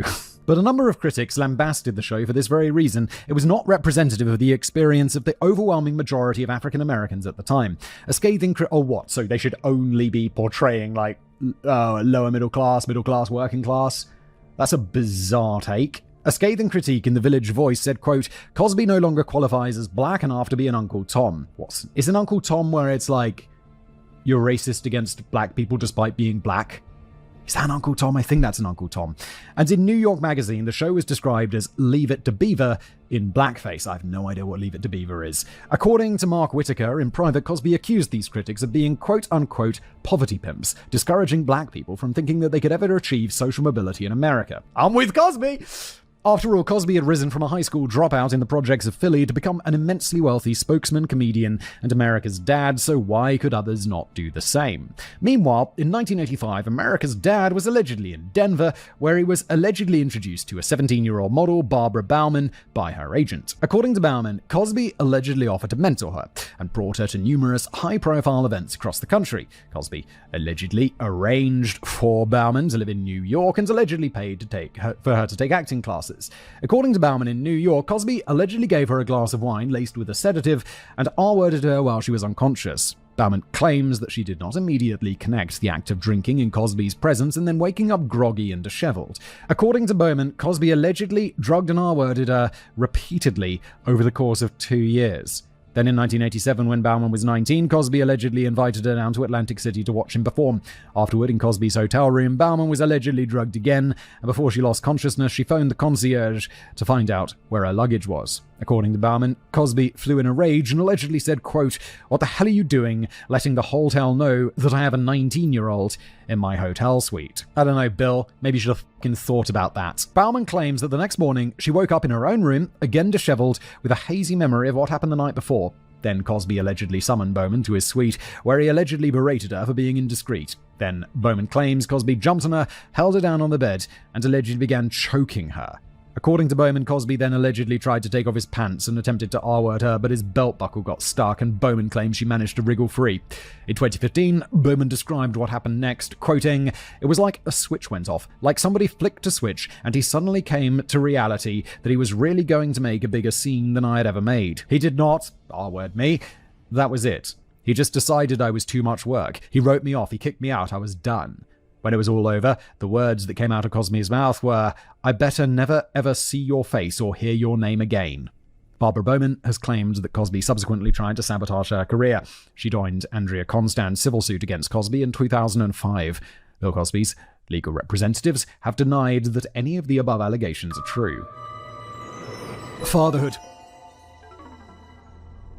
By the third season of The Cosby Show in 1986, it was #1 in the ratings chart and served as the launching pad for NBC's primetime entire Thursday night, which included such legendary heavy hitters as Family Ties and Cheers, which were second and third in the charts. That year, Cosby also rolled out a book called Fatherhood, which recounts several humorous Cosby stories and gives a how-to guide on being a good dad. It's so... oh god, the mask versus the person is just crazy here. Like everyone, every celebrity, even me, like we're a little bit different in real life, because of course we are. But like this is crazy. It would be like me writing a book about how to care for dogs. In the book, the author rails against fathers who abandon their kids and encourages dads to take part in all aspects of their kids' lives, including tasks quote-unquote traditionally given to the mother. This is a little bit like, don't get me wrong, this is like the least bad thing that Bill Cosby has allegedly done. But it's a little bit out of touch to be like, yeah, the men should just be as involved as they are. And what do you know about people's lives, Bill? These people are probably working really hard, and they don't have all the money in the world to just do everything exactly right, do they, Bill? The book spent 54 weeks on the New York Times bestseller list, earning Cosby several $1 million in royalties and scoring him a $2 million advance. That's $5.7 million in modern money for his follow-up book, Time Flies. But it turns out that both Fatherhood and Time Flies were ghost-written by a literary humorist named Ralph Schoenstein and quote-unquote attributed to Bill Cosby. This isn't like, again, of all the things that Cosby's done, this probably wasn't even his idea.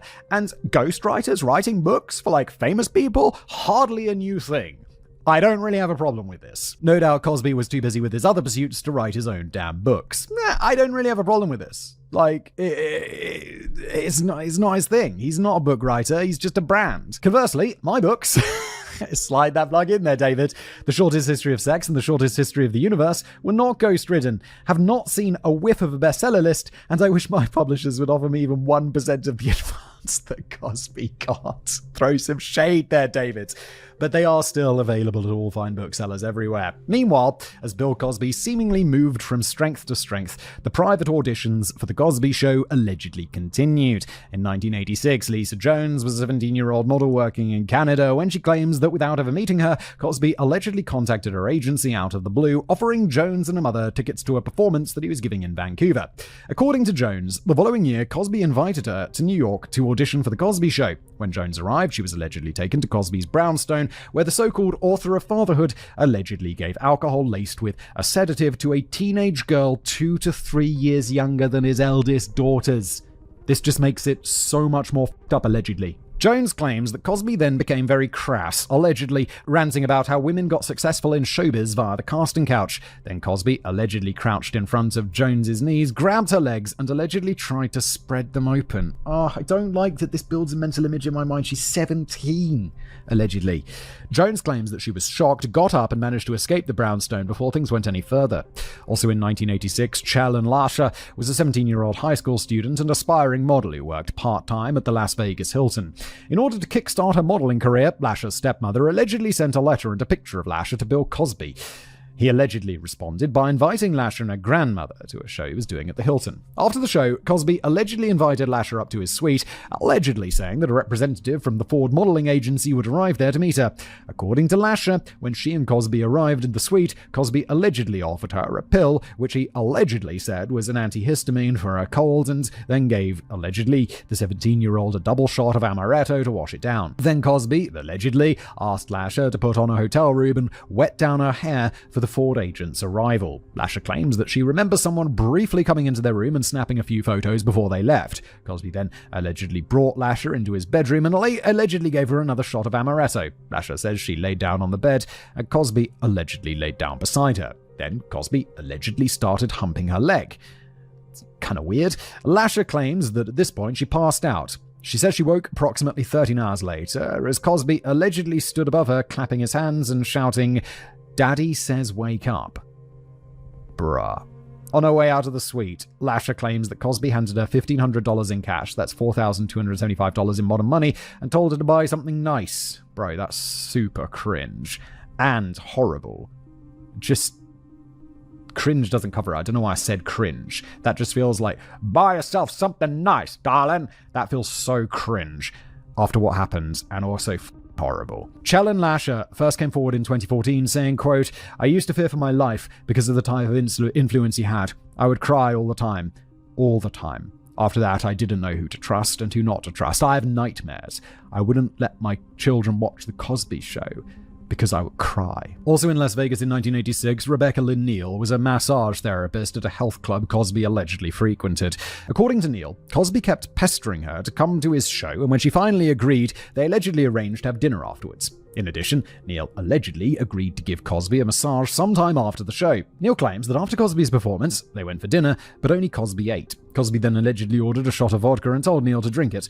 According to Neal, the drink left her feeling disorientated and she had trouble walking, and Cosby allegedly led her back to his dressing room. There, Cosby allegedly took off Neal's pants and initiated sex. Neal claims that she told Cosby to stop, and he allegedly told her to calm down and started talking about how an orgasm was like a thermostat slowly building pressure, while he continued to R-word her. Neal claims that when it was over, Cosby allegedly rushed her out of the dressing room, telling Neal to call him next time he was in town.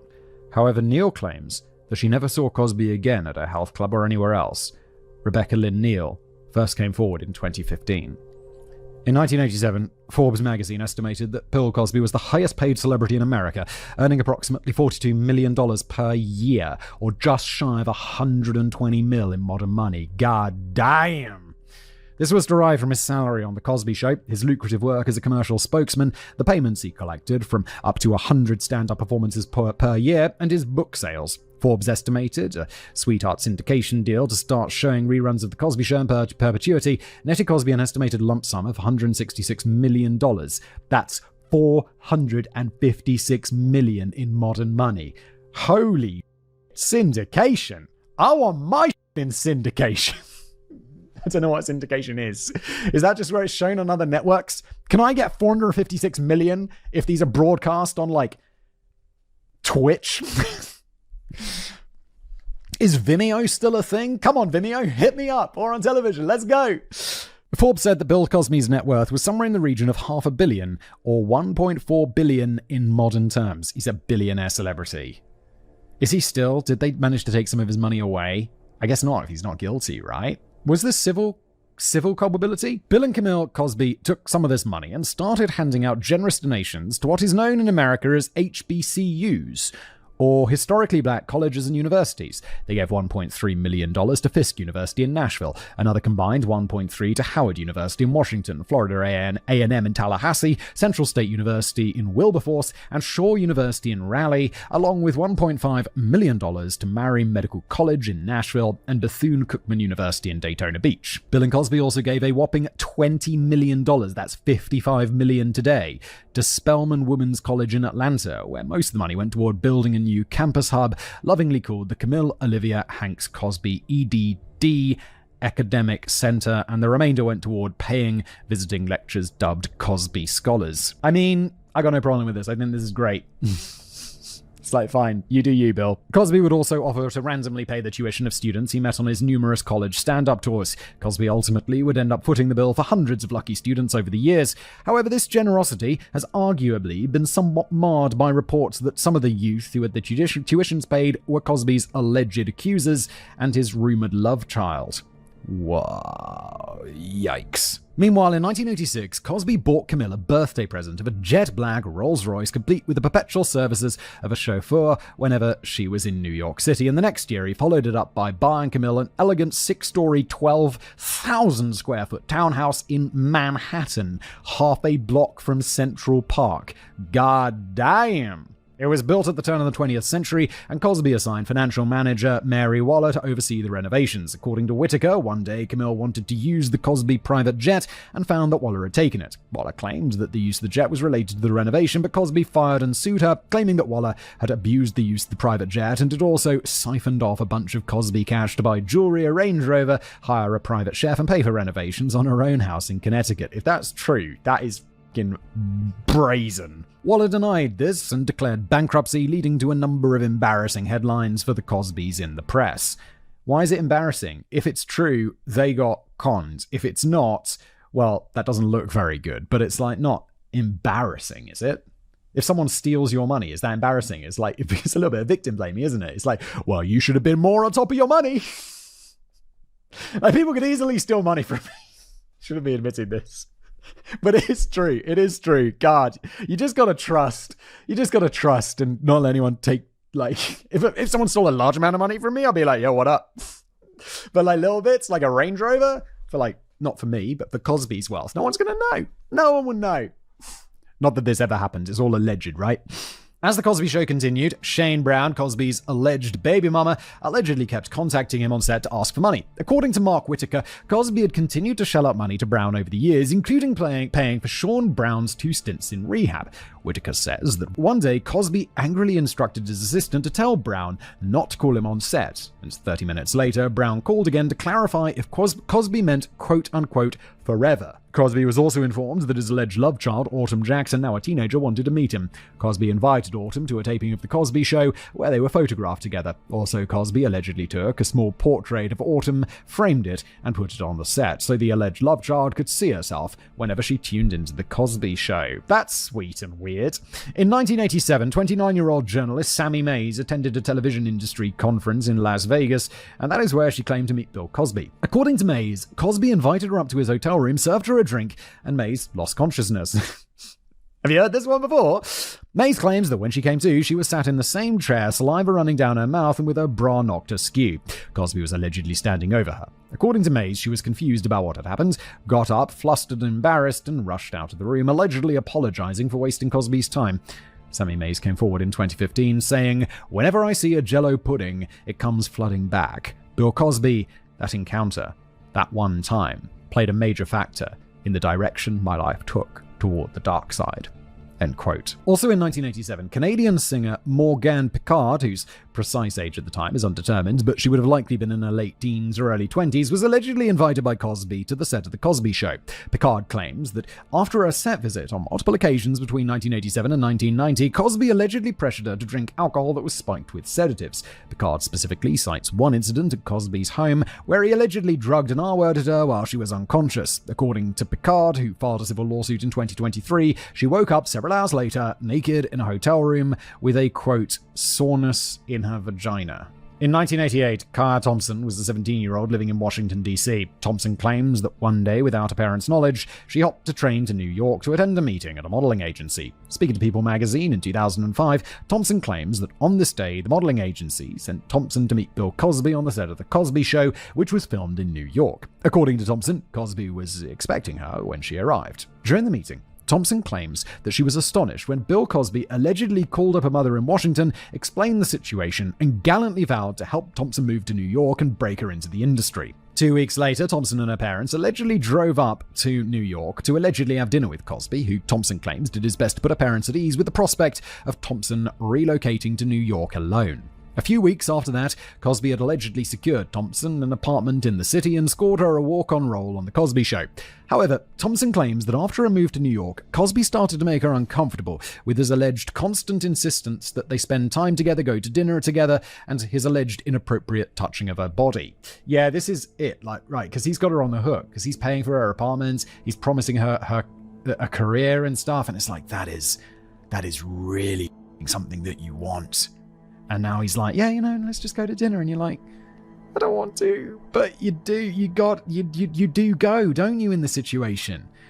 And then it just gets fucking worse. It's going to get worse. Allegedly. According to Thompson, Cosby once told her to pick a favorite outfit out of any magazine so that he could buy it for her. He'd then take her to dinner, then they'd go back to his place where they could have an amaretto, and then she'd probably be so tired that they'd fall asleep on the couch. The straw that broke the camel's back was when Cosby allegedly phoned Thompson at 1 a.m. asking to see her.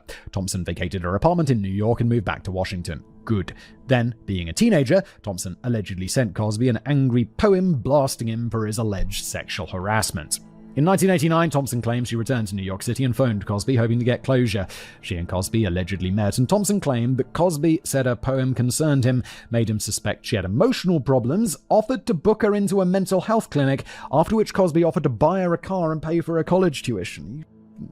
She's the one with mental problems, Cosby.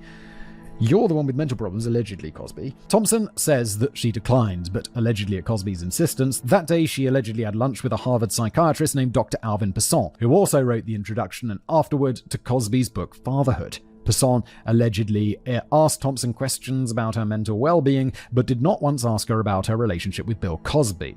It shouldn't be noted that Pesson says that he does not recall meeting with Thompson, but that he often had people affiliated with The Cosby Show ask him for advice. According to Thompson, after the lunch, Dr. Bussant allegedly sent her back to Cosby's house, where Cosby allegedly fixed a drink, started caressing her, and then allegedly told her to grab a bottle of Lubriderm, and then Thompson claims that she was coerced into giving America's Dad and the attributed author of Fatherhood a handjob.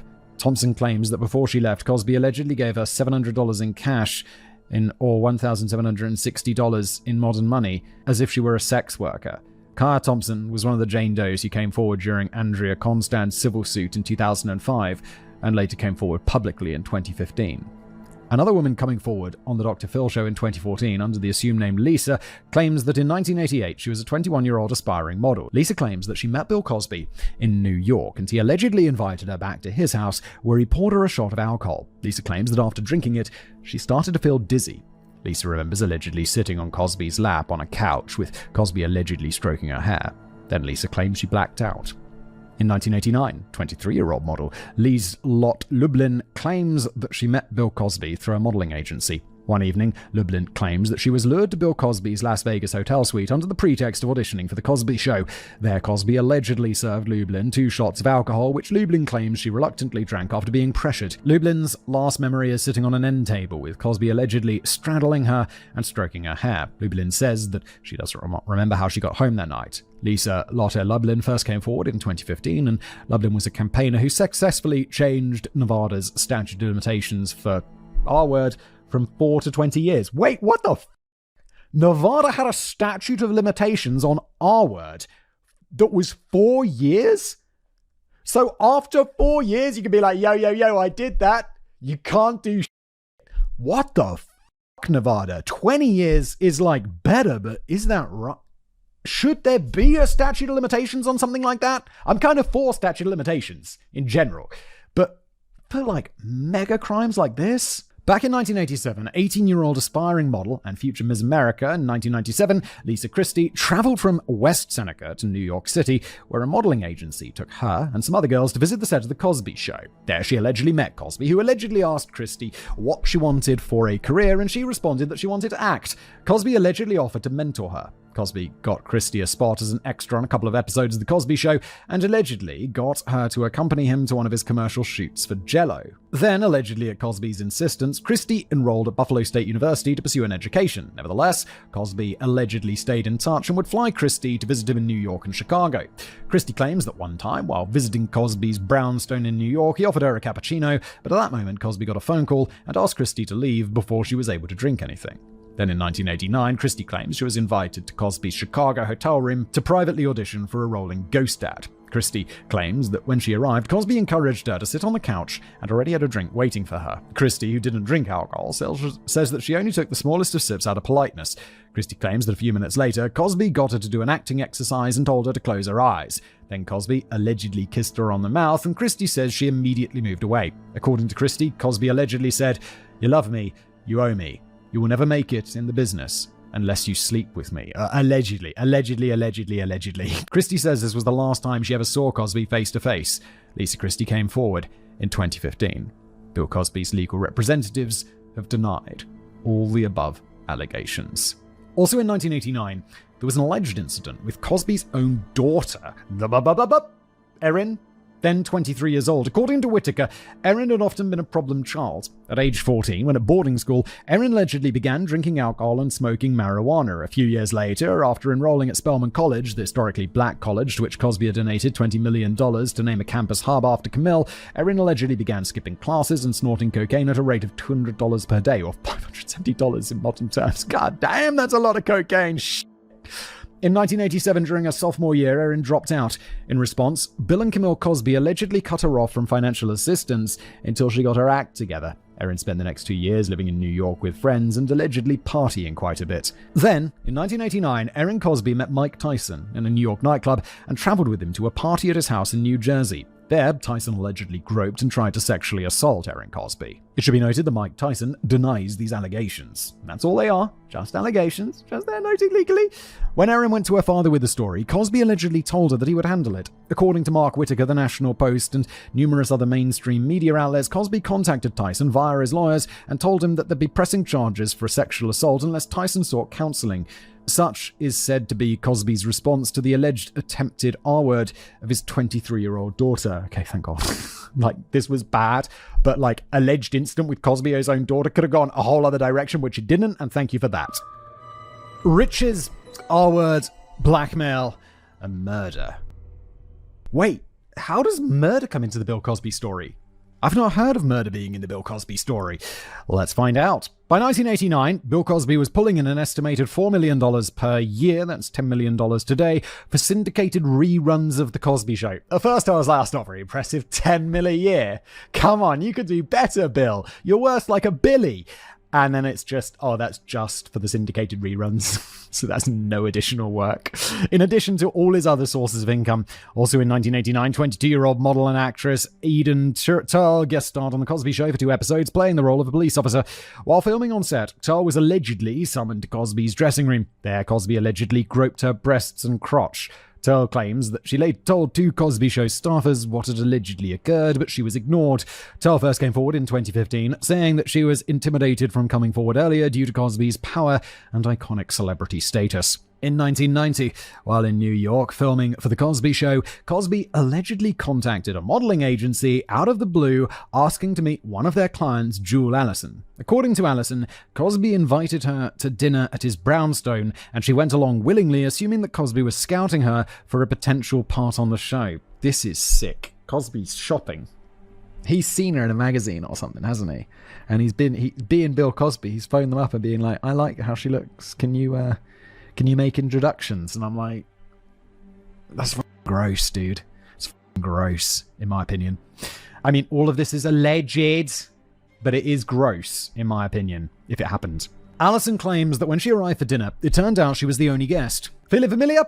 Cosby allegedly gave her a glass of wine, of which Allison took a few sips. Thereafter, Allison says that her memory of events becomes fragmented. She claims that Cosby helped her stand up, lifting her up by her underarms. Cosby allegedly walked Allison into an adjoining room where he allegedly told her to look at herself in the mirror.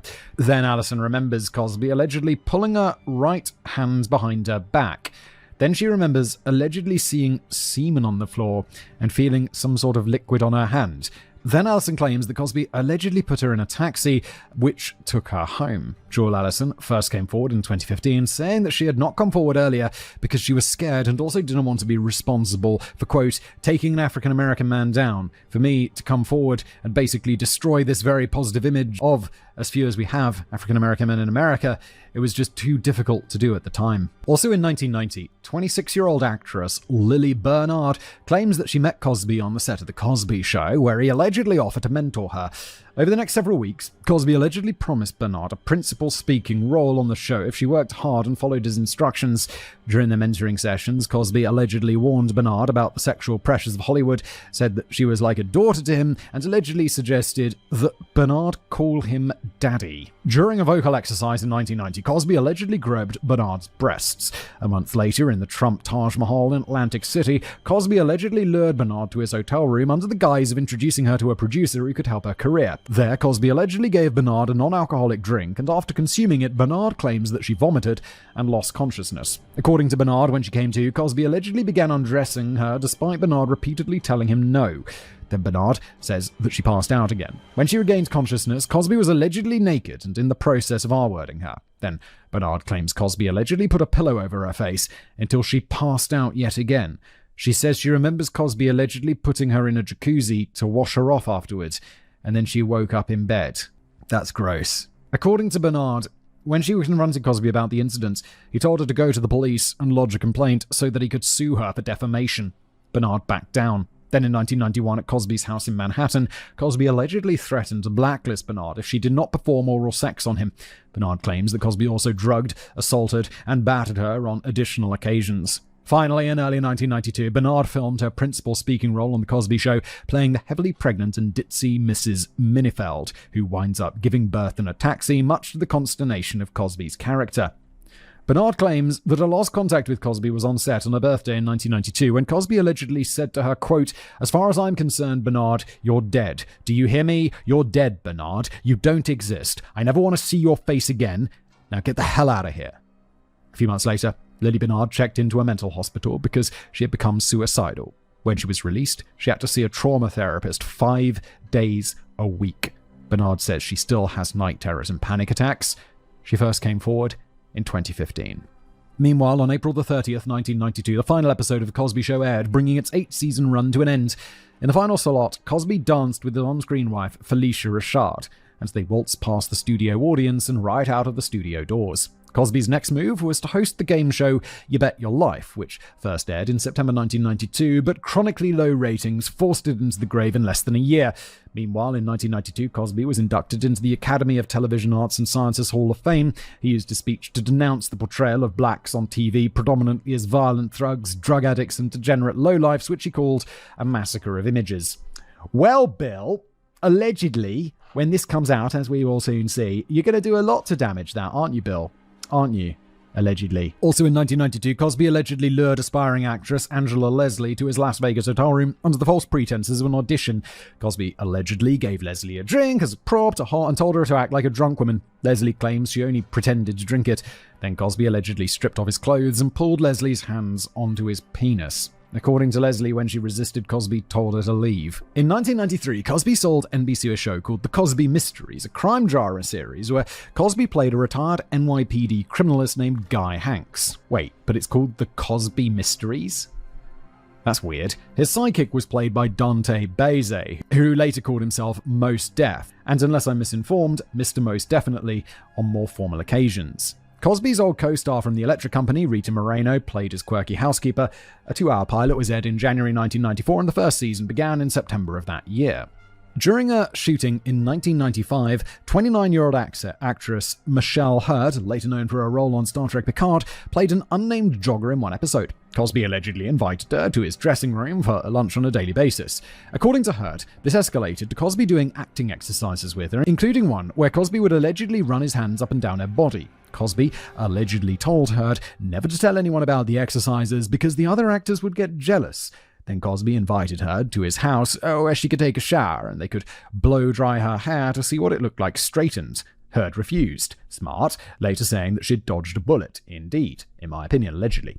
Meanwhile, The Cosby Mysteries was experiencing appalling ratings and was cancelled after just 19 episodes. In April 1995, Cosby discovered that the now 20-year-old Autumn Jackson, his alleged love child with Sean Brown, had dropped out of Tallahassee Community College. As such, Cosby stopped having money released from Autumn's educational trust fund. In the summer of 1995, CBS had become rather desperate for another hit sitcom. They'd fallen to 3rd place in the ratings and had developed a reputation in Hollywood as a stingy and unsupportive place for creatives to work.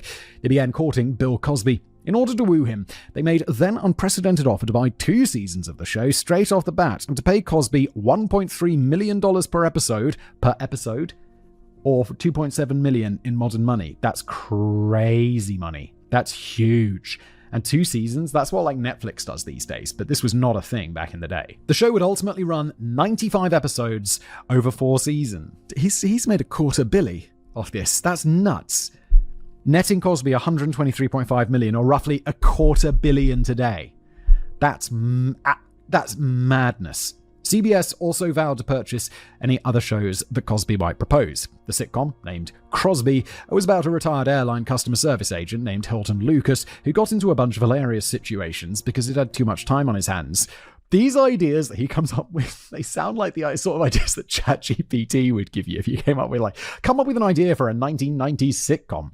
Actress Felicia Rashad, Cosby's on-screen wife on The Cosby Show, was brought back to play his fictional spouse, Ruth Lucas. The show premiered on September 16, 1996, watched by nearly 25 million people, or nearly a quarter of Americans watching TV that night. Cosby has a draw. That's a huge pull. While Cosby was in development in 1996, Bill Cosby allegedly invited Kelly Johnson, often referred to under the assumed name Casey, to a business dinner about the project. Johnson had allegedly known Cosby for several years as part of her work for the talent agency William Morris. According to Johnson, she and Cosby gradually became friends, with Cosby allegedly asking Johnson to do a scene reading with him, which ended in a kiss. According to Johnson, apart from some mild awkwardness, nothing else untoward happened that night, but she allegedly later met with Cosby again for lunch at the Bel Air Hotel in Los Angeles. Cosby allegedly answered the door wearing nothing but a robe and slippers. During the meal, Cosby allegedly said that Johnson looked anxious and pressured her to take a single white pill. According to Johnson, she blacked out and soon allegedly woke up in bed with Cosby next to her. She first came forward in 2015 saying, quote, "I really felt for all those years that it was just me, that I was alone. With all the other women coming forward, it just really felt this is the right time." I'd love a count of how many people have come forward with allegations, because this is absolutely... it's just an endless stream. In December 1996, Autumn Jackson allegedly left 2 phone messages for Bill Cosby, which he claims to have ignored. Then he allegedly got a phone message from someone calling herself Autumn Cosby, and according to CNN, he interpreted this as a blackmail threat. Cosby phoned Autumn, who said that she was homeless and $2,100 in debt, or $4,180 in modern money. Cosby offered to send her $3,000 and renewed his offer to pay for her education. When Cosby asked Autumn about the use of his last name in a previous message, Autumn allegedly denied using it. A few weeks later, Autumn and 2 accomplices sent Cosby a message demanding $40 million. That's $79.6 million today, or else they would go to the media with the story about her alleged paternity. Wow. That is a big ask. I would try and aim for something a little bit more realistic. Cosby's lawyer contacted Autumn, negotiations will begin in about a second, and warned her that this was extortion. In response, Autumn sent Cosby a copy of the $25,000 contract she'd negotiated with the Globe to sell her story, and also threatened to share it with CBS executives and the various corporations who used Cosby as a spokesman. Cosby's legal team contacted the FBI, who set up a sting operation, luring Jackson to New York under the guise of negotiating a settlement agreement in order to gain further evidence that Autumn Jackson was engaging in extortion. Jackson and her accomplices were arrested on January the 20th, 1997. What proof are they going to have? This is 1997. Could they do a paternity test? How is that going to run? Cosby's not going to give his DNA willingly. In response to the story, Cosby's PR team tried to claim that he barely knew Jackson and was paying for her tuition and so forth like he had done for hundreds of other young people. However, Gerald Jackson, while claiming to be Autumn's actual father, told the media about the Cosby's affair with Sean Brown. 2 days later, Cosby admitted the affair in an interview with Dan Rather. He later was compelled to provide further detail when he testified at Autumn Jackson's trial. Bill Cosby and Gerald Jackson both offered to get DNA tests to determine paternity once and for all. However, both Autumn Jackson and Sean Brown refused to give a sample. Autumn Jackson was convicted of extortion in 1997 and received 26 months in prison, of which she served 14. Yeah, this wasn't the best plan. She was pregnant with twins at the time of her incarceration. In 2000, legal scholar Richard Rosen commented that if Autumn had contacted Cosby via a lawyer rather than on her own, it would have not been classified as extortion, but as the opening of a settlement negotiation. Oh my god, yeah, that's so true. If this was just done through a lawyer, it would just be like settlement rather than going to court. Wait, what's the difference? What's the difference? That's crazy. Lawyers can just do extortion. Oh my god. That's crazy. I just never thought about that before. This has led to other legal scholars pointing out that some settlement negotiations done through lawyers are little more than blackmail. Yes, I never thought about this, but it's fucking true. 4 days prior to the arrest of Autumn Jackson, at 1 a.m. on January the 16th, 1997, Cosby's 27-year-old son, Ennis, pulled over on the I-405 outside of Los Angeles to repair a flat tire in his Mercedes-Benz. Wait, doesn't this guy die? Have I heard of this? Is this the murder? Ennis Cosby called his girlfriend, Stephanie Crane, who drove out and pulled up behind him, using her headlights to illuminate Ennis's repair efforts. Just then, 18-year-old Margaret approached Crane's driver's side window and said, "Open the door or I'll harm you." Crane put her car into gear and sped away. She had traveled no more than 15 meters when she heard a gunshot. Crane pulled the car around and drove back to the location, where she saw the suspect running away and found Ennis Cosby lying in a pool of his own blood. Oh my god, even if you're Bill Cosby and you're allegedly a piece of no one needs to lose their own kids. He had been killed by a single bullet to the head. Markashev was ultimately apprehended when the National Enquirer put out a $100,000 reward for information, leading one of Markashev's acquaintances to turn on him. Markashev was ultimately convicted and sentenced to life in prison without parole plus 10 years. Well, life in prison without parole, doesn't that just about cover it? Bill Cosby was informed of his son's death on the set of his sitcom. A private car drove him back to his Manhattan home. Confronted with a throng of reporters, Cosby turned to them and said, quote, "He was my hero." He then went inside quietly and shut the door. The Gathering Storm. On January 27th, 1997, 11 days after his son's murder, Bill Cosby was back on the set of his sitcom. He said to the cast and crew gathered, quoting, "If you see me being quiet, you'll understand. But my job is to make people laugh, and I like my job. But I can't do my job if everyone around me is looking sad."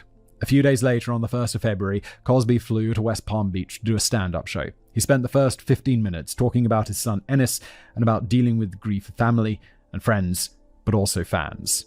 "I have to give my fans a release, because that's what I do for a living.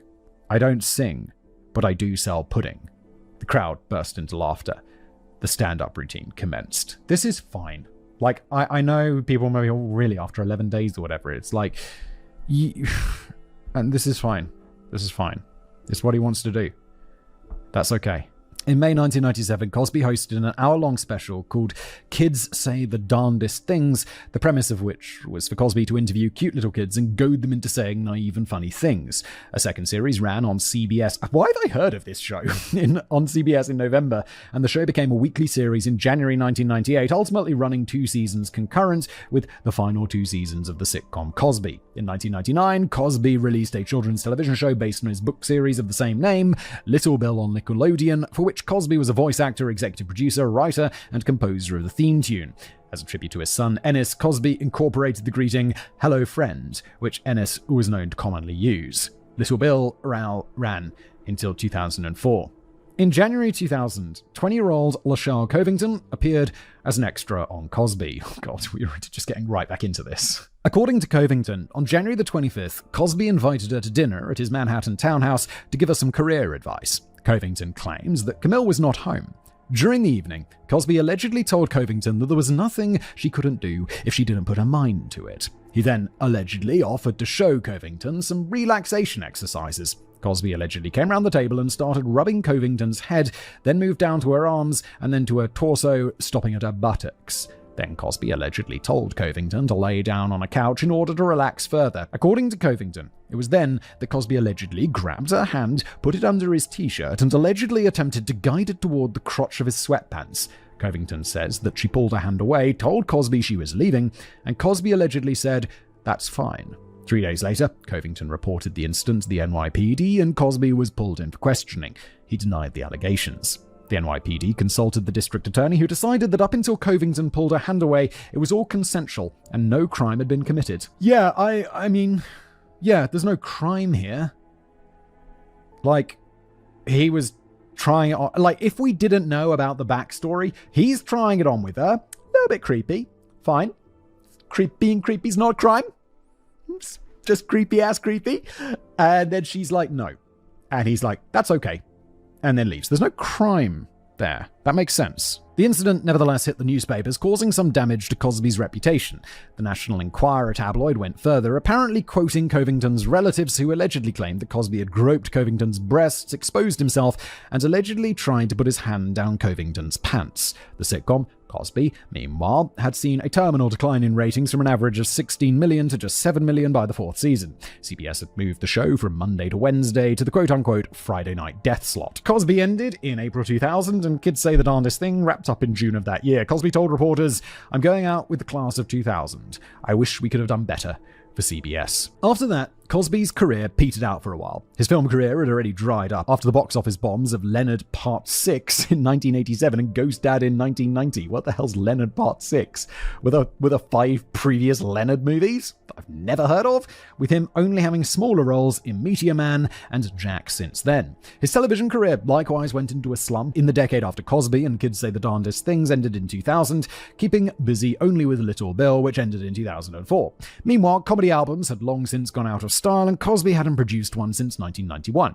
Cosby continued to perform stand-up, though the schedule was far less grueling, and he continued to produce coffee table books of humorous essays, though often with the significant aid of co-writers and ghostwriters. Again, fine with that. By and large, Cosby, now in his mid-60s, it appeared that in the minds of the establishment, Hollywood and wider society, it was time to load America's dad with awards and honors as he rode gracefully off into the sunset. In 2002, Cosby received the Presidential Medal of Freedom from George W. Bush. That's like the highest civilian honor in America, right?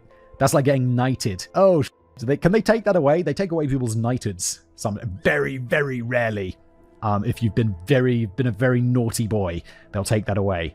Don't know why I said that so sarcastically. It's really people usually, they've done terrible things when they get that taken away. But Cosby seemed to rebel against the idea of being put out to pasture and fulminated about how to stage a comeback. His pet project during the early 2000s was a live-action version of Fat Albert, which was slated for a Christmas release in 2004. And as it transpired, 2004 turned out to be a very busy year indeed, but perhaps not for the right reasons. I mean, this is the thing. If he wants to make a comeback, he has more money than God. Like, he could definitely just pursue whatever project he wants, and if that doesn't work out, he can pursue another one, and he knows what he's doing. Like, he could have made a reasonable comeback, I think. In January or February 2004, Cosby allegedly the 30-year-old director of operations for the women's basketball team at Temple University, Andrea Constand, to his house. Yes, yet another house in Elkins Park, Pennsylvania. Yeah, I mean, rich people can rich. Gotta buy many houses. Constant had met Cosby in 2002 since he was a trustee of Temple University, his quasi-alma mater. Oh yeah, they gave him a degree. Like, not an honorary degree, but like a real degree. Yeah, received a bachelor's degree in life experience in 1971 before moving on to graduate work at Amherst. Constance got to know Cosby, who allegedly was a regular attendee of women's basketball games, and they became friends.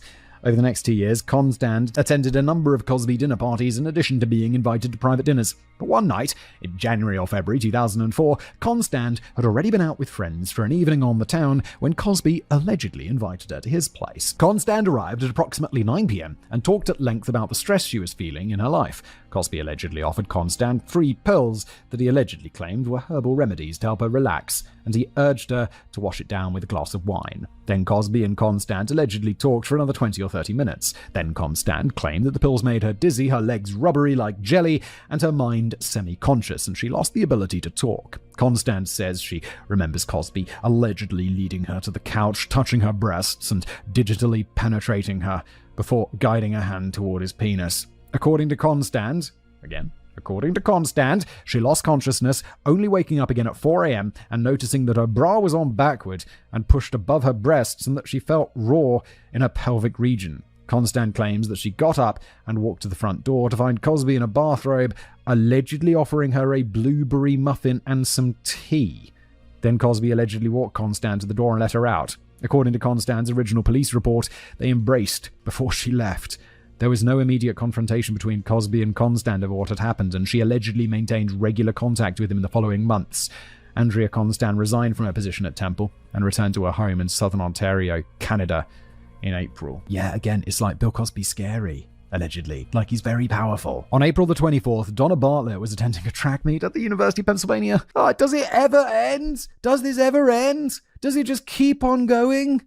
How many people, Bill, allegedly? According to Barrett, she and 4 of her teammates had gathered to pose for a photo when Bill Cosby allegedly came up behind her, grabbed her by the waist, and allegedly rubbed his penis against her buttocks while allegedly saying, "Hey, back that thing up here, girl. Back it on up." Barrett claims that she cried out and wrenched herself away. That's a crime there. That's a crime. That's sexual assault, no? Or assault or something. There's something there. There's a crime there. According to Barrett, Cosby quickly left the area while she complained to her teammates. Barrett claims that she told some athletics officials about the incident, but that they didn't know what to do about it. Donna Barrett first came forward in 2015. On May the 19th, 2004, Cosby attended a gala in Washington, D.C., celebrating 50 years since Brown and Board of Education, the Supreme Court decision which ended racial segregation in schools. Cosby was there to accept an award for educational philanthropy. It was at this event that Cosby gave his infamous pound cake speech. I have no idea what that's about. I don't even know what pound cake. It's a type of cake. I don't know this speech. And it had a great deal of influence over what happened in 2005 and 2014. Cosby opened by referencing the people who had fought for civil rights in the 50s and 60s, quoting, "These people, they opened the doors. They gave us the right. And today in our cities and public schools, we have 50% dropout rates. In our own neighborhoods, we have men in prison. No longer is a person embarrassed because they are pregnant without a husband. No longer is a boy considered an embarrassment if he tries to run away from being the father of a child. The lower economic and lower middle economic people are not holding up their end. In neighborhoods that most of us grew up in, parenting is not going on. I'm talking about these people who cry when their son is standing there in an orange suit. Where were you when he was 2? Where were you when he was 12? Where were you when he was 18? And how come you didn't know he had a pistol? And where is his father? And why don't you know where he is? And why doesn't the father show up to talk to this boy? Looking at the incarcerated today, these are not political criminals. These are people going around stealing Coca-Cola, people getting shot in the head over a piece of pound cake. Well, there we go. Then we all run out and are outraged. The cops shouldn't have shot him. What the hell was he doing with the pound cake in his hand? Are you not paying attention, people? People with their hat on backwards, pants around the crack. Isn't it a sign of something? Oh, when she's got her dress all the way up to the crack and got all kinds of needles and things going through her body. What part of Africa did this come from? These people are not Africans. They don't know a damn thing about Africa, with names like Shaniqua, Shaluga, Muhammad, and all that crap, and all of them are in jail. It's right around the corner. It can't speak English. It doesn't want to speak English. I can't even talk the way these people talk. Everybody knows it's important to speak English except these knuckleheads. I can't really comment on this because I'm like the whitest dude ever. But like, yeah, I'm just... there it is. Cosby continued in a similar vein to an audience that was growing quieter and quieter, talking about a kid committing murder over pizza and women having so many babies so young and men sleeping with so many women that those men might wind up having sex with their own grandmothers. Eventually, Cosby stopped. It does sound like a rant, doesn't he? Stopped ranting, thanked the audience for the award, reiterated the importance of parenting, and walked off the stage to scattered applause. Just imagine that scattered applause, like, what just happened?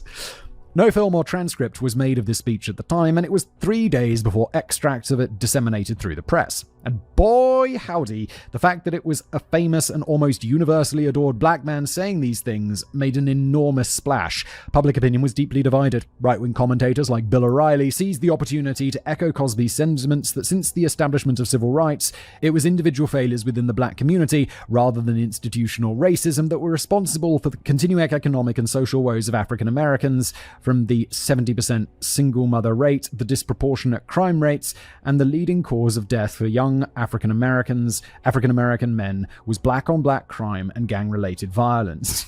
So you know how I commented earlier how, because I'm like a super white dude, that I didn't really want to comment on what Bill was saying. Seems like Bill O'Reilly's totally cool with that, Bill. He's like, yes, Bill! Original Bill Cosby Bill, not Bill O'Reilly Bill. Bill O'Reilly.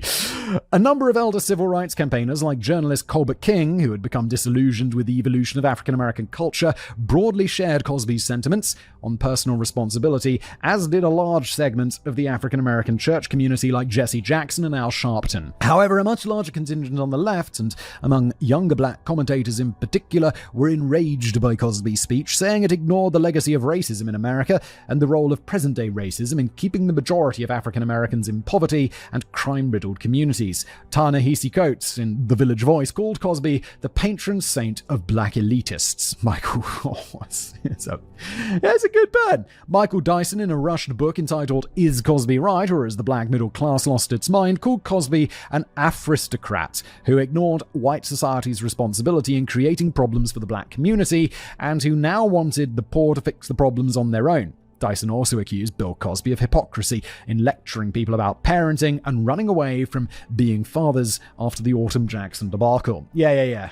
I hate the hypocrisy of this. When the mask is so different from the person, it's not nice, it's weird. It's super weird. For decades, Cosby's clean, family-friendly act that generally swerved questions of race had made him accessible to many demographics and to people on the right and left of the spectrum. And given Cosby's support for civil rights and his contributions to African American charities and education, for decades he was more favorably viewed by the left, despite his refusal to engage aggressively in racial politics and his rather sunny depictions of African American family life in his sitcoms. With the pound cake speech, that equilibrium was utterly destroyed, and it had one crucial, long-lasting effect. The media and Hollywood, the majority of whom trend toward the left wing of politics, became less inclined to run interference for Cosby's public reputation. Even one of Cosby's accuser, Jewel Allison, has gone on record saying she hesitated to go public with her allegations because she didn't want to, quote, take a black man down. With the pound cake speech, Cosby ensured that should another scandal like Autumn Jackson or Lahill Covington emerge, that the media would not be quite so tacit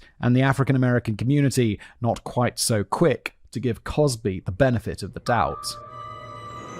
Andrea Constand.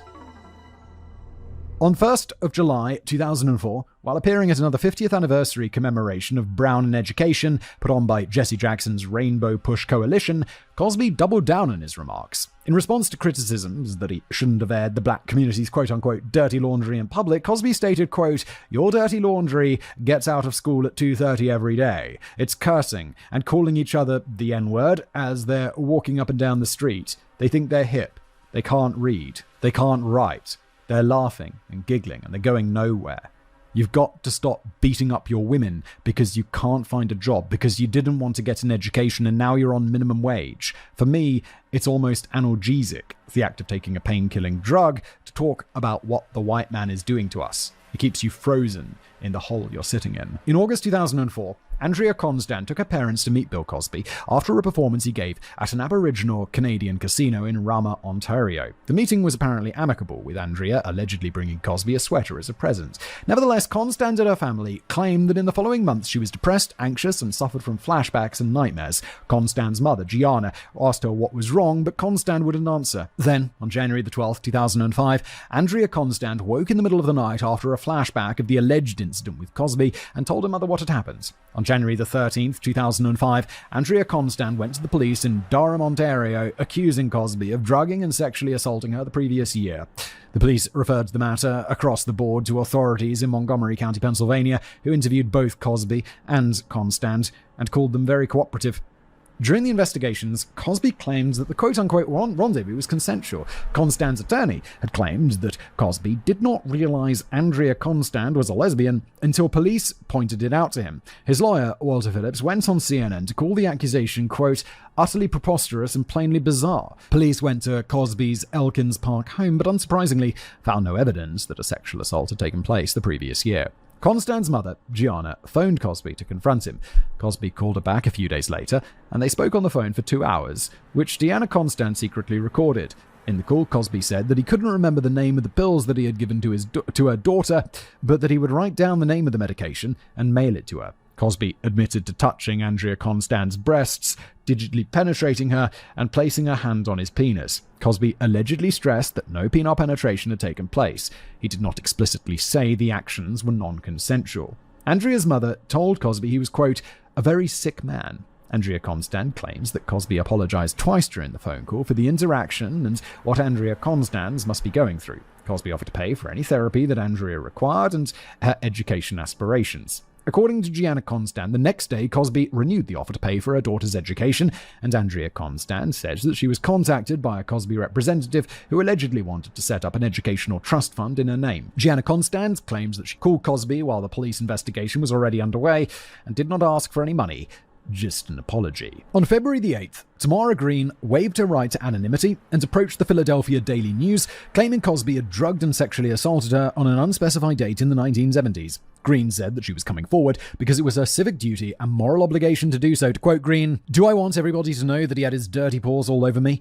No, but I don't think it's right that they're going to disregard this woman and her allegations." She followed this up with an interview on The Today Show with Matt Lauer on February the 10th and in talks with Constand's lawyers. One of Cosby's lawyers responded that Cosby did not recognize Green's name and that the alleged incident, quote, did not happen in any way, shape, or form. Yeah, deny. Fairly well-established thing that goes on in these sorts of things. Unlike the tepid response of the media to the alleged sexual assault of Lahill Covington 5 years earlier in 2000, the Constand case made for sustained national news.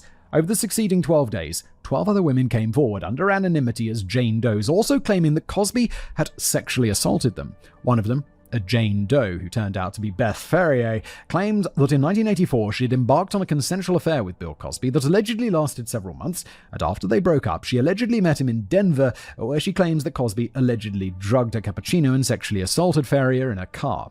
Ferrier approached the National Enquirer tabloid with her story in exchange for $7,000 or $11,200 in modern money.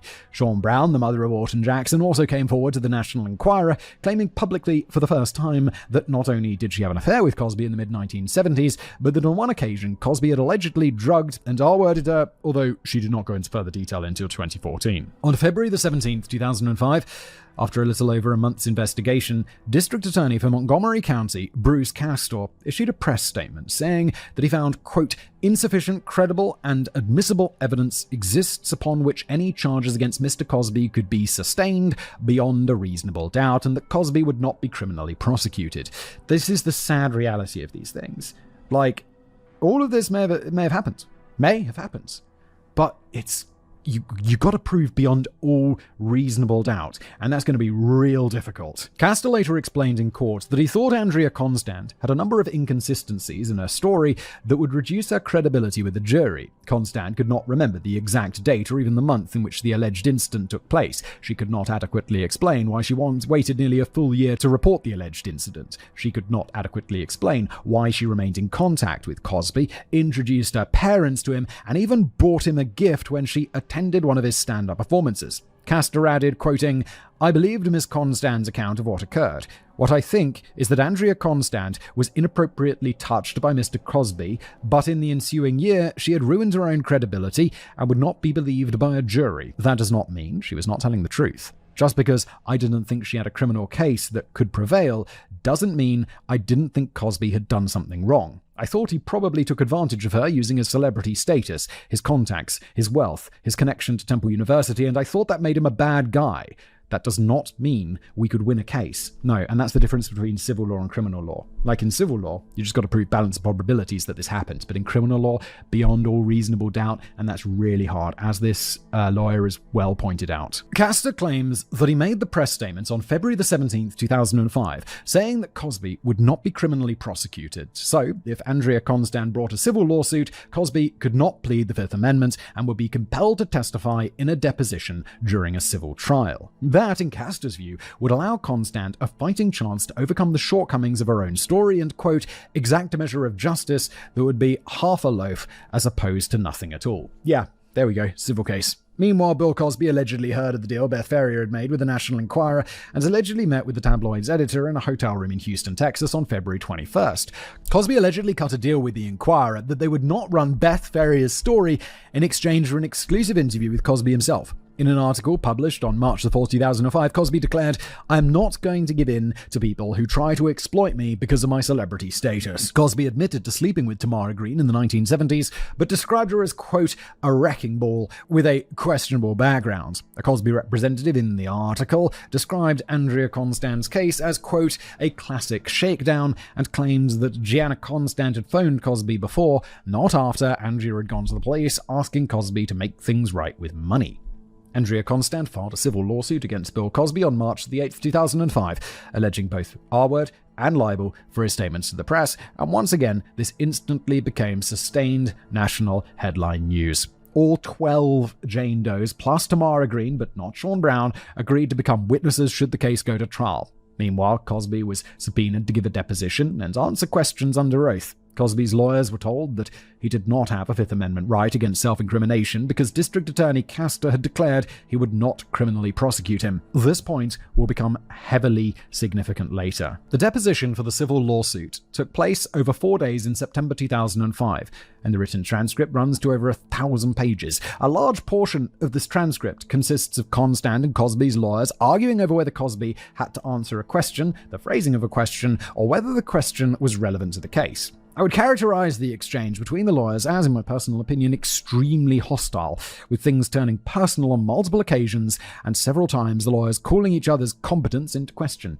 Cosby's answers, when they do appear in the transcript, are often short and vague, but there are a few statements that stand out. Number 1, Cosby admitted to finding Andrea Constand attractive and pursuing her sexually and, quote, inviting her to my house, talking to her about personal situations, dealing with her life, growth, and education. 2, Cosby admitted to offering to pay Andrea Constand's educational expenses.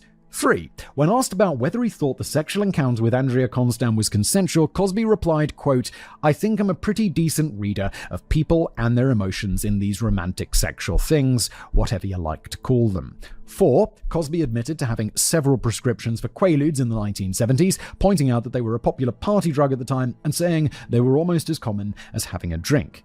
5. When Constand's lawyer asked Cosby, quote, was it in your mind that you were going to use these Quaaludes for young women that you wanted to have sex with?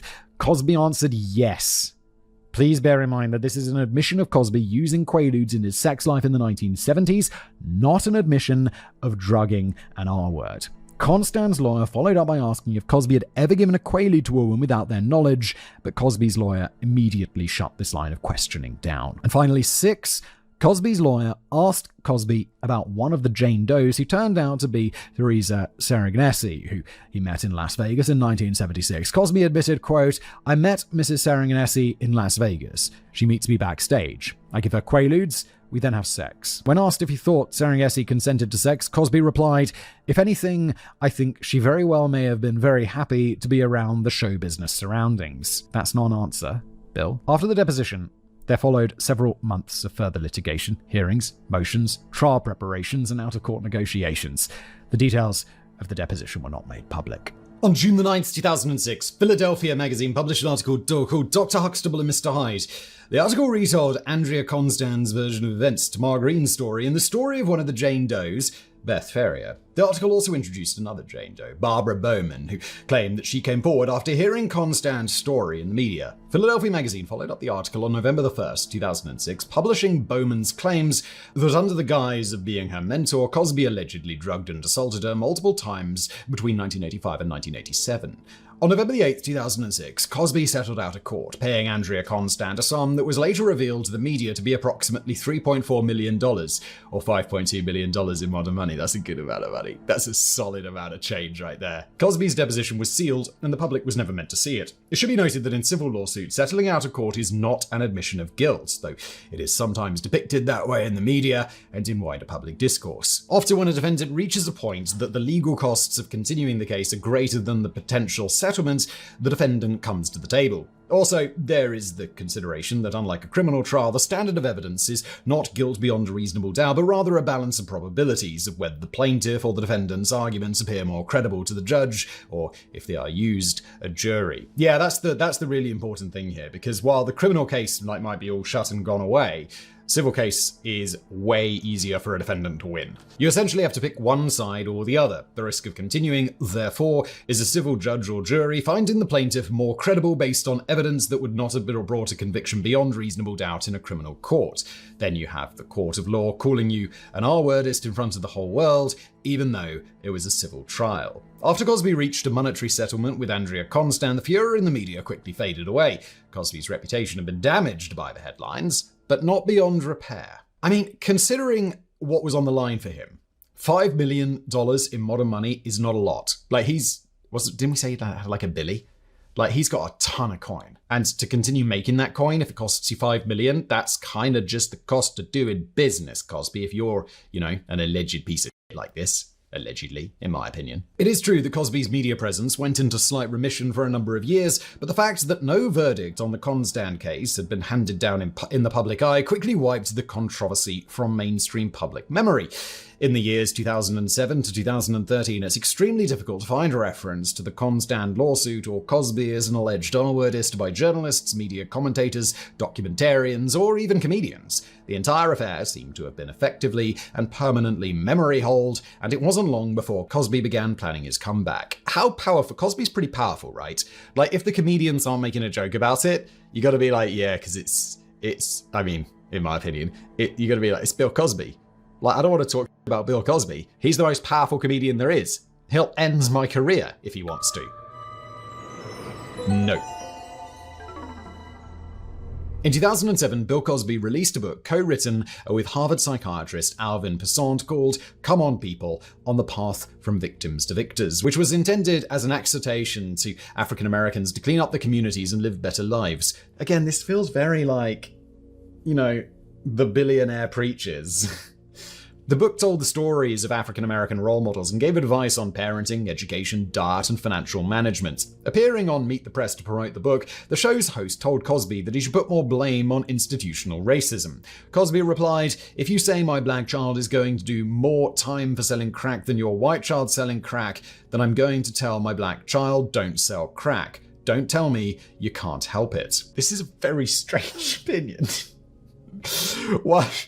It's like, yes, but also, do you not see how in that sentence, that is like the institutional racism that is there, no matter what you do about it? While promoting the book on the Oprah Winfrey Show, Cosby used the analogy of a boxer losing a match and his manager telling him, "It's not what your opponent is doing, it's what you're not doing." And Cosby's campaign would continue, with him touring the country, speaking in churches and on college campuses, in what he dubbed a call-out with Bill Cosby. One of his critics, Michael Dyson, called it Cosby's Blame the Poor tour. Yeah, this is it. It's like, oh, the billionaire preachers, It feels very blaming the poor, blaming the victim. Whatever you think about Cosby's message, he had ceased to be a neutral party who kept race out of his public persona and comedy. He was now what The Atlantic called an organic black conservative who preached individualism, strong family values, and personal responsibility. I mean, sure, these are not bad things. Like, I think individualism maybe is a bit selfish, but I understand it. Family values, kind of like family staying together. Yeah, who doesn't like that? And personal responsibility, again, that's a good thing, but it's like, why do you have to mix that in with all the weird? While this made him the darling of Fox News, it had an alienating effect for many other news outlets in the country and generated a fair amount of resentment in the African American communities he criticized. And this would cost him dearly further down the line. He's doing like the Russell Brand thing. Wasn't it? I mean, this is all definitely alleged as well, but Russell Brand... Have I told this story? I met, and this is all allegedly, just things I heard. I am a nobody. Back then, I was a nobody. Like, I wasn't even doing YouTube yet. I was just a regular ass civilian. And I was at just a party of a friend, and we were just talking. I just was chatting to some random person. And they're like, "Oh yeah, I'm doing the makeup on this movie right now. And it's with Russell Brand." And I'm like, "Oh, that's interesting. They're talking a little about Russell Brand." And the person just like, "Shh." And I think this was like right at the beginning of Me Too. And this person was just like, "Shh is gonna come out about Russell Brand." And I'm like, "Oh, really?" And then, so for the last decade or so or whatever, I've just been like thinking about that. In the back of my mind, it's like, oh, Russell Brand, huh? What I heard about him one time just on the grapevine. And then it comes, all these accusations come out about Russell Brand. But in the meantime, he'd been preparing for it. He'd been like going down the Bill Cosby thing here of like going very conservative so that when stuff comes out about him, he's like, "Oh, it's the big media. They're trying to take me down." And this kind of stuff. And it's kind of cringe. But I mean, I understand why he did it. Is there anything updated with that? I mean, it's all alleged right now, like everything in this episode. In 2008, Cosby was allegedly at the Playboy Mansion in Los Angeles when it's beginning again. Why? Can we fucking do something about this? It's like the same. I've read this same line, I swear to God, 1,000 times in this episode. In so-and-so date, Cosby was so-and-so, and he met so-and-so, and then he did so-and-so. I met 18-year-old model Chloe Goines. According to Goines, Cosby allegedly bought her a drink, and shortly thereafter, Goines claims she began to feel ill. Same story, isn't it? Goines says that Hugh Hefner allegedly told her to go lie down in one of the bedrooms. Goines claims that she passed out, and when she awoke, she found Cosby allegedly biting one of her toes. Chloe Goines first came forward in 2014. In 2010, Bill Cosby launched a web series released by his own website called OBKB. It's based on Kids Say the Darndest Things, where he would interview children across the country. Oh, 2010, so YouTube was very small. I'm like, he's hosting the videos on his own website? What's going on? You starting a streaming platform, Bill, in 2010? Each video is 12 to 24 minutes long, and Cosby produced a total of 38 episodes between 2010 and 2012. Meanwhile, Cosby had not returned to film or network television. In 2011, Cosby produced another collection of humorous essays called I Didn't Ask to Be Born, But I'm Glad I Was. In 2013, Cosby produced a stand-up film called Far From Finished, which pretty much says everything you need to know about Cosby's future career plans. And indeed, shortly thereafter, he began talks with NBC to star in another sitcom. Meanwhile, in March 2014, comedian Hannibal Buress added a fresh bit of material to his stand-up routine. To quote Buress, Bill Cosby has the fucking smuggest old black man public persona that I hate. He gets on TV and then mimicking Cosby, pull your pants up, black people. I was on TV in the 80s. I can talk down to you because I had a successful sitcom. Yeah, but you R-word women, Cosby. So turn the crazy down a couple of notches. And again, as Cosby, I don't curse on stage. Well, yeah, you're an R-wordist, so I'd take you saying a lot of motherfuckers from Bill Cosby himself if you weren't an R-wordist. For the most part, it's fucking public Teflon image. I've done this bit on stage and people don't believe. People think I'm making it up. I'm like, Bill Cosby has a lot of R-word allegations. They're like, no, you do. That shit is upsetting. If you didn't know that, trust me. When you leave here, Google Bill Cosby R-word. It's not funny. Wow, okay. So this guy's stepping forward and he's like, yeah, guys, open secret. Like, come on. For several months, Hannibal Buress's new act was confined to dimly lit comedy clubs, but it wouldn't remain that way. Meanwhile, on July the 12th, 2014, Bill Cosby turned 77. That same day, he recorded an hour-long stand-up special at the San Francisco Jazz Center. Whoa, he's still performing at 77. That's pretty old. Bill Cosby's 87 now? God damn. Bill Cosby's an old-ass man.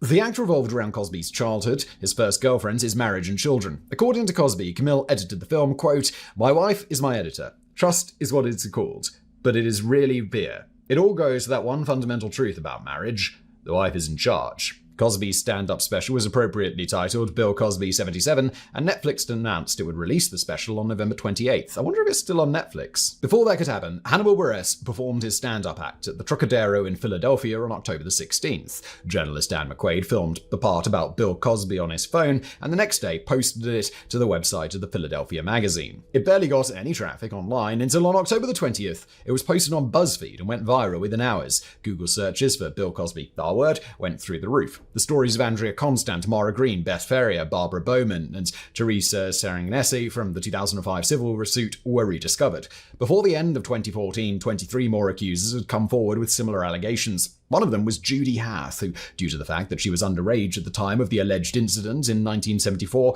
wasn't constrained by the statute of limitations. Excellent! Look at that!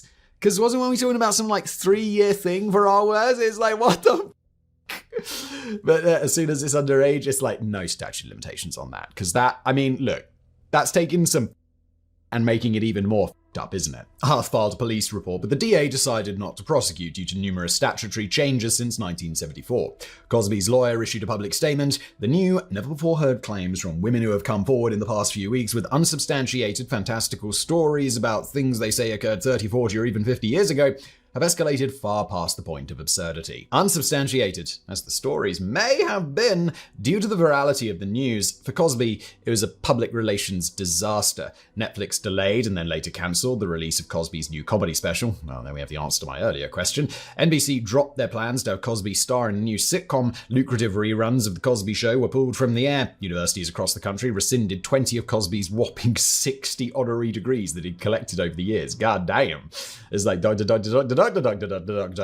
Both of Cosby's alma maters, Amherst and Temple, cut ties with him. Spelman College, which had received $20 million, cut ties with Cosby and his wife. Central State University, who had gotten $2 million, removed Bill and Camille Cosby's names from their communications building. The Smithsonian put a disclaimer on their exhibit from the Cosby Art Collection that the exhibit was not a tribute to Bill Cosby, and they did not condone sexual assault.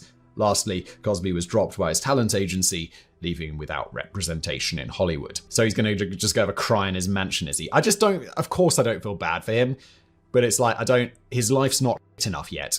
It's really not. Like, he deserves, in my opinion, he's not fallen far enough. even though he's been completely fucking cancelled. On December the 29th, 2014, journalist Mary Claire Dale, who worked for the Associated Press, filed a motion with Eduardo Rebrino, senior judge for the Eastern District of Pennsylvania, for the transcript of Cosby's deposition for the 2005 civil trial to be unsealed. Judge Rebrino approved the motion and said he would unseal the deposition within 60 days. However, Cosby's lawyers fought the motion, claiming that the deposition contained private and embarrassing information and there was zero legitimate public interest in the subject matter. Judge Rebrino rejected this argument, citing things like Cosby's pound cake speech, saying, "Defendant has donned the mantle of public moralist and mounted the proverbial electronic or print soapbox to volunteer his views on, among other things, child rearing, family life, education, and crime. To the extent the defendant has freely entered the public square, he has voluntarily narrowed the zone of privacy that he is entitled to claim." Whoa, that's pretty interesting.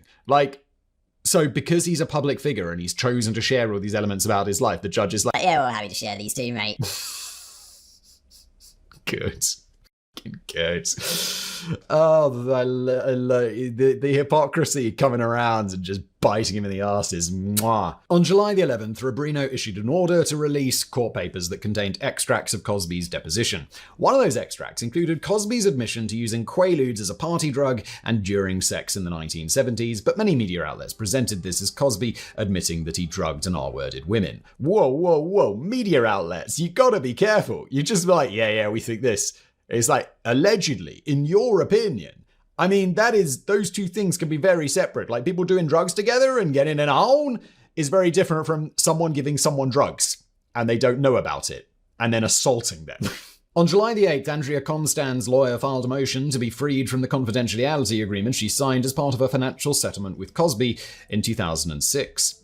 On July the 10th, Reza Vetri Furman, who had succeeded Bruce Castor as district attorney for Montgomery County, Pennsylvania, quietly reopened the investigation into Bill Cosby's alleged drugging and sexual assault of Andrea Constand in January or February 2004, and rumors that the case were revived hit the media 2 months later. Furman would neither confirm nor deny. The original charges in the Constand case were treated as misdemeanor-level offenses, which have a 2-year statute of limitations. The question was whether the charges should be elevated to felony levels. Many jurists thought so.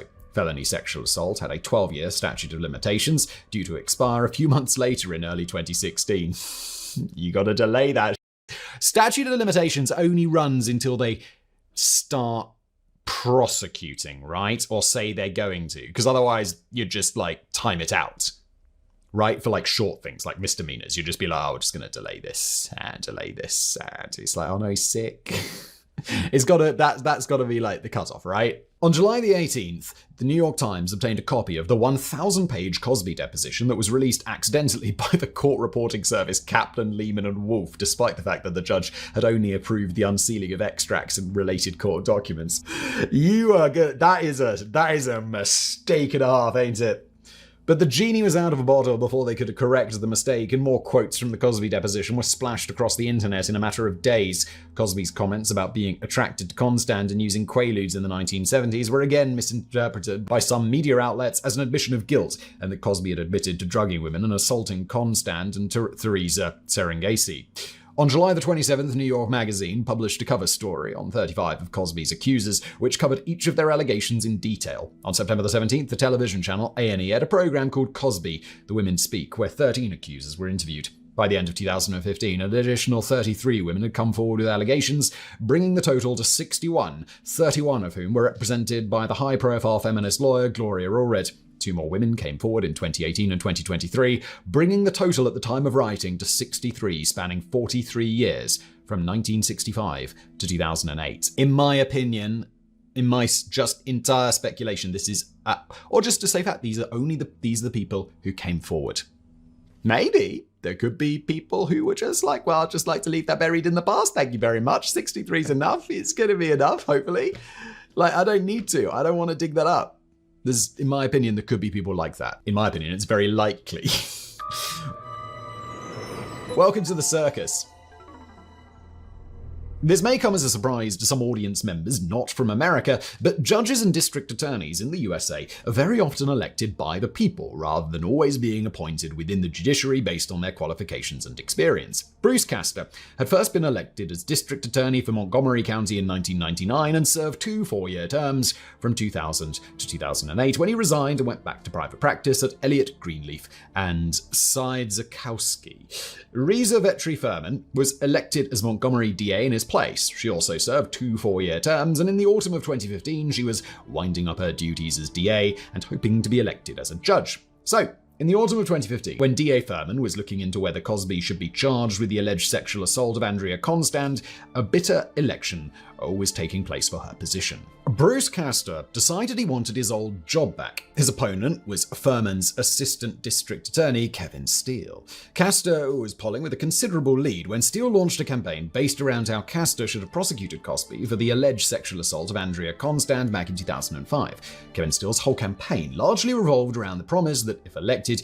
he would seek tough sentences for sexual predators and he would slap the cuffs on Cosby. As a result, the campaign between Castor and Steele turned very negative, with relentless attack ads. Castor was forced to explain publicly how he believed Andrea Constand, but there was no physical evidence. Constand's story had several inconsistencies. She could not remember the month the alleged assault had taken place, and she had waited a year to report it, during which she'd had regular contact with Cosby, introduced her parents to him, and gave him a gift. Castor said that he didn't think it would hold up in front of a jury. He instead had set up Constand for a civil lawsuit, quote, in the hopes I had just made her a millionaire. Because of the public statements, a week before the election, Andrea Constand sued Castor for defamation and invasion of privacy, asking for $300,000. Constand also released a public statement claiming that Castor had no intention of arresting Cosby in 2005 and suggesting that if Castor won the election, she would not cooperate with a reopened investigation. On November 3, 2015, Kevin Steele beat Castor in the election for Montgomery DA, 89,000 votes to 72,000.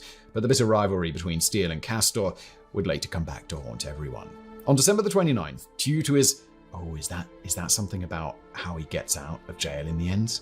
Or something? Is that about that? That's ringing bells for some reason. On December 29th, true to his electoral promise, Kevin Steele issued an arrest warrant for Bill Cosby on 3 counts of aggravated sexual assaults. This was a few weeks before the expiry of the statute of limitations, though the exact date has been disputed due to ambiguity over what month the alleged assault actually took place. On December 30th, Cosby flew by private jet from his palatial estate in Massachusetts to Montgomery County, Pennsylvania, and was taken into custody. He was fingerprinted, posed for a mugshot, and then was released after surrendering his passport and posting $1 million bail. If convicted, Cosby was facing a maximum of 10 years in prison. How old is he by this point? He's got to be an old-ass man, right? December 29th, when was this happening? 2015? 2015. Yeah, so he's like 77, 80, 77? 77, something like that. The judge selected to try the case was Stephen O'Neill. But back in 1999, when Bruce Castor first ran for Montgomery DA in another contentious election, guess who Castor's opponent was? Yeah, it was Stephen O'Neill. After losing, O'Neill went on to be a judge in 2002. Early in 2016, Cosby's defense team filed a motion that the Constand case be dismissed. Oh no. Okay, it's not bad. We're on the wrong mic. I'm going to switch it now.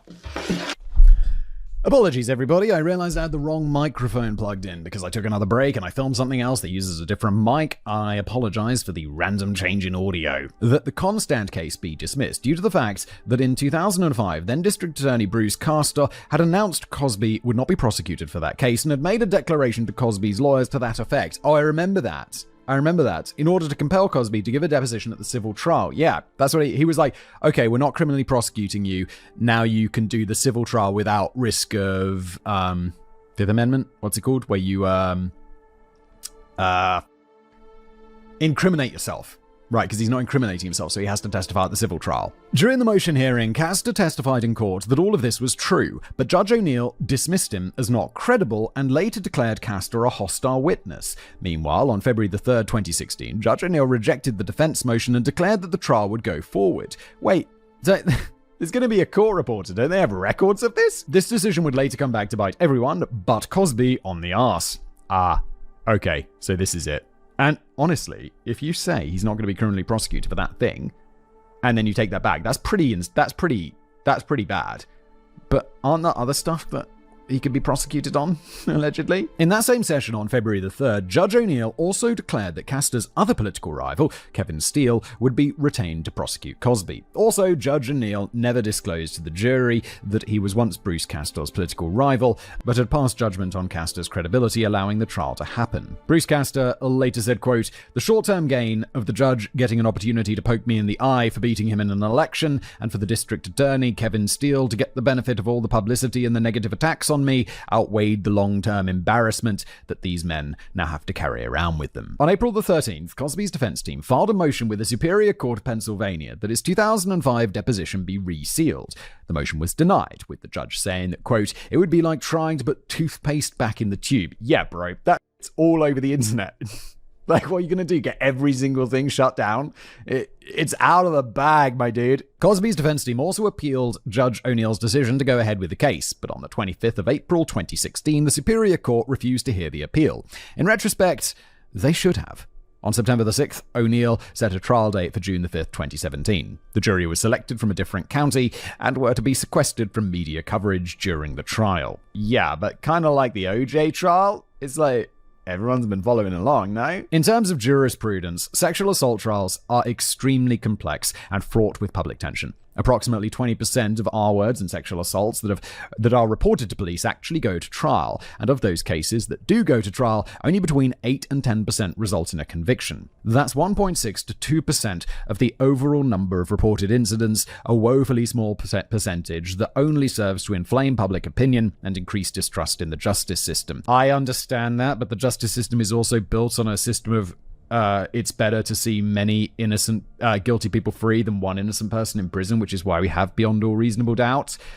And, I mean, it is a very low percentage, but it's the justice system. And, I don't know, yeah, well, I don't have a good answer, do I? It's just there isn't a good answer here. One of the main reasons for this paucity is that many victims do not go to the police immediately after an incident and have a R-word kit procedure done, largely due to extreme psychological trauma and often because they know their assailant. Thus, an overwhelming number of sexual assault trials are conducted without clear physical evidence, and often with the only strong circumstantial evidence being the victim's own testimony, which can potentially be made to look less credible by the defense. In other areas of criminal law, for instance, if your house were to get robbed and you saw the person who did it, but you cleaned up the forensic evidence and didn't report the robbery to the police for a year, it would be highly unlikely that a prosecutor would touch the case, much less get a conviction. However, due to the fact that sexual assault is such a horrific crime, extreme trauma prevents victims from immediately going to the police, sometimes for years, and because it holds the potential of a sexual predator walking free and committing another assault,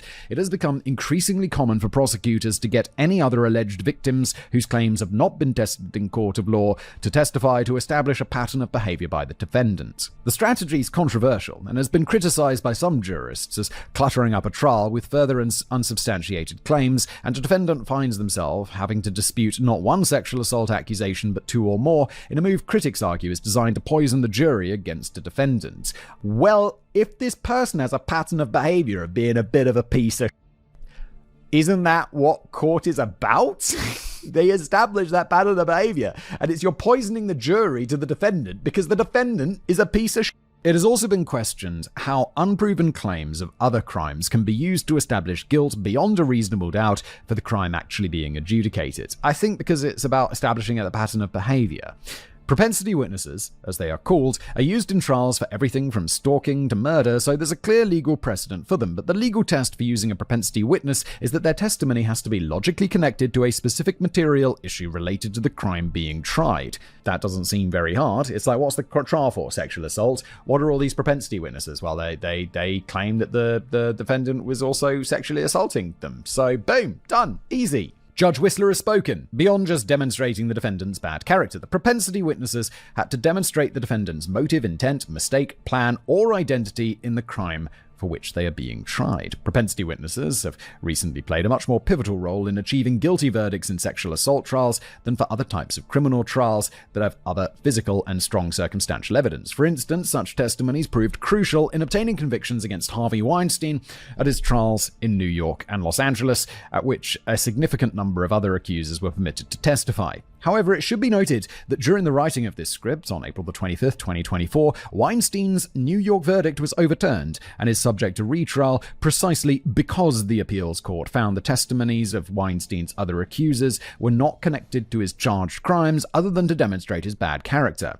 This was found to have prejudiced the jury and deprived Weinstein of his constitutional right to due process and a fair trial. On September the 6th, 2016, the Montgomery DA filed a motion to have 13 of Cosby's accusers provide testimony.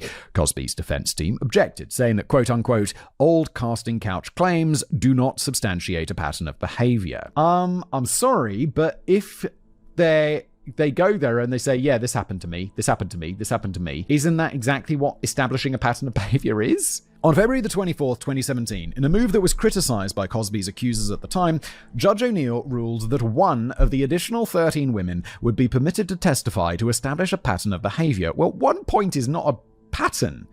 What's going on? But as we shall see, O'Neill's decision-making on this issue would, shall we say, fluctuate.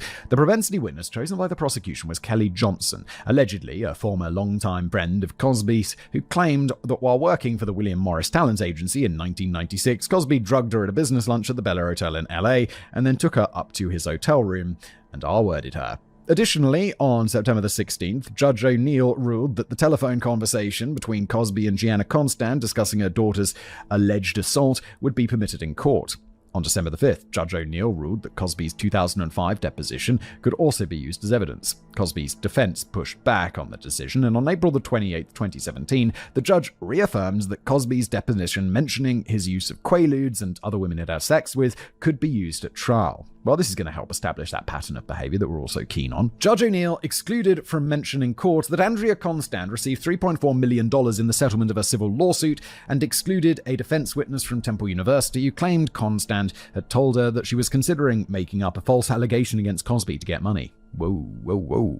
The trial commenced on June the 15th, 2017. In opening arguments, the defense claimed that Cosby and Constant had a long-running flirtation and that on the evening in question, Constant had brought him incense and bath salts, showed up in a midriff exposing top, that they had dinner and sipped cognac in front of the fireplace, and at one point prior to the drugging, Cosby had touched her leg and Constant did not pull away, as was mentioned in an early police report. The claim that Constant was a lesbian instead of bisexual was implicitly disputed. Then Constant testified to her version of events, being invited to Cosby's Pennsylvania home, being advised to take 3 pills with a glass of wine, becoming severely impaired, and then being sexually assaulted. Under cross-examination, the defense produced phone records showing Constant made 53 phone calls to Cosby in the 3 or 4 months after the alleged attack, including twice on Valentine's Day. One call lasted for 49 minutes. So this is very much a he said, she said thing at the moment. Then the prosecution called the Canadian police officer who took Constant's complaints in January 2005, followed by the mother and lawyer of Kelly Johnson, followed by Johnson herself.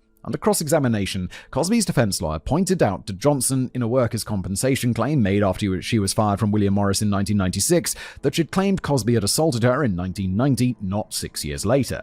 Johnson replied that she must have misspoken at the time, responding to a series of follow-up questions with the statement, "I do not recall," all of which reduced her credibility with the jury. Yeah, no surprise. Surely they would have come up... Wow, that's a good one, for the defense.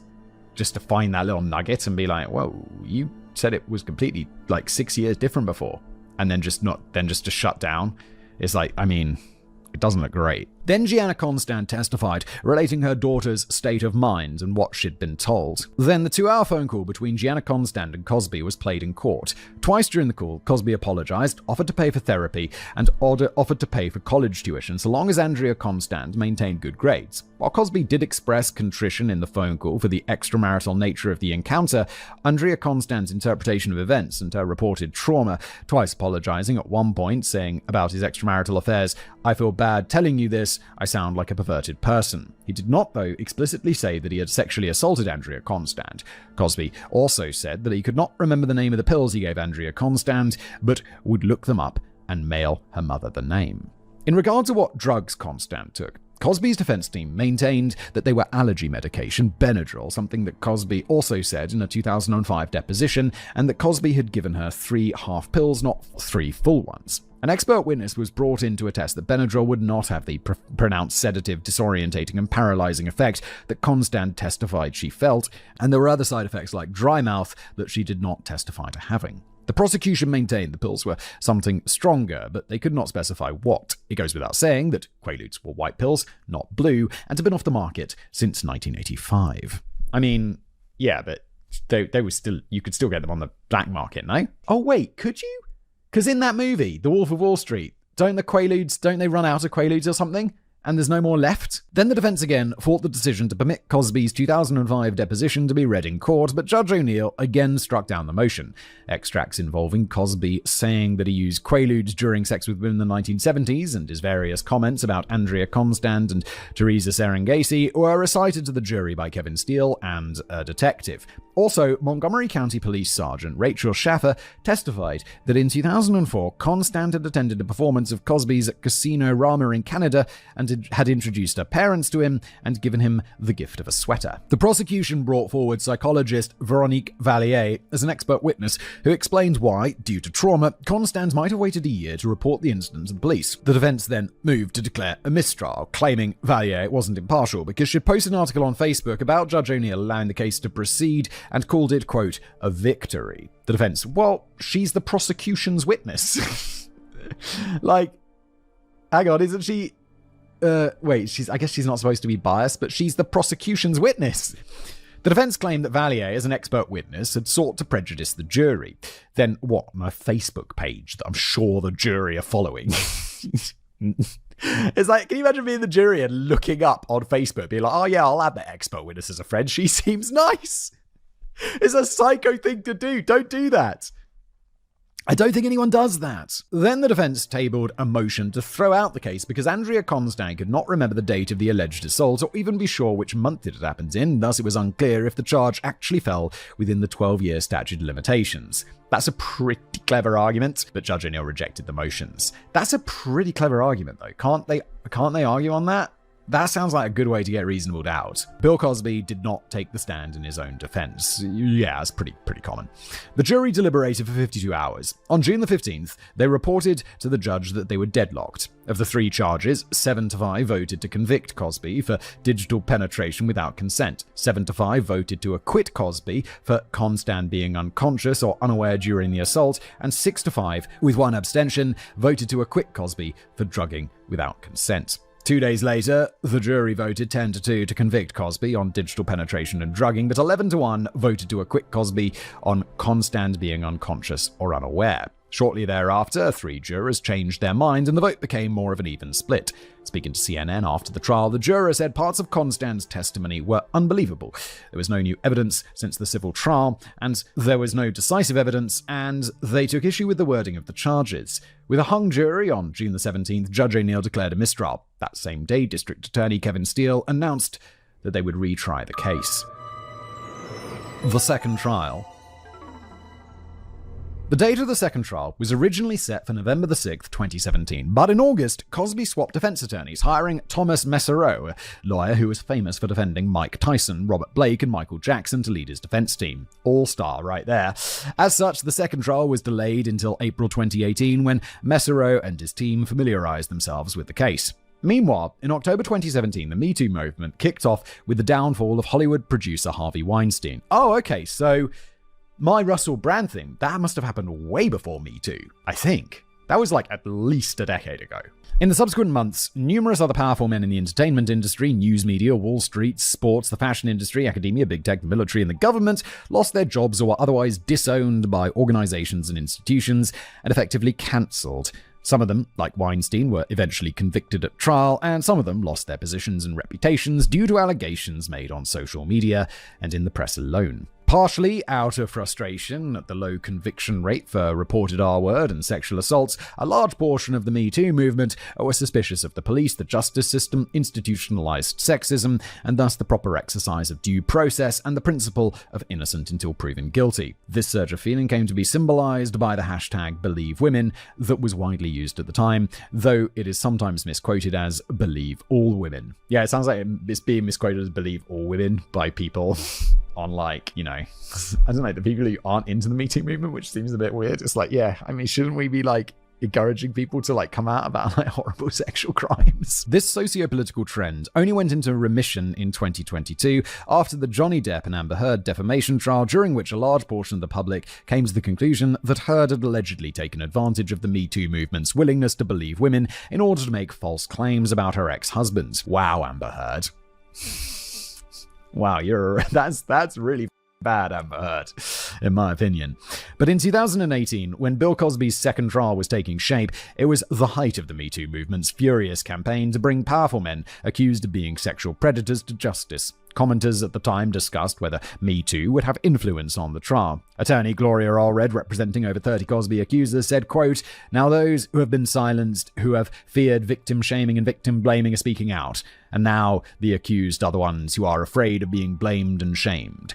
So, we're living in a new age." At the start of 2018, the prosecution, again led by DA Kevin Steele, asked that 19 of Cosby's other accusers be allowed to testify in order to establish a pattern of behavior. Judge Stephen O'Neill, who would also be returning for the second trial, increased the number of testimonies from 1 to 5, arguing that all 5 testimonies contained significant similarities. The court would hear, well, exact good, so you got the 5. They're all very similar, which is, that's what we're doing, isn't it? We're establishing that pattern of behavior. The court would hear from Janice Dickinson, Janice Baker-Kinley, Heidi Thomas, Chellen Lasher, and Lisa Lottie Lublin. Kelly Johnson was dropped from the roster. There were a lot of allegations to discuss in court alongside Andrea Constans, but one thing the defense had going for them was that of the 5 witnesses, only Janice Dickinson had allegedly tried to go on public prior to Andrea Constans' highly publicized civil suit in 2005, claiming that Cosby had drugged and assaulted her. In 2002, Dickinson had reportedly provided the story in her memoir, but her publisher told her to cut it for legal reasons. Oh, I remember that from thousands of words ago. Dickinson eventually succeeded in going public in 2014, but the defense had their own plans for Dickinson. Meanwhile, the other 4 witnesses had come forward in 2014 and 2015 after the Hannibal Buress clip that went viral, and there was a renewed burst of media activity. The defense contended that these 4 women had come forward either for money, public attention, or revenge against Cosby for past slights. Indeed, to the considerable advantage of Cosby's defense team, unfortunately 59 of the 63 Cosby accusers came forward fully on the public record only sometime after Andrea Constans' 2005 civil suit, which detailed the MO of drugging and sexual assault. The remaining 4 were Janice Dickinson, Joan Tarshish, who allegedly told journalists about Cosby sometime in the 1980s, but to my knowledge this has not been verified, Victoria Valentino, who allegedly talked about Cosby in an unaired interview in 1996, but to my knowledge the tape has not been found, and Lashiel Covington, who went to the NYPD in 2000, but no drugs were involved, and a prosecutor at the time decided that since Cosby had not persisted in his advances after Covington pulled her hand away, that no crime had been committed. Yeah, fair enough. That was possibly the weakest one that we've seen today. Sean Brown, the mother of Autumn Jackson, is sometimes incorrectly included in this group because her affair with Cosby came out in 1997, but she only made a public R-word allegation after Andrea Constans' civil suit hit the media in 2005, going into detail in 2014. That really only left Janice Dickinson, who could not be tarred by Cosby's defense team with the brush of copying the MO in Andrea Constans' allegations to get money, public attention, or revenge. Cosby's representatives argued that to see such a massive influx of accusers after Constans' civil case in 2005 and the Hannibal Buress viral clip in 2014 wasn't infeasible for a celebrity known to hundreds of millions worldwide. It wouldn't happen to a plumber, but it sure as hell could happen to Bill Cosby. I mean, but surely some of these, there's a lot of women here. Surely some of them are pretty, well off. And they don't need money. There won't be the motivation for them, or attention or all of this stuff. Is that really attention you want? In 2018, the defense team filed a motion to dismiss the case, arguing that the statute of limitations had definitely passed. They filed a separate motion to dismiss, alleging prosecutorial misconduct, claiming that the prosecution had not informed the defense of an alleged friend of Constans who had told detectives the assault had not taken place, and that the notes from the friend's interview had been destroyed. Judge O'Neill rejected the 2 motions. In March, it came out that Judge O'Neill's wife, Deborah O'Neill, a social worker at the University of Pennsylvania, had donated money to a Me Too advocacy group that that planned to stage a protest in front of the courthouse during the trial.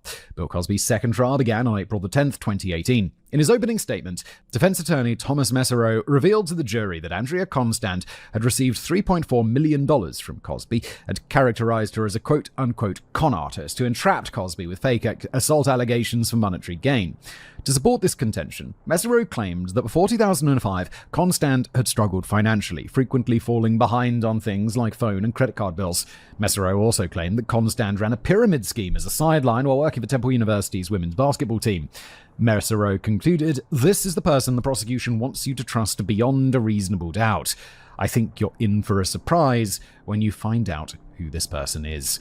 This is another reason why people don't like coming forward with this. Because you got to go and sit in court while some dude is going to, attempt to destroy you, to bring up all of this, alleged things against you, make accusations, all sorts of stuff, just to get their client, some reasonable doubt. And that's miserable. The jury heard from Heidi Thomas, who alleged that Cosby had drugged and sexually assaulted her in Reno in 1984. The defense largely failed at cross-examination, trying to imply Thomas had received a significant amount of money from coming forward, which Thomas simply denied, and pointing to a Facebook message Thomas had sent Constant saying, quote, "I got your back, sister," which means practically nothing. Then the jury heard from Chelan Lasher, who claimed that Cosby had drugged her and humped her leg at the Las Vegas Hilton in 1986. At one point during a testimony, Lasher spoke directly to Cosby, saying, "You don't remember me, do you?" Now, this is a big no-no in criminal trials. The defense immediately moved for a mistrial. Judge O'Neill denied the motion and reprimanded Lasher. Meanwhile, the defense brought up a 2007 conviction of Lasher's for lying to law enforcement. Then the jury heard from Janet. Wait, can't you lie to law enforcement? Is that a crime? That's not a crime, is it? Wait. Unless you're under oath, why can't you lie? Where's the crime? Lying's not a crime. David must mean perjury or something, right? Then the jury heard from Janice Baker Kinney, who alleged in 1982 that she had been drugged and R-worded by Cosby in Las Vegas. Under cross-examination, Mesereau quoted Baker Kinney's statement to the media, quote, "For 30 years, I didn't know that I had been R-worded." Baker Kinney accused Mesereau of twisting her words, saying she meant it took her a long time to come to terms with what had happened. Then the jury heard from Janice Dickinson. This is a very, competent defense.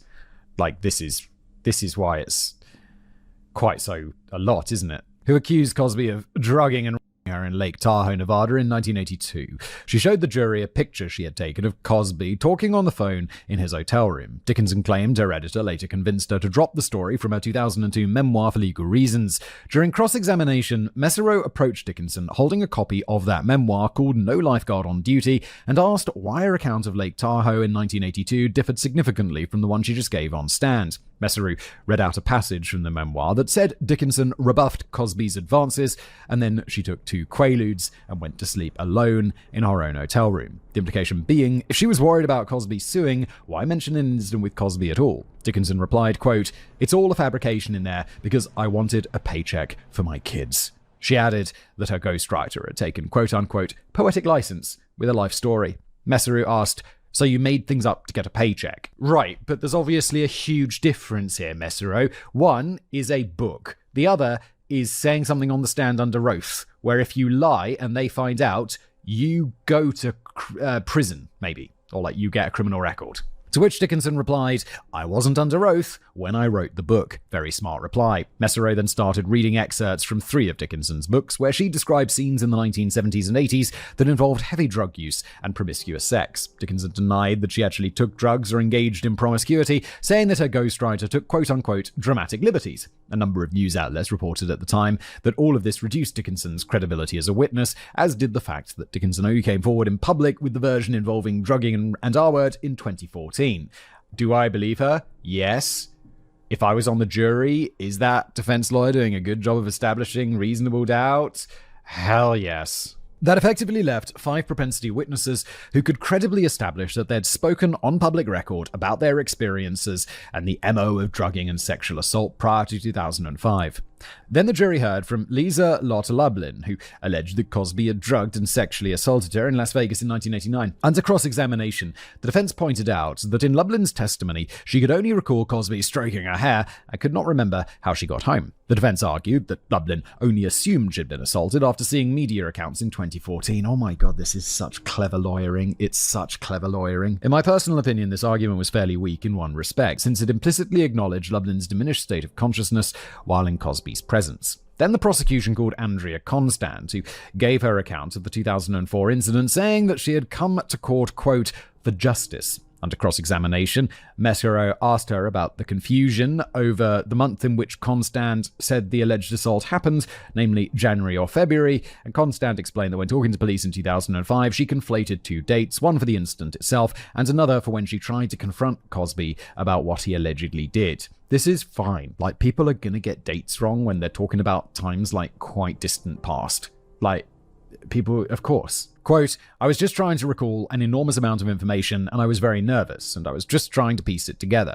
Mesereau then asked Constant about her money troubles prior to 2005 and asked her about the alleged pyramid scheme and the alleged cheating of an investor. Constant said she did not clearly recall the alleged pyramid scheme and claimed that she was just helping out a friend. Mesereau then asked Constant why she spent time with Cosby in a Connecticut hotel just prior to the time of the alleged assault. Constant claimed she'd gone to the hotel to pick up some baked goods from Cosby, sat on the edge of the bed, and had stayed no longer than 10 minutes. Then Mesereau asked Constant why she phoned Cosby twice on Valentine's Day. Constant said that those calls, and all 53 post-incident calls with Cosby before leaving her position in April, were always related to Temple University business, with her as operations manager for the women's basketball team and Cosby as a Temple University trustee. Mesereau expressed astonishment at the idea that such a number of business calls would be required between a sports employee and a trustee. Again, doing so well at establishing that reasonable doubt. Then the court heard testimony from Gianna Constant, similar to that of 2017, and again heard the secretly recorded telephone conversation between her and Cosby. Gianna Constant denied that she had benefited monetarily from her daughter's $3.4 million settlement. Judge O'Neill again ruled that the jury could hear from Cosby's 2005 deposition involving his use of Quaaludes in the 70s, his pursuit of Andrea Constant, and his encounter with Teresa Serengeti, and it was all read in court again. On April the 18th, the jury heard from former Temple University academic advisor Margaret Jackson, who claimed that on a university basketball trip to Rhode Island in 2004, she was watching TV with Andrea Constant. According to Jackson, they observed a news story where a celebrity had been accused of sexual assault. Jackson claims that Constant told her, quote, "Oh wow, something similar happened to me." Jackson told the court that she had encouraged Constant to report it, but Constant allegedly switched gears, allegedly saying that the assault didn't happen, but, quote, "I could say it did, I could say it happened, get that money, quit my job, go back to school and start a business." Uh-oh. Marguerite Jackson was not allowed to testify at Cosby's first trial because Constant denied ever meeting her. Then another Temple employee testified she recalled seeing Constant and Jackson interacting regularly while at Temple University, and so at the second trial, Constant simply testified that she did not recall having this conversation with Jackson or seeing her in Rhode Island. Again, if you're on the jury, this is reasonable doubt. This is what reasonable doubt is. Then the defense called Cosby's publicist and travel manager, who testified that according to private jet travel logs, Cosby had engagements all over the country in January 2004, and no record suggested he'd traveled to Philadelphia. But due to the fact that no specific date in January had been given, and that the assault potentially could have happened in another month, and that Cosby could have used a different plane to travel to Philadelphia, it was difficult to use Cosby's travel logs as a solid alibi. Then the defense filed a motion asking for extracts from an interview they'd conducted with Sherry Williams, the alleged former friend of Constant and alleged architect of the pyramid scheme, to be read to the jury. Sherry Williams had not responded to 8 subpoenas to appear in court. In the interview, Williams claimed that Constant was a willing participant in the pyramid scheme, sending out emails soliciting investments. But Judge O'Neill ruled that Williams' interview could not be read out in court because the prosecution would be denied an opportunity to cross-examine the witness. Yeah, fair play. I mean, you tried. You sent her 8 subpoenas. Was it? Hasn't she been? Don't they do it where they have the person in the movies like, "You've been served." It's like, hey, Simon. You're like, "Yeah, what's up? You've been served." It's like, okay, and then it's like, don't they come and get you, like take you to court and be like, "You got to sit there and say some." Once again, Cosby did not take the stand in his own defense, and shortly after confirming that was still the case, Judge O'Neill sent the jury into deliberations. After 2 days, they came back with a verdict of guilty beyond a reasonable doubt on all 3 counts of aggravated sexual assault against Andrea Constand. Again, do I believe on balance of probabilities that this is correct? Yeah. Do I think they got to beyond all reasonable doubt? I don't think so. Kevin Steele rose and asked that Cosby's $1 million bail be rescinded, since he owned a private plane and could be a flight risk. However, Cosby had divested himself of his private jet, given that he'd been on bail awaiting trial for the last 2.5 years, and at that point, Cosby angrily shouted, "He doesn't have a plane, you asshole." Judge O'Neill did not deem Cosby a flight risk and set his sentencing hearing for September 24th, 2018. 5 months later, at the sentencing itself, Andrea Constand's comments were brief, asking for, quote, "justice as the court sees fit." Kevin Steele said that Cosby, quote, "had shown no acceptance of responsibility for his actions, no remorse. He doesn't think he's done anything wrong." Cosby's lawyers argued extensively that his sentence should be house arrest, and a back and forth between the defense and prosecution over sentencing took the rest of the session. Court reconvened on September 25th. Judge Stephen O'Neill sentenced Cosby to 3 to 10 years in prison, depending on when he could successfully apply for parole, plus a $25,000 fine, plus paying $420,000 of the cost of prosecution. Judge O'Neill told Cosby he was a, quote, "sexually violent predator that had crushed Constand's beautiful young spirit, and, quote, "it's time for justice, Mr. Cosby. This is all circled back to you." NPR heralded the sentencing as, quote, "the first celebrity prison sentence of the Me Too era." Not the last, though, Harvey. As good as it gets. Bill Cosby was sent to Pennsylvania State Correctional Institution, Phoenix, recently constructed in 2014 with a capacity for 3,800 prisoners. Cosby shared a space with death row inmates like serial killer Harvey Miguel Robinson, along with a multitude of wife killers and mass shooters, drug dealers, and R-wordists. Cosby had initially requested that he be placed under house arrest while he appealed his conviction, but Judge O'Neill denied this. Cosby was appealing on the grounds that the propensity witnesses were too remote in time and too dissimilar to be admitted into evidence. He also cited Judge O'Neill's pre-trial dismissal of Bruce Castor and his decision to allow reading of the 2005 deposition. 2.5 months after going to jail, Cosby's appeal with the Superior Court of Pennsylvania was unanimously denied, saying that the 5 propensity witnesses and deposition had demonstrated a distinct signature pattern of sexual assault and that it had not been proven that O'Neill had a personal bias against Castor.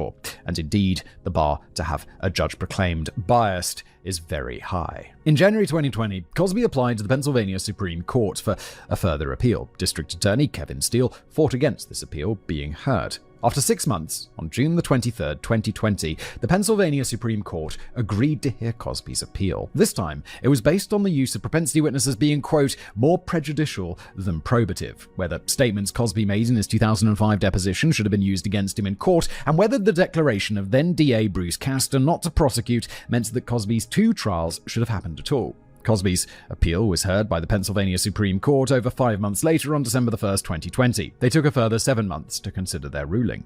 Meanwhile, 2 years and 8 months after Cosby had been jailed, he applied for parole. This was denied by the parole board on May 28, 2021. The parole board stated that Bill Cosby had received a negative report from prison officials and that he had refused to enroll in a sexual violence treatment program. The parole board said that until Cosby enrolled in the program, he would not be granted another hearing. Cosby representative said that he would never enroll in such a program since it would be tantamount to an admission of guilt. You're in prison. They decided you were guilty. As such, the 83-year-old Cosby was looking at serving the full 10-year sentence. Then, on June 30th, 2021, the Pennsylvania Supreme Court overturned Bill Cosby's convictions. This comes out of left field, doesn't it? The court found that both trials had violated Cosby's Fifth Amendment rights to due process and against self-incrimination. Right, because they said you won't be prosecuted on these charges when he went to do the civil case. Right? In 2005, Bruce Castor had publicly declared that he would not prosecute Cosby in order to prevent him from taking the Fifth and refusing to give a deposition at the Constand civil trial. The deposition was then used against Cosby as evidence in 2017 and 2018, depriving him of a fair trial. This also deprived Cosby of his 14th Amendment rights, which confirm the rights of due process and against self-incrimination apply to both state and federal levels. Castor had not signed a formal immunity agreement with Cosby, but he didn't need to. And although Castor had ceased to be the district attorney in January 2008, no time limit or qualification was given in his declaration, and the Pennsylvania Supreme Court ruled that the declaration not to prosecute was therefore binding on all of his successors. And I mean, this is a fair play. If this is fair. In the ruling, Justice David Wecht called Cosby's subsequent arrest in December 2016, quote, an affront to fundamental fairness, particularly when it results in a criminal prosecution that was foregone for more than a decade. Due to the open-ended guarantee given by Castor, the Supreme Court barred any future district attorney from retrying the case.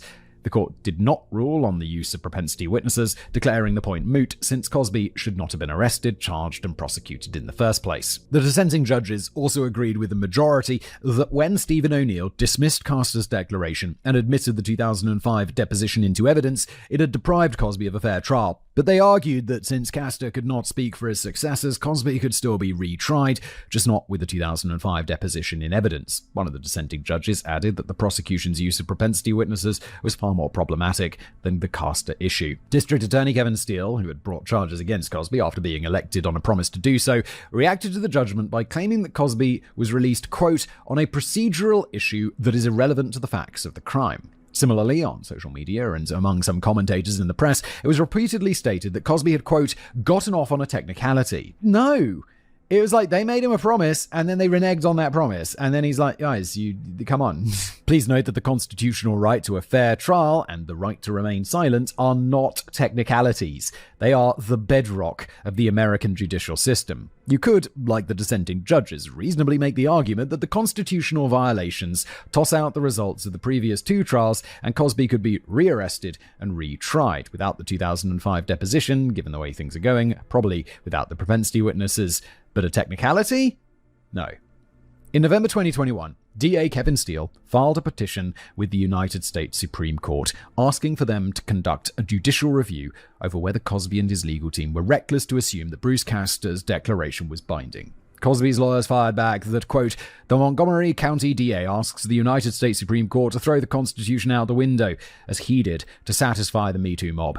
On March 7, 2022, the US Supreme Court rejected Steele's petition in a unanimous decision. Essentially, Steele couldn't blame Cosby for Bruce Castor inadvertently setting him up to violate the 5th and 14th Amendments. You could debate whether Bruce Castor should have prosecuted Cosby in 2005. You could debate whether Andrea Constand's case was strong enough to convince a jury on its own without propensity witnesses or the cultural influence of the Me Too movement in 2018.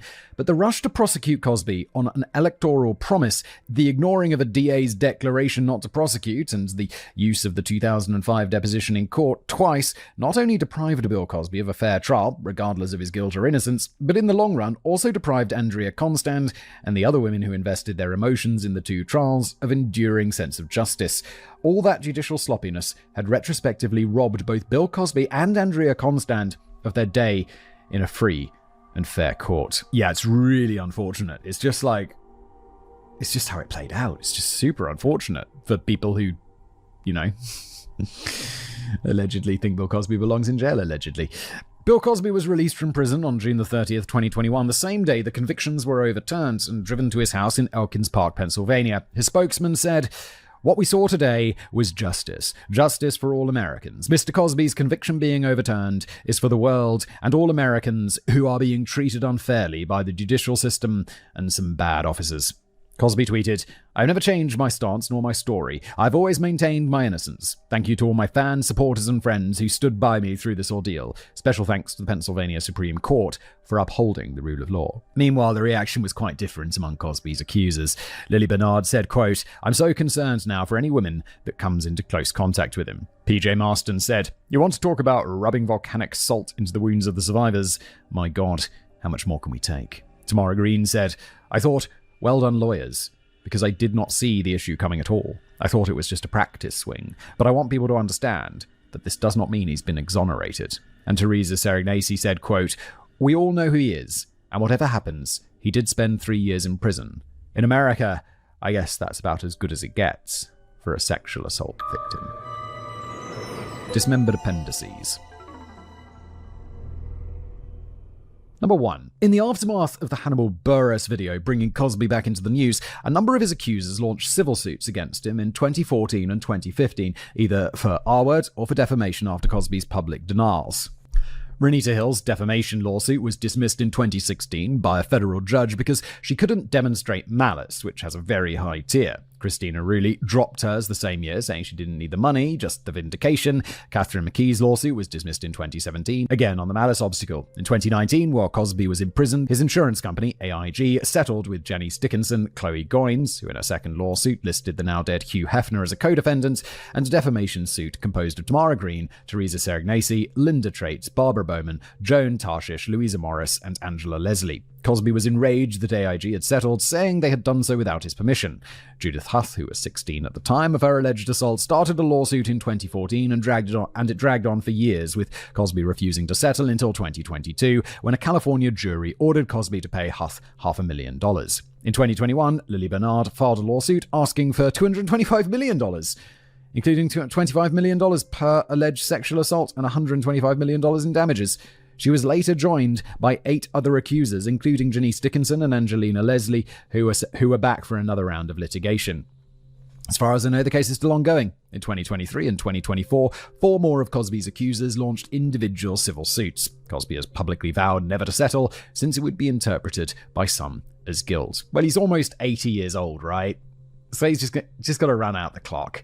Just hope you don't run out of money before you run out the clock. Number 2.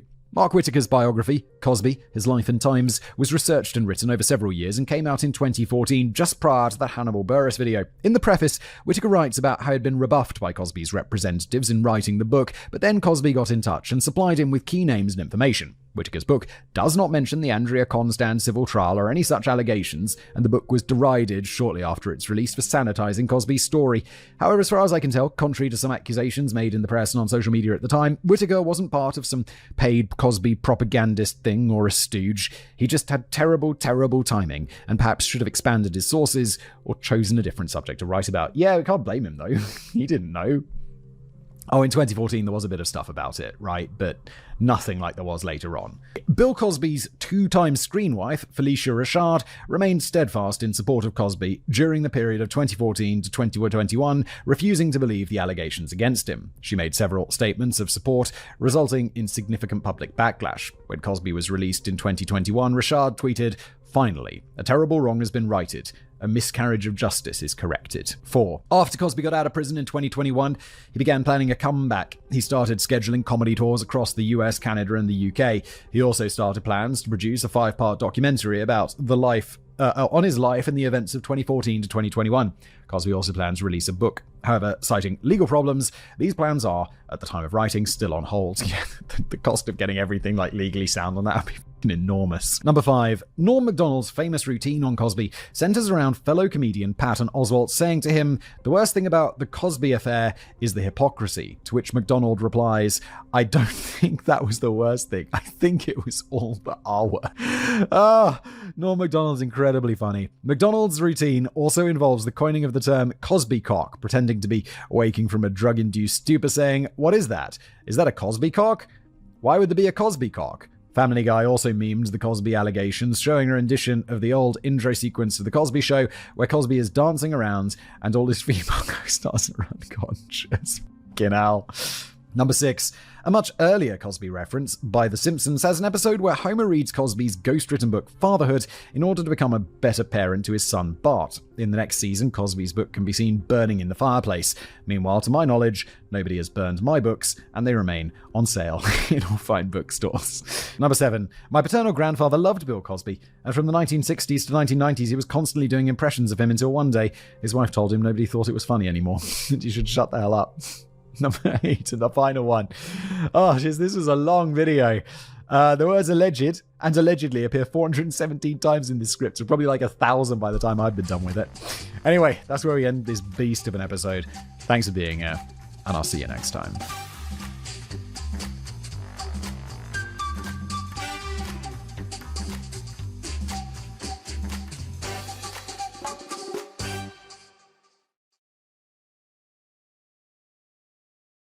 Hello everybody, welcome back to another episode of Casual Criminalist. As always, I'm your host Simon. Obviously, what am I writing? In this case, Kevin writes me an episode. This was a little bit different. This is the first time we've ever done anything like this. It's an anthology episode.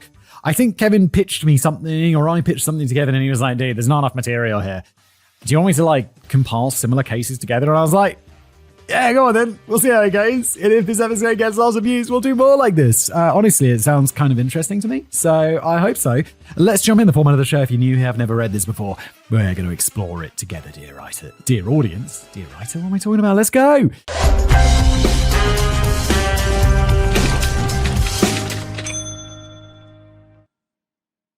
When I first started writing for Simon, it was exclusively over on Decoding the Unknown. Was that really?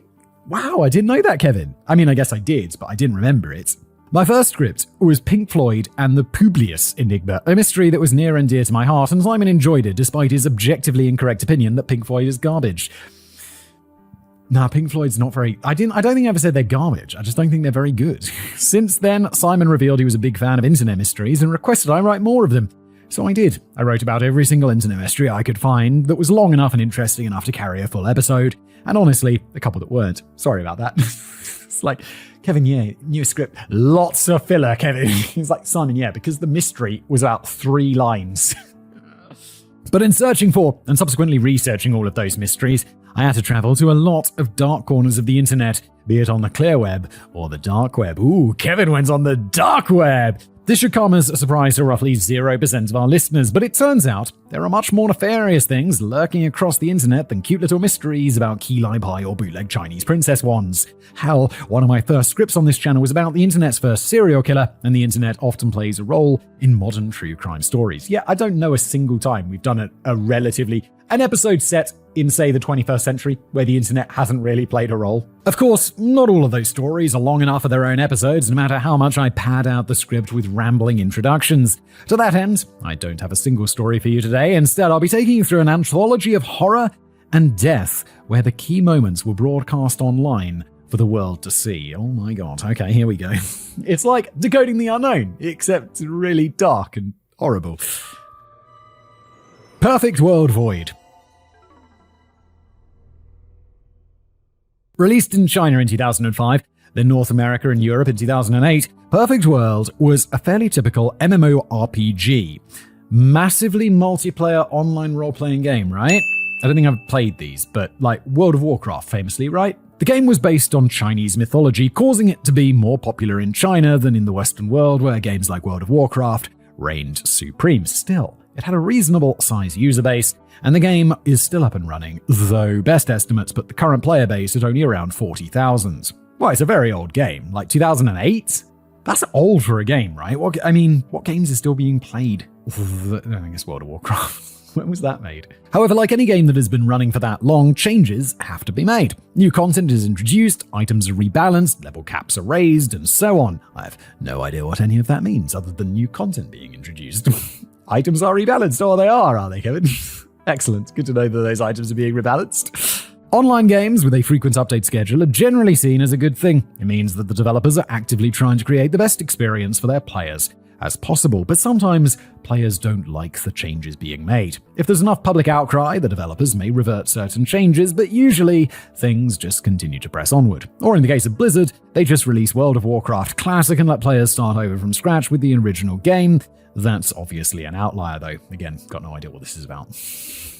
What is World of Warcraft Classic? I'm not even entirely sure what World of Warcraft is. It just seemed a bit too fantasy for my liking. In the case of Perfect World, there was a vocal minority of players who didn't enjoy the direction the game was going in. They weren't large enough to cause real change in the game, so instead they broke off and created their own server called Perfect World Void, balancing the game to their preferred specifications. The creators of Perfect World Void also set up a Discord server where the community could converse with one another and make plans to raid together and whatnot. What fun. It was a small but active community, with one community member in particular standing out to most players. His name was Menhaz, and he was chronically online. Other members of the Perfect World Void server said that he'd be playing the game when they all went to sleep, and when they woke up, he was still there. He was also a notorious troll. The Discord server was full of dark humor and questionable takes, the sort of stuff you'd expect from a bunch of edgy teens. I'm like, wow, a Discord server full of dark humor and questionable takes? What? Such a thing would exist. But even in a server full of fellow edgelords, Menhaz was seen as consistently taking things too far. He made repeated homophobic and racist remarks, particularly against Muslims. He had been raised in a Muslim household, but he would later become an atheist and spend his time constantly bashing the religion. Can you be racist against your own? I guess you can, right? Yeah, of course you can. Don't know why I had to question that for a second. But I guess you can be racist against yourself. This inappropriate behavior resulted in Menhaz being banned from the server multiple times, though he was always eventually allowed back in. Despite being a massive edgelord, he was generally seen as a nice guy who made people laugh. Or maybe they only let him back in because his in-game character was an elf cleric, and it's really just that difficult to find a good healer. Again, Kevin. Great.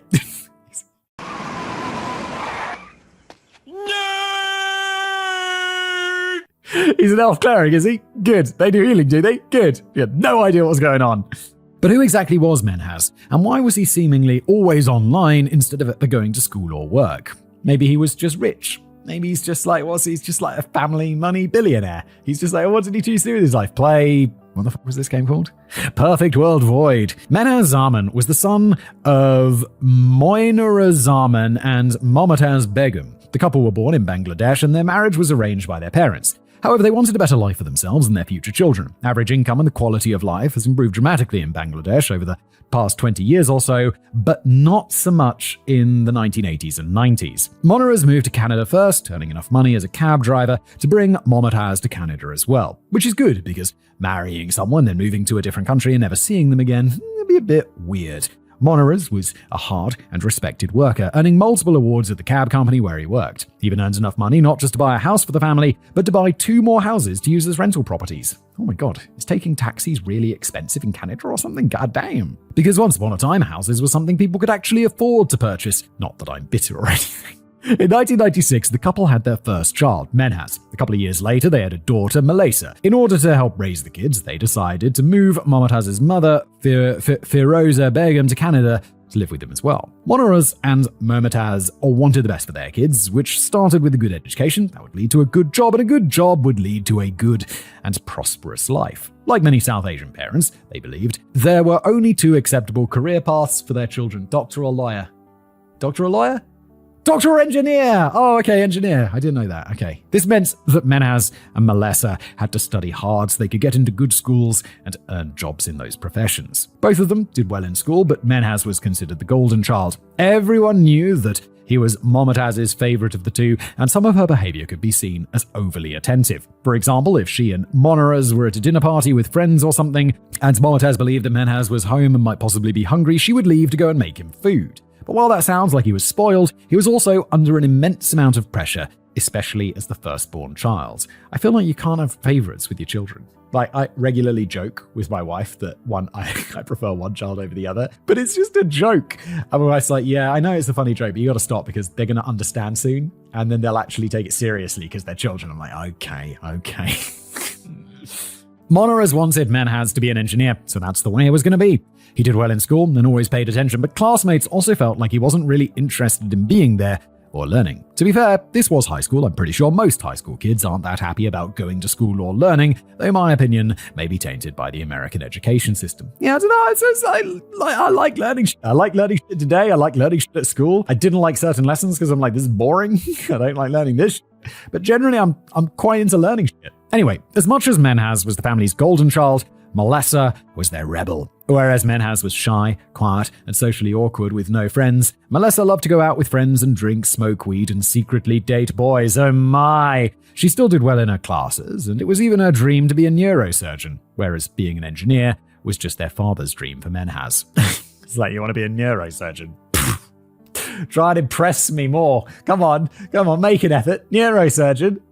What a joke. However, it's literally brain surgery. However, this behavior caused Malessa and Monoras to frequently butt heads. Monoras was an extremely traditional and conservative Bangladeshi immigrant, but Malessa hadn't grown up in a Muslim country. She just wanted to live the life of a normal Western teenager. The two would argue so loudly that neighbors would call the police, and it's even reported that Monoras would hit his daughter for being disobedient. If she stayed out past curfew, he would lock the doors so that she had to sleep outside as punishment. That's properly psycho, my dude. You're the one who chose to move to Canada. It's not like there was some terrible thing, as far as I'm aware. You moved there for money. You just moved there for a better life for your family. And then they're having this better life, and you're being a piece of shit about it. You made that decision, my dude. If you want them to have a Canadian life, then they're going to have a Canadian life. What the fuck? Get your shit together. idiot. When that happens, Momotaz would usually unlock the back door to the basement and put a pillow and blanket for Melissa, so at least she could be somewhere safe, but that's obviously still not a great situation. And while all that was going on, Menhaz would be online playing Perfect World Void. His headphones allowed him to drown out the sounds of his father and sister arguing, and online, he wasn't some shy kid stuttering and looking down at his feet. He was a confident gamer who could spend hours at a time socializing with his online friends, at least when he wasn't getting himself banned from the server for being such a cringy edgelord. Seriously, when you're about to go on a tirade that begins with, "I'm not being racist, but," it's probably a time for you to just shut your fucking mouth. It's probably not great to change your username to Allah and tell everyone Islam is cancer to the current world, bro, especially since Menhaz went to mosque every Friday with his father, smiling politely at all the people he referred to privately as Muslim dogs. Classy guy. It's like cringy edgelord shit right there.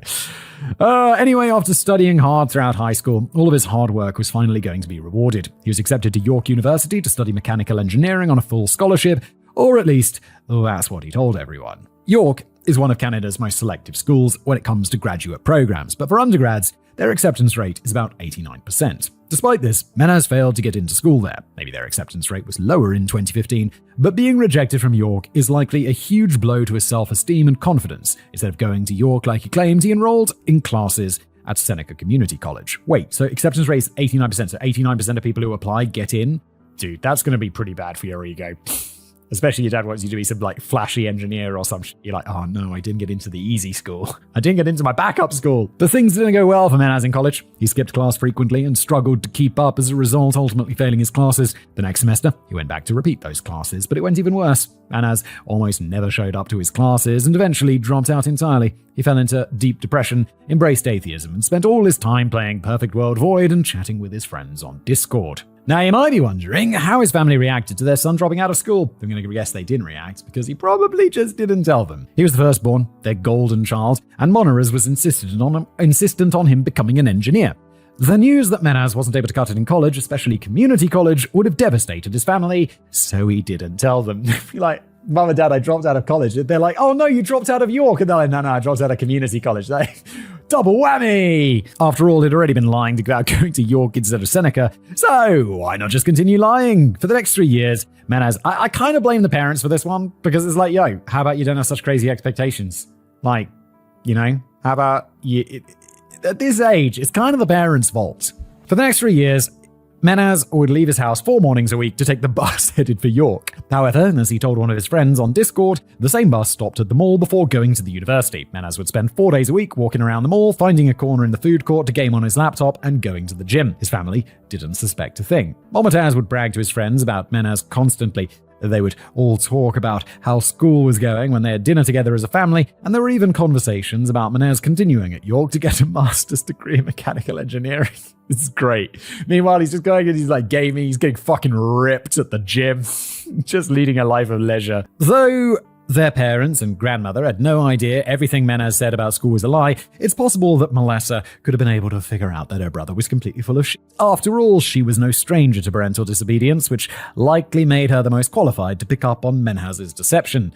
But she wasn't there. She had spent her whole life butting heads with her father and finally had had enough. Melissa moved out of the house and in with her boyfriend. So for nearly 3 years, there was nobody in the house that would have recognized the lies for what they were. Eventually, Melissa and their father made amends and she moved back into the family home. She had also been accepted to York University, for real this time, unlike her brother, and she was going to start studying to be a neurosurgeon the next fall. However, from the moment Menhaz had begun his prolonged lie, he knew it was going to have an expiration date. College is only 4 years, and he was now supposed to be in his final semester. He told his parents his graduation ceremony would be on Friday the 28th of July, 2019, which gave him a deadline. Whatever was going to happen, it needed to happen before then.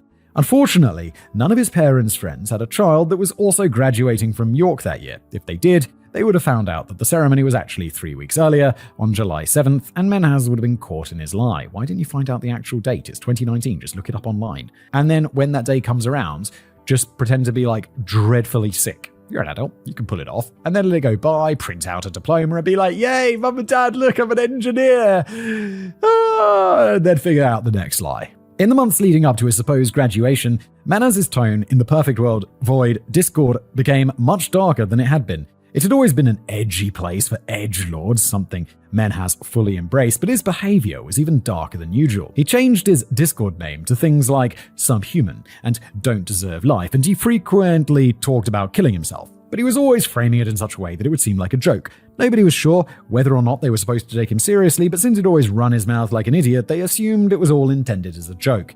Yeah, it's like the boy who cries edgelord, isn't it? But things got even darker in March. He was talking with one of his friends in the server and said that he was thinking about leaving the game. When his friend asked what server he was going to move to, instead, Menez replied, "Gonna kill my parents and go to jail, yo." Oh my god. Okay, dude, I forgot this was a casual criminalist. Oh, under normal circumstances, this would be a giant red flag, but it was mostly seen as business as usual on the server. Yeah, this is the sort of thing that you could type as like as a teenage edgelord, and be like, no, I just typed. I don't think it would mean anything. It was more tasteless than the normal jokes being made, but his friend didn't take this comment seriously. This continued until July, when Menaz finally ran out of time. At around 3 p.m. on July the 27th, the day before his supposed graduation, Menaz made his way to the master bedroom of the family house. As part of their daily routine, Momotaz and Feroza would always take an afternoon nap together. Menaz struck his mother in the head with a crowbar before slitting her throat. About an hour later, he did the same to his grandmother.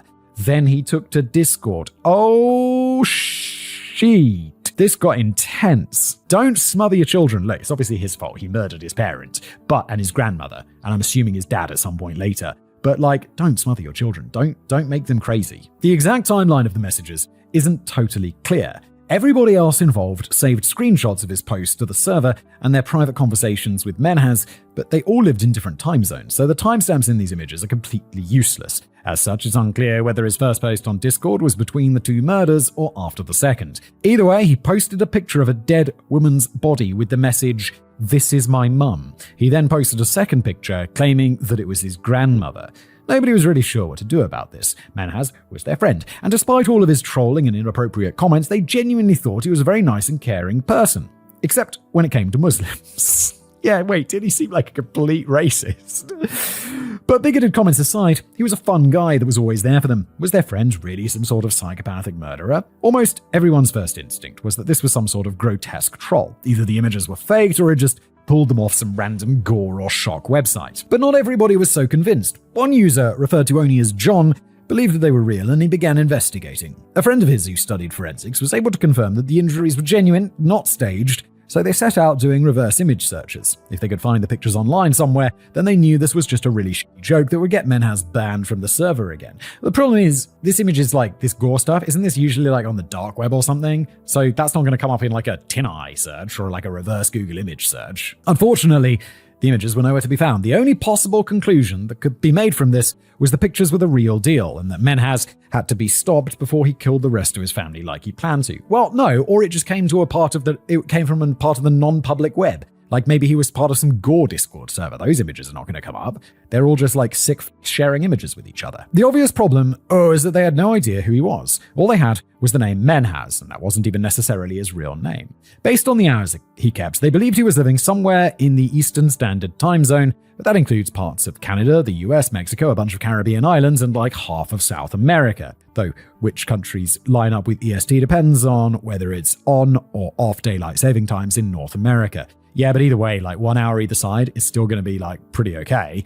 And that's going to vastly increase the search area. The next step was to try and trace Menaz's IP. That won't give exact results, but if the person isn't using a VPN, you can usually find their ISP and what city they live in. Sometimes I'd do the what is my IP thing, and it'll be I'm in a town miles away, another big town, and I guess they just route internet traffic through there or whatever, but it's oh, okay. Even if they got the wrong city, it would be the right geographical area. Yeah, they always get the country right at least. Based on that, they determined he was in or near Toronto.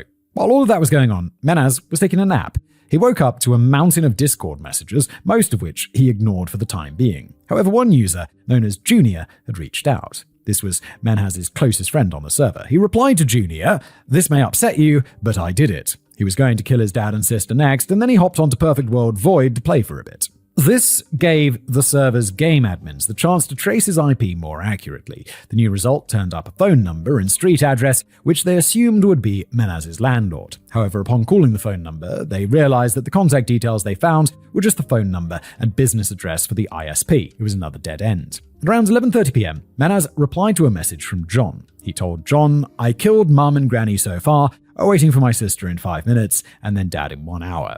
It had been over 8 hours since he'd committed the first murders, and the entire time Menaz was hanging around the house, napping and playing video games while their dead bodies were upstairs. Just after midnight, he messaged John again, sending 2 pictures. The first was his sister's dead body, and the second was a selfie of him holding the bloody knife that he'd used to murder his family. Once again, he'd struck her with a crowbar before slicing her throat. But whereas the first 2 murders had been easy, he said that Melissa fought back for at least 10 minutes before he overpowered her. Menaz then reiterated that he would be doing the same for his father in an hour when he got home from driving his cab. The entire Discord server was in disbelief over the murders. They had failed to stop Menaz thus far, but perhaps they could intervene in time to at least save one person's life. How, dude? This is like TikTok. Members finally got in touch with another user in St. Paul, Minnesota, the state that borders Canada. The member called his local police, who then got in touch with Toronto police to try and track down Menaz. There are different accounts of how they did so, with some saying that the police were able to get his address from Discord, while others claim it was from PayPal. In between the murders, Menaz had offered PayPal money to his friends because he wouldn't need it where he was going. One of these friends jokingly said, "Give me your location if you want to be caught," to which he replied, "Not yet." As for which way the police pinpointed Menaz's location, they never officially stated how they did so, probably for the best. That kind of stuff is good to keep private. Do you remember a few years ago where the FBI needed access to someone's iPhone after they'd died or something, or to figure out what crimes they were up to? And Apple was like, "No, we don't know how. We don't have the ability to do that." And I was like, if you're Apple, and even if you do, you got to say you don't, because otherwise people are going to be like, "Whoa, don't trust Apple anymore." And even if Apple did give it to them, the FBI or whoever would be incentivized to be like, "No, they didn't. We cracked it on our own." Realistically, the police are thought more likely to be able to track down a person's location with a PayPal account than a Discord account. Yeah, definitely. Because when you sign up and do PayPal, if you want to top it up, you're going to have to enter your bank details and they're going to have a matching address. Whereas Discord, you could be like, yeah, I live on 123 Fake Street. And Discord's going to be like, "Okay, thanks." But in the end, do you even have to? I don't think I'd give my address to Discord. But in the end, it doesn't matter how authorities found the address because it was too late. About an hour after murdering his sister, Menaz took to the server to post, "I've slaughtered my entire family or will probably spend the rest of my life in jail if I manage to survive. I hope I made you all laugh at one point or another. I hope you remember the good times. I will miss you all." When pressed for answers as to why he did this, Menaz said it was because he didn't want his parents to have to live with the shame of having a son like him. He had been planning to do this for 3-4 years, ever since beginning his lie, and with his alleged graduation the following day, there was no more time to delay the act. When asked why he killed his entire family instead of just himself, Menaz replied, "I'm a pathetic coward and a subhuman. Since I'm an atheist, I believe there's no afterlife, so I was scared to die, and I wanted them to die so that they didn't suffer knowing how much of a pathetic subhuman I was. It's all very selfish. I'm just pathetic."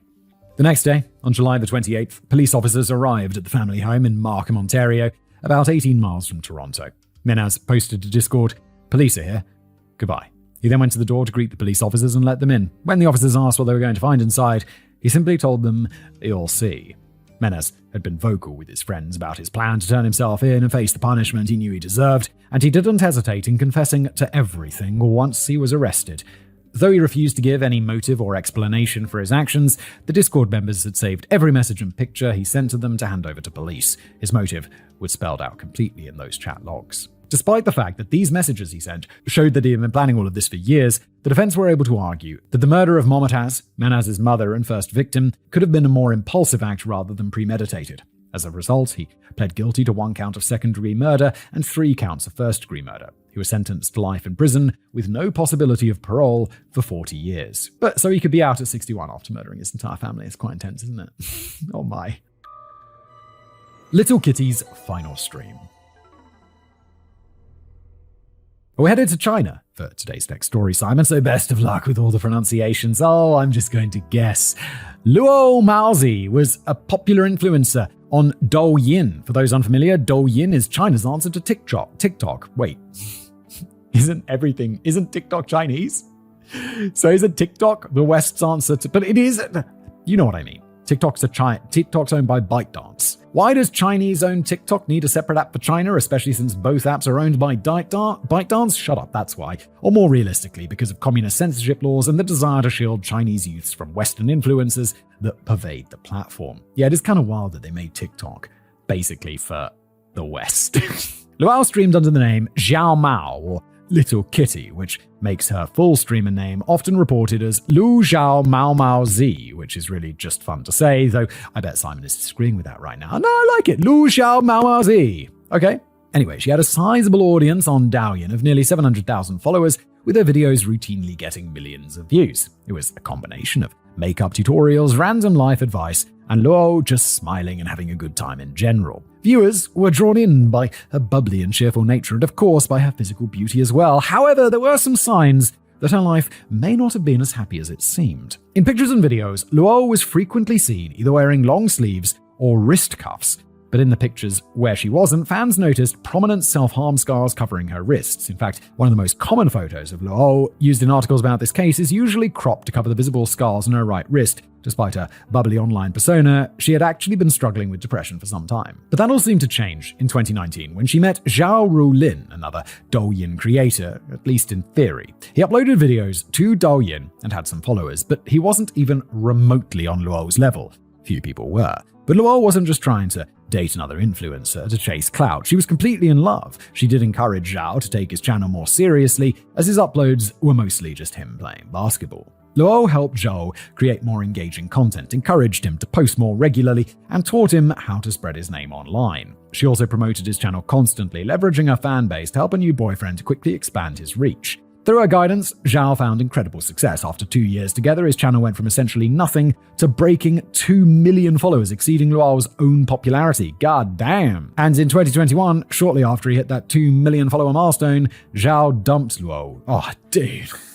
She made you, bro. She made you. Rather than just ending the relationship on amicable terms, Zhao instead went online to air out all of the dirty laundry of their relationship. God damn! Zhao claims Luo was an emotionally unstable wreck who used threats of self-harm to manipulate him and get away. He said that she would threaten to jump from a high rooftop, forcing him to get on his knees and beg forgiveness to stop her from hurting herself. Fine, dude, so break up with her and then shut the fuck up. Why would you bring all this up? That would already be bad enough, as threatening self-harm to manipulate people is pretty fucked up. But Zhao went on to say that she also faked it to get sympathy and attention from people. All those scars on her wrists were just makeup, and she was faking everything.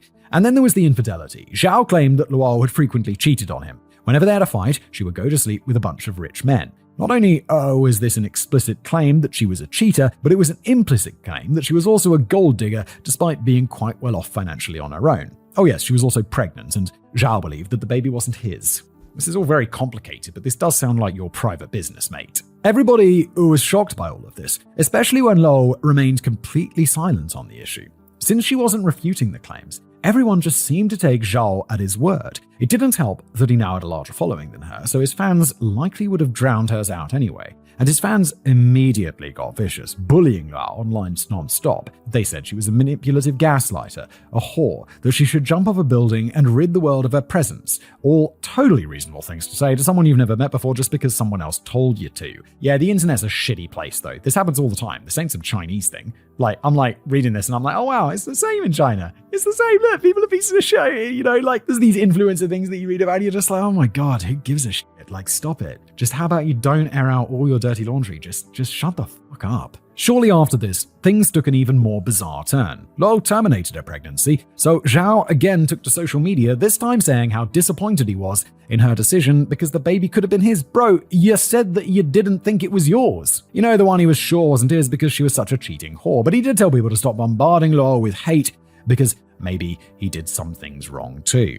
Unsurprisingly, his fans did not stop. They never for a moment stopped bullying Luo, and eventually she was forced to tell her side of the story, and unlike Zhao, who had made a lot of wild accusations, Luo had the receipts to back up her claims. Oh shit, here we go! To start, she had never faked the scars and said she would never do something so despicable. She gave viewers a close-up view of her scars, which everyone agreed were undeniably real. She also showed medical records showing that she'd been diagnosed and even hospitalized for clinical depression. No matter how happy and beautiful she seemed on the outside, her struggle was very much real. Oh, she bring in those receipts, bro. you. To that end, the idea that she was running around sleeping with a bunch of men was ridiculous. She did her best to put on a happy face and make videos for Douyin when she could, but she didn't even want to leave her house. Hell, most days she could barely even get out of bed in the morning. Where was she going to find the time or energy to cheat on the man that she loved? I mean, that's not bringing receipts, though. That's like her side of the argument. The same could not be said for Zhao, however. In the first month that he was dating Luo, Zhao cheated on her with his ex multiple times. In retrospect, she believed that he may have just been using her for clout and to build his following. And since that worked, it provided him with lots more opportunities to cheat on Luo. Once someone achieves any online success, it's common for amorous fans to start sliding into their DMs. I'm sure Simon would be all too familiar with this, were it not for the fact that he comes across as the most asexual entity that I've ever known. Steady on. But it's just throwing some random shade there, are you, Kevin? What the fuck? But instead of I'm just not that sort of influencer, Kevin. But instead of and still, you don't want to see my DMs. But instead of waiting for them to slide into his DMs, Zhao slid into his fans instead. Bro, what you doing? Since those of you listening can't see the script, fans was written as a possessive, referencing DMs, though obviously he was going to slide into some of his fans as well. Oh, Kevin, no! Unfortunately for Zhao, a lot of his fans, especially early on, were also fans of Luo. One girl liked a photo he posted on social media, so he DM'd her saying, "Just a like? We should get to know each other." She replied, "Your girlfriend has a great figure." Zhao then repeated, "We should get to know each other," I said, because that doesn't sound creepily aggressive at all. Creepy, bro. Stop! Zhao tried to convince the girl that he and Lao were in an open relationship, but this was a lie, and the girl knew it. Instead of acquiescing to Zhao's brand of rather can't say that word, R-wordy flirtation, she instead released screenshots of the conversation to help clear Luo's name during this whole storm. She was not the only girl to do so either. However, not all of Zhao's fans were nearly as concerned about the fact that he was already dating someone, with many more than happy to jump into bed with their favorite internet celebrity. Bro, this is going to get you in so much trouble. Like, dude, this is not good. Don't do this. If you're an internet person, don't do this. It's a real bad idea. Despite his claims of Luo's infidelity, it was Zhao all along that was the cheater. Bro, people taking screenshots and posting their receipts, dude. What the fuck you up to? But if that's the case, why wasn't Zhao sure who the father was once Luo got pregnant? Obviously, the answer is that he was fully aware it was his, he just didn't want to accept responsibility for it. When Zhao claimed that he didn't think the baby was his, Luo repeatedly begged him to take a paternity test because she knew it was. She even tried scheduling them multiple times, but he refused to show up for one.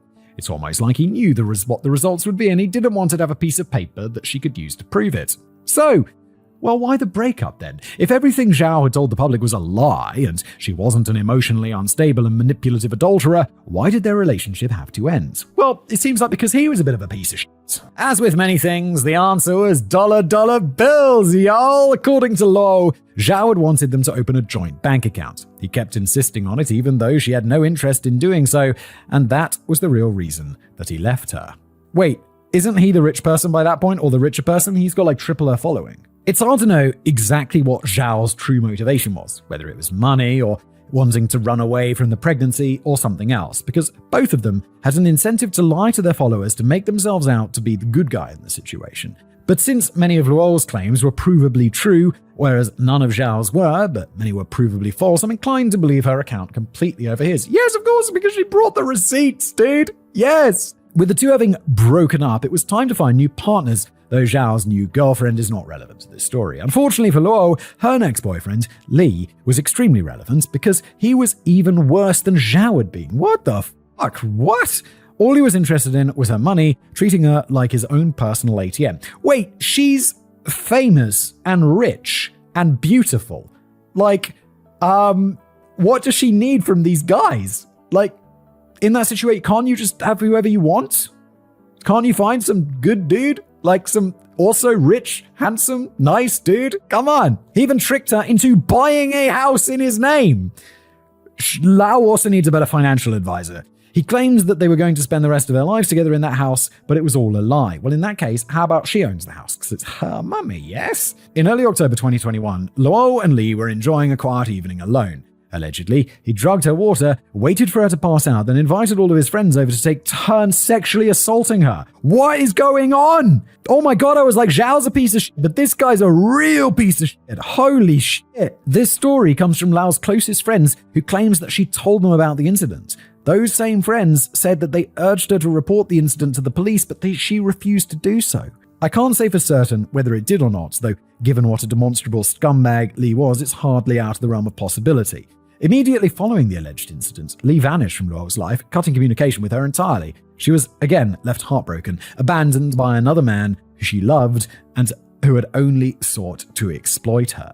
On October the 14th, Luo uploaded a video that she said would probably be her last. The young influencer everyone knew as being so bubbly and cheerful thanked her fans, but also mentioned how she'd been struggling with depression for some time. She stated, "I appear to be happy, but this is all for show. I hope everyone will be happy when they see my videos and will see that I am happy too. But I can't hold on anymore. If you want to know the reason, please go watch my live stream."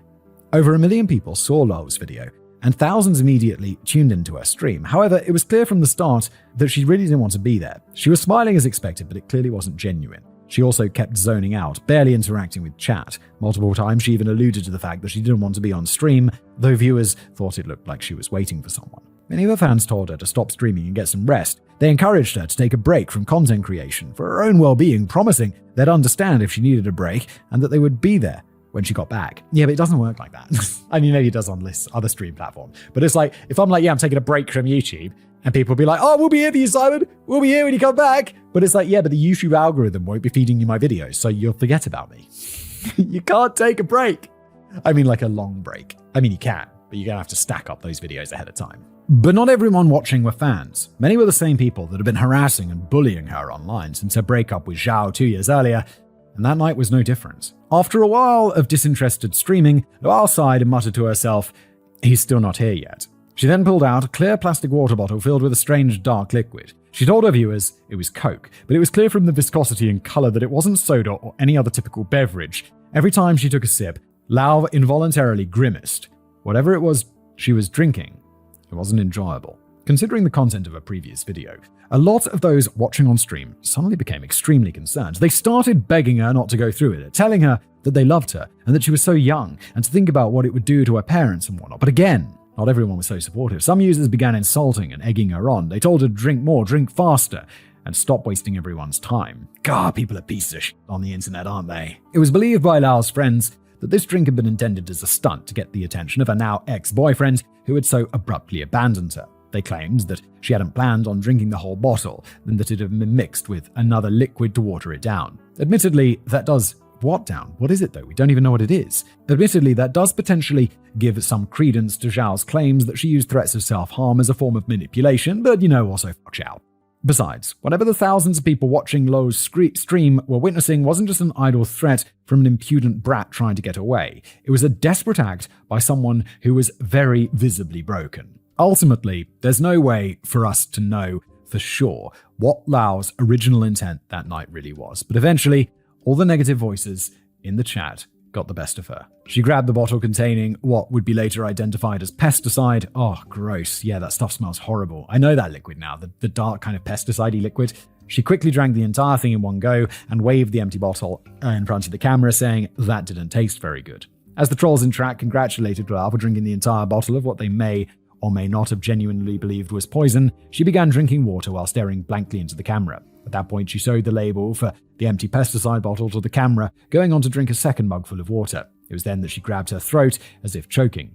The entire time, Luo's face had been completely dead and emotionless. Even at that moment, her face didn't seem to move a muscle, but her eyes told the full story.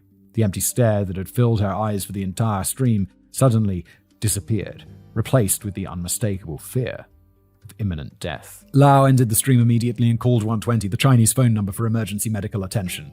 Unfortunately, it was too late. She had drunk too much of the poison. On October the 15th, it was announced that Luo Maozi had died. Her body was cremated a few days later.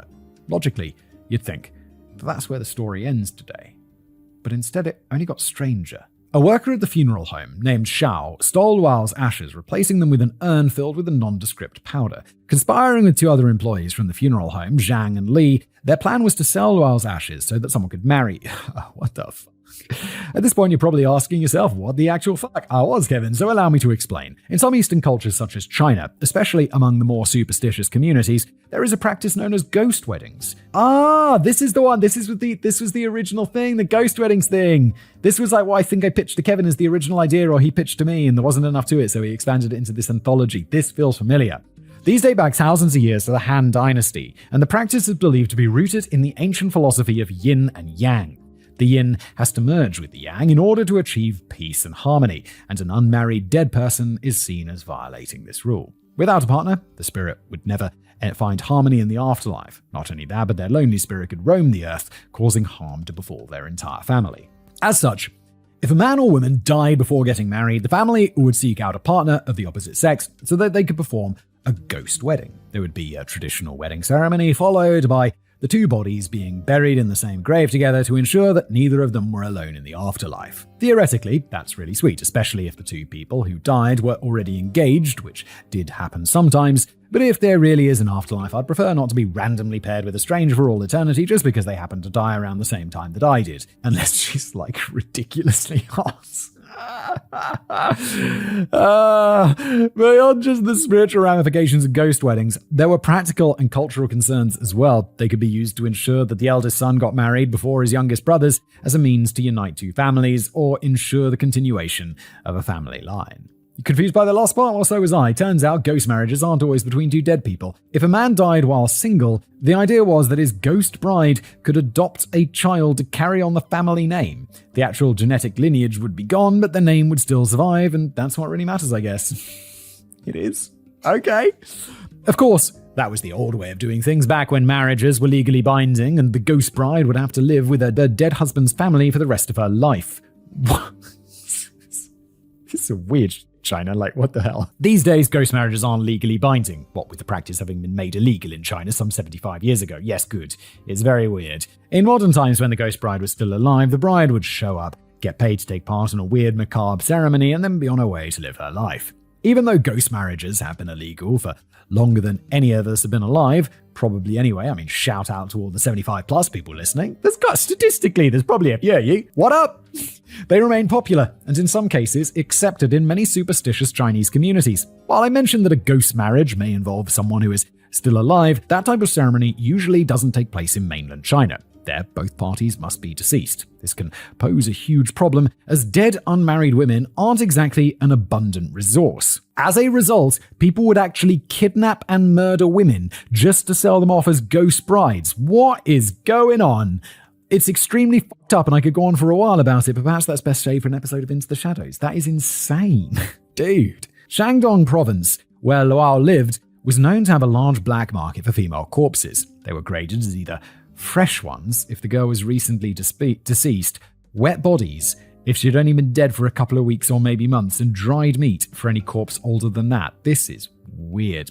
So weird. Prices scaled depending on how fresh the body was, along with several other factors. And in virtually every way, Lao would make the perfect ghost bride. She was young, only 25 when she died, unmarried, beautiful, successful, and from a well-educated family. The kind that would never agree to this sort of superstitious nonsense. Oh yes, I mentioned a black market, but many families would willingly sell the bodies of their deceased daughters as well, both to make monies and so that their daughter wouldn't be alone in the afterlife. Anyway, while Luo was nearly the perfect ghost bride, her body had been cremated. Ashes certainly weren't off the table. It was just going to lower the price that Xiao, Zhang, and Lei could charge for Luo's remains. They were quick to find a buyer for $11,000. That's already on the higher end of what ghost brides sell for, but had she not been cremated, Luo could potentially have fetched double or triple that price. Fortunately, the deal fell through at the last minute, and the trio was forced to seek out another buyer. Not only did the potential next buyer not go through the purchase, they called the police on the thieves instead. Excellent. When the men were arrested, Zhang's wife said that it was just a way to make a little bit of money, and it wasn't a big thing. It's only because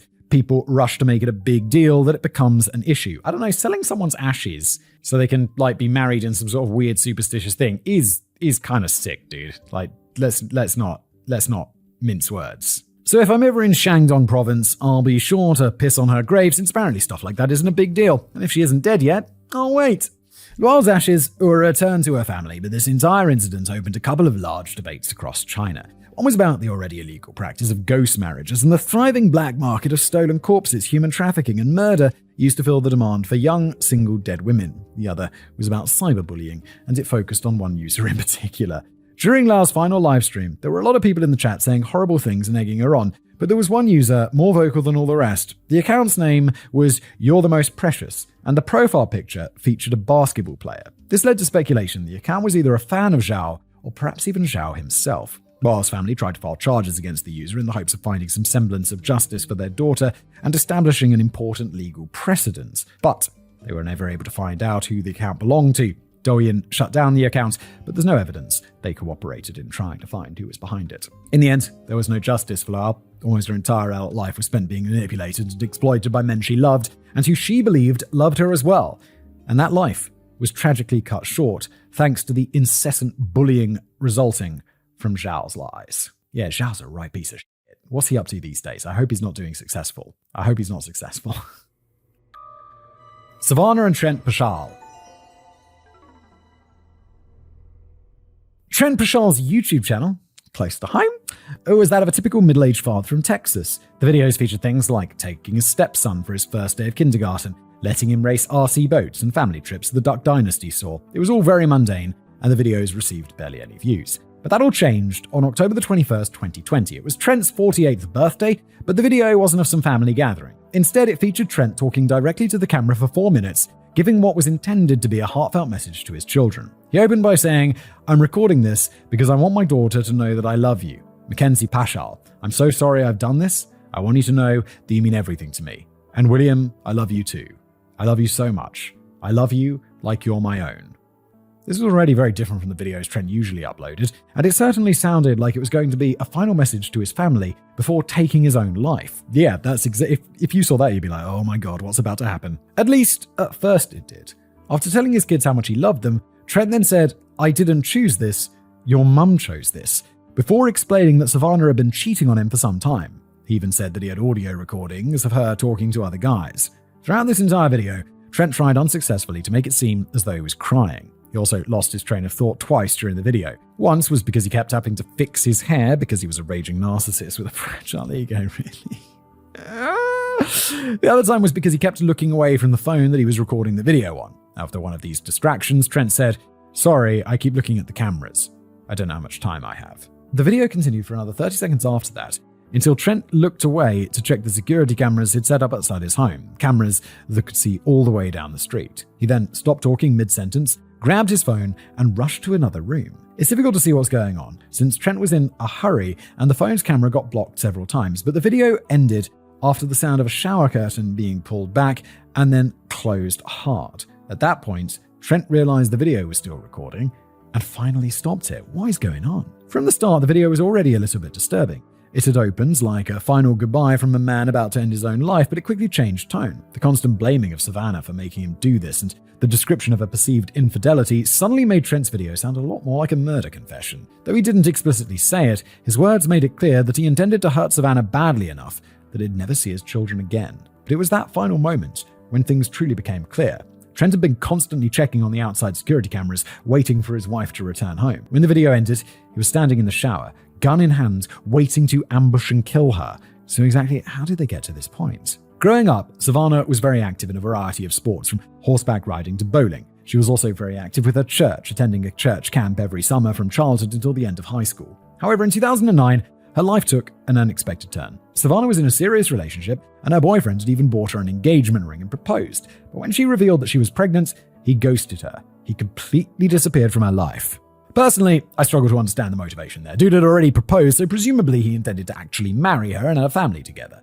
I get that her family was religious, but that's when you just plan the wedding really quickly and tell everyone the baby was born a couple of months premature, unless he only proposed in the first place to get her into bed and had no intention of marrying her. It's bizarre, but either way, the guy sounds like a real piece of shit. Yes, he does. Savannah gave birth to her son, William, and then began attending culinary school at Alvin College. Being a single mother's never easy, but she was doing her best to raise her son while making her way through college. Then in 2012, she met Trent in a parking lot of a grocery store. He helped her with her bags, and the two immediately hit it off. Trent was charming and had a big personality, and it didn't take long for the two to get serious. There were just a couple of problems. First, Savannah was 22 years old at this point. If you happen to remember what birthday I said Trent was celebrating the day he uploaded his video, then you realize he was already 40. That's obviously not illegal. Half your age plus 7. 27. Nope, too young. It feels weird. Now, this is obviously not illegal, but it's not great either. Trent was described as being a big kid himself, so he had no trouble fitting in with Savannah and her younger friends. He got along great with William too, especially because he had lots of cool toys William could play with, like drones and RC boats.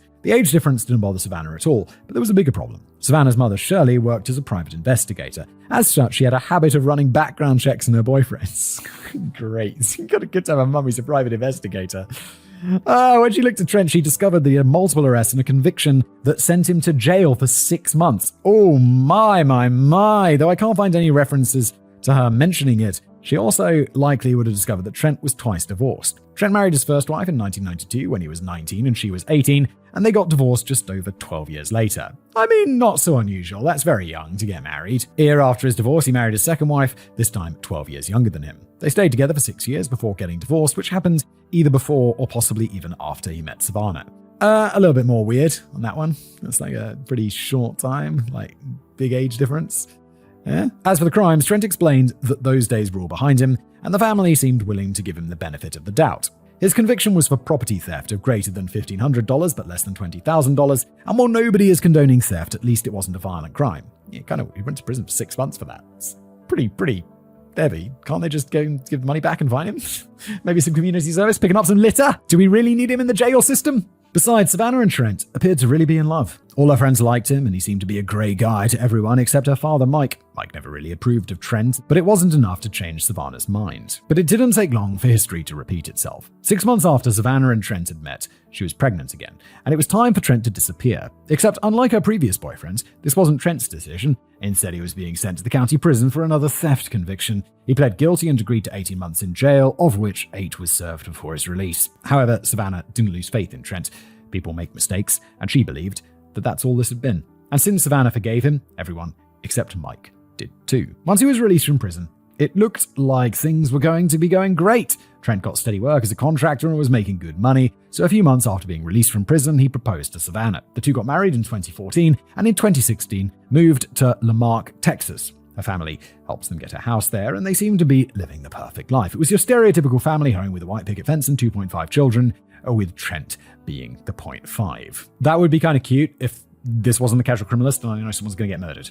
The first thing Trent did when they got the house was to build a workshop. He was a skilled craftsman, though it's not entirely clear whether the workshop was actually part of his job or just a place to tinker with drones and things. Either way, it wasn't anything nefarious, though not everybody felt the same way about his next project, installing security cameras. Some of Savannah's friends thought the cameras were great. They thought Trent wanted to keep his family safe, and they liked that Savannah and Trent could see their kids on the school bus all the way at the end of the street. Others disagreed, though, finding it anywhere from strange to creepy. What's wrong with security cameras? It's not creepy. People have security cameras, or is that just a more modern thing, because like Ring and stuff? Not security cameras.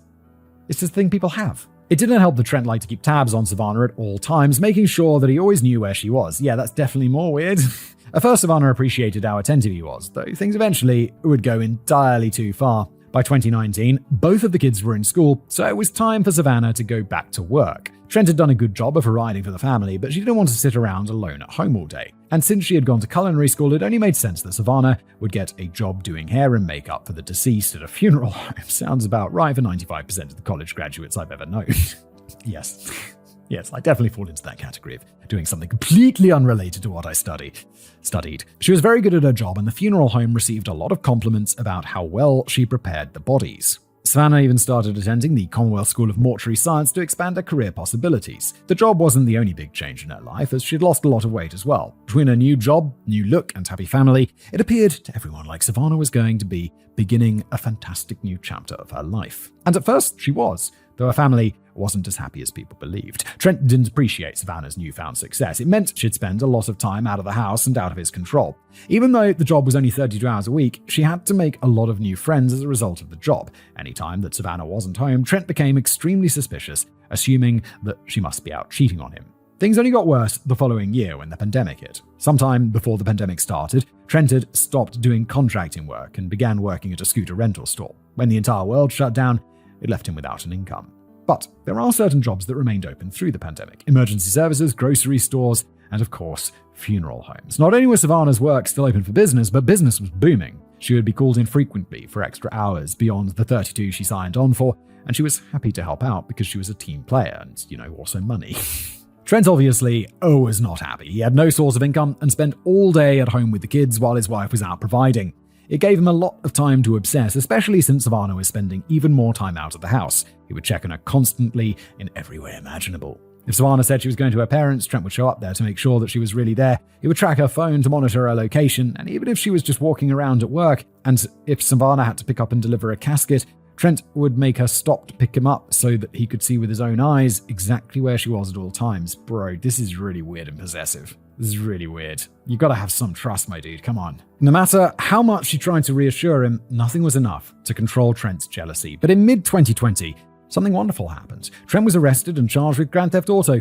Of course, he was a massive piece of shit, so he had to blame his crimes on Savannah. He didn't try to frame her or anything, but he said that it was her fault he had to steal a car to make money because she wanted nice things. Despite trying to make his crimes out to be Savannah's fault, Trent recognized that he was going to be going away for a long time, too long to expect her to wait around, so he offered to get divorced. Unfortunately, things didn't work that way. Due to some sort of clerical or procedural error, the charges were dropped, and Trent was going to remain a free man. As such, there was no longer a reason for him to agree to a divorce. Bro got off with GTA. Yikes, because of a procedural error. But Savannah still wanted one. She had confided in a friend how relieved she was when it was all happening, but now she felt trapped. She told her mother that she wasn't going to raise her children with a criminal, and she intended to leave Trent and file for divorce. You knew he was a criminal before. You knew he'd been to prison. However, while Savannah had decided she wanted to leave, Trent decided he wanted to tighten his grasp on her. As if monitoring her location via GPS and checking up on her in person wasn't enough, he began hiding listening devices all around the house to record her private conversations. These are the conversations he alluded to in his video about her talking to other men. Things finally came to a head on Trent's 48th birthday. The previous year, he'd gotten extremely mad at Savannah for not wishing him happy birthday on Facebook early enough in the day. What the fuck? A perfectly reasonable reaction to an incredibly important oversight, especially since that reaction came from a man who was damn near 50 and not a fucking toddler. Dude, this is some psycho shit. Like, what the fuck? This year, she made sure to wish him happy birthday online first thing before heading to work. She had a surprise party planned for him later that day, but first she had to go to the funeral home to help them live stream a service on Facebook. Throughout the entire service, Trent was texting and calling her non-stop, demanding that she come home. Savannah finally wound up leaving work and calling Trent on her way home. During their phone call, he said that he had a gun and a bullet for her. What? Why you doing what? Savannah called her mother to express her concern, and Shirley raced to the house as well. When she arrived, Savannah and Trent were outside the house arguing. A neighbor had overheard and already called the police, who showed up shortly thereafter. The police handled the call like a typical domestic dispute, requesting that Trent leave the house for 24 hours until everyone cooled off. Once he left, Savannah and her mother went to the kids' school to make sure that Trent wasn't allowed to check them out for the day. They then returned to the house just before noon, where Trent was waiting and recording his YouTube video. When they walked inside, Savannah immediately went to check the cameras to see if Trent had returned, and Shirley decided to use the restroom. As she stepped into the bathroom, Trent jumped out of the shower, brandishing a gun, threatening to kill both her and Savannah. Shirley quickly left the bathroom and tried to slam the door shut while Trent fought to keep it forced open. After a brief struggle, he relented, and Shirley closed the door before running. Trent emerged from the bathroom a moment later, confronting Savannah in the hallway and shooting her in the abdomen. Savannah tried to run for the bedroom, while Shirley ran for the door. Shirley got out and ran 2 doors down to where a state trooper lived, but Trent shot Savannah again in the living room. She began crawling towards the bedroom, bleeding out, and Trent grabbed the keys to the truck. He drove away when Shirley was returning, temporarily evading capture. Savannah was still alive, but she was unresponsive. After being rushed to the hospital, she was declared dead. That was when the infamous video was uploaded to YouTube, a pathetic man's last goodbye to his children and one final attempt to absolve himself of all responsibility and pin the blame for his actions on his victim. Once the video was uploaded, Trent called a friend in Houston. He said that he'd got in a fight with his wife and hit her, so he needed somewhere to crash and hide from the police. But he wasn't able to hide. Just a few hours after the murder, Trent's pickup was spotted in a Walmart parking lot. He wasn't inside it, so police staked out the car. It wasn't even 4 p.m. yet when the truck was located, but the night had already fallen by the time Trent returned. They knew that he was armed and involved in a murder, so police surrounded the vehicle, drew their weapons, and demanded he get out of the car. Trent did get out, but he did so holding his gun. Rather than going back to prison, he had decided to commit suicide by cop. One of the officers believed that Trent fired his weapon and returned fire, sending him to the ground so that he could be handcuffed. At that point, Trent said the gun wasn't loaded and that he wanted to die. He told the police, "Y'all did a bad job at shooting me." An ambulance was brought to the scene, and Trent was taken to hospital. One of the officers rode in the ambulance as well, and Trent explained that he'd shot and killed his wife, then tried to shoot himself but ran out of bullets. Shockingly, much to the displeasure of Savannah's parents, Trent was released on a $550,000 bail. It's murder! It's murder! He was ordered to stay at his parents' house and wear an ankle monitor, but there was one small problem with that. Authorities hadn't realized that as a result of his injuries after having been shot, there was significant swelling in Trent's leg and ankle. Once the swelling went down, he was able to easily slip the monitor on and off. Since he didn't actually break it off, the monitor never alerted the police to the fact that it had been removed. At first, Trent used his newfound freedom simply to violate the terms of his release, coming and going from his parents' house as he pleased. Eventually, however, he decided it was time to get the hell out of Dodge. Yeah, dude, you're up on a murder charge, bro. You gotta flee. Come on. And you got a miracle position you could slip off your ankle monitor, dude? You gotta move to Lebanon, let's go! Trent went to a car dealership, claiming that he wanted to test drive a car. The salesman could tell there was something off about him, but didn't think that he was going to steal a car. Shortly after the test drive began, Trent pulled out a knife and demanded the salesman get out of the car. He then drove off and mostly disappeared for the next 8 months. I only say mostly disappeared, because although the police weren't able to catch up to him, Trent kept making his whereabouts known. He'd started seeing a new girl, and they frequently posted videos to TikTok of what they were doing. Savannah's parents believed he was doing it to taunt them, though I suspect it had little to do with them and everything to do with his ego at evading the police. But this didn't go on for that long before Trent disappeared entirely. He'd spent the entire time thus far in Texas, but he finally decided to go on the road. He traveled to the Scoody Swarm in Missouri, a massive gathering for fans of the nomadic lifestyle. As far as I can tell, nomadic lifestyle means out-of-work hippies who live in vans and refurbished school buses traveling the country doing nothing in particular. There he also met another woman named Catherine, who he began a relationship with.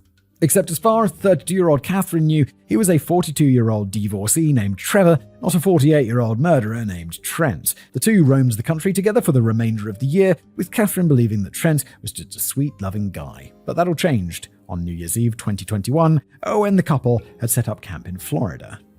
Trent had a bag he kept next to him at all times, and when he fell asleep that night, Catherine decided to take a little peek inside. She knew that he kept a gun in it, but she had no idea what else he had. Inside, she found a clearly fake paper ID and a bunch of gift cards. But hidden beneath that, she found his real Texas driver's license with the name Trent Paschal on it. One quick Google search later, and Catherine grabbed her kids and got the hell out of the van with the sleeping murderer in it. She called 911 to alert them to Trent's location, and police officers swarmed the scene.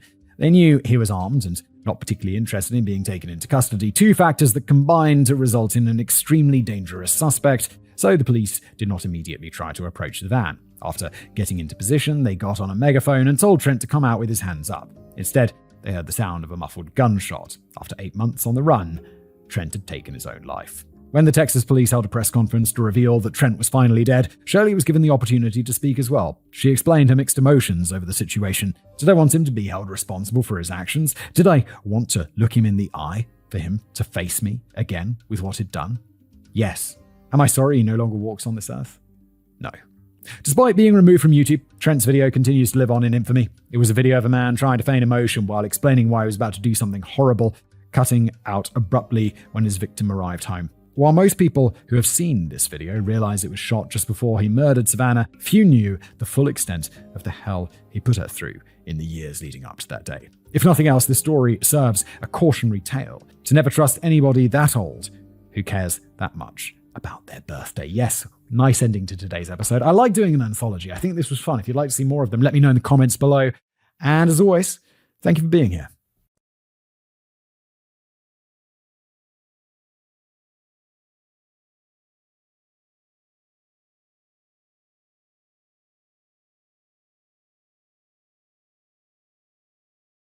Hello everybody, welcome back to another episode of The Casual Criminalist. Today, written by Matthew Markham, thank you Matthew, the disappearance of Natalie Holloway, one family's 2-decade fight for justice. Okay, let's jump into it. The format of the show, if you're new here, Matthew's written me a script, I've never read it before, so let's just jump in. Is there anything more exciting than taking a vacation? I mean, yeah. I ask because I assume this episode will premiere sometime in the summer of 2024. First day of summer today, 1st of June, when many listeners will be packing their bag. 1st of June, 2nd of... Siri, what's the date today? Okay, Siri, just say nothing. That's fine. I'm not relying on you, Siri. Oh, I see it right here at the top of my iPad. 2nd June. Second day of summer. No one cares. Let's get into it. I'm baking like a toasted cheese here. It's so hot here. When many listeners will be packing their bags to fly away to some distant country where good times and relaxation are all but guaranteed. Matthew's not traveling with children, is he? Oh, God, it's a different vibe when you got kids. It's like, yeah, okay. It's just all about the kids. It's fine. It's fine. It's nice to spend time with my kids. Personally, I know I could use a vacation, but I won't be taking one because, unfortunately, I'm painfully aware of the dangers that accompany international travel. Yes, as I've been informed, beyond the US border lies a lawless world teeming with criminals and ne'er-do-wells, thieves looking to break into my hotel room and steal my luggage, fraudsters attempting to swindle me out of my hard-earned money, and extortionists foaming at the mouth to kidnap me and hold me for ransom. Steady on, Matthew. I live in the other parts of the world. And worst of all, if one of these tragedies does befall me, the governments of most foreign countries won't lift a finger to help me because they hate Americans and freedom and Jesus. Yes, I think I have more than enough motivation to keep my butt planted firmly in front of my keyboard, where it belongs. And for the benefit of this show as well, Matthew. Keep on writing, keep on moving those fingers. Obviously, I'm being a bit facetious here, but there is no shortage of people in America, particularly rural America, who wholeheartedly subscribe to this mindset. My experience with them is firsthand, as many of the older people I grew up around repeatedly assured me that I would be killed, or worse, if I dared to leave the safety and security of Uncle Sam's burly embrace. Killed or worse. Yeah, you go on holiday, you massy boy.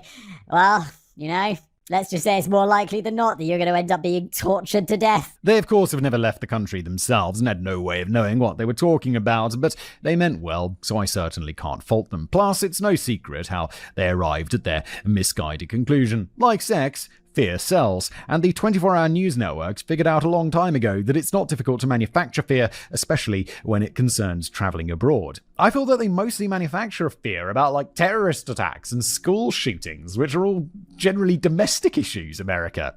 Back in the 90s and early 2000s, international missing persons cases were always big news and served as a starting pistol for a sensationalized news cycle that followed a very predictable pattern. Something tragic happens to an American tourist overseas, it becomes front-page news as networks seize the opportunity to hook viewers, audiences recall all the times this happened in the past, and panic sets in. Yeah, I mean, there is a certain, morbid curiosity about this stuff.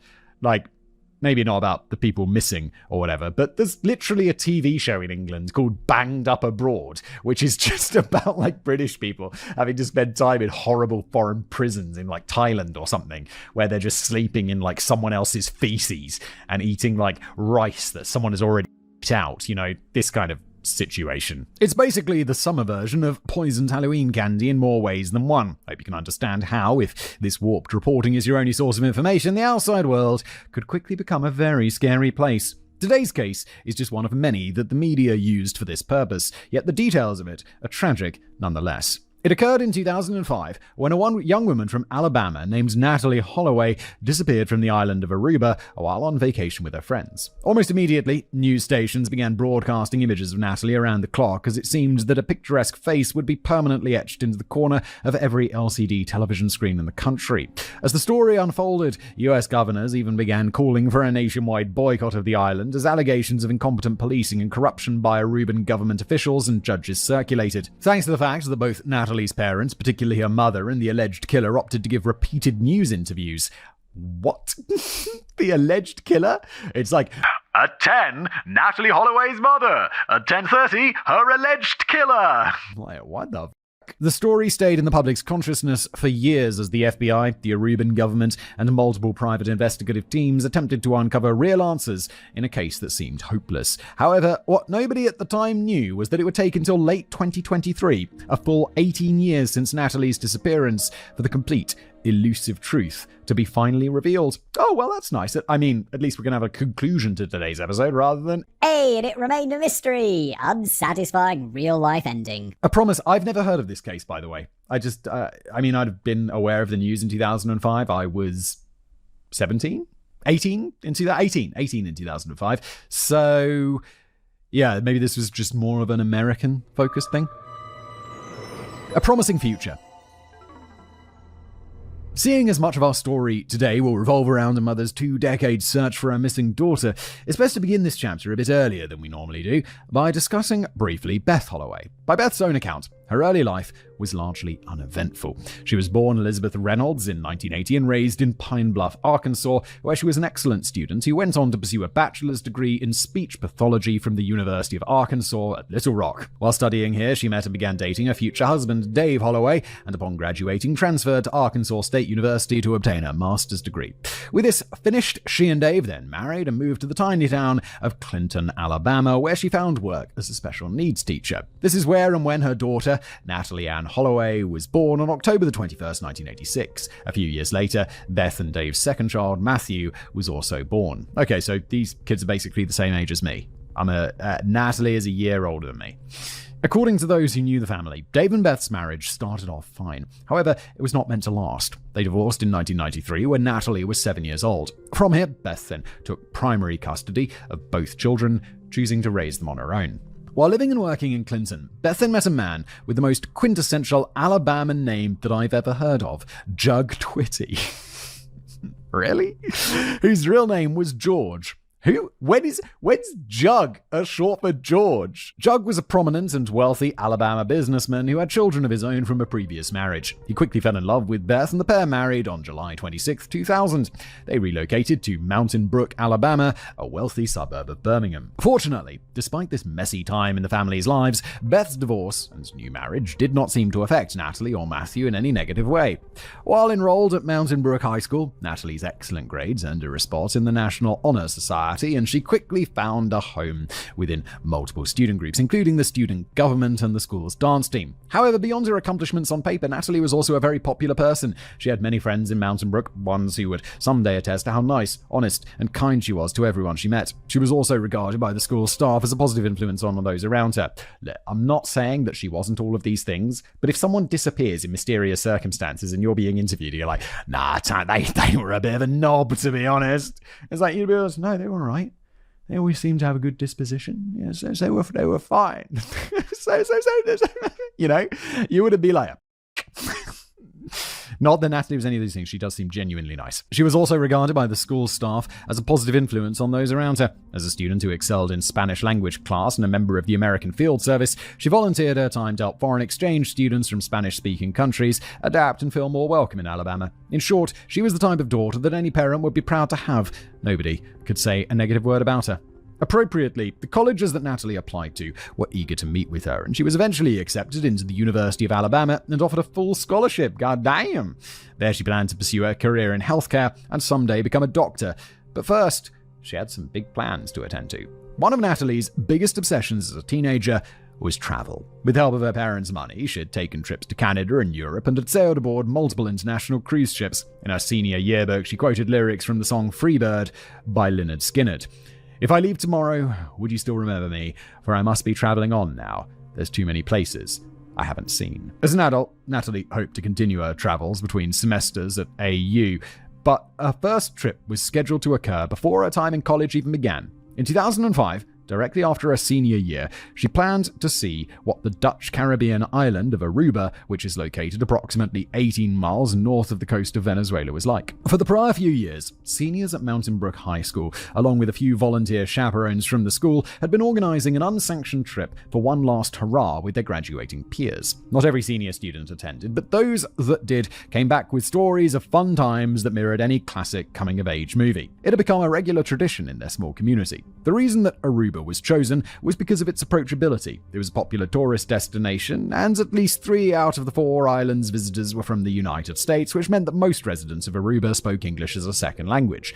Many local restaurants, shops, venues, nightclubs, and hotels also catered directly to American clients. There were familiar chains lining the streets and products stocking the shelves, making it a suitable destination for people who didn't want to be overwhelmed by total unfamiliarity. As it had in the past, the trip was scheduled to last 5 days. However, some in Natalie's family were hesitant to allow her to go. Her father said, quote, "I thought it was, in my opinion, too extravagant. And I said, no, we're not going to do this. And I flat out told her she was not going to Aruba if I had anything to do with it." However, for as much as Dave protested, he also knew that Natalie had grown into an exceptional young woman. So when she didn't stop hounding him about the trip, he relented. Wait, this was her her original dad, not her stepdad, right? Her stepdad's the one with the money. So she'll be like, yeah, Dad, look, I'm going. It's happening, Dad. And also, she's 18 by this point. She can do what she wants. Beth had her qualms about the trip as well, primarily because one of Jug's sons, her stepson, had run into a bit of trouble while on the trip himself 2 years earlier. In 2003, while at a local bar called Carlos and Charlie's, according to Beth, my stepson had an encounter at Carlos and Charlie's. There were some locals there, and they had coaxed some young females into leaving the establishment with them, and he stepped in at the last minute because he just didn't feel good about the situation.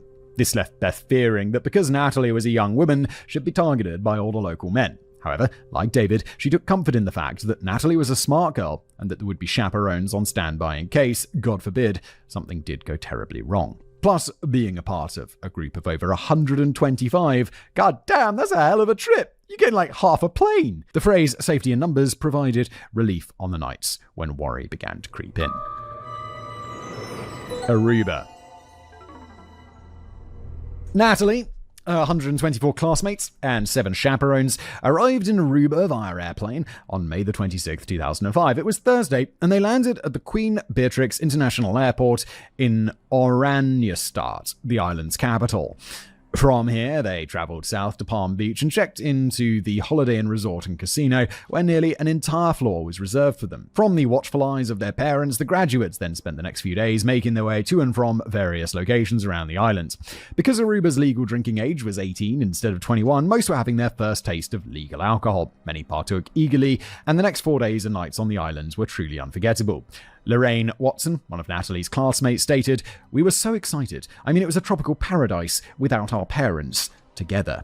Claire Fearman, another classmate and close friend of Natalie's, confirmed, "We were on the beach. We stayed outside all day. You'd usually take a nap, get dressed, go eat dinner, and then go to one of the bars. Come home whenever you wanted to." Natalie herself reportedly had a similar positive experience for the first few days. However, that all changed on the last night of the trip, Sunday, May 29th, when she and several of her friends, including Lorraine Watson, ventured down to the Holiday Inn Resort's casino. That night, they intended to make good use of their final hours on the island, where any lost sleep could be made up for on the flight home. First, they ordered a drink and hit the blackjack table. This is when Natalie met a 19-year-old teen who introduced himself as Uran. According to Lorraine, Uran was very tall, about 6'4", confident and very friendly. He also looked like a normal guy around their age and could have easily passed as just another teenager from Alabama like them. Lorraine couldn't recall who approached who first, but Uran and Natalie began talking to one another at some point during the night. This is when he revealed to their small group that he was a student from the Netherlands on holiday with his own friends. After this, he accompanied Natalie and the rest of them when they left the casino, going to Carlos and Charlie's. Carlos and Charlie's was a popular spot for the American group every year, and over 100 of the students had packed into the tiny bar that night, essentially taking control of the establishment. It was crammed from wall to wall. At one point in the night, Lorraine spotted Natalie from across the bar talking with Uran, but did not personally speak with either of them. Lorraine thought Natalie appeared fine, and the conversation seemed amicable, so she didn't want to intrude. As the bar was about to close, at around 1 a.m., the DJ played Sweet Home Alabama as the last song of the night for the students, who all drunkenly shouted the familiar lyrics back at him in unison. After this, they all finished what remained of their drinks and set out into the night. Unfortunately, because so many of the teens had been eager to stay out until the last possible minute, the scene outside Carlos and Charlie's was chaotic. There were far too many passengers for the small number of taxis that were available at that time of night, so students were sitting on each other's laps in order to fit as many people inside each car as possible. Still, there were not enough, and Natalie could not catch a ride. Students present that night stated that Natalie was one of those without a ride, but she was later seen getting into a car with Uran and his friends, whom they'd never met before. They assumed that Uran was giving her a ride back to the hotel and did not attempt to intervene, as they were understandably too preoccupied with arranging a ride for themselves in the chaos. Also, this dude is also just on holiday there. He's the same age. He seems friendly with their friends. You wouldn't necessarily get any psycho vibes. You'd be just like, yeah, young people hanging out having a good time. When Claire Freeman and the rest of them arrived back at the Holiday Inn Resort, she immediately fell asleep and did not awaken until it was time to leave the next morning. The class's time in Aruba had officially come to an end. Missing Day 1. Standing in line at the airport and waiting to board her flight, Claire was more focused on the journey home than she was on anything else. She assumed that Natalie had made it back to the hotel the previous night. However, this belief was shattered when Frances Ellen, another of Natalie's friends, came rushing up to her. As Claire was boarding, Frances took Claire by the arm and said, "Natalie's not coming home. We can't find her." Frances told Claire that all of Natalie's belongings were still inside her room untouched, but nobody, including the chaperones, had been able to find her. Nobody had seen her since the previous night, since they were all outside the bar. All at once, Claire felt tension building in her chest as she attempted to recall whether or not she had seen Natalie at any point that morning. She eventually decided that she wasn't sure and wanted to go back to the hotel to aid in the search, but she couldn't. The plane was about to take off, and she would have no way of getting home if she wasn't on it. With a guilty conscience, she boarded the plane. In later interviews, she said, "It felt like I was leaving something behind. It was just a horrifying feeling knowing that she was supposed to be there." And she wasn't. I mean, also, you could be like, well, she probably is just like out and about. Like, at this point, she went home with this dude to his hotel or whatever, and she just is like missing her plane. And you just be like, she misses her plane. I'm going home. And then, but I don't know. It doesn't seem like that. It's obviously like, weird, but not like, oh my god, something has gone wrong yet. Naively, Claire's biggest concern was that Natalie was about to be in big trouble with her parents. I don't think that's naive. I think at this point, that's the natural assumption. She had no idea how much worse the situation truly was. Before boarding the flight themselves, one of the chaperones placed a call to Beth in Alabama to deliver the concerning news. Despite their efforts to keep the mother calm, Beth was inconsolable. Quote, "I knew it instantly when I received that call that just from Natalie's history and character and just her record, I knew instantly that she'd either been kidnapped or murdered. There was no hesitation. Absolutely none. Absolutely none." Back in the States, Beth hung up the phone and jumped into her car. She started speeding home, making calls to 911 and her ex-husband along the way. While en route, she pushed a car to over 120 miles per hour until she was eventually pulled over by a state trooper. Hearing her story, the trooper then put her in contact with the FBI. Fucking legend. Absolute legend. She's speeding massively, and she just explains it to him, and he's like, holy lady, okay, let's get the FBI on the radio. Once Natalie had been officially declared missing, the first thing Beth, Jug, and several close friends of their family decided to do was rent a private jet to fly down to Aruba themselves. Oh yeah, they're all rich. I'm like, god damn, okay. They couldn't stand the thought of sitting idly by and wanted to begin a search of their own, believing that the Aruban police were not taking the case seriously. We'll talk about why they believed this in just a bit. Again, not crazy unreasonable. Not crazy unreasonable. As soon as the plane landed, Beth took charge of the impromptu investigation. She led their group to the Holiday Inn resort, where they searched Natalie's room and then asked to speak with the manager. With her help, Beth was allowed to review footage from the hotel's security cameras, which is how she got her first look at the mysterious boy known to her as Urine. She watched as Natalie and Urine stood at the bar together, taking shots and chatting. She then watched as they exited the casino with her friends. Initially, Beth believed that tracking Yoren down would be difficult, considering they were in an unfamiliar country, and Yoren was a guest from yet another unfamiliar country. But to her surprise, the hotel's manager was able to identify Yoren with ease. She said that his name was Joran Vandersloot, and that he was a 17-year-old local high school student. Okay. I mean, he does sound very Dutch. Vandersloot is perhaps the most Dutch name that I've ever heard, but that's because this is a Dutch island. So he's a local, huh? Yet despite, that's more concerning just because it's a lie. He told a lie. Yet despite what Joran had told Natalie and her friends, he was not a college student from the Netherlands. He was a local resident of Aruba that had a reputation among the staff of several nearby hotels as a party boy who would float between bars to seduce and pick up women while gambling. He would present himself as a tourist to keep those around him at ease, but that was just part of his pickup game. That's very sleazy, isn't it? Before the sun had even set on Beth's first day in Aruba, she'd already had a solid lead on the last person her daughter had been seen with. Before long, after bribing a few locals with cash, she also had a lead on who else was in the car outside of Carlos and Charlie's the prior night. Two brothers, 21-year-old Deepak Kalpo and 18-year-old Satish Kalpo. Hoping to confront Yaron himself, Beth and the rest of the Twitty family quickly made their way to the Vandersloot residence, which they also found using information obtained by bribing more locals. You go to a fat stack of cash in your private jet, and you get to bribing. At the front door, they were greeted by Yaron's father,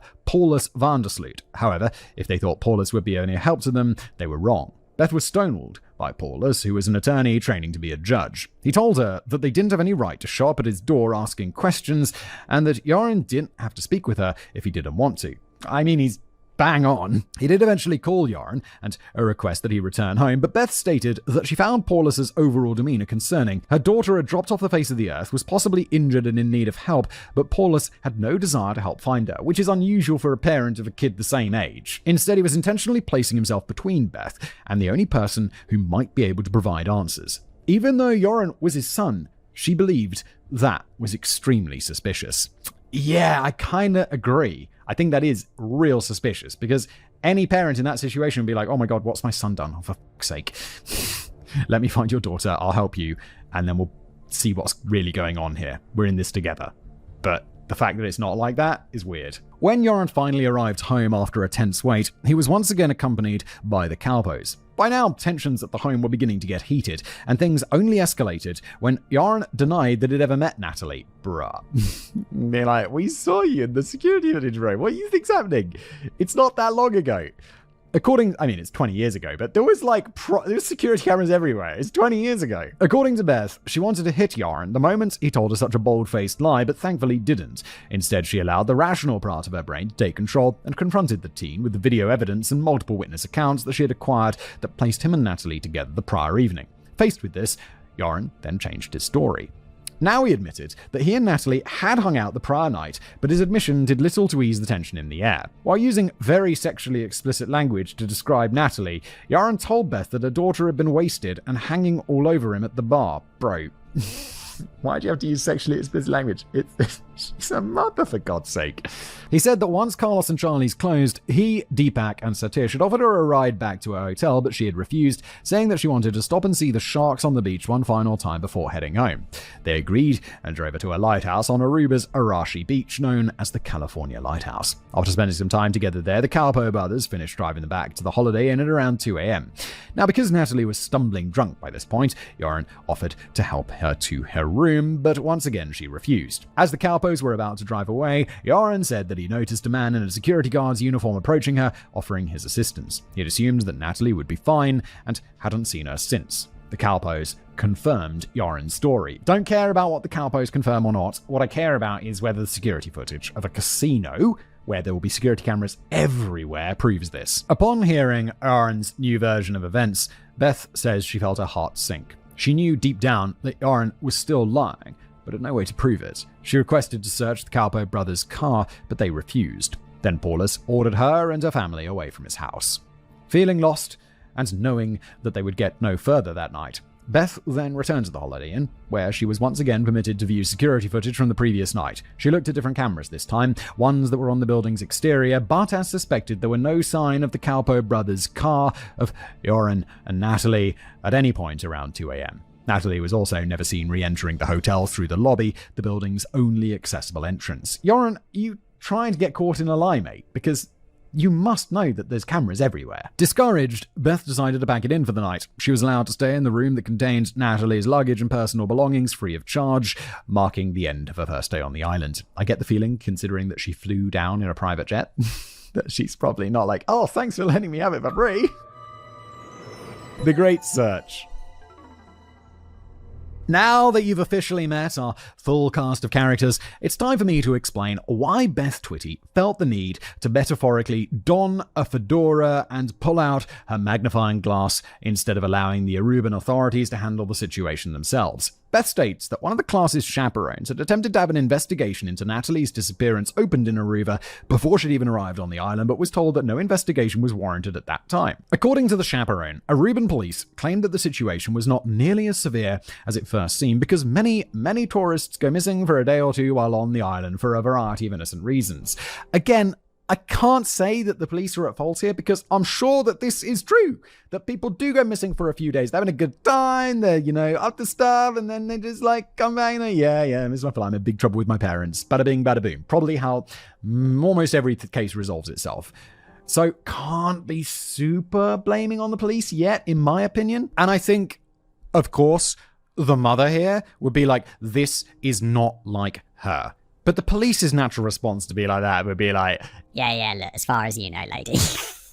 And not unreasonably so, I have to say. Some young women, they said, go wild while on vacation. They start partying, taking drugs, hooking up with random men, taking more drugs. They lose track of time and drop off the radar for a few days before eventually sobering up. It happened almost daily, so there was no urgent need to organize a search at that time. Beth was told the same thing when she arrived and attempted to have a case opened several hours later. When Beth urgently told the police that Natalie wasn't that type of girl, they refused to listen and simply assured her that they would help her daughter get back to the United States once she reappeared. This, Beth states, is what prompted the Holloway family to take matters into their own hands. The day after she arrived on the island, Natalie's father, Dave, landed with even more family members in tow, all of whom planned to organize a search team and set out to comb the small 70-square-mile island from end to end. They put up missing persons posters, walked to the beaches, scoured the known drug dens in the areas, used even more cash to bribe locals for information, and visited multiple police stations. They were hoping to find Natalie alive, but Dave also feared the worst. Quote, I just kept it to myself. But I knew that I was going to Aruba for recovery, because I knew that after 24 or 48 hours, if you haven't heard from them, it's not a good situation. Oh my god, dude, that is so grim. Now, it should be noted that representatives from Aruba dispute Beth's claim and say that they were taking steps to find Natalie, but couldn't disclose specifics to the Holloway family at such an early stage. They said that they were monitoring Yaren's movements in secret and attempting to obtain a warrant for a wiretap, but Beth's interfering was causing problems for them. It cannot be proven which version of events is true because records of these early days have never been released. However, what can be proven is what happened next. Now, we started this episode by discussing how the American media is inclined to latch on to stories about tourists that go missing while abroad.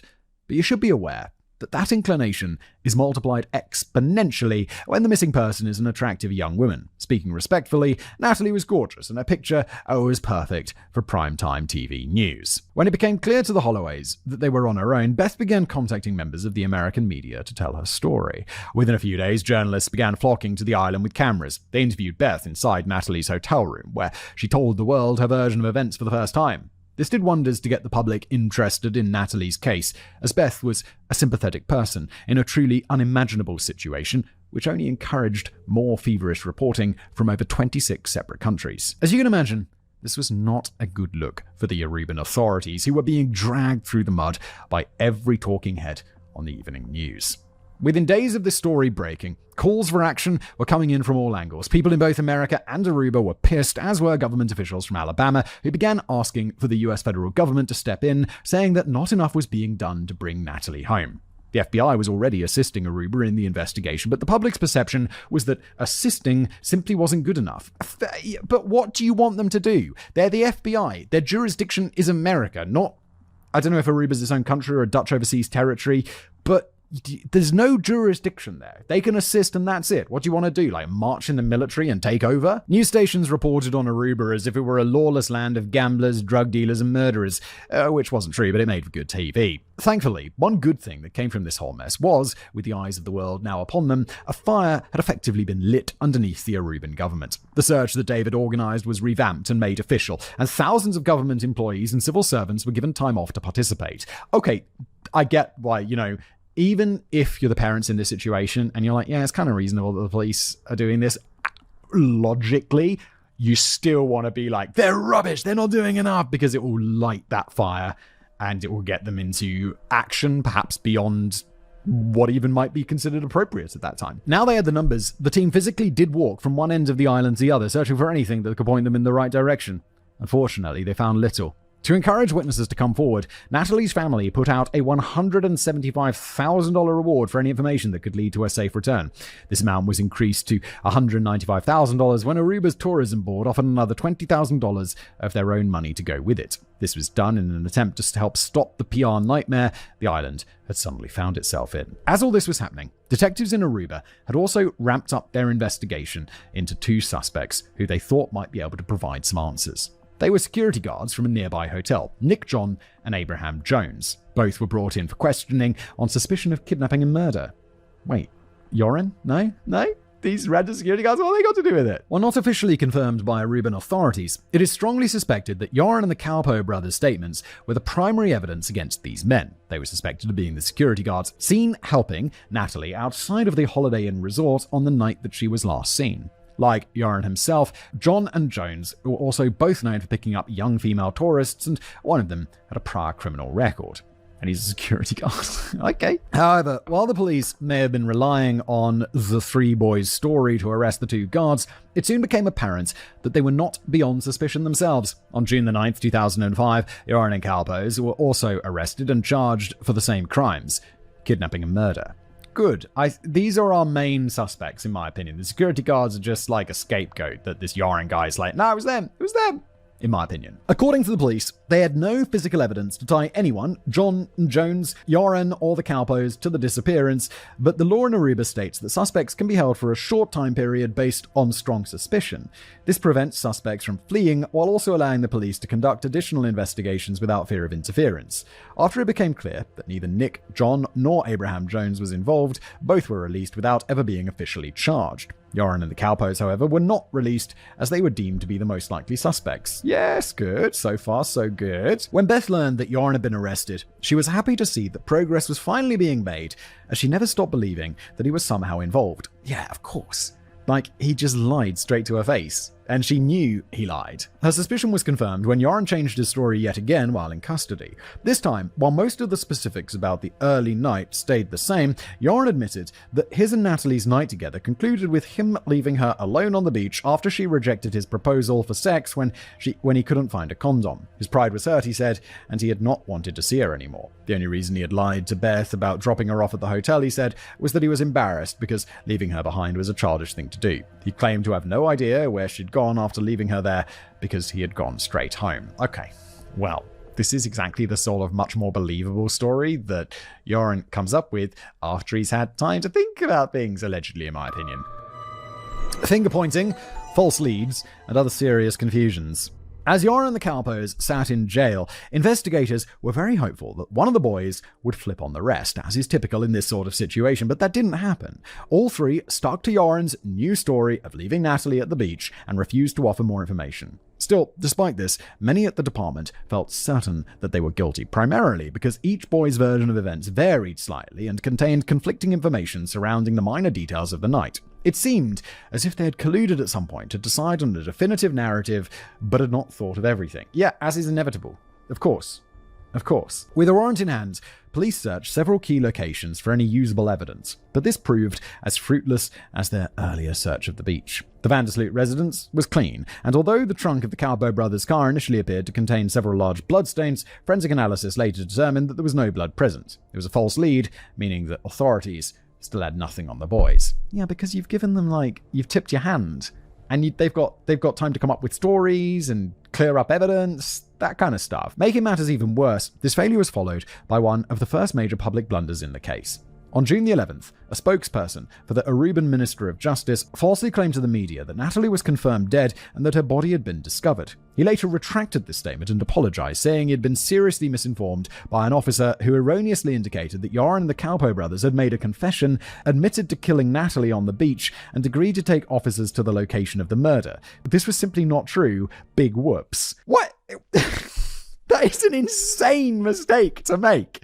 That is a colossal level of error. Complicating things even further, on June the 22nd, Joran Vandersloot's father, Paulus, was taken in for questioning and then arrested as well. It's not clear why he was detained, but authorities stated they had reason to believe he was attempting to hide evidence of Joran's guilt and did not want to cooperate with the investigation out of fear of implicating either Joran or possibly himself. They also believed that he may have used his knowledge of the law to help Joran and the Kalpos set their stories straight. Yeah, I didn't want to say it, but I wouldn't be surprised. Police hoped that his incarceration would apply pressure to Joran and force him to come clean, but this didn't work either. Joran stuck to his new story, and Paulus was released 4 days after his arrest on June 26th, at which time he immediately filed multiple lawsuits against the Aruban government, one to maintain his position as a judge and another for damages to his reputation. Initially, he won both lawsuits, although the latter would be overturned years later. According to Beth, she was discouraged when she learned of Paulus's release because she, too, had become convinced of his guilt. However, she was even more discouraged by what came next. On July 4, 2005, a judge ordered that the Kalpos be released as well after the public became aware that no evidence against them had been discovered despite the extensive investigation. And again, fair. That judge is ordering that because he's like, yo, you can't keep holding them if there's no evidence. It's all circumstantial. Do I think it's good? No. Do I think it's right? Yeah, it's probably how the law works, and most of the time that's a good thing. This prompted Beth to turn to the media for help once again by making a series of inflammatory statements on live TV, including one where she said, 2 suspects were released yesterday who were involved in a violent crime against my daughter. Yo, you asking for trouble? You gonna get sued, lady. These statements were not well received by some Aruban locals who thought that Beth was speaking irresponsibly and tried to stir up more trouble for them back in the States. In fact, although the Aruban public had been on her side throughout the early stages of the search, their patience with her shenanigans was wearing thin. And again, not super surprising. Protesters took to the streets outside a hotel around this time, demanding that she either respect Aruba's justice system or go home. This prompted Beth to make a public apology to the Aruban protesters. However, she wasn't the only one facing criticism. In an attempt to make themselves seem more competent and to shift some blame, Aruban authorities also made a controversial move that would further drive a wedge between themselves and the Holloways. Aruba's police commissioner, Gerald Dompig, publicly attacked Natalie's character by saying, "There was a lot of wild partying, a lot of drinking, lots of room switching every night. We know that the Holiday Inn told them they weren't welcome next year. Natalie, we know, drank all day every day. We have statements that she started every morning with cocktails. So much drinking that Natalie didn't show up for breakfast 2 mornings." I mean, it's a holiday. You're 18 years old on Aruba in Aruba with all of your mates. Not showing up on breakfast because you're outrageously hungover is like, yeah, I mean, so? Beth resented these attacks on her daughter's character, but there was little she could do about it at the time. Her only consolation was that Joran remained in custody because he was the person the police still most strongly suggested of being involved in the disappearance. After the Calpos were released, the judge overseeing Joran's case had ordered that he remain in custody for an additional 60 days so that further investigations could be conducted. While this war for the public sympathy was playing out on television, the search for Natalie continued in the background. However, hope that she would be found alive was rapidly dwindling. By now, she'd been missing for over 6 weeks, and on June the 17th, a piece of duct tape was discovered on Aruba's northeast coast that had the potential to confirm everyone's worst fears. It had several strands of blonde hair stuck to its underside. With the permission of the Aruban government, the tape was sent off to the FBI's crime lab in Quantico, Virginia, and 3 F-16 aircraft were deployed by the Royal Netherlands Air Force to search the beach where the tape had been discovered. Okay.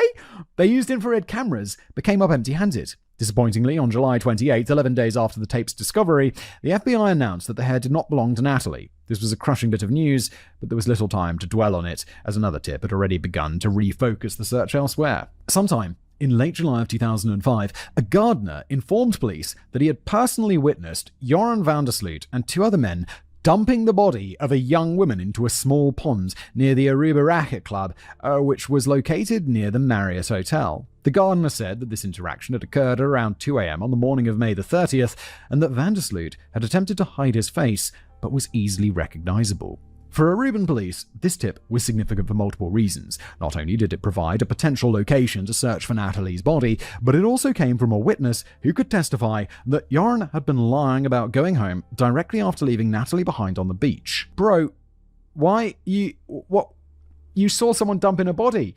That's the immediate you go to the police for. You're not like, no, I'll go. Maybe I'll go later. What the Gardener, get your together. This witness statement was used publicly as further justification to keep Joran in custody. The same night this tip was received, large fences were erected around the pond and a crew of volunteer firefighters were brought in to begin draining the water. 3,600 gallons were pumped away every minute for nearly 15 hours straight until only a few feet of water remained. According to Jug Twitty, this was the tip that the family felt was most promising. Quoting him, "It's the first time the fire department, the police, and other authorities have collaborated on such a huge search, so they must know something. There's so much commotion." While the search of the pond was being conducted, the family was asked to stay outside the fence for their own sake. Initially, they protested, but the threat of seeing Natalie's body in such a poor state after being submerged for weeks persuaded them. They decided to return to the hotel rooms and wait for the police to publicly announce their findings. Surprisingly, as the water was being drained, yet another witness came forward with even more information, although this information conflicted with the first tip. This time, a man known only as the Jogger claimed to have seen several men burying a blonde-haired woman in a landfill on the night Natalie disappeared. Oh my god, what's up with this crime? They were like, oh no, Aruba's not too bad. It's like, yeah, except all these people just witnessing people disposing of bodies and not saying. According to Tim Miller, the director of Texas EcuSearch, a non-profit volunteer-based organization that provides search and recovery services, quote, "The jogger said he saw a face, blonde hair, and a woman's chest, and that the body was dumped and covered." Along with volunteers from Texas EcuSearch, FBI cadaver dogs were brought in, and the area was excavated using heavy machinery, but no body was found. Now, once again, all the family's hopes lay at the bottom of the pond that was still being drained. However, this also proved to be a disappointment in the end, as the authorities found nothing of significance under the water either. It, too, was just another false tip. As some have speculated, the reason for these multiple false tips in rapid succession was likely a result of the reward money being increased to $1 million just a few days earlier. People were throwing out possible locations on the slim chance that they were right. Yeah, that's the problem with these big rewards. It's like, yeah, no, I saw someone dumping a body in a landfill, and then the police will go search the landfill just as like a potential likely place, because the jogger's like, yeah, it could have been buried there. The police go out and search, and they find it, and then the jogger gets $1 million, even though he was like, just made that up, just was playing the odds. Oh yeah, now I see how this happens. Okay, never mind. After suffering crushing blow after crushing blow, Beth Holloway returned home after nearly 2 months on the island. By now, she was physically and emotionally exhausted and could not bear to carry on without a break, although she made it clear that she'd be returning soon to continue the search. You could be certain that the journalists who had moved into hotel rooms beside her planned to report on Beth's return when it occurred. However, something in the distance was brewing that would refocus the media's attention for months. What was in 2005? Was there any big news in 2005? I guess we're about to find out, and then people will be like, Simon, how do you not remember that terrorist attack or whatever? But let's find out. A small storm. Okay. Hurricane Katrina 2005? 2004? When was Hurricane Katrina? Oh, let's just go on. Let's just stop playing guessing games. On August the 23rd, 2005, a tropical depression formed over the Bahamas that soon intensified into a tropical storm. 2 days later, on August the 25th, I can already see it in a few lines, the word Katrina. There we go. This storm further intensified and was reclassified as a hurricane just 2 hours before making landfall at Hallandale Beach, just north of Miami, Florida. This hurricane was known as Katrina. After wreaking havoc across southern Florida for several hours, the storm proceeded into the Gulf of Mexico, where it intensified yet again into a Category 5 hurricane, meaning that its winds reached up to 155 miles per hour. Category 5 is the maximum category, right? This is strong enough to level entire homes and rip trees, roots and all, from the ground. Thankfully, Katrina was downgraded to a Category 3 before making landfall a second time and moving further inland. However, this did not prevent it from being famously devastating. It's at these times I'm like, you know, as much as like living in Florida or like the south of America where the weather's pretty nice all the time, you're like, yeah, that sounds pretty good. But also storms. California, earthquakes. In Europe, it's like, yeah, the weather's a bit worse, but there's no like disasters other than war. In total, 1,800 Americans died during Katrina. God damn. That's a lot, earning it a reputation as one of the worst storms in US history. Along with them, thousands of homes were destroyed and over 3 million people were left without power for nearly a month. Most notably, the city of New Orleans was most heavily affected as its flood protection system failed, allowing over 80% of the city to be flooded. Rushing water cut communication networks, destroyed roads, bridges, and emergency shelters, and left tens of thousands of people stranded for weeks. It was so colossally terrible that the federal government classified over 90,000 square miles, an area roughly the size of the entire UK, a disaster zone. The total cost of the damage was estimated to be upwards of $125 billion. Good lord, I forgot how bad Katrina was. From the moment Katrina made landfall, Natalie's story was doomed to fall by the wayside, at least temporarily. As compelling as it was, the aerial footage of people stranded on their own rooftops, waving for help to the helicopters above them, was far too interesting for the public to ignore. This footage now began airing around the clock. However, as horrible as the situation was, Beth barely noticed it. Her mind was still in Aruba, where even more drama was unfolding. Yeah, of course. Because one is like a terrible thing, and one is a terrible thing that's happening to you. Of course, you're going to pay more attention to the terrible thing that's happening to you. I'll be like, if my favorite takeaway restaurant is closed when I want dinner, I'm probably going to be more upset about that for a moment than I am about the war in Ukraine, because one directly affects me. Like, obviously, one is not worse. But it's like, because it's more personal, it's closer to you, it feels more. That's a weird thing to say. It's an extreme example, I know. But, like, you know what I mean. On the 26th of August, the Calpo brothers were rearrested alongside another man, 21-year-old Freddie Alexander Zidane Arambatzis, who was accused of taking photographs of underage girls without their permission. According to authorities, this new arrest had nothing to do with the Holloway investigation, but the brothers' attorneys disagreed, as did Joran van der Sloot's mother, Anita van der Sloot. She stated publicly, "It's a desperate attempt to get the boys to talk, but there is nothing to talk about. It's a lovely picture of a young girl in a bikini." When news of this arrest hit the front page in Aruba, the Cowboy brothers' attorney brought the issue to a judge who declared that the police once again overstepped their bounds. On September the 3rd, a week after their arrest, the Cowboy brothers were once again released, and this time around they were not alone. Joran was also ordered to be released as well. I mean, you can't hold people in prison for a really long-ass time just on suspicion. You have to come up with something, and as bad as it is, if this guy is responsible, they don't have anything. And the laws are like this to protect innocent people. So I can't criticize it too much. Even though, you know me, I'm like number one person to criticize the police for being shit. But in this case, they're following the law. Unsurprisingly, after being held in custody for nearly 3 months, Joran was eager to escape Aruba and the whole Holloway mess. He boarded a plane to the Netherlands, where he stayed with some of his extended family and soon enrolled himself in college. However, the media followed him there, and he found that his family's name was permanently marred. Seeking to beat the charges in the court of public opinion, Joran then did something unexpected. He gave an interview to ABC News' Primetime in February 2006, in which he detailed how he met Natalie, what they did together, and what he thought about the Aruban and FBI's investigations. While speaking on air, Joran admitted that he was wrong to leave Natalie on the beach alone, and that he regretted it. He also said that he regretted lying to the police and the Holloways at first, but claimed that he only did it because Beth and her family were being so hostile toward him. He said that they, and the police, had already determined his guilt before even speaking with him, and because of that, he was afraid to tell the truth. Quoting him, "They showed up at our house, screaming and yelling, cussing. The way they were putting pressure on us just probably made us want to lie more, because it seemed like we were in big trouble." When the interviewer asked Joran what he would say to Natalie if he saw her again, Joran replied, "If I were to see her, if she were to be found tomorrow, I think I'd hate her. If she really ran away from home, if she did something like that, I'd hate her." Obviously, Joran was pissed and didn't care who knew it, so he used this interview as an opportunity to attack Beth. He said that Natalie referred to her as Hitler's sister. In later media interviews, Joran also attacked Natalie herself, saying that she made several racist remarks throughout their night together, including when she jokingly asked if Deepak and Satish, who were both black, were Joran's slaves. Oh my god. Tasteful. But I don't think she said this, just to be clear.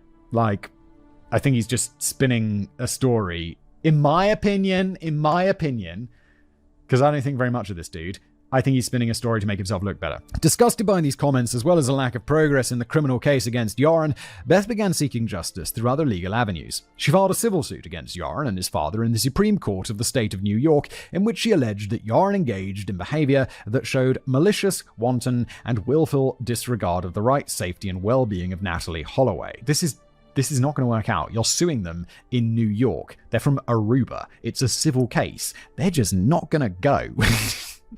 Paulus van der Sloot was accused of enabling his son's delinquent behavior by allowing him to drink and gamble while underage. In truth, many legal experts agree that this lawsuit was doomed from the start for several reasons, but Beth felt that she was running out of other options.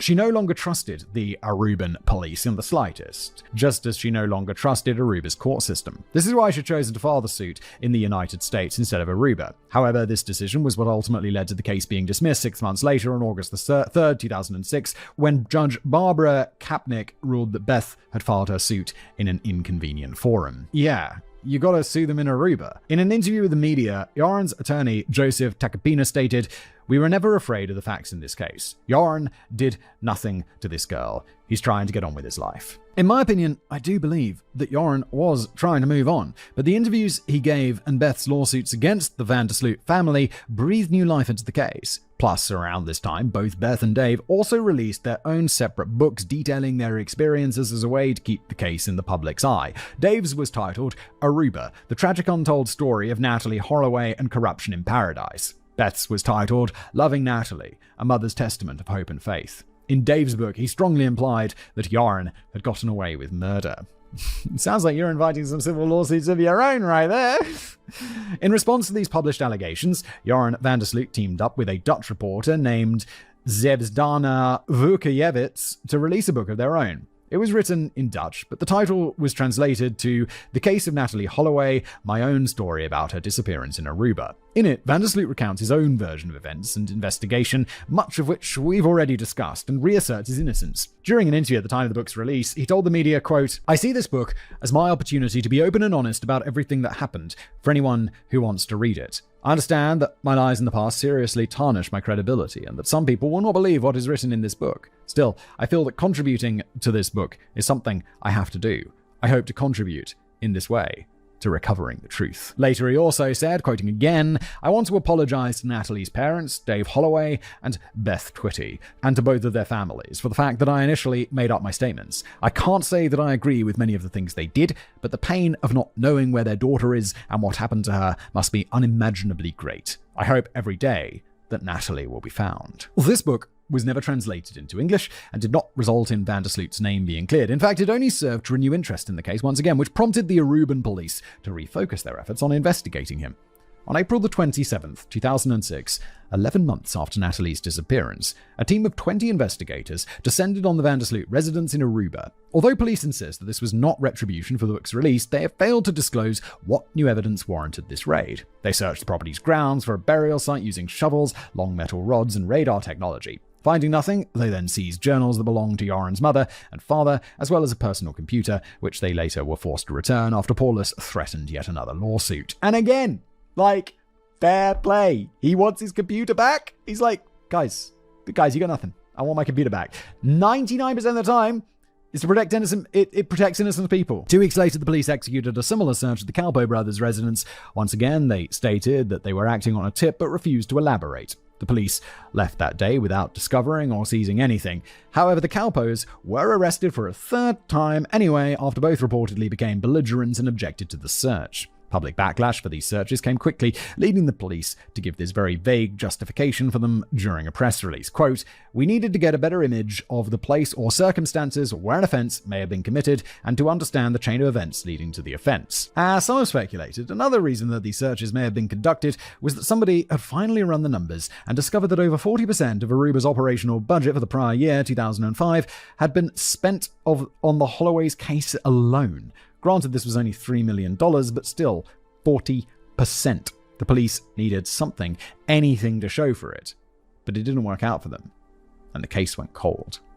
A little over a year later, Joran and the Calpos would be rearrested yet again after Aruban authorities announced that they had made a break in the case. However, their new evidence fell through, and all 3 boys were released 3 weeks later. Not long after this, authorities publicly announced that they were officially dropping the case against Joran and the Calpos indefinitely.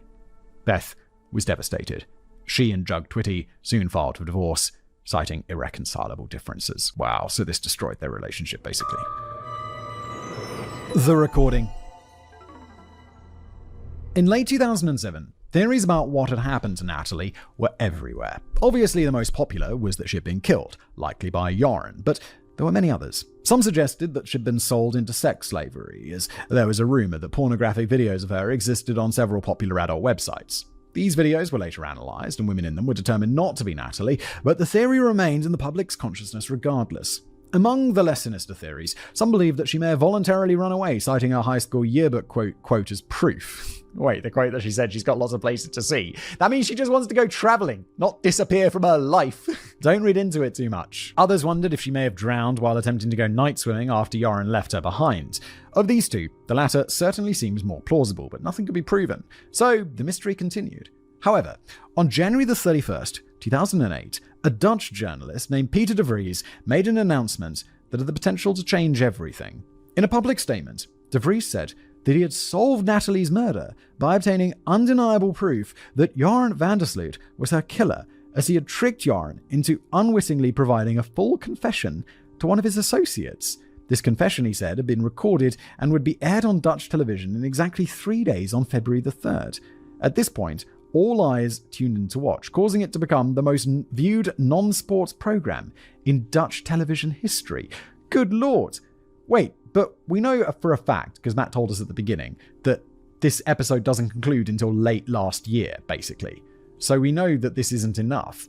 But then what the hell does he have? When the special aired, De Vries explained that he had hired a former convict named Patrick van der Eem to approach Joran and slowly and methodically befriend him. He said this undercover operation took approximately 7 months, but that by the end of it, Joran had obviously begun to trust van der Eem wholeheartedly. When De Vries and van der Eem felt that Joran was ready to confess, De Vries provided van der Eem with a Range Rover equipped with 3 video cameras and a microphone to secretly record his and Joran's conversation.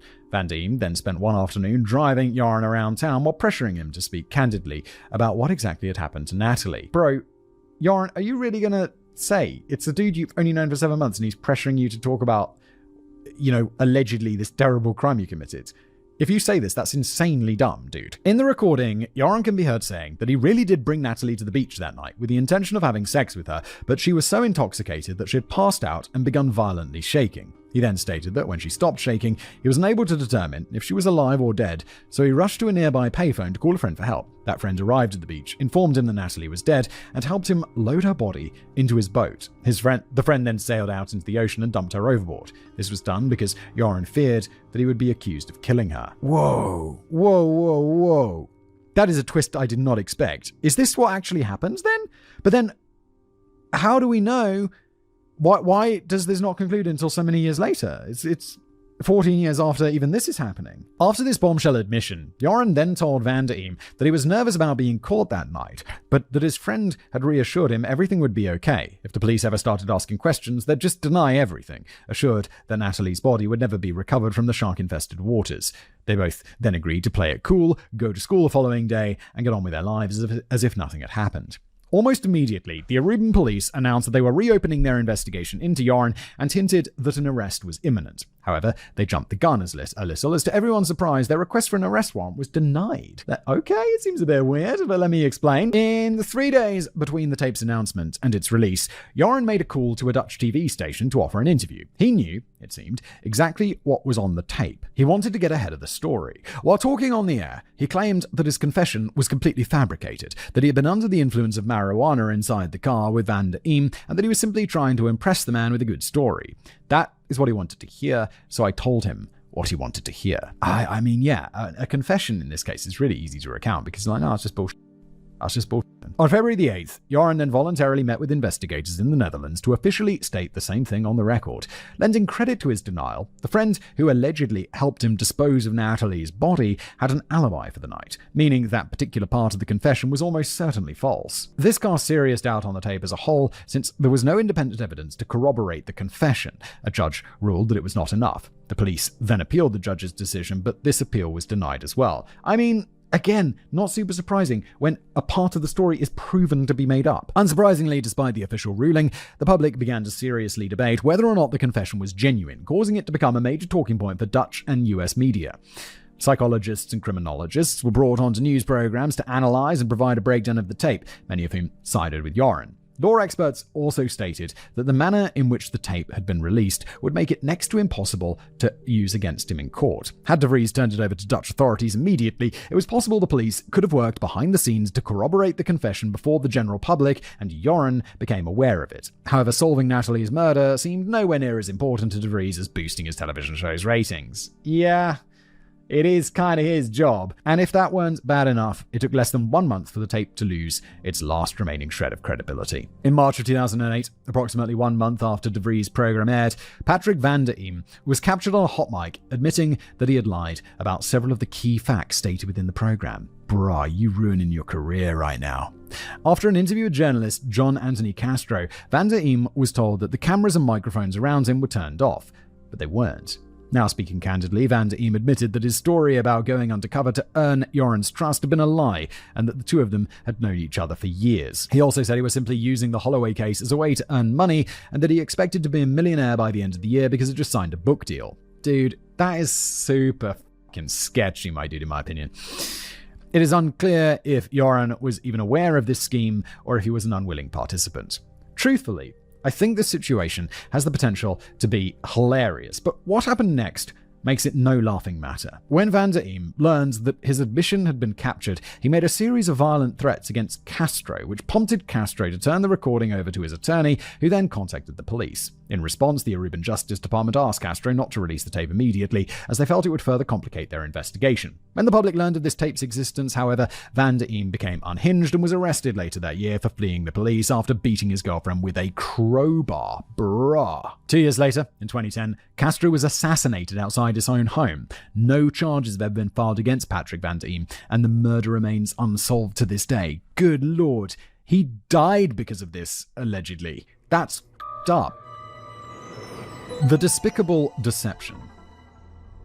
Now with that brief tragedy out of the way, let us now fully return our attention to Joran. As we have already discussed, Joran found himself unemployable in the wake of Natalie's disappearance. So around 2008, he began looking for new ways to make money. First, he returned to Aruba and tried his hand at professional poker, but quickly found himself in massive debt.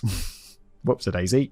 With creditors closing in and no options remaining, his mother, Anita, claims that he fell into a deep depression. At one point, his mental state became so bad that she attempted to have him involuntarily committed, but he left Aruba before authorities could locate him. Now unable to return home, Joran's desperation reached new levels, causing him to try a new approach to making money, embracing his infamy instead of distancing himself from it. Taking a page out of Van der Eem's book, Joran began contacting news networks with the promise of revealing never-before-heard details about the case, and even alluded that he might give a full confession on air. Before giving these interviews, however, he would demand money, and then go on to tell lies that sounded believable but were easy to disprove. In one, he confirmed the theory that he had sold Natalie into sex slavery. In another, he asserted that he had paid people hush money to keep a murder a secret. As he claims to have done to Van der Eem, he told journalists whatever they wanted to hear and was paid handsomely for it. However, it didn't take long for people to catch on to his lies. Yeah, this is a way to make money that's not going to last very long when everyone realizes that you're just lying for money. When outlets realized that Joran was stringing them along, he then began fabricating evidence to convince them that he was being truthful. Wait, so he's fabricating evidence against himself? In November 2008, he presented a recording of a conversation that was supposedly between him and his father, Paulus, in which Paulus admits to his involvement in covering up Natalie's murder. Analysis later determined the two voices in this recording both belonged to Joran. He was having a conversation with himself and deepening his voice while pretending to speak as his father. Roughly 1 year later, on February the 10th, 2010, Paulus van der Sloot died of a heart attack at the age of 57. I wonder why. Oh my god, wait. Oh, okay. I don't know if you're implying murder there, Matt, or that it was all very stressful and it finally got him. Now that he had a bit of money in his pocket from this string of deceptions, Joran returned to playing poker and started a YouTube channel where he talked about poker strategy. Oh my. In 2009, he won $12,000 at the Asia Pacific Poker Tour. However, his luck eventually ran out and he lost it all. Yeah, I've known like one professional poker player, and you'd always hear about their big wins. But they never had particularly a lot of money. They were never like well off. But they'd talk, it's like, yeah, I won £60,000 in this like poker tournament. And then you're like, yeah, but you don't seem like the sort of guy who just wins £60,000 regularly. It's just because you don't talk about all the losses. Like winning $12,000 is great.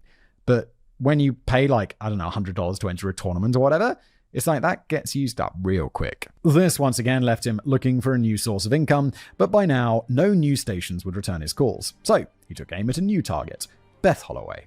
On March the 29th, 2010, Beth's lawyer, John Q. Kelly, received an email from Joran in which Joran offered to reveal the location of Natalie's body in exchange for $250,000. According to Kelly, he was already very familiar with Joran's lies to the media and didn't believe for a moment that Joran would reveal any legitimate information because doing so would open himself up for prosecution. However, that didn't really matter because getting Joran to admit anything could be useful. In an interview years later, Kelly said, "It was a win-win situation. If the information turned out to be true, Beth would get closure. She'd bring Natalie home. Assuming it was false, it would be extortion and wire fraud once falsehoods are proven. Either way, he'd be boxed in." The reason he's doing this is like normally his dad, who's now dead, would be like, bruh, this is a lose-lose for you, son. And he'd be like, because you're going to get nailed either way.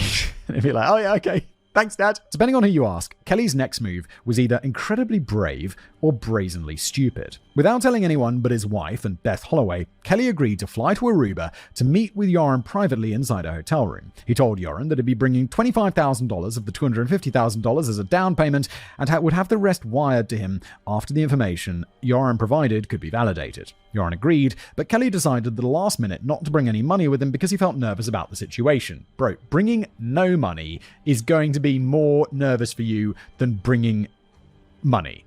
Because he's going to be like, where the fuck's my money at? Now, he still planned to meet with Joran, but he only did so in an attempt to pry as much information from the man as possible without paying. This didn't go as planned. Yeah, no. Kelly, you're a lawyer. Think things through. When Kelly informed Joran that he hadn't brought them money, Kelly said that Joran got very, very upset. What a surprise. Quoting, "He's a big guy. He's 6'4", 225 pounds, well built. He's sort of a threatening individual when he gets angry, no question. You can look right in his eyes and see he's as cold as ice and pathological." Kelly got out of the hotel room as quickly as possible and boarded a plane back to the US. When he arrived, he contacted the FBI, who then began working with the Aruban government to formulate a plan of action. With the authorities now behind him, Kelly was encouraged to reach out to Joran again and set up a new meeting. This time, the police would be on standby in case anything went wrong. Kelly agreed, but feared that convincing Joran to meet with him again would be no easy task. But as it turns out, that wasn't true. Joran was so desperate for money that Kelly was able to convince him to meet again by wiring a measly $100 deposit to him in advance. Bro, you'd be desperate for money. Under instruction from the FBI, Kelly then returned to Aruba for a second meeting with Joran on May the 10th, 2010. This time, he wore a wire and brought with him $10,000 of the promised $25,000. Wait, so he's bringing $10,000 of the promised $25 being of the promised $250. Okay. He had the remaining $15,000 sitting in an account on standby. This would be wired to Joran after Kelly received the information and was safely off the island. He also brought a contract with him for Joran to sign in order to make the extortion easier to prove in court. Joran, if you sign that, you're a dummy. Like, you're signing a contract that is like, yeah, here's my crimes. Don't sign contracts admitting to your crimes. Back inside an Aruban hotel room, Joran signed the contract and Kelly handed over the $10,000 as agreed. After this was done, the pair got into a car and drove to a house not far from the hotel. They parked on the street, and Joran informed Kelly that the house had been under construction at the time of Natalie's death. He stated that she was underneath the foundation and that his father had helped bury her.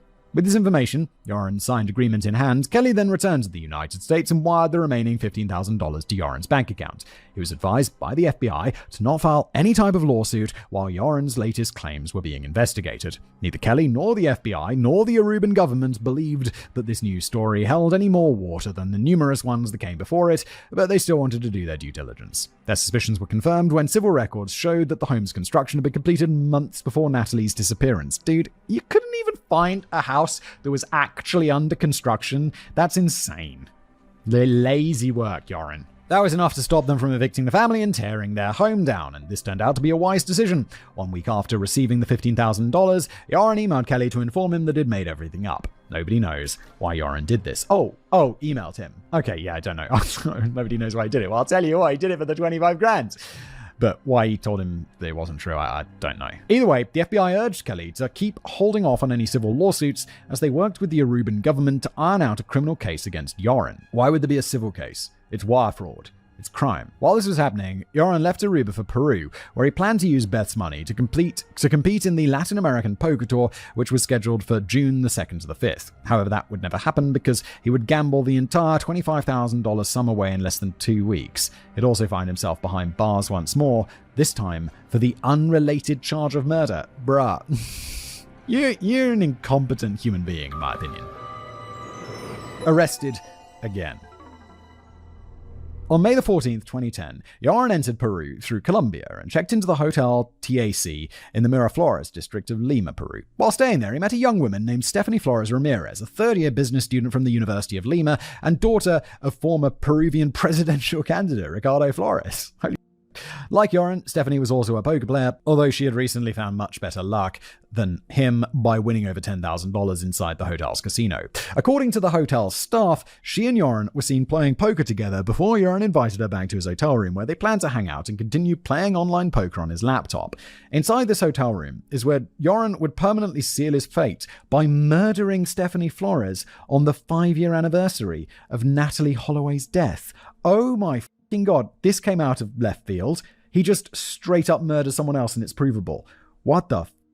Also, you murdered a former presidential candidate's daughter. He is gonna have some strings to pull, my dude, and you are gonna, It's Peru. I feel like they got that death penalty going on down there. While theories vary about exactly what happened inside the room, Yaron stated that Stephanie was using his computer to play poker when he stepped down to get some air. While he was gone, a Facebook message arrived from a stranger who had been harassing him over Natalie Holloway's disappearance. He says that Stephanie saw the message and started snooping through his social media accounts. This is when she allegedly realized whose room she was staying in. When he returned, Yaron said that Stephanie began attacking him, which prompted him to take her by the throat. In a taped confession, Yaron said, "She was on the bed when I hit her hard with my right elbow, and I think her head went back and hit the wall. Then she begins to bleed. Immediately I get on top of her, and with both hands I begin to strangle her, keeping her that way for a minute. After that I throw her to the floor, but she keeps breathing. At that moment I take off my shirt and put it on her face, pressing on it. I don't remember for how long, but she stops breathing. In this way, I think I caused her death." Yeah, no shit, dude. What the fuck? After he was confident that she was dead, Yaron considered what to do next. He said that he was high on marijuana at the time and couldn't think clearly, but he considered folding her body into a suitcase and dumping it in the ocean. When he realized this wouldn't work because the hotel would check his luggage as he left. Really? Okay, for some reason. He simply left her behind in the hotel room. If the hotel asked to look at my luggage, I'd be like, no, you can't. Thank you very much. Like TSA at the airport, yes. Random people in a hotel? No. Especially leaving. If you're going in some like sketchy part of the world where they do the x-ray thing to make sure there's no bombs in there, I'd be like, yeah, okay. But like leaving hotels, be like, bruh, I'm leaving. He placed a do not disturb sign on the door's exterior as he exited. The hotel's maid discovered her 2 days later on June the 2nd. Yaron had beaten her so severely that her neck had been broken.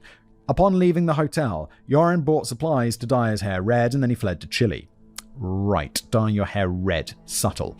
Here he contacted an ex-girlfriend of his to request emergency money in order to return to Aruba. However, his life on the lam was short-lived. Just 4 days after murdering Stephanie, he was arrested by Chilean authorities in a rented cab while on his way to Santiago. After being questioned and denying everything, insisting that Stephanie had been murdered by armed robbers, he was extradited back to Peru, where he gave a full confession, including the direct quote that I provided earlier. He was housed inside the Lima police headquarters and placed on suicide watch until he could face justice. The same day he was officially charged with Flores' murder, US authorities also filed charges against him for wire fraud in the United States. There we go.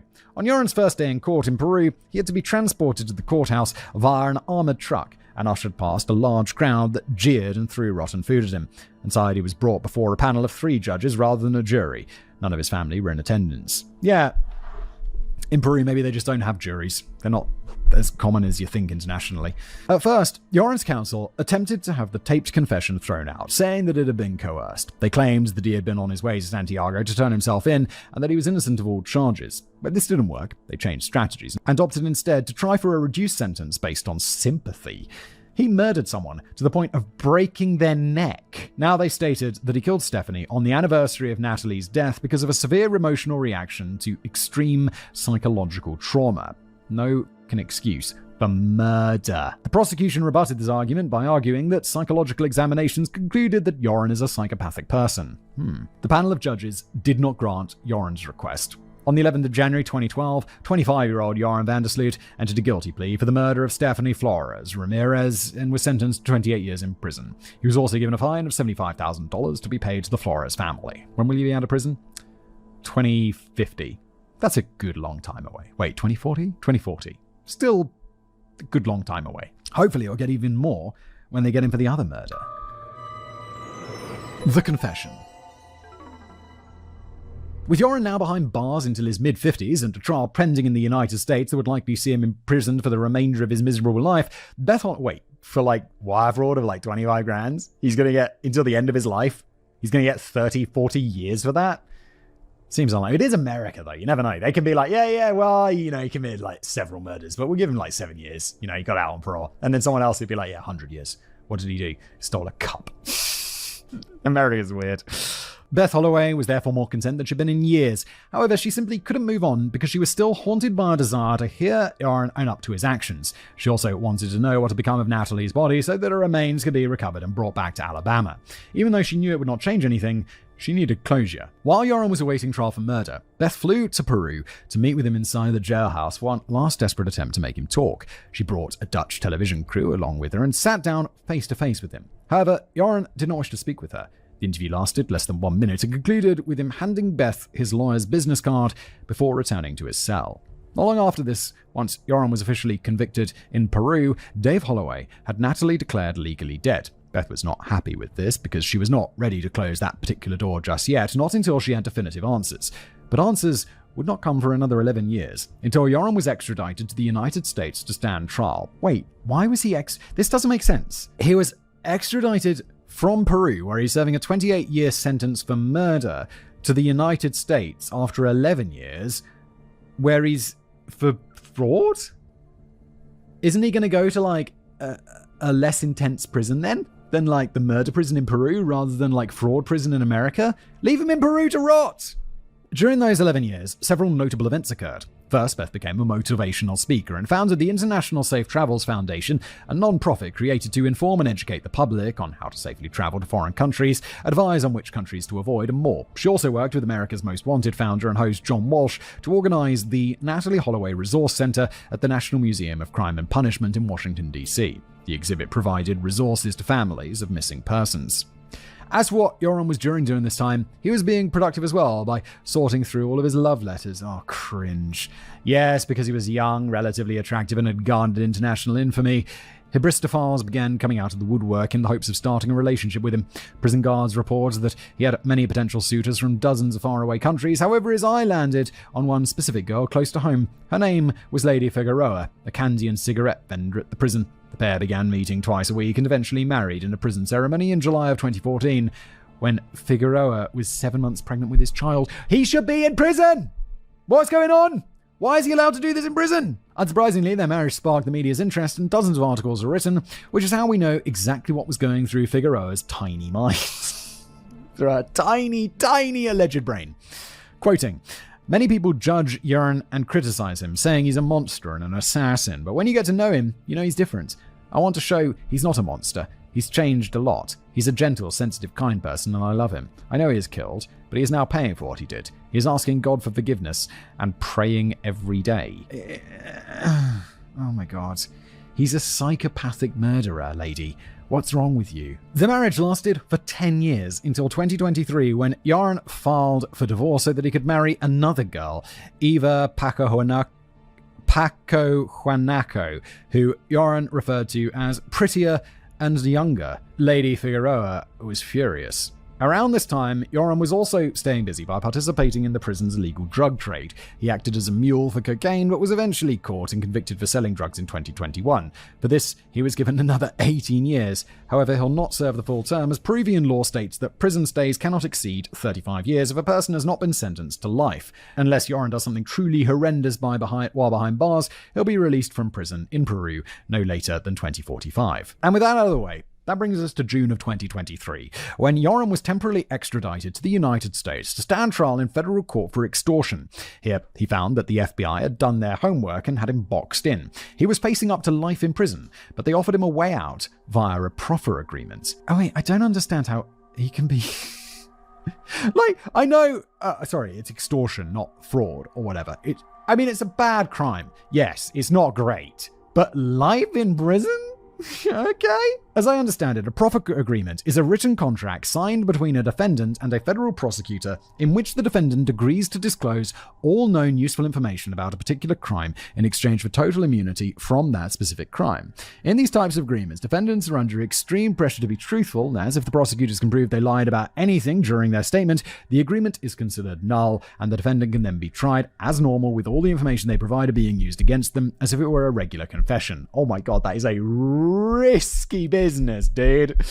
Because of the immunity aspect, these agreements are rare and usually only offered under very special circumstances. In Yoram's case, it was done to provide closure for the Holloway family. Beth gave her blessing. As she understood it, it was very unlikely that Natalie's murder would ever be solved in the traditional sense of the word, and after 18 years of fighting, she simply wanted to have a confession on the record. Yeah, he's also got a massive prison sentence anyway. The offer given to Yoram was 20 years for extortion, with the condition that he agreed to give a full confession about what happened to Natalie, and he accepted. But okay, 2045, 2065, he's in prison. He's going to die in prison at that rate. So, or he's going to be an old man when he's released. On October the 3rd, 2023, Beth and several other members of Natalie's family were brought to the Shelby County Jail and placed inside a viewing room. Across the hall, Joran was strapped into a polygraph and asked a series of very specific questions about Natalie's disappearance. Yeah, but also polygraphs are bullshit. Why are we still doing this? Knowing that he was completely safe from prosecution, Joran finally admitted that he killed Natalie Holloway on purpose. With no emotion in his voice, he said that after climbing into the Calpo brothers' car with Natalie on the night of May the 30th, 2005, they set off toward the Holiday Inn where Natalie's group was staying. She told them that she wanted to be dropped off right outside the front door, but Joran told the Calpos to stop the car a few blocks earlier so that he and Natalie could walk along the beach together the rest of the way. His plan, he said, was to get her alone and seduce her. While watching the waves, Joran said that they laid down together on the sand and he started to feel her up. She protested, but Joran continued. After this, there was a struggle, and she kneed him in the groin, hard, and this enraged Joran. When she knees me in the crotch, I get up, on the beach, and I kick her extremely hard in the face. She's laying down unconscious, possibly even dead, but definitely unconscious. After this, knowing that Beth was listening, he provides graphic details about how he ended Natalie's life using a cinder block he found lying nearby, before dragging her body out into the ocean. He then went home to bed, hoping that his actions that night would never be known. Neither the Calpo brothers nor Paulus van der Sloot were involved. Some question how reliable this new version of events is, considering that Joran has given at least a dozen different recollections over the years, but Beth believes that she finally has the truth. If he lied, he's opened himself up to prosecution for a second murder charge. She doesn't believe that he would risk that. Well, he's not risking much because he's really in prison forever. Outside the jail that day, Beth addressed a crowd of her supporters. Today, I can tell you with certainty, after 18 years, that as far as I'm concerned, Natalie's case is solved. It is over. Joran van der Sloot is no longer the suspected killer in my daughter's murder. He is the killer.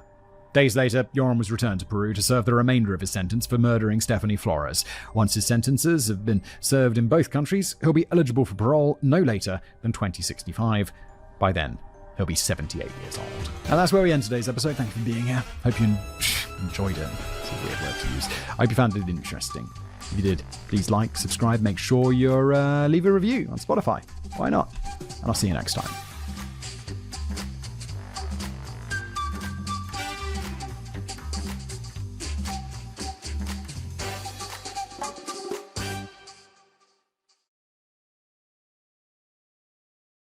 Hello, everybody. Welcome back to another episode of The Casual Criminalist. As always, I'm your host, Simon. Welcome. This is the story, the tragedy, of Kitty Genovese, The Silent Witnesses.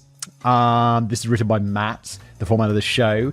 If you've never been here before, Matt has written this for me. I've never read it before. We're going to explore it together and learn something, although I've definitely heard of this case. It's quite famous, if I remember correctly. Anyway, Matt writes it. Let's jump in.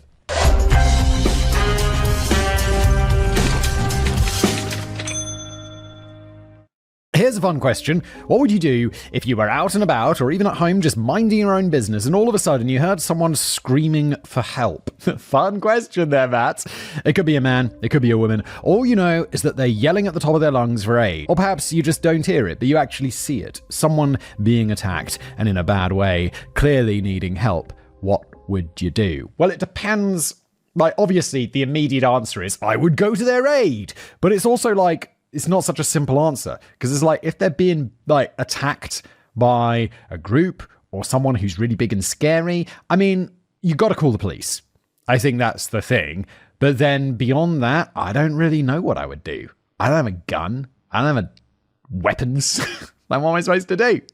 Call the police is what I'd do. Or on the flip side, what would you expect someone to do if you were in that situation? If you were in trouble, being attacked or something similar and you desperately needed help, if you were screaming for aid, would you expect someone to come to your help or call for help? If someone saw you were in trouble, would you expect them to come to your help to try and save you? If the answer is yes, then that's likely what most people would expect. Even in the messed up world we live in, we'd like to think that we would help should we hear that someone was in trouble. And if we were in trouble, we'd like to think that someone would come to our rescue. But what happens when a situation like this occurs? When someone cries for help? When someone hears those cries or even sees the evil deed being done and does nothing to help? It is with these questions and these examples that the darkness swallows us yet again, and I tell you the sad tale of a woman who needed rescuing, needed help, but her screams were unanswered, even when they were heard by many. How much of that initial story is the truth, though? How much is fiction? Well, I think it's time that we find out. This is the story of Kitty Genovese, and how no one, allegedly, came to save her. Yes, this is familiar to me. I think I've even made a video at some point about why this case isn't quite as, like, egregious as people think. Like, oh my god, no one saved her. It wasn't, like, such a huge number of people hearing it or some such like that. Anyway, let's just, Matt will explain it to us. Hello, dear Kitty.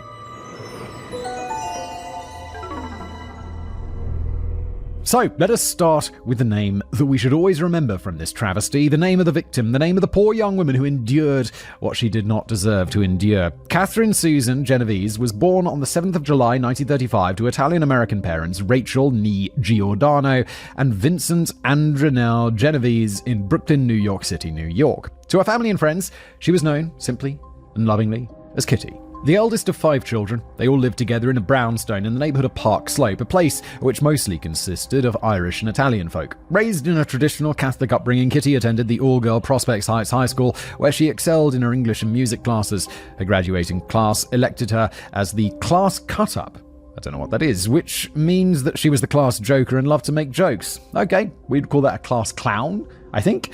She was smart, she was a hard worker, and she was described by many to be a kind and caring girl, having a, quote, sunny disposition. Just an overall lovely girl living life in the Big Apple. Now, here's another fun question for you, Simon. Oh, God, it's not going to be fun, is it, Matt? I can already tell it's not going to be fun. What would you do as a father if you witnessed a murder firsthand in your neighborhood? If your answer was to pack up your shit, pack up your family, and move to a different location entirely, then you and Rachel Genovese have something in common. You can't just pack up your family and your life. It's like, if this happens, I'll be like, oh, that's really bad. But I can't move. In fact, there was a murder in my...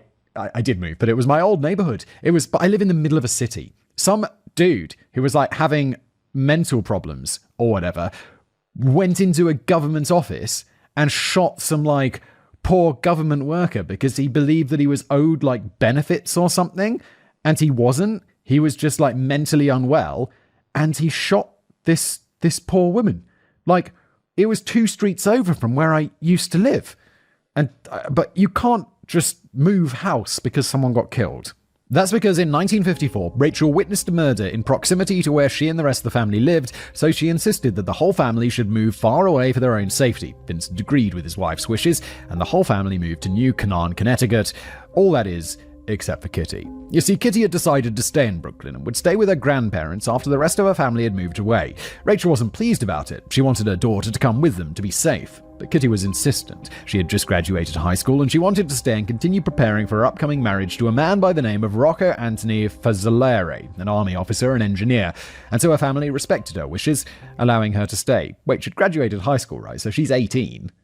19? Something like that? I guess it was a different time back in the day, but still, she's an autonomous adult. They'd very soon regret not making her come with them. Can they make an adult woman do anything? It's like we're moving to Connecticut. She'd be like, no, I'm getting married to this army engineer and officer. My life's sorted out. I don't need you, parents. You go live in fucking Connecticut, wherever that may be. I have no idea where Connecticut is. I get the feeling it's close to New York, but then it could also be in the Midwest for some reason. It's got Midwest vibes. I get the feeling that's completely wrong. Who knows? I mean, who knows? Literally every American watching this video, listening to this podcast. I'm sorry. Kitty and Rocco would be married on October the 31st, 1954, but it wouldn't last long as the marriage was annulled by the end of the year and the couple would officially divorce in 1956. The reason? Because Kitty was actually a lesbian, but hey, love is love. Am I right? Love is love? I don't understand. Wait. I don't understand what that is. Wait, should she have remained in love with Rocco? I'm confused. From there, Kitty moved into an apartment on her own, living her best life in the big city, or at least that's what she wanted. She wanted to enjoy life, to be independent, hence why she stayed while her family moved away. She didn't have it easy, though, doing jobs she didn't enjoy to make ends meet. I think we all know that feeling, taking whatever job comes our way to get the money we need. It's depressing at times. Yes. I've worked some, not in a long time, but I've worked some pretty miserable jobs where it's like, I'll just pay me. Just pay me. I'm going to spend this money on happiness. In Kitty's case, it was a number of clerical jobs, sitting behind desks all day working as a secretary. Talk about unappealing, talk about boring. However, her dream was to open up an Italian restaurant, a business she could call her own, but for that, she needed money. She did eventually find a job she liked, though, when she started working as a bartender in the late 1950s. Running a restaurant, as a business, it's not something I envy. Everything you hear about running a restaurant is like, well, they all go out of business. It's really hard and the profit margins are razor thin. I mean, that doesn't sound like a great business to be in. It just sounds mega stressful. And you know, like, I don't know, I worked in a restaurant once in the kitchen, and it's like, it's not fun. It's not fun. It's just stressful. She did eventually find a job she liked, though, when she started working as a bartender in the late 1950s. Now, even with the job she enjoyed, it wasn't all sunshine and rainbows for Kitty. She still had her struggles, and she didn't exactly keep her nose clean either. It wasn't anything too serious, especially by cash crim standards, but she did get in trouble with the law in August 1961 for bookmaking. Oh, wait. Like, being a person people gamble with? Okay, you do you hustle that shit. Basically, she was a bookie. In Kitty's case, she'd been taking bets on horse races from bar patrons. This is, from how it sounds, illegal. And when she was found out, she and a friend of hers named Di Guarnieri were put under arrest and each fined $50, equivalent to $490 in 2024. That sounds like a pretty light fine. I'm sure she made more money than that doing the gambling. After that little bump in the road, though, her life started to pick up. She got herself another bartending job, this time at Ev's 11th Hour Bar on Jamaica Avenue and 193rd Street in Hollis, Queens. She worked her butt off, showing her skills and capabilities, and soon took up the role of managing the bar since the owner was always absent. Working double shifts, she started earning more and more money, and her dream of opening a restaurant got closer to fruition. She was making good money too, roughly $750 a month, which is $6,800 a month today. God damn. That's not bad for being a bar. I guess she's working double shifts, but still, that's pretty good money. Maybe not good money in New York, but New York City, I mean. But still, 68,000? What is that? It's like over 70 grand a year. That is 70 grand a year. That's not bad. And on top of that, she found herself a girlfriend. This was Mary Ann Zylonko, and the two of them had met on March 13th, 1963 at Swing Rendezvous, an underground lesbian bar in Greenwich Village. They fell hard for each other, becoming a couple almost immediately, and they decided to move in together, getting a new apartment on the second floor of a 2-story building next to the Long Island Railroad, LIRR, in Kew Gardens, Queens, New York. Because of the stigma against gay and lesbian couples back in the day, which ridiculously still happens in some places today, yes, for sure, we've come so far since the 60s. It's like, there's still a way to go, isn't there?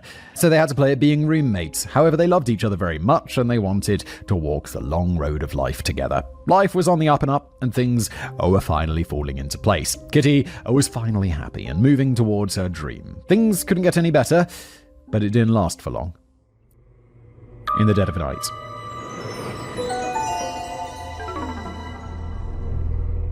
The night of March 13th, 1964, was a night like any other. Though, aren't they all? You go out to work, going about your day and night, thinking about it as just another normal day.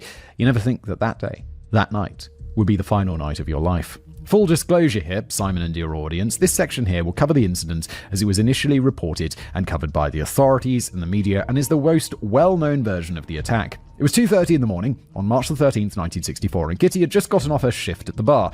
Another busy night, another successful night, and she was ready to head home to celebrate her and Mary's 1-year anniversary. That honestly makes what's about to come even worse. Kitty got into her red Fiat and began her journey home, arriving at 3:15 a.m. People drive in New York City? In every movie, they're either super rich and being driven around in the back of a Mercedes, they're taking taxis, or they're on public transport. Parking her car in the Kew Gardens Long Island Railroad Station parking lot, she was mere 100 feet, 30 meters from home, and the door to her apartment building was in sight. All she had to do was make her way down the alleyway at the rear of the building and head inside. And that's when it happened. You see, while on her way home, Kitty had no idea that the darkness had an agent out on the prowl that night. He was hunting for a victim, and unfortunately, he had spotted her. He looked at her face bright with excitement despite being tired after work, and he knew he needed to claim her life. And so, he followed Kitty back to her apartment complex, parking his vehicle at the corner bus stop on Austin Street. Getting out of the car, hunting knife in hand, he stalked towards her. Kitty spotted him before he could sneak up on her, and seeing the knife, made a run for the front of the building. Unfortunately, Kitty wasn't fast enough. Her attacker caught up to her and plunged the knife into her back 2 times. Kitty let out a cry of pain and screamed for help. "Oh my God, he stabbed me. Please help me. Please help me." The area around them was quiet and desolate, with almost all residents in the vicinity being sound asleep in bed. But that only seemed to intensify the volume of Kitty's cries, which did grab the attention of one man. This was Robert Moser, one of Geneviese's neighbors. Her screams woke him up from his slumber. Shambling over to the window, he saw the struggle down below. Opening the window, Robert stuck his head out and cried, "Let that girl alone!" With the tension now on him, the assailant took off into the night, leaving Kitty bleeding from the back and struggling to stand. Kitty valiantly willed her body to move and managed to pull and drag her body to the other side of the building toward the main entrance. Once inside the main vestibule area, she collapsed from the pain, blood loss, and exhaustion. Time passed, and all the while Kitty was left there, barely conscious and bleeding, in a hallway at the back of the building. She had moved out of sight of the original attack, so Robert wasn't even sure where she'd gone, but even then, no one came to see if she was alright. And 10 minutes later, her attacker came back. I guess the thing, this Robert guy, he was awoken by her screams, so he probably didn't hear that she's been stabbed. He just seemed probably scared off the attacker, and he was like, job's a good one. Which, I mean, in retrospect, not enough, but in the moment, probably fine. It'd be like, oi, leave her alone. And then the guy leaves her alone, and then you're like, cool, job done. Fair enough. Because I don't think he knows more. He was thin and on the shorter side, and he was an African-American man with a gaunt and slender face. Only this time, he was wearing a wide-brimmed hat in an attempt to conceal his features. Wasting no time, he took the hunting knife out once again, stabbed her 11 more times, sexually assaulted her in the hallway of her building, stole the $49 she had on her person, and then simply walked off into the night. The entire thing lasted a total of 30 minutes. Kitty's friend and neighbour, Sophia Farrar, discovered her there, bloody and violated, in the same position she was left in by her attacker. Injuries to her hand suggested that the entire time she was being attacked, she was trying to fight him off, fighting for her life. Exactly how it happened is still hazy, but multiple neighbours claimed that they had called the police and an ambulance at around 3:50 a.m. after the attack was already over.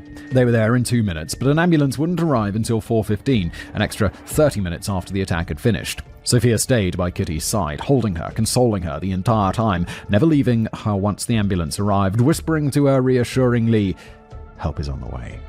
Kitty was loaded up into the ambulance, which started making its way towards Queen's General Hospital. It was all for naught, though. Kitty had been stabbed 13 times, and it was all too much. Kitty Genovese, at only 28 years old, passed away in the back of the ambulance before she could arrive at the hospital. She was buried 3 days later in Lakeview Cemetery in New Canaan, Connecticut, where her family now lived. The Man in the Dark.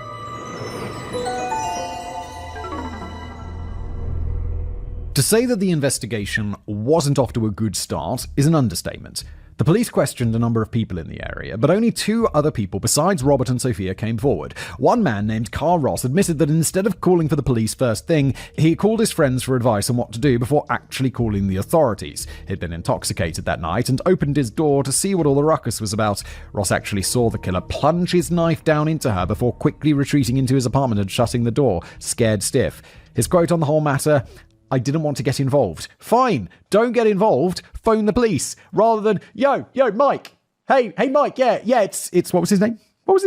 Yeah, it's Carl. I just saw a woman in the hallway in my building. A dude, plunged a knife into her. Do you think I should call the cops? Yes, Carl, yes, now! Mary was also questioned by Detective Mitchell Sang at 7 a.m, mere hours after the attack. She was clearly heartbroken over the death of her girlfriend, the woman she wanted to spend all her life with. It didn't take long for police to realise that she wasn't a suspect, and she had no involvement with the death of Kitty. You know what they did do, though? Kept her in questioning and grilled her for 6 hours straight. Specifically, it was 2 homicide detectives, John Carroll and Jerry Burns, who conducted this specific line of questioning. On what, you may be asking? Why, about a relationship with Kitty, what else? Because the past was the worst, and prejudice against gay people is stupid. It didn't take long, though, before the killer was captured. 6 days after the attack and Kitty's death, a man by the name of Raoul Cleary noticed another man removing a television from the back of one of his neighbour's vehicles in the Queens neighbourhood of Ozone Park. Suspicious, Cleary confronted the man, a short and slender African-American man with a thin face. Sounding familiar? This was 29-year-old Winston Mosley, a married man with 3 children and no criminal record to speak of. He was from Ozone Park, he was a local, and he worked at Remington Rand as a tab operator. What is a tab operator? Preparing the punched cards used at the time, mainly for data input for digital computers. Oh, there you go. That is a job that doesn't exist anymore.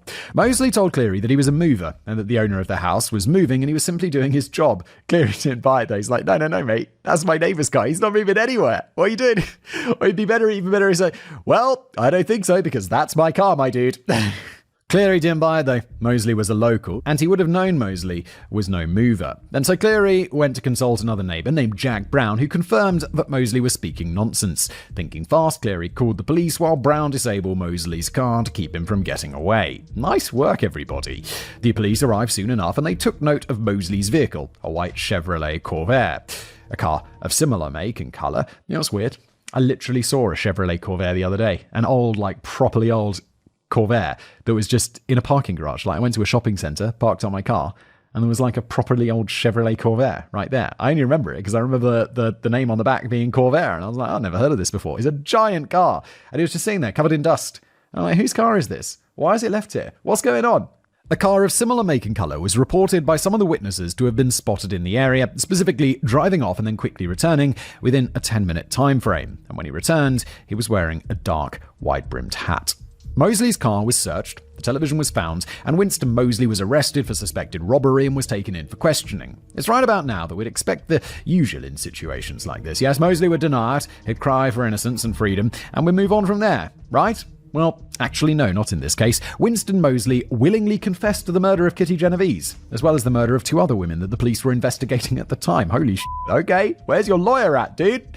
The first, 15-year-old Barbara Kralik, she'd been murdered the previous June in her parents' Springfield Gardens home, and the second was Annie Mae Johnson, who had been shot and burned to death in her apartment in South Ozone Park a few weeks earlier. He also admitted to between 30 and 40 burglaries around that same time. Detectives Carroll and Sang were immediately contacted, and they came to question Mosley personally. They spoke with him about that night, and he didn't hold back.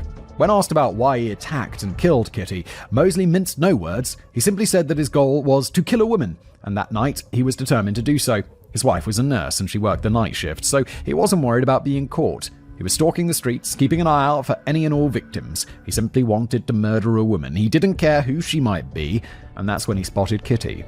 Deciding she was the one, he followed her home, stabbed her twice, retreated, only to come back minutes later, sexually assaulted her, stabbed her some more, stole what little money she had on hand, and then left, headed home for the night to get some sleep. And when asked why that was, he stated that he preferred to kill women because they were easier and didn't fight back. This guy is a total psycho. What a monster. What a psycho. Yes, Matt and I, same page. Winston Mosley was arrested and charged with the murder of Kitty Genovese, and his trial began on the 8th of June 1964 and was presided over by Judge J. Owen Shapiro.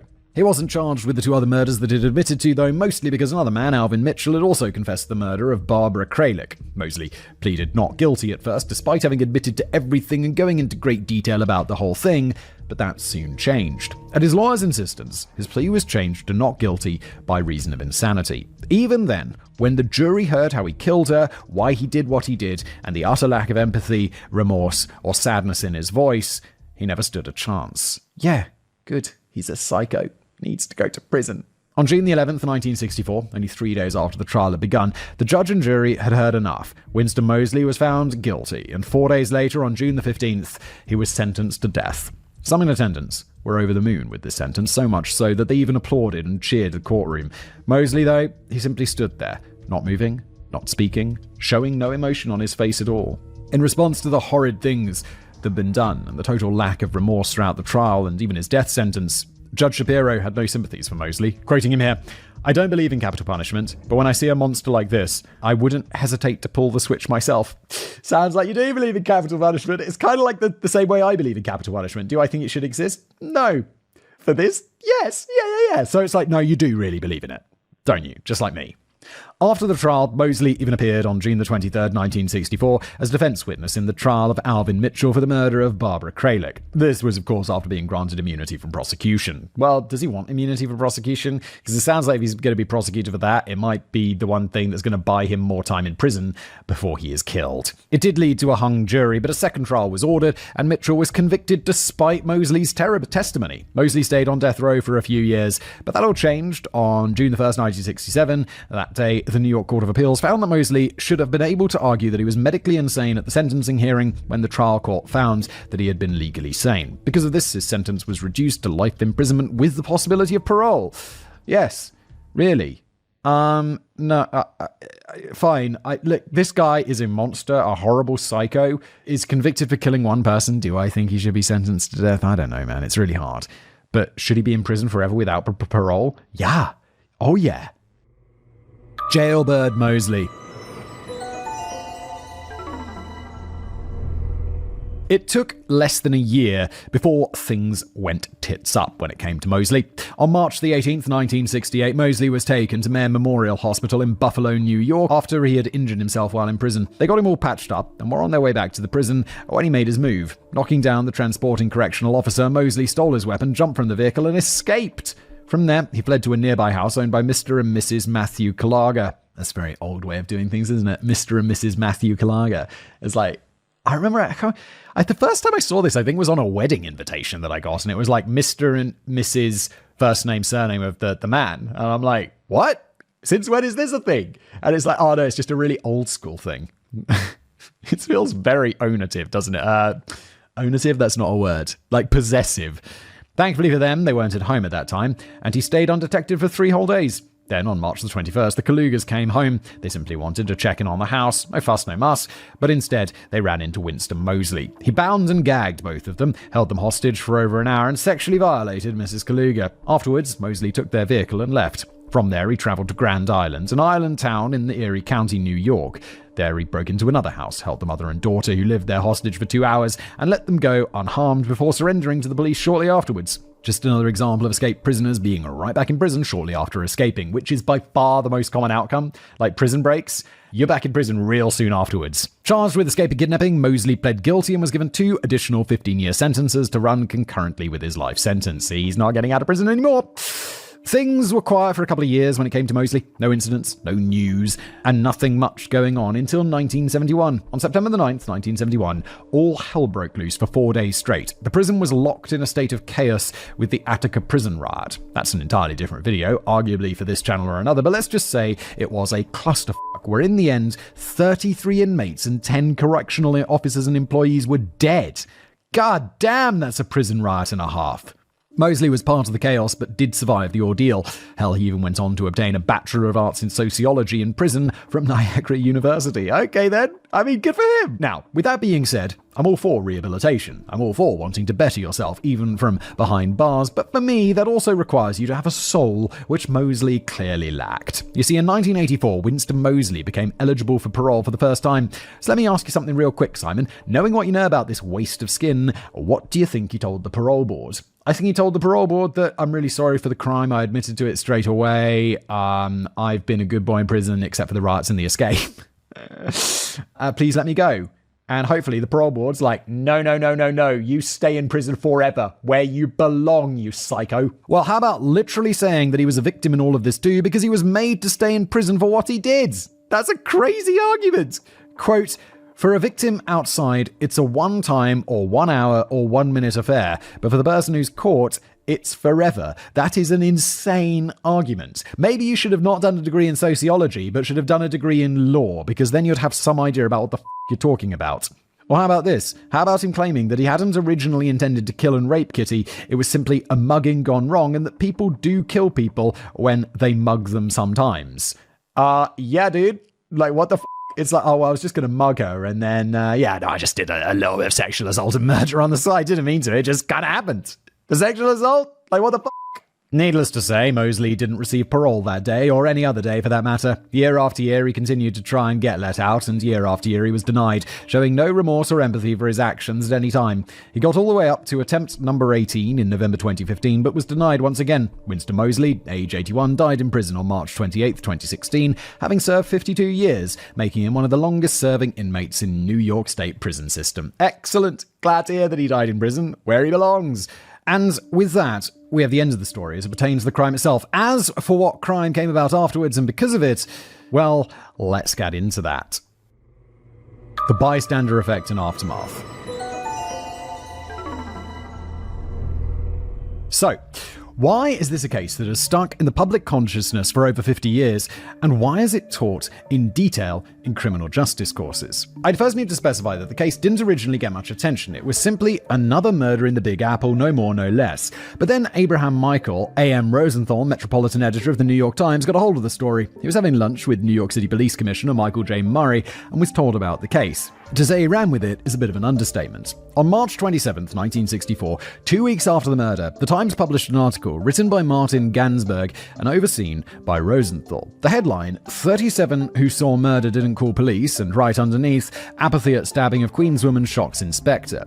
It went into great detail about the travesty that befell Kitty, how she was stalked and brutally attacked by Moseley, how she cried out for help, and how nobody of 37 witnesses came to rescue her. Originally, it was meant to claim that 38 people had witnessed the attack, and the headline was later changed in future reprints. In an excerpt from the original article, it read, "For more than half an hour, 38 respectable law-abiding citizens in Queens watched a killer stalk and stab a woman in 3 separate attacks in Kew Gardens. Not one person telephoned the police during the assault. One witness called after the woman was dead." Wait, it's not quite out. Right, were there really 38 people and also 3 separate attacks? I thought it was 2.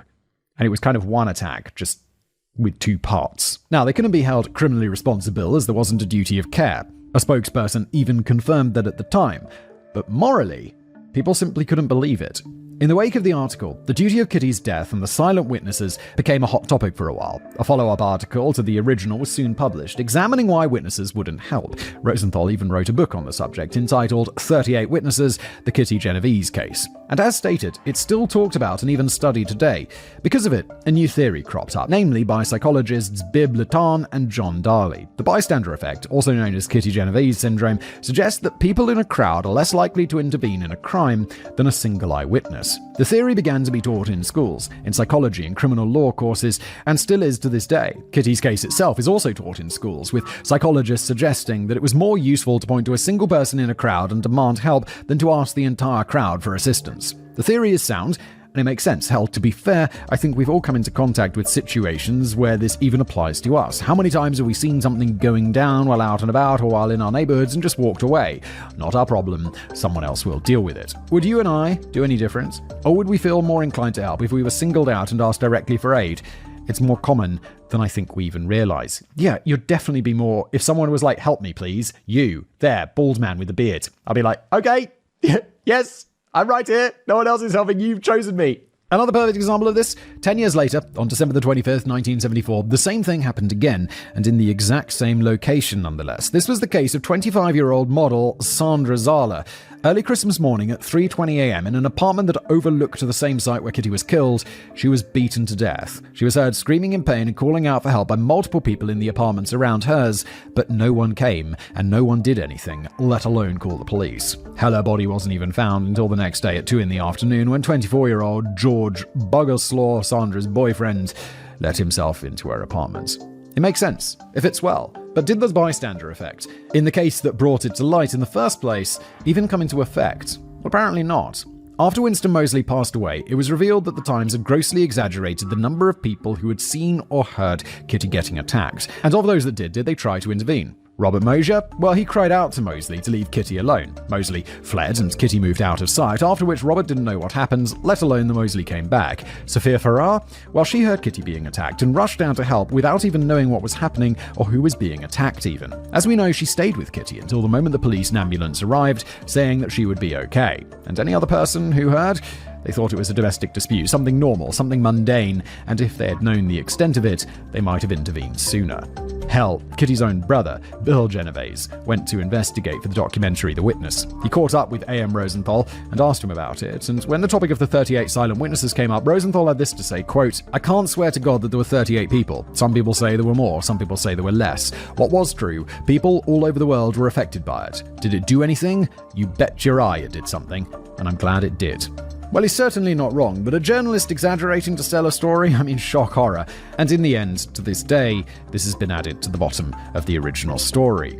Quote, October the 12th, 2016, later reporting by The Times and others has called into question significant elements of this account. Since then, many people understand that while it wasn't enough to save her life, Kitty did have people on her side looking out for her. Could they have done more? Of course. But it wasn't a gross display of mass ignorance that cost Kitty her life, but the deplorable acts and demented urges of a sick man in a wide-brimmed hat. And hell, if there's one other good thing that came out of this whole affair, it's that this was one of, if not the case, that made possible the creation of 911 here in the States. And the rest, as they say, is history, with countless lives saved as a result. Wrap up.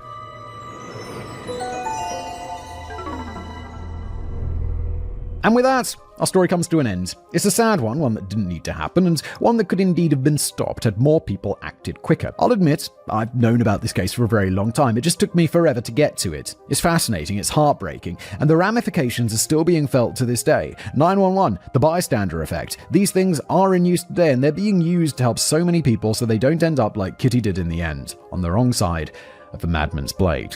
A sick man, an evil man. Winston Moseley was a man who simply wanted to kill for the feeling of killing. He went out hunting that night. He wanted to kill someone, a woman preferably, simply because it made him feel good, strong, and like he was in control. We don't know much about anything about his past, at least not that I found, but regardless, it's no excuse. He was a monster, one that felt no empathy or remorse, and he died behind bars where he deserved to be. With that, we simply remember Kitty. Catherine Genovese was a bright and passionate young lady. She had a good future ahead of her, with a family who loved her, a girlfriend who adored her, and a dream that was almost a reality. All of that was taken away from her. But even today, she's remembered. It's a tragedy that she had to die, but her impact resounds throughout the world even today. And in the end, it's good to know that she wasn't totally alone. It wasn't 38 people simply ignoring her, letting her be violated and killed. It was a misunderstanding of the situation. It was the lack of a direct line to the authorities and the evil actions of an evil man. Robert Mosier called out to help her, and Sophia Farrar was there with her all the way until the end, soothing her through the pain until it was over. To them, even though they're already gone from this world, I say thank you, and rest in peace, Kitty. And that is the end of today's episode. Thank you so much for being here. If you did enjoy it, please do make sure you leave a review, like and subscribe if you're watching on YouTube, and I'll see you next time.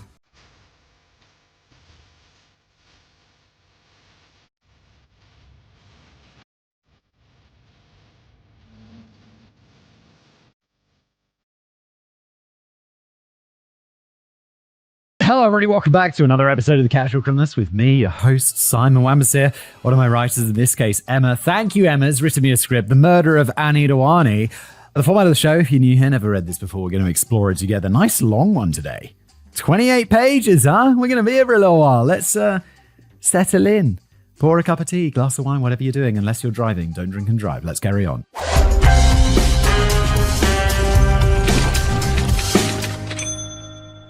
Whenever I cover South African cases, I always feel like I'm doing my country a disservice. Sure, our country is broken in many ways, with our director of rugby, Rassie Erasmus, jokingly explaining that our national rugby team, the Springboks, is the only thing that still works in the country. Fucking savage. But there are so many beautiful things that get overlooked because the international media only focuses on the bad. Besides, it's not as if we're the only country that experiences crime. Compared to some events taking place around the world, life in South Africa is just peachy. Yeah, I do feel like I imagine like South Africa, probably quite a bit more dangerous than where I live. But like compared to fucking Ecuador or something, you'd be like, no, South Africa's pretty great, thank you. As I'm writing this, crisisgroup.org has listed Sudan, Gaza, and Ukraine as being active war zones and monitoring militant attacks and assassinations all over Central Africa.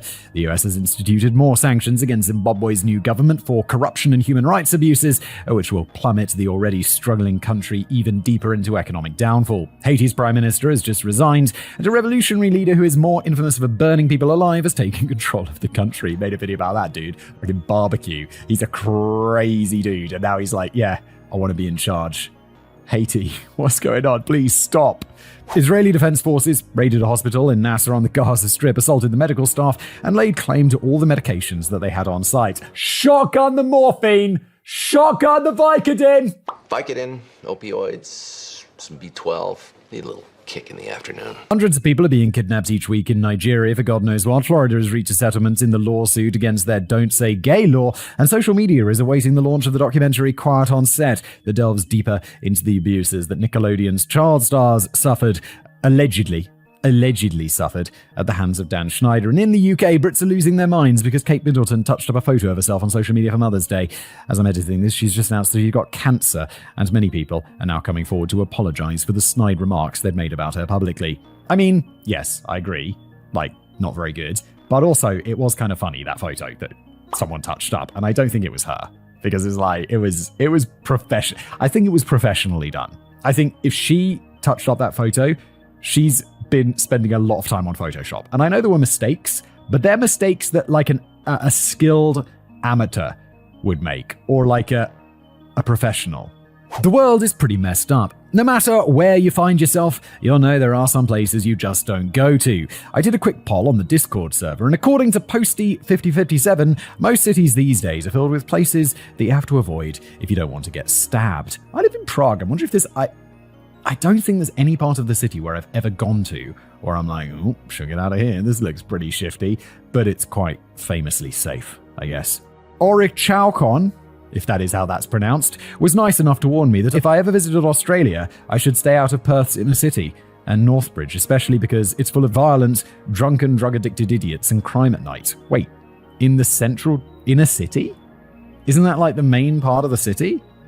George from Birmingham in the UK said, the area around Lozells, Handsworth and Newtown Row are a well-known gangland. Sandy Gunshark was nice enough to let me know that whenever I visit Washington, D.C., you should really stick to the touristy areas unless you know exactly where you're going and how to get there. If you're within line of sight of the Smithsonian or a major government building like the White House, Capitol, Supreme Court, National Archives, or a national monument, you're mostly fine. Except for all the thieves. I'd imagine Washington, D.C. would be super safe, though, because it's like where all the government stuff happens. Like, almost everything I know about Washington, D.C. comes from House of Cards. But it always seemed quite safe. But I guess not. Except for all the murdering that the characters in that show did.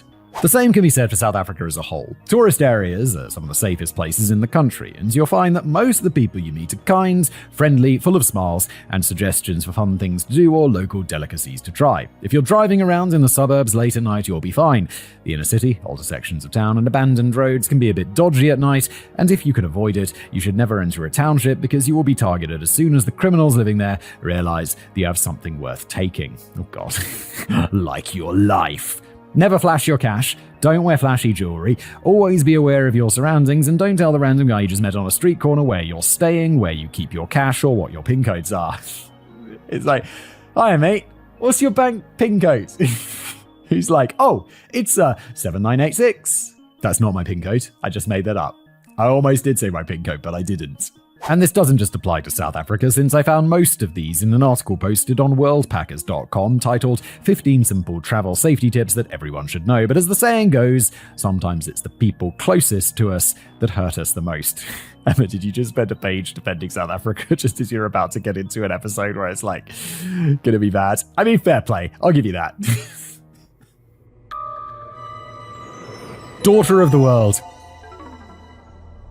Annie Nina Hindoka was born on the 21st of March 1982 in Maristad, Sweden, and was the second daughter of Vinod and Neelam Hindoka. The Hindokas are all very close, and Annie and her siblings grew up surrounded by their extended family, who all worked together to ensure that their children would have a bright future.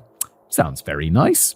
The Hindokas had originally moved from Uganda to Sweden as refugees in 1972, and the then president of Uganda, Idi Amin, not a good guy, had ordered the expulsion of about 80,000 South Asians from his country. As a result, the family was one of the first families of Indian descent to arrive in Maristad, and according to Annie's father Vinod, quote, the people of Maristad have welcomed us since the day we arrived, and although we look different, we are part and parcel of the community. People respect us because we work hard and believe in education for our children. This was, and still remains, a place where people say hello to each other, carry your shopping, or invite you into their homes and expect nothing back. A sleepy place this may be, but it also has incredible charm and warmth. It sounds really nice. I like that. It's like when people are always like, oh, bloody immigrants stealing our jobs. I'm always like, well, they probably didn't choose to be here. Like in this case, they got expelled from their country by Idi Amin. He chopped people's legs off and put them where their arms should be. In his book, Annie Dewani, A Father's Story, Vinod explains that when Annie was born, I was overwhelmed with love and a sense of satisfaction. I appreciated the comments of relatives who were quick to point out that in our religion, the girls were revered. Hindu goddess Lakshmi was the bringer of both material and spiritual prosperity. Thus, all women were regarded as an embodiment of beauty. Growing up, Annie loved to watch Winnie the Pooh. Oh, that's nice. I read lately. Been reading, it's called Christopher Robin's something. But it's like a big Winnie the Pooh book that I read to my kid every night, and she loves it. And play with Barbie dolls. My kid's not into dolls, though. No one's here to learn about my children, but she's just not into dolls. Don't know why. She likes soft toys. And when she became a teenager, the beautiful Annie fell in love with fashion and shopping, and she was particularly close with her cousin, Sneha, who was her best friend. Annie did well in school and eventually decided to study electronic engineering at the University of Gävle before switching to innovation engineering at the University of Halmstad so that she could be closer to Sneha. In 2006, her mother was diagnosed with stomach cancer and had to undergo surgery, and Annie dropped everything, took a year off from her studies, and moved back home so that she could help take care of her mother. It sounds like a very good child. Or teenager.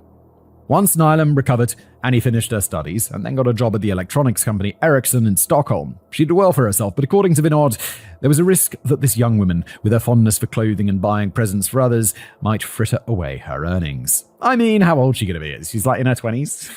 Isn't that the decade where you're like, frittering away your earnings is kind of okay? And then you get married, you have kids, you buy a house, you got to pay a mortgage, and then it's like, okay, less frittering away, fine. Although I do still make quite a lot of effort to fritter.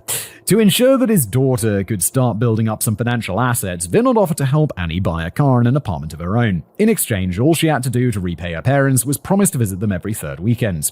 Early in 2009, the 27-year-old Annie went to visit relatives in the UK and told one of her cousins that she was ready to settle down and wanted to start looking for her Prince Charming. Shortly after, her aunt called to let her know that she might have found a suitable match for her. According to Vinod, Indian families normally have an aunt somewhere among the ranks whose job it is to find suitable partners for youngsters.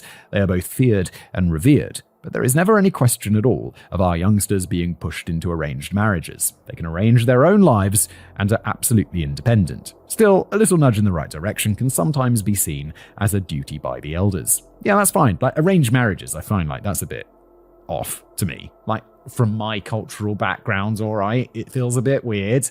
That's okay. But when it's kind of like, oh, so your aunt maybe knows someone who's good, that's fine. That's like just someone, I mean, it'd be a bit weird if my aunt sent me up with a date, especially because I'm married. But, like back in the day, I'll be like, I'm good, auntie, but thank you. Her aunt explained that the eligible bachelor's name was Shriyan Dawani, and he lived in Bristol. He was 29 years old, came from a wealthy Indian family, and best of all, his family was also originally from Gujarat, a state of India, just like the Hindochas. So they shared the same cultural backgrounds, which was particularly important to Annie.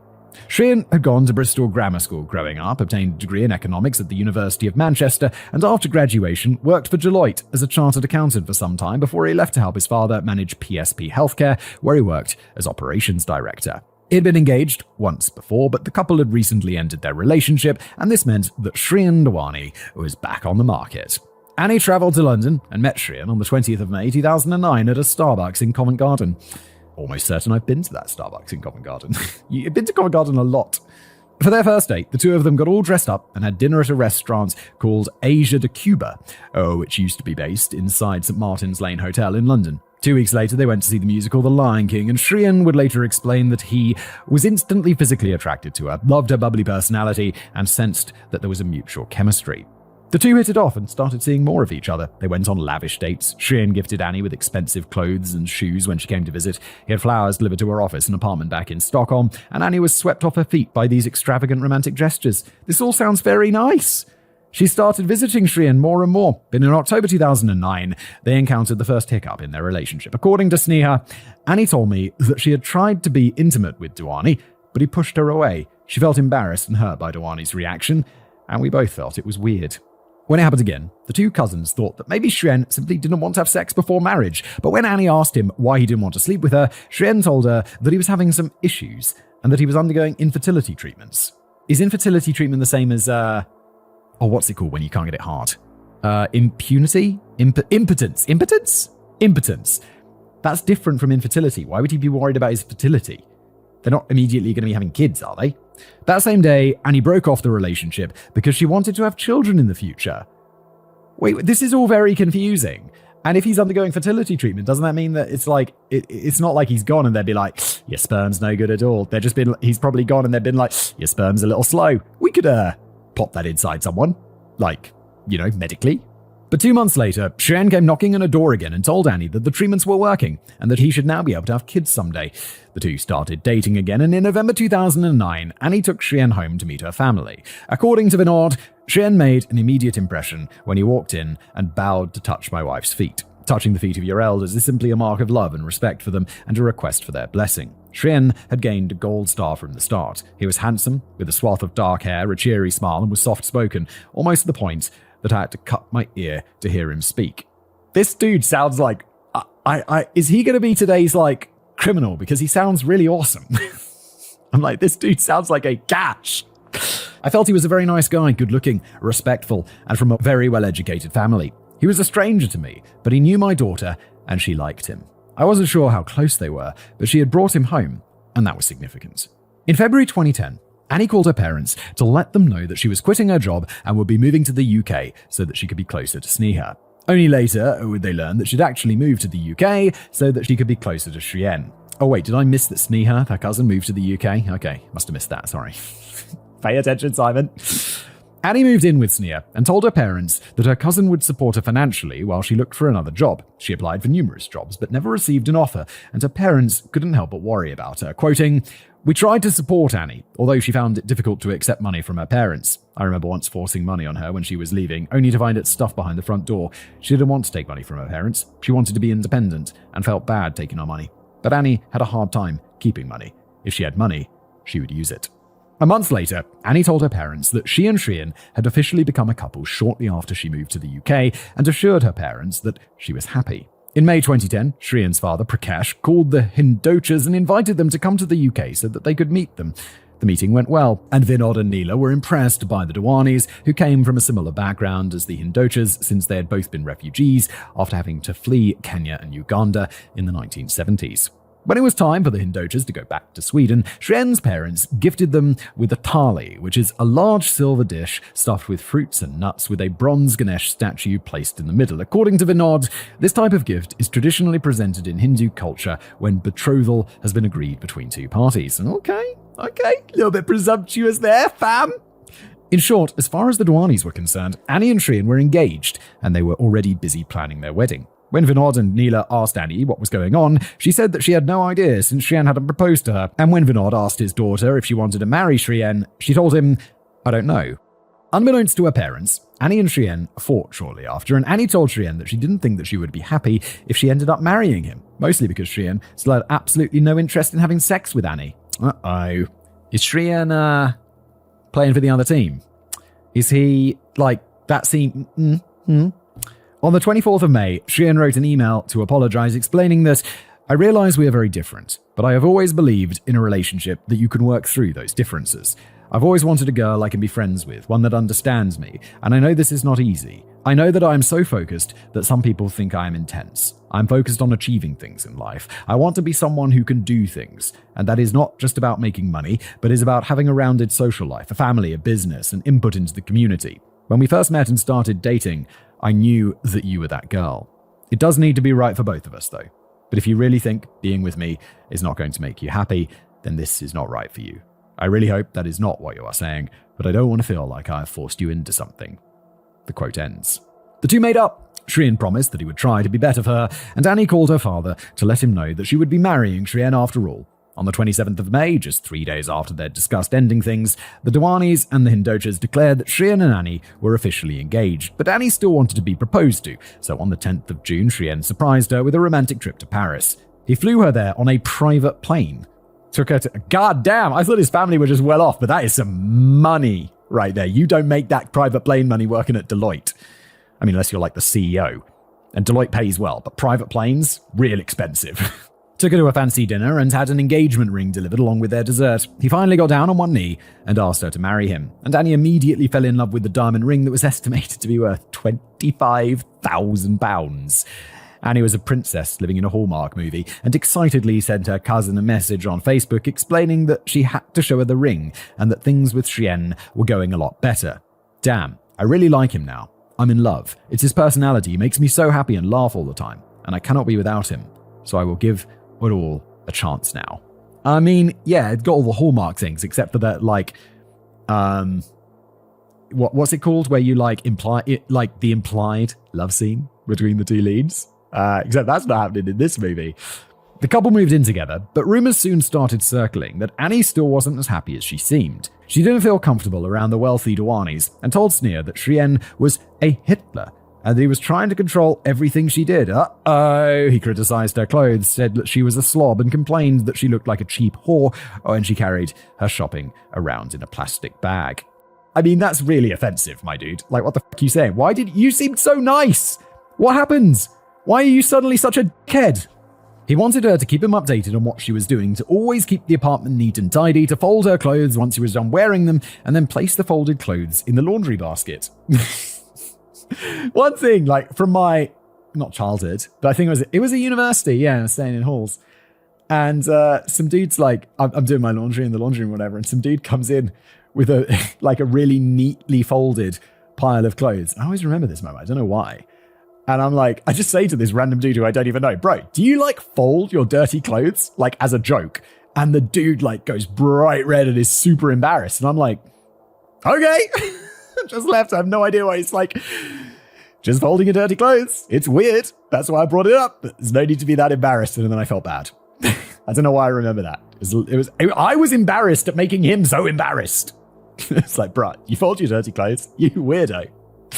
He had also given her a credit card to use since she was still unemployed, but he wanted to keep track of her spending and send him monthly reports on an Excel sheet. And once they were married, Annie wasn't expected to work. Instead, she would become involved in different charities, attend fancy fundraisers, and brush elbows with the elite of London society. And despite living together, the two of them still slept in separate bedrooms, and at one point, Annie even asked her father, "Am I ugly?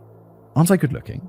Annie told her father that Cheyenne didn't seem to be sexually interested in her, but Vinod didn't feel comfortable discussing his daughter's love life with her, so he dropped the subject. Yeah, see, don't ask your dad about this, it's weird, right? Ask your friends, or your mum, it's even better to ask your mum. If my daughter said this to me, I'd be like, you what? I mean, she's 4, but like when she's older, I'd be like, mum, conversation for you over here, please. Besides, he felt that Cheyenne would be lucky to marry his beautiful Annie. In August 2010, the Dwanis declared that the wedding would take place at the end of October. Annie and Cheyenne explained that they want to get married in Dubai, but during a shopping trip to India, they changed their plans. Annie called her parents and told them they wanted to get married in India instead because, "Papa, I feel more at home in India." Vinod assured his little girl that he would spare no expense since Annie deserved to have the wedding of her dreams. Annie told them that the ceremony would be a traditional Hindu wedding celebration and that the official wedding would take place in the UK in early 2011 so that the friends who couldn't make the wedding in India could attend. Cheyenne then left his future bride in India so they could get a head start on the wedding plans, and she would live there for the next 3 months. Cheyenne had ensured that she had a place to stay, and she had Vinod's credit card if they had to pay anything, and Annie had reached out to some of her distant relatives to guide her around Mumbai and help her to plan the wedding.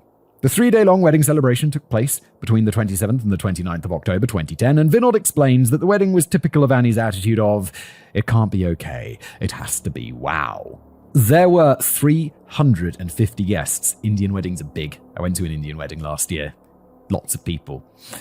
Had flown in from all over Europe. Cheyenne rode into his wedding ceremony on the back of an elephant. Sick. And Annie was gifted a number of saris and expensive jewelry. The wedding alone was estimated to have cost their parents, wait for it, chaps, wait for it, £200,000. That's $250,000, give or take. And the Ndokas covered 2/3 of the cost. This is relevant, I promise. Yeah, because they're her family. Right, they cover 2/3, and they're not the wealthy ones. I mean, they seem pretty well off, but they're not like private jet wealthy. And £200,000 to someone who has a private jet or can fly around in private jets, it's not going to be that much money. Annie and Cheyenne were smiling throughout, and her parents thought that she looked happy. The day after the wedding, however, Sneer confided to her aunt and uncle that all didn't seem well with Annie's marriage to Cheyenne. She told them that the couple hadn't slept together on their wedding night, and that Annie had told her that she and Cheyenne had agreed to act happy for the duration of their wedding ceremony, but Annie was planning on divorcing Cheyenne shortly after. Vinod reassured his niece that Annie was probably just stressed from planning the wedding and shared his hope that the couple would be able to sort everything out once they were settled. They left India that morning, and Vinod and Nilam said their goodbyes to Annie and told her that they'd see her soon. I treasure that last glorious smile she gave us, because that was the very last time that I saw my daughter alive. I don't like this. Emma, I don't like the fact that you took like 6 pages setting this up. It's like, I know I really like these people. I even liked the husband until I realized that he might be the bad guy in today's episode. And he became a bit of a dick. A taste of the real Africa. Annie had hoped that she could convince Cheyenne to take her off to Kerala, India for their honeymoon, since she'd heard that it was beautiful. According to Wikipedia, Kerala is well known for its beaches, backwaters, mountain ranges, and wildlife sanctuaries. I've been to Kerala. It is very beautiful. The couple had returned to London to celebrate Diwali, aka the Hindu Festival of Lights, or New Year, with the Dewani family, and Shrian's mother told a disappointed Annie that they would be spending their honeymoon in South Africa instead. Shrian's assistant had arranged it just that morning on the 5th of November as a surprise for Annie, claiming that it was perfect since SA stood for Shrian and Annie. They landed at the O.R. Tambo International Airport in Johannesburg on the 7th of November 2010, and then took a second flight that took them to the Kruger Mpumalanga International Airport in Mbombela. There, they got into a small two-seater plane that took them to the lodge where they'd be staying, the luxurious Chitwa Game Lodge inside the Kruger National Park, and Annie reportedly loved the experience. After spending 4 nights there, the couple made their way to Cape Town and arrived at the Cape Town International Airport at around 5 p.m. on Friday the 12th of November. There, Shrian had Annie wait with the luggage while he arranged a taxi. Now, we have minibus taxis in South Africa that mostly cater to black South Africans, but we do have individual taxis in the big city. These drivers wait around at airports or around train stations and hold up signs that explain that they offer taxi services. I've taken at least 2 of these taxis, and the drivers are usually very accommodating. We also have Uber and Bolt, but Uber would only start operating in Johannesburg in August 2013. Yeah, I went to Cape Town 5 years ago, 6 years ago, something like that, and Uber was mega popular. You'd just be like at your place, you just press the button and the Uber would be there in like a minute, and it was really cheap. Anyway, at Cape Town International Airport, they gather outside the arrivals gate and will greet you with a huge smile. Shrian approached a group of these drivers and asked if one of them would be willing to take him and his wife to Cape Grace Hotel. A man named Zola Tongo stepped forward and explained that he usually does the transfers to Cape Grace, and he graciously helped to carry their luggage to his car, a silver Volkswagen Sharon that he had parked outside. During the 30-minute drive to the hotel, the couple told Tongo that they were visiting from the UK and that they were on their honeymoon. He was surprised, since he'd been under the impression that they were locals, since they have a large Indian populace, especially in KwaZulu-Natal, and that Shrian would later explain that Annie told him that the trip to South Africa was a surprise for her, and I had also surprised her in the past by flying her to Paris in a private jet to propose. He told us that he was an executive tour guide and that he'd chauffeured a number of VIPs in the past. He mentioned a few people, but the names did not mean anything to us. He told us about things to do and see in Cape Town and offered to be our tour guide. As they drove, Tongo pointed out several tourist attractions, and Shrian and Annie decided that they liked him. Shrian decided to hire Tongo to be their driver and guide for the duration of their trip, and after arriving at the Cape Grace Hotel, Shrian took Tongo's cell phone number and added it to his contacts. The couple planned on going out for dinner that night, and they left the hotel at 9 p.m. to have dinner at the nearby Sevruga restaurant. It's a beautiful sushi restaurant that's located right on the Victoria and Alfred waterfront, and it gives you a spectacular view of the harbour at night. It also caters to tourists specifically, and based on the price listed on their current menu, dinner for 2 would probably equal my monthly grocery bill. The couple were barely seated when Shrian told Annie that he had a business call that night, but he left his phone back in their room. He then rushed back to get it, and a dejected Annie was left to sip wine on her lonesome, while the waitstaff wondered whether the two were really on their honeymoon. The couple slept in the next morning and then lounged around the pool, and when they got back to their room around lunchtime, Vinod called his daughter to see how things were going, since her mother was worried about her, quoting, "She started talking to me in Gujarati and said, 'Papa, South Africa is so lovely, we're having a very nice time, I could move here.' Then, for a reason I could not immediately work out, she started talking in Swedish, and I realized Shrian was with her and she didn't want him to understand what she was saying. She said in Swedish, 'Papa, I have so much to tell you, but I'll tell you on Tuesday when I get back to England.' Her tone was anxious and worried. I asked her in Swedish, 'Is everything okay?' And she responded also in Swedish, 'I'll tell you when we get back on Tuesday.'" That night, Shrian booked them a table for 9:30 at 96 Winery Road restaurant, which is located on a vineyard in Somerset West. The restaurant's only about 45 minutes drive from the hotel, and Tonga picked them up at 8 o'clock. Shrian asked him to take them on a tour of the city since they hadn't really left the hotel yet, and Tongo took them on a winding route towards Somerset West, pointing out all the tourist attractions along the way. At one point, Tongo left the N2 highway and took a detour through Guguletto, a local township, to show the Dewanis where the famous restaurant Mazzoli's was. Now, for those of you who don't know, Mazzoli's was the star attraction on the Guguletto tour, which aims to show tourists what it's like to live in townships, which are some of the most poverty-stricken and dangerous places that you can go in South Africa. Yeah, Emma said right at the beginning, no, don't go there. Mazzoli's opened in 2003 and offered its guests the opportunity to eat local cuisine and experience local music. The idea was that you could visit the shop, choose your own piece of meat, and then someone would braai your meat for you. By 2006, it was reported to be one of the most popular hangouts in Cape Town, and in April 2009, Jamie Oliver travelled to Cape Town so that he could feature the restaurant in his magazine, saying that the whole experience was sexy. The heat, the music, the food, and the people. Jamie Oliver, that sounds like the most Jamie Oliver thing I've ever heard in my life. The food is the place is, the experience is sexy. All right, Jamie, chill. The restaurant was closed when Tongo drove by, but there were still people standing outside, laughing and dancing. And Shrien and Annie were impressed by the liveliness of it all. Once they got back onto the highway, quote, Annie and I decided that neither of us felt like a heavy dinner, as we'd just eaten rather late that afternoon. We would prefer lighter food. The menu for 96 Winery Road, which the hotel had provided to us, had a mushroom dish for vegetarians, which Annie did not really fancy. We decided we'd rather have sushi like we had at Savruga the night before. We asked Tongo, and he said that there was a restaurant a bit further away on the seafront where we could have sushi. Tongo drove them to a restaurant called Surfside, which is located even further away in Strand. But when they arrived, the restaurant was a lot more casual and down-to-earth than they'd expected and drew a much older crowd. The Duanis decided to only have a quick meal, and after spending just 50 minutes there, they headed back to the hotel at around 22:15. According to Shrien, quoting, we had been planning on coming back to the city centre and having a drink in the waterfront area. But Annie grew up in Sweden, and to be honest, she felt like the area around our hotel was just like at home, so clean and safe, and to be honest, a bit sterile. She'd never been to Africa before, so she suggested we should have a look at the real Africa. Tongo told them that he could take them to some of the local hangouts, then left the highway and took another detour through Guguletto. The car came to a stop at an intersection, and two men stepped up to the side of the car, knocked on the windows, and pointed guns at the three passengers, indicating that they should open the doors for them. Things have taken a turn. The next thing I remember was banging noises coming from the front and right-hand side of the car. There was a lot of shouting in a language I didn't understand. The next thing I recall is somebody next to me who told me to lie down. This person had a gun in his hand. I cannot recall which hand. He was waving the gun in the air. He shouted, "Look down, lie down." We were both terrified and we immediately complied with his demands. I was lying half on top of Annie. Another person was behind the steering wheel. I do not know where Tongo was at that stage. The quote ends.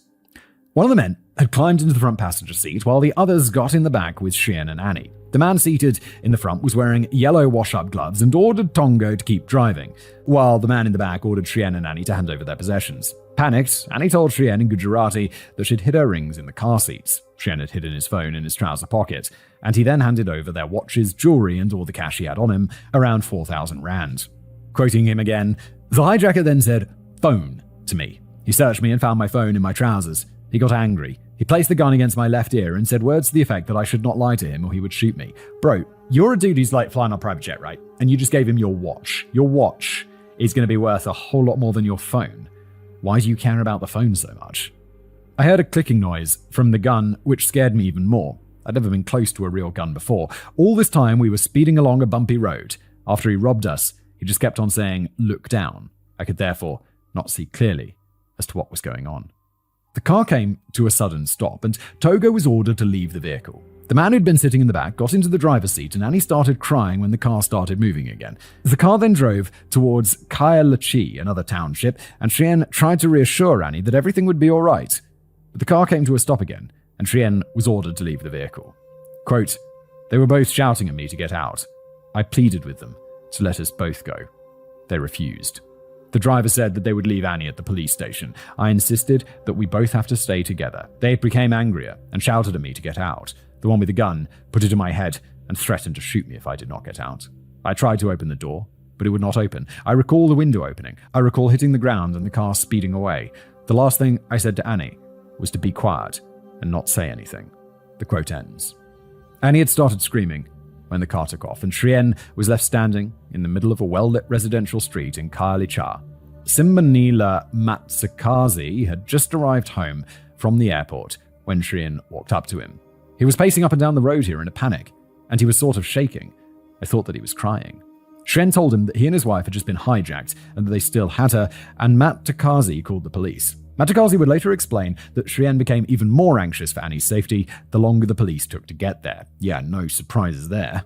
When they finally arrived, they had Shrien get into the back of their vehicle and they drove through Kailachi trying to see if they could spot either Annie or the stolen vehicle. Shrien wasn't able to tell them the make or model of the car, only that it was a silvery white car, and after taking his... Even I remember the car, it was a Volkswagen Sharon! Come on! I read that once and I can remember it. You were riding around in this car for ages, you don't remember what it is? And after taking a statement, a police officer finally took Shrien to Cape Grace Hotel around 1 a.m. on the 14th of November 2010. Meanwhile, Tongo had arrived at the hotel. He'd gone up to a police vehicle that had been patrolling around Kailachi and told them that his car and 2 clients had been hijacked. He told the police officers that his clients were staying at the Cape Grace Hotel, and they took him there so they could help identify them. When Shrien arrived at the hotel, the 2 teams of officers updated each other and called their respective stations to report the hijacking and kidnapping of Annie.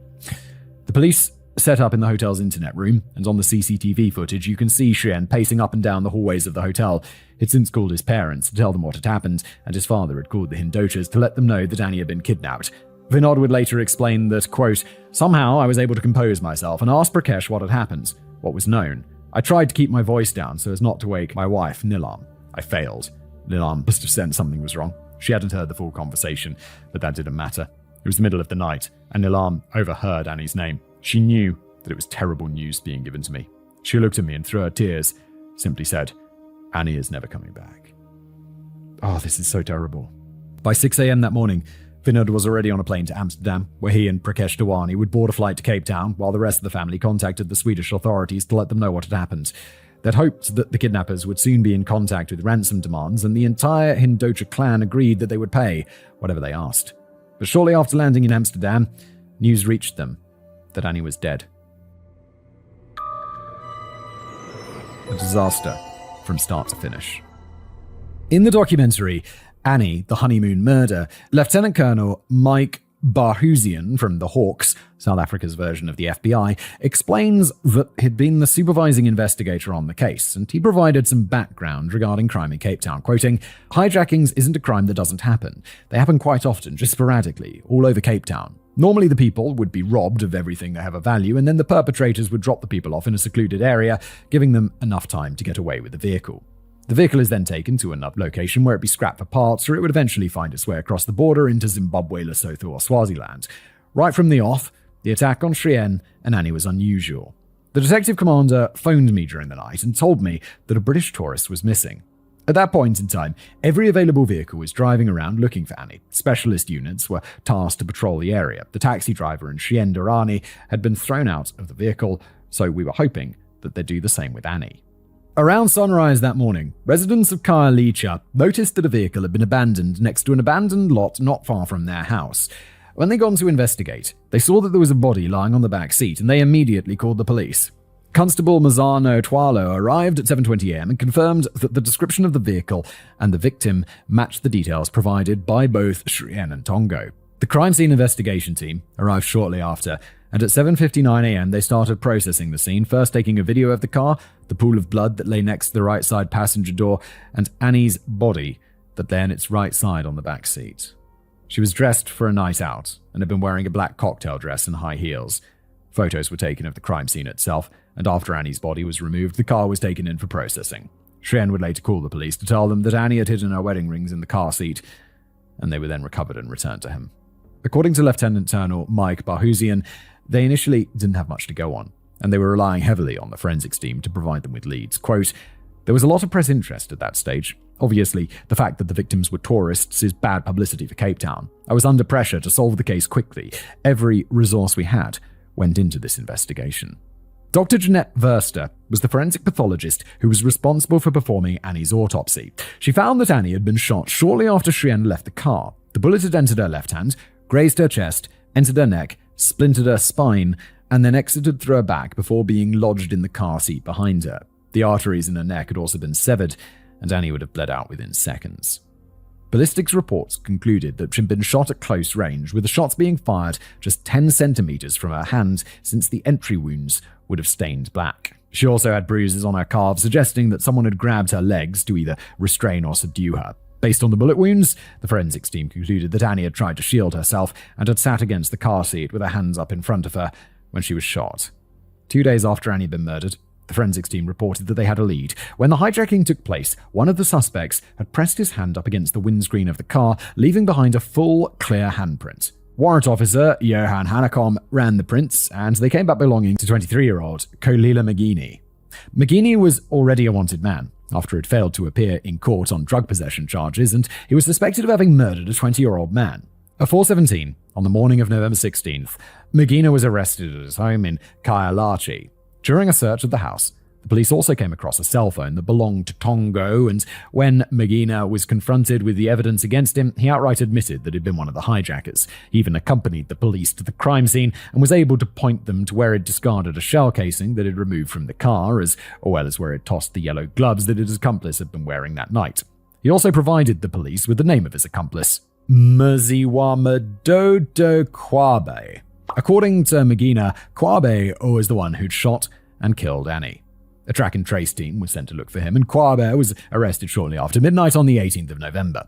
During his interrogation, the police told him that a man named Monde Mumbalombo, I'm sorry about all these pronunciations, I know I'm not doing very well, had hired them to kill Annie.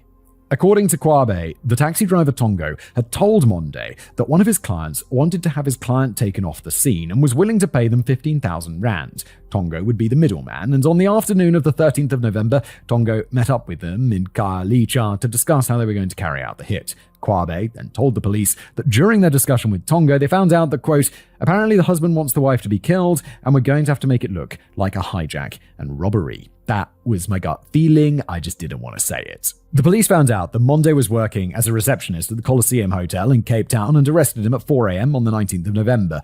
While he was being interrogated, Kwabe asked to speak to Monde, and according to Monde, quote, he came to me and said, Monde, tell them everything.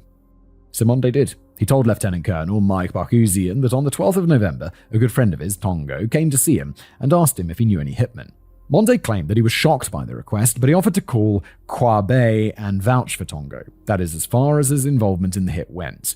Meanwhile, Tongo had gone to see a lawyer named William de Graaf and told him what had happened that night. De Graaf realized that things were looking bad for Tongo and convinced him to go and hand himself over to the police in the hope that they would agree to a plea bargain. Tongo and de Graaf both arrived at the Belleville police station on the morning of the 20th of November, and according to de Graaf, lo and behold, they confronted him with the fact that they had everyone in custody already. I was completely surprised. We didn't know that they'd been arrested.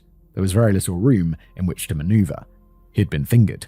I recall saying to Tongo that we'd better test the state first. If there was going to be any sort of plea agreements, we didn't want to be Johnny-come-latelys, so we might as well get our foot in the door first. De Graaf negotiated a plea deal with the police and the National Prosecuting Authority. Instead of a life sentence, Zola would only spend 18 years in prison for his part in Annie's murder. In exchange, he would plead guilty and testify on behalf of the state. His sentencing hearing took place on the 7th of December 2010, and de Graaf read Tongo's plea explanation to the court, providing the media with Tongo's version of what had happened during Annie's last days. According to Tongo, Chien had approached him after they'd arrived at the airport and asked if Tongo could take him and his wife to the Cape Grace Hotel. During the 30-minute drive, Tongo showed them the sights, and they told him that they were from the UK and Sweden and that they were in Cape Town for their honeymoon. Once they got to the hotel, Annie went to the lobby, and Chien asked him if he had to wait, since he had a job for him. Tongo parked the car and then went to wait for Chien outside the hotel. 5 minutes later, quote, Chien Duani approached me and asked me if I knew anyone that could have a client of his taken off the scene. After some discussion with him, I understood that he wanted someone, a woman, killed. He was willing to pay an amount of 15,000 rands. Siri, how much is 15,000 rand in dollars? Bruh. It's $803. It's getting someone killed for $803. Chien Duani and I agreed that the offense would be perpetrated by enlisting the assistance of other parties to conceal the true nature of the offense.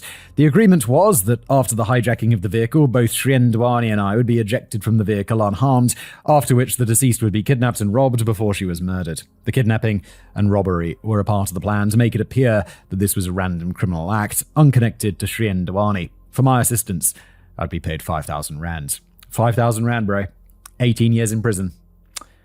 Chien Duani said that he had US dollars and could pay in US dollars. He also asked if I knew of a place where he could exchange US dollars for rands without producing his passport and could get a better exchange rate than the Bureau de Change gave clients.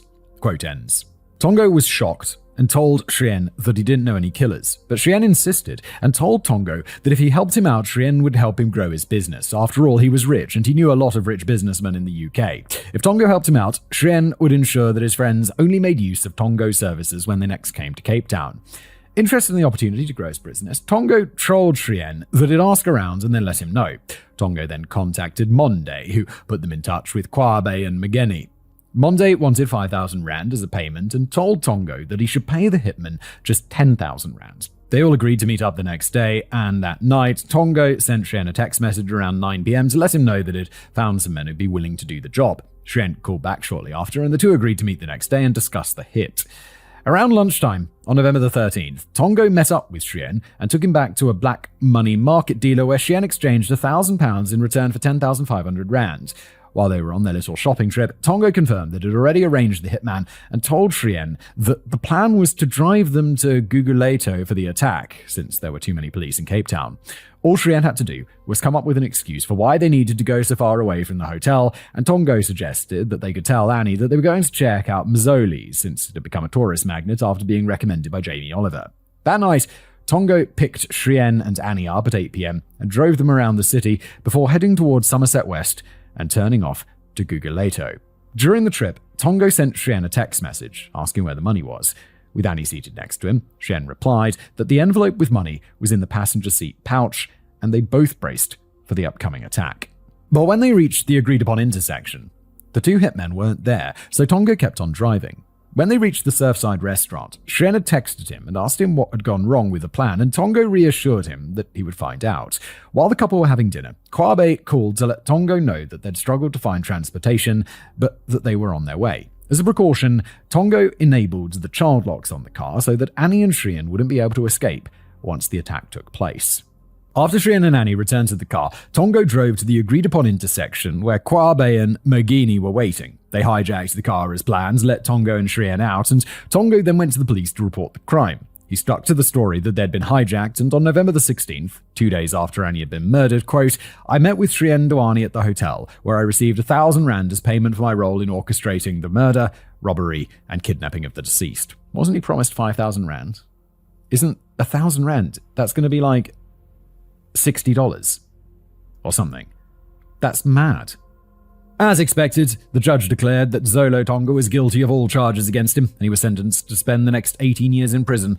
Kwabe's trial took place in February 2011 and followed the exact same pattern. But Mogini hadn't signed a plea deal and would be the only one to stand trial. At first, his trial was delayed after he was diagnosed with a brain tumor. Oh no, the hitman got a brain tumor. What a shame. And he had to undergo several surgeries, but when it took place in November 2012, he was charged with conspiracy to commit kidnapping, robbery with aggravating circumstances, murder, and kidnapping.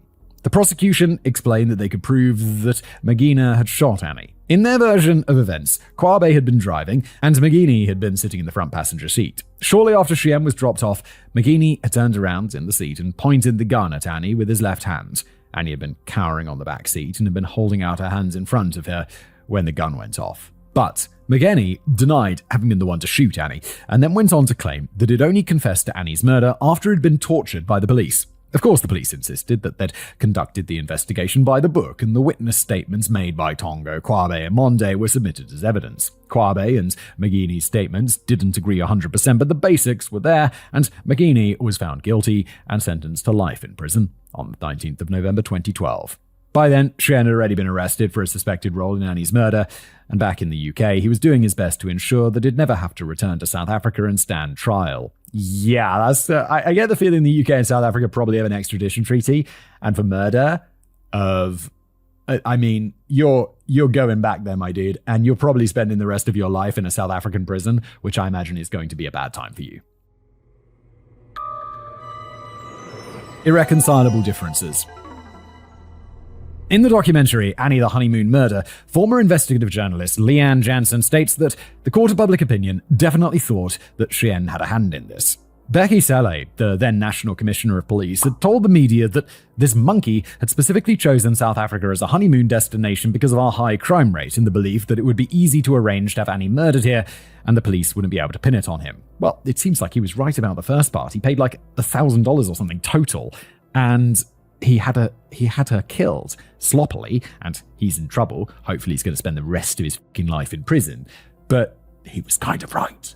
Quoting, Shrien thought we were stupid when he came all the way to kill his wife in our country. He lied to himself. In the days, weeks, months, and years following Annie's murder, multiple people would come forward to explain that they'd noticed something was off about Shrien's behavior following Annie's murder. Just 2 days after Annie's death, Shrien agreed to several interviews to tell his side of the story.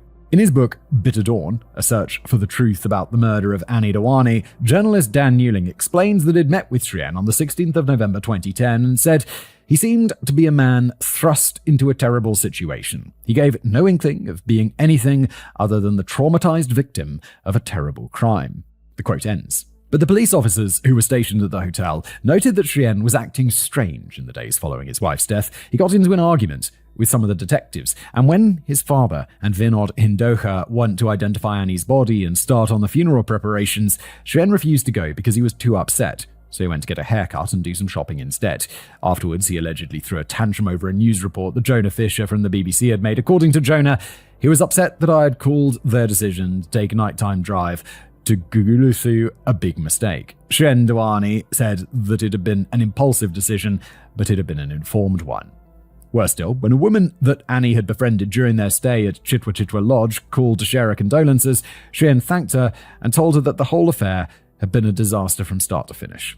2 days after Annie's body had been discovered, Shrien asked if he would be allowed to go back to the UK. According to Lieutenant Colonel Mike Barhusian, he had to attend the burial and go back to his family. I could understand, from a human point of view, that he wanted to get back home, and there was no evidence that he'd done anything wrong.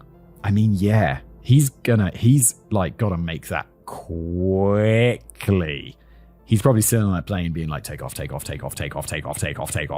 And then he's like, cool, okay. That just became a lot more difficult for them. Because, I mean, extradition, I think, hopefully will happen, but it's going to be more difficult if he's not there, if he has to be extradited. Because he wasn't a suspect yet, Shrien was allowed to fly back to the UK on the 17th of November, accompanied by his father, Vinod Hindocha, and Annie's body. In a note, he thanked the staff at the Cape Grace Hotel for their love and support during some of the worst hours and days of my life. As a thank you, he left the staff a 15,000 rand tip, which at the time would have been about £1,335. Oh, okay, so it was more 10 years ago. But not a it's a lot more. Wow, the rand has taken a battering. Wow.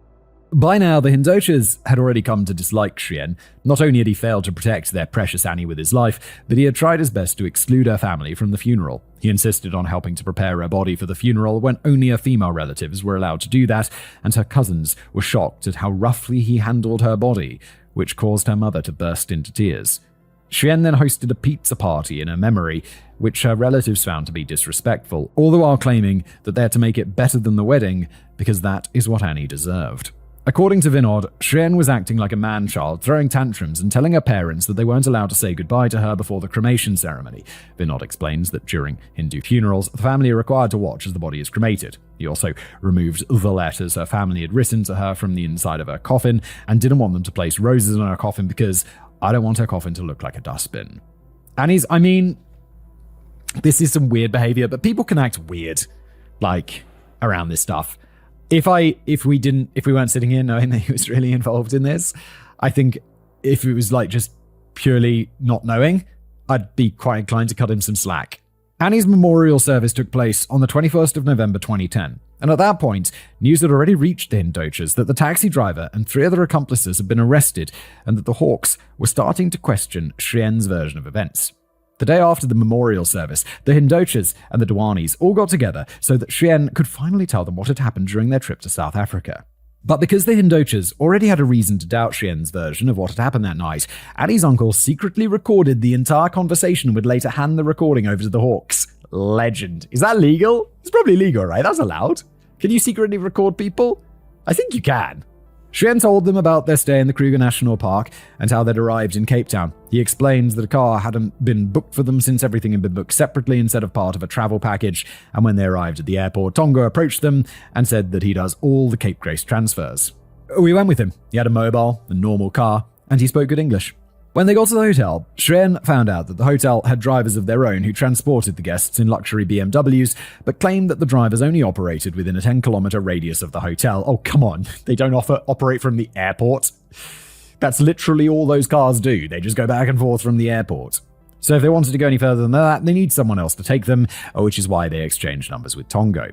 Shrien said around midday on the 13th of November, he and Annie contacted Togo to let them know that they'd planned on having dinner at 96 Winery Road that night and that he had to pick them up at 7:30. The idea was that Tongo would drive them around the city for a bit since they hadn't really left the hotel yet and wanted to do some sightseeing. Tongo was late and only collected them at 8 p.m, after which he took them on a tour of the city, showing them some of the local attractions like the Greenpoint Stadium, the Two Oceans Aquarium, the Mount Nelson Hotel, and of course, Mazzoli's. They ate dinner, and on their way back to the waterfront, Shrien and Annie were looking at photos they'd taken on her phone, and quote, Annie was having a conversation with Zola. They were talking about South Africa and where we have been, and all the places we have been to is very westernized, so Annie asked what else there is to do, anywhere to go. Shrien then detailed the attack itself, explaining how they'd been ordered to hand over their belongings and to lie down, and how it covered Annie's body with his own. He explained how after Tongo got out of the car, Annie became hysterical, and one of the men ordered him to make her shut up. Make her shut up. Both Annie and Shrien had started begging them to let them go, but then the car stopped and he was ordered to get out. Shrien told the hijackers that they had to let Annie go as well, but they told him no, they'd drop her off at a police station. Shrien then explained that the car door didn't want to open, so they pushed him through the car window onto the road while the car was still moving. Quoting, at this point, Annie was just screaming, so the last thing I said to her was just be quiet and don't say anything. And then after that, they sped off again. But that's not what Shrien had told the police. In his initial police statement, Shrien explains that, quote, the male, however, pointed the gun at me, saying to go, otherwise he will kill me. Annie started to scream, and the male told Annie to shut up. The driver stopped the car, and I asked where they are going to leave Annie. The one male said that they will leave Annie at the police station. The one male pulled me out of the car. I tried to pull Annie with me, but the other male held her arm. The car then sped off. It's also weird he calls people males. You wouldn't say man or men? And when he talked to Dan Newling 2 days later, Shrien told him, I was dumped through the back passenger window as the car was moving. I landed on a patch of sand, landing first on my shoulder and then forehead. On the 22nd of November 2010, Shrien had an interview with Nick Parker, the chief foreign correspondent for The Sun, and during his interview, he told Nick that it had been dragged out of the car's window by one of the attackers, something that would only have been possible if the car had been standing still. In his plea explanation several months later, Shrien would change his story again, explaining that, quote, they shouted at me to get out. The one with the gun put it to my head and threatened to shoot me if I did not get out. I tried to open the door, but it wouldn't open. I recall the window opening. I recall hitting the ground and the car speeding away. The last thing I said to Annie was to be quiet and say nothing. During the interview with Nick Parker, Shrien had gone on to explain that Annie had been the one, and that anyone who suggested that he might have something to do with her murder didn't know what they were talking about. Her looks, her laughter, her personality, her spirit, everything about her was right for me. Why would I want to kill her? I mean, it's a good question. Like, why does he want to kill her? They were obviously having some issues, and he obviously didn't want to go to bed with her for whatever reason. But why did he want to kill her? What's the motivation? The quote continues, saying I was somehow involved simply defies logic. Annie wasn't on any life insurance policies, and we hadn't even made a will. We were more interested in planning our civil ceremony in Sweden in March. I had no motive, financial or otherwise. I loved her, and I still love her. But the day after Annie's funeral, her cousin Sneha contacted the police in South Africa and told them that Annie and Shrien's relationship had been anything but sunshine and roses. She sent them screenshots of some of the messages Annie had sent her and explained that in the month leading up to the wedding, Annie and Shrien were constantly fighting. In September 2010, Annie even went so far as to break off the engagement and give Shrien the ring back, but her parents reassured her that once they were married, the constant tension would work out. According to Sneha, Annie was concerned that Shrien was lying about being unable to have children. She explained her sadness at the fact that they were still fighting all the time and that they were not sharing a bed and intimacy as he chose to sleep on the sofa. He promised that he would try his best to change his ways.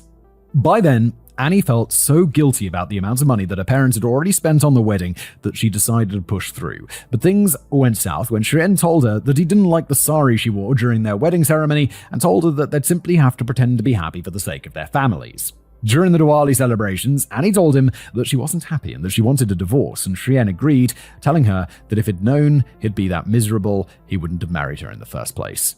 He booked their honeymoon the very same day. Bruh.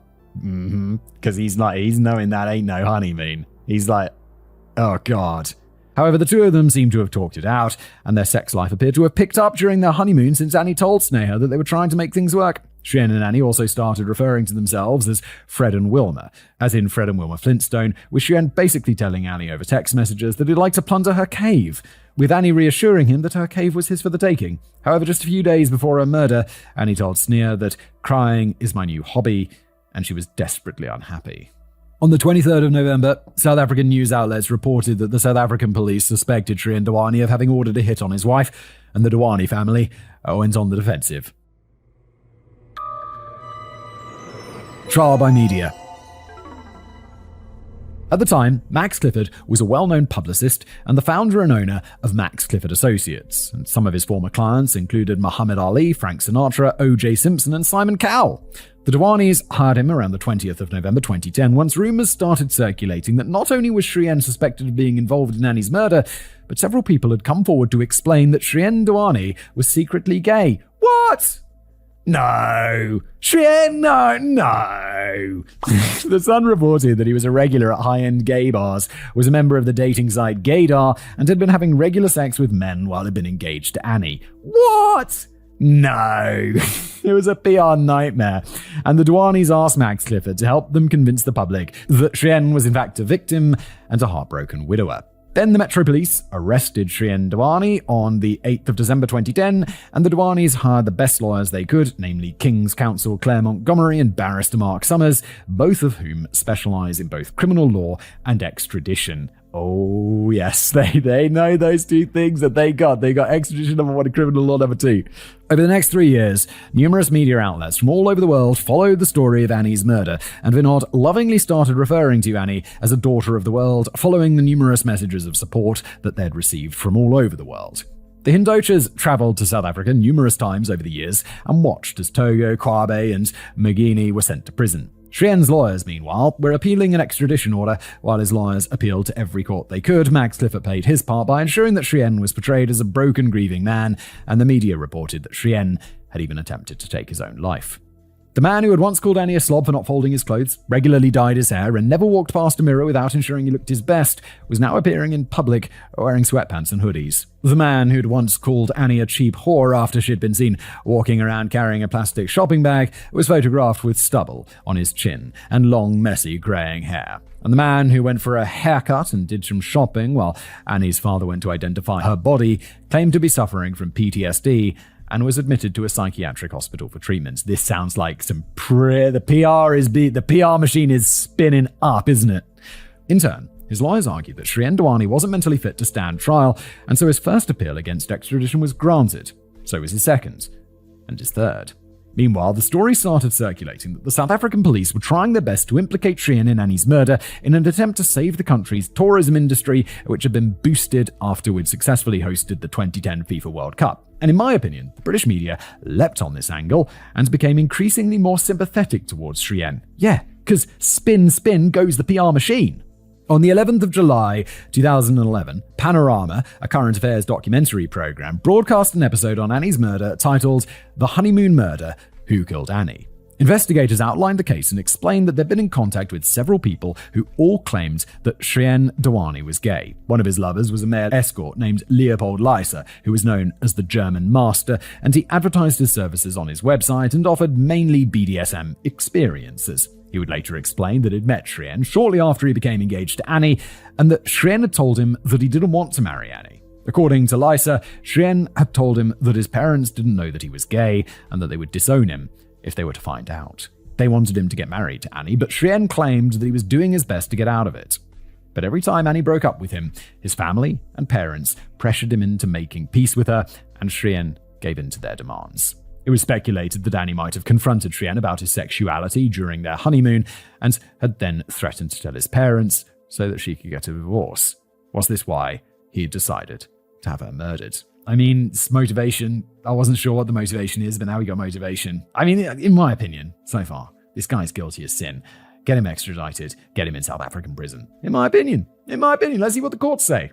According to Sekhar Bhatia, the chief reporter for Mail Online, divorce is still frowned upon in Hindu circles, so it would have been very difficult for him to walk away from the marriage. But Vinod disagreed with the show's conclusions, explaining that their generation has become much more lenient when it comes to their children's more modern ways. In fact, when he and Nilam had met the Dewanis, they'd learned that Shrien's sister was in a relationship with another woman, so they weren't homophobic. But he does admit that they might have had different expectations for Shrien since he was supposed to take over the family business. Yeah, and I mean, if he's gay, he obviously couldn't do that, could he? Overall, though, Vinod didn't find the program very informative, explaining that I found the Panorama program largely speculative, raising many questions, but delivering very few answers. In 2013, the BBC released a Panorama special on the case, only this time they had CCTV footage and transcripts of the police interrogations, and explained that they managed to gain access to the South African police's case file, aka they'd allegedly bribed someone to provide them with a copy of it. This meant allegedly. This meant that the public learned exactly what evidence the prosecution had against Shrien, as well as the holes in their case, which the BBC documentary so helpfully pointed out. In essence, the entire documentary is a mock trial. According to the documentary, the evidence that the police had against Shrien was flimsy. They explained the police's theory that Annie had been cowering against the back seat when her killer turned and shot her. But a British forensic pathologist named Dr. Richard Shepherd told the BBC that there wasn't enough forensic evidence to back up that theory. Quoting, "There is no evidence of any blood spatter against the seat around the site of the recovery of the bullet. If she'd been pushed back against it as the bullet exited her body, it would have caused damage and spatter around that point, and there isn't any. So she was leaning forward or sitting forward on the edge of the seat. It surprises me the crime scene people had not considered it." Quote ends. Various other experts weighed in, all claiming that the evidence was more indicative of an accidental shooting, with one firearms expert claiming that the shot had actually been shot from just 5 centimeters away, not 10 centimeters like the South African experts claimed. Dr. Shepherd goes on to explain that he doesn't think Annie's killers had meant to kill Annie, quoting, "If it was a deliberate shot, I would have expected the shot to be in the head, maybe over the heart, not one that struck the neck. It's an unusual place for an assassination. So on that basis alone, and it is a very weak bit of evidence, I would veer towards an accidental discharge rather than a deliberate shooting." The quote ends. He doesn't seem to take into account that Annie's killers weren't professional hitmen or trained marksmen. He also doesn't take into account that it was dark, that the car was most likely moving along a road filled with trash and potholes, and that her killer had to lean out of the front passenger seat to shoot her, and that according to Dr. Shepherd, Annie was leaning forward and was possibly trying to stop her killer from shooting her, which means that she was a moving target. But like I said before, the documentary did point out some flaws in the police's case, like the fact that the police weren't actually sure who fired the fatal shot. Kwabe had claimed that it had been Mageni, but Mageni had said that Kwabe had been the one who'd shot Annie. Worse still, quote, "It seems the South African police failed to collect properly or even analyze all forensic samples taken from the taxi for traces of gunshot residue." One of the UK's leading experts on gunshot residue, Angela Shaw, found no evidence that the hijacker's hands or clothes were tested, but it is the lack of sampling in the taxi that concerns her most. Mark Mustago, a forensic firearms consultant, even goes so far as to explain that what the South Africans have not done is carry out any experiments to support the conclusions that they make. They made some guesses. In the end, the documentary concludes that Shrien isn't guilty of arranging Annie's murder, and that the National Prosecuting Authority had just pointed the finger at the most likely suspect, ignoring all the evidence that indicated that somebody else was responsible for Annie's murder. William Booth, the chair of the Criminal Law Committee, explained that, quote, "In South Africa, things are not happening as they should. I don't believe the prosecuting authorities are checking up on their evidence beforehand. It is like, we've got to nail somebody, so let's just go for it." This feels like the PR has spun so well. Like, I don't know, I'm on the side of the South African police on this one. I think he's guilty, in my opinion. And it just seems like the PR machine has gone nuts in the UK. But according to Vinod, quote, "I took issue with the BBC Panorama programme, which I found insensitive and badly timed, only contributing to Annie's family's stress. The BBC rejected my protest by saying that the programme had been broadcast to test the factual evidence. I would have thought the task would be best left to a judge in Cape Town." Yes, right you are. The best of the best. In March 2014, Shrien Dewani lost his final appeal against extradition when the High Court of Justice rejected his lawyer's claims that Shrien still wasn't mentally fit enough to stand trial. Yes, off you go. Back to South Africa. The The justices explained that as per the defence's request, the South African authorities had already bent over backwards to protect Srien's alleged frail mind, and they'd ensured that the pampered little prince would live in absolute luxury while his trial was taking place. In their judgment, they concluded that, quote, the death of the appellant's wife, Annie, occurred over 3 years ago. The interests of justice, including the interests of a family who, like other families of murdered persons, wish to see a trial take place as soon as is practicable, and that there should be no further delay. The National Prosecuting Authority had even gone so far as to hire a private jet to take Srien back to South Africa, and he arrived in Cape Town on the 7th of April 2014. Bro, just put him in the back of economy. Like, what are you doing? Wait, that's super expensive. That's way more than London to Paris. Shortly after his arrival, he was arrested and charged with conspiracy to commit kidnapping, robbery with aggravating circumstances, murder, kidnapping, and obstruction of the administration of justice. He was then taken to Valkenburg Psychiatric Hospital, where he was given his own room and would be kept under observation for the duration of the trial. Despite denying it, Vinod sounds pretty bitter about the treatment Srien received once he arrived in South Africa, explaining that, quote, if he wished, he would have been able to pay for his own chef to prepare his meals, along with the other patients on the general ward. Srien would be offered group therapy, belly dancing classes, plus sewing and cookery tuition. If he wanted to visit a beauty salon and a barber, that would be sanctioned too. The Dwanis had also hired Srien the best South African lawyers that they could find, namely Advocate Francis van Zyl and Advocate Pieter Botha. At the time, Advocate Francois van Zyl had been practicing law for more than 26 years and comes across as a no-nonsense, straightforward and to-the-point guy. He's represented some high-profile clients in the past, the most notable of which is Sir Mark Thatcher, the son of the former British Prime Minister, who'd been accused of funding an attempted coup in Equatorial Guinea in 2004. I remember that. It's such a weird thing. Mark Thatcher tries a coup. In court, Van Zyl had argued that the money was a charitable donation to fund air ambulances, but the NPA had argued that Thatcher hadn't done his due diligence by finding out what the airplanes would be used for.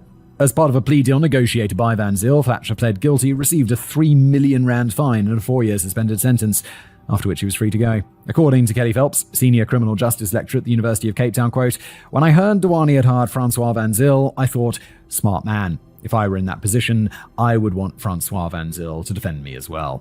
His co-counsel, Advocate Pieter Botha, would later become known for representing Henri van Breda, a local killer who had attacked 4 members of his family with an axe in January 2015. He ended up killing 3 of them and seriously injuring his 16-year-old sister, who had spent some time in a coma and thankfully didn't remember anything about the attack. During the trial, Botha would be described as being calm, passionate, well-articulated, studious in his research, and convincing when delivering an argument. Botha explains that when he'd first been presented the evidence that the state had against Srien, he thought they had a very strong case, quoting him, I looked at it thinking, this is a daunting task. It looked almost like a slam dunk for the state. But as we got started going through it in more detail, we discovered quite a bit that corroborated Srien's version and detracted greatly from the state's version. According to Van Zyl, the state's version of events wasn't plausible, quoting him, the improbability of the whole thing struck me. Dewani and his wife arrived here on a Friday afternoon. They'd never been to Cape Town. Gets in the taxi with a person he's never seen and asks him within a little more than half an hour to find somebody to kill another person. I'm sorry, I don't believe that. Now, when I first heard that, I scoffed. The grey-haired, conservative-looking, straight-laced lawyer doesn't look like he's ever smoked a joint, and since he definitely grew up during apartheid, I would bet my income from this script that he's never even tried it before. But while attending a wedding in another city a few years ago, I witnessed a morally grey friend ask a random car guard if he had some weed, and within 10 seconds we were surrounded by 5 or 6 men who held out bunches of the stuff, which were wrapped up in newspapers and plastic bags. Less than a minute later, 3 Nigerians approached us and asked us if we'd like something stronger, and that day I learned you don't have to dig very deep to find the criminal underbelly in a city. Yeah, I've always thought, like, if you need to find, like, this sort of thing, ask your dodgiest friend who the dodgiest person he knows is, and that's your guy. And like Lieutenant Colonel Barkhusen explained, this is South Africa. We see that kind of thing every day.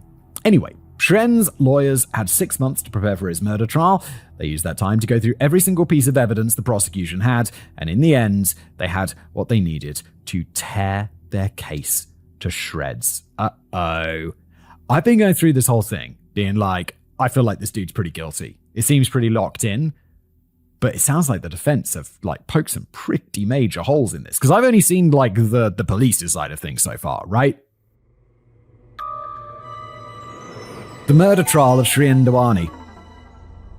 Shien's murder trial kicked off on the 6th of October 2014 at the Western Cape High Court and was heard by Judge Jeanette Traverso. The court was surrounded by the media, and the people lining the street shouted insults and curses at Chien whenever they spotted his police escort. Just like they had during Oscar Pistorius' murder trial just 7 months earlier, the media had obtained permission to broadcast the trials. Stills of Chien, the Duanis, and the Hindoshas would dominate the front pages of newspapers all over the country, with many commenting on Chien's calm demeanor, though I think not many of them noticed the anxious way in which his eyes darted through the courtroom as he took in everything around him. According to Vinod, Chien walked into the court wearing a dark suit and a black tie. His hair was now distinctly grayer as he emerged from the staircase below the dock, looking purposeful and in full possession of his wits. He didn't look like a man who had been lost to the world for 4 years in a state of mental breakdown. He didn't look like he was grieving over the loss of Annie as I was. If it wasn't for the distance of 6 feet between us, the fact that he was surrounded by police and court officials, I might well have got to my feet, climbed up onto the dock, raised my hand behind my ear, and brought it down onto his cheek with a good slap. Vinod explained that his entire family were looking forward to the moment when Chien would stand up in court and have to explain his actions that night. They wanted to know why he had married Annie when he obviously didn't want her. They wanted to know why he'd brought her to South Africa in the first place, why he had decided to take her to a township late at night. More specifically, they wanted to know how a man could be so cowardly that he would leave his wife alone in a car with 2 dangerous criminals. Bro, they literally, in his version of events, they shoved him out of the car at gunpoint. He's not, like, what do you want to do? He's not James Bond. He's not going to be able to take them out. Like, what? He was physically forced. I mean, if that's what happens. The trial started with State Prosecutor Adrian Mop reading the charges against Chien. Once again, the prosecution explained that Chien was suspected of having arranged the murder of his wife to keep his true sexuality a secret, and that he had conspired with 3 others to murder Annie in exchange for an amount of 15,000 rand. Chien pled not guilty to the charges, and advocate Van Zyl would later explain that, quote, "In this country, if you plead not guilty, you are entitled to provide what we call a plea explanation, setting out to the court why you pled not guilty, which statements you admit to, and the case proceeds on that basis." Advocate Francois Van Zyl read out Chien's plea agreement, and right from the off, he completely dismissed the prosecution's suggested motive by having Chien admit in court that he was bisexual. Clever. Off to a really good start, Mr. Genius Lawyer. Quoting, "I have had sexual interaction with both males and females. My sexual relation with males were mostly physical experiences or email chats with people I met online or in clubs, including sex workers such as Leopold Leiser." Right away, everyone understood that if Chien was bisexual, he would have no reason not to want to enter a relationship with Annie, who he was physically attracted to and with whom he shared a mutual chemistry. He even explained that his apparent lack of sexual interest in her was a result of low testosterone, and that he had to undergo medical treatment to fix it since he wanted to have a family of his own someday. He then went on to admit that they'd had some relationship issues leading up to their wedding, but that they'd bonded during their time in the Kruger National Park and were looking forward to sharing a life together when Annie was killed. Quoting, "As a consequence of the traumatic experience which resulted in the loss of my wife, I have been hospitalized for over 3 years and suffered from post-traumatic stress disorder. This and the resultant flashbacks, nightmares, and anxiety attacks have affected my memory and impacted on my ability to precisely and chronologically recall events concerning this terrible incident." Despite Chien's admission that he was bisexual, the prosecution still had to show that he had a reason to murder Annie. They presented the court with a copy of Chien's profile on Gaydar, on which he identified himself as being a single gay man named Asian Sub-Guy. State prosecutor Adrian Mop went on to explain that Chien used the site to meet other gay men, and that he had exchanged 59 private messages with other members of the site, 16 of which were sent after he'd gotten engaged to Annie. Mop also told the court that Chien had continued to log into the site on a daily basis while he was on his honeymoon, and that he would spend up to an hour each day on the site, including the 3 days following Annie's murder. And up to the 21st of November 2010, when the rumors of his sexuality started making the rounds, when Chien deleted the profile. Mop then called the German master, Leopold Leiser, to the stand, who testified that he'd met Chien shortly after he'd gotten engaged to Annie, and that Chien would pay him £400 per session to have sex with him. Just when Mop asked Leiser to recount the last conversation he'd had with Chien, advocate Van Zyl objected and told the court that Mop's line of questioning was irrelevant since Chien's sex life had nothing to do with Annie's murder. Judge Traverso agreed. Okay, telling the court that a lot of married men paid for sex, and dismissed not only Leiser's evidence, but all the evidence relating to Chien's sexuality, giving the prosecution's motive its final death blow. Over the next 2 weeks, the prosecution continued to make their case, showcasing the evidence they had against Chien. This included crime scene footage taken on the morning Annie's body was found, autopsy photos, a reconstruction of the shooting itself, CCTV footage where Chien can be seen meeting with Tongo, the call logs between Chien and Tongo, a record of the text messages that had been sent between the two of them, Tongo's testimony, and proof that Chien had exchanged large amounts of money to pay for the hit. This seems like some pretty fucking solid evidence. The prosecution could show that shortly after they'd arrived at the Cape Grace Hotel, Chien had walked to a nearby shopping centre and exchanged £800 for 8,242 rand in cash, claiming that the Grace's exchange rate was too expensive. He returned to the hotel shortly after, carrying a red rose that he'd give to Annie. The next day, he met with Tongo at around noon, while Annie was still relaxing next to the pool, and Tongo took him to a black market money exchanger where he exchanged £1,000 for 10,500 rands. This would have left him with an estimated 18,742 rand in cash. As far as I could find out, the police were never able to prove exactly how much money he had left by the time he returned to the UK. In his initial police statement, Chien claimed that he had 4,000 rands on him when they'd been hijacked. Quabe and Guinea both told the police that he'd only paid them 10,000 rand in exchange for murdering Annie, and that the money had been left in a pouch behind the front passenger seat. Though the police weren't able to recover the money, they were able to prove that Quabe had bought new clothes the day after Annie's murder. As far as I could find out, Monde never received the 5,000 rand he wanted in exchange for putting Tongo and Quabe in touch. Tongo had also told the police that 2 days after Annie's murder, Chien had handed him an envelope containing 1,000 rand instead of the 5,000 rand that had been promised. I feel like isn't this a rule? You have these rules for cash criminalists? Don't shortchange the people you're paying to do crimes. Bad idea. The CCTV footage showed Chien receiving a text message from Tongo while he was sitting next to Vinod in a private sitting room.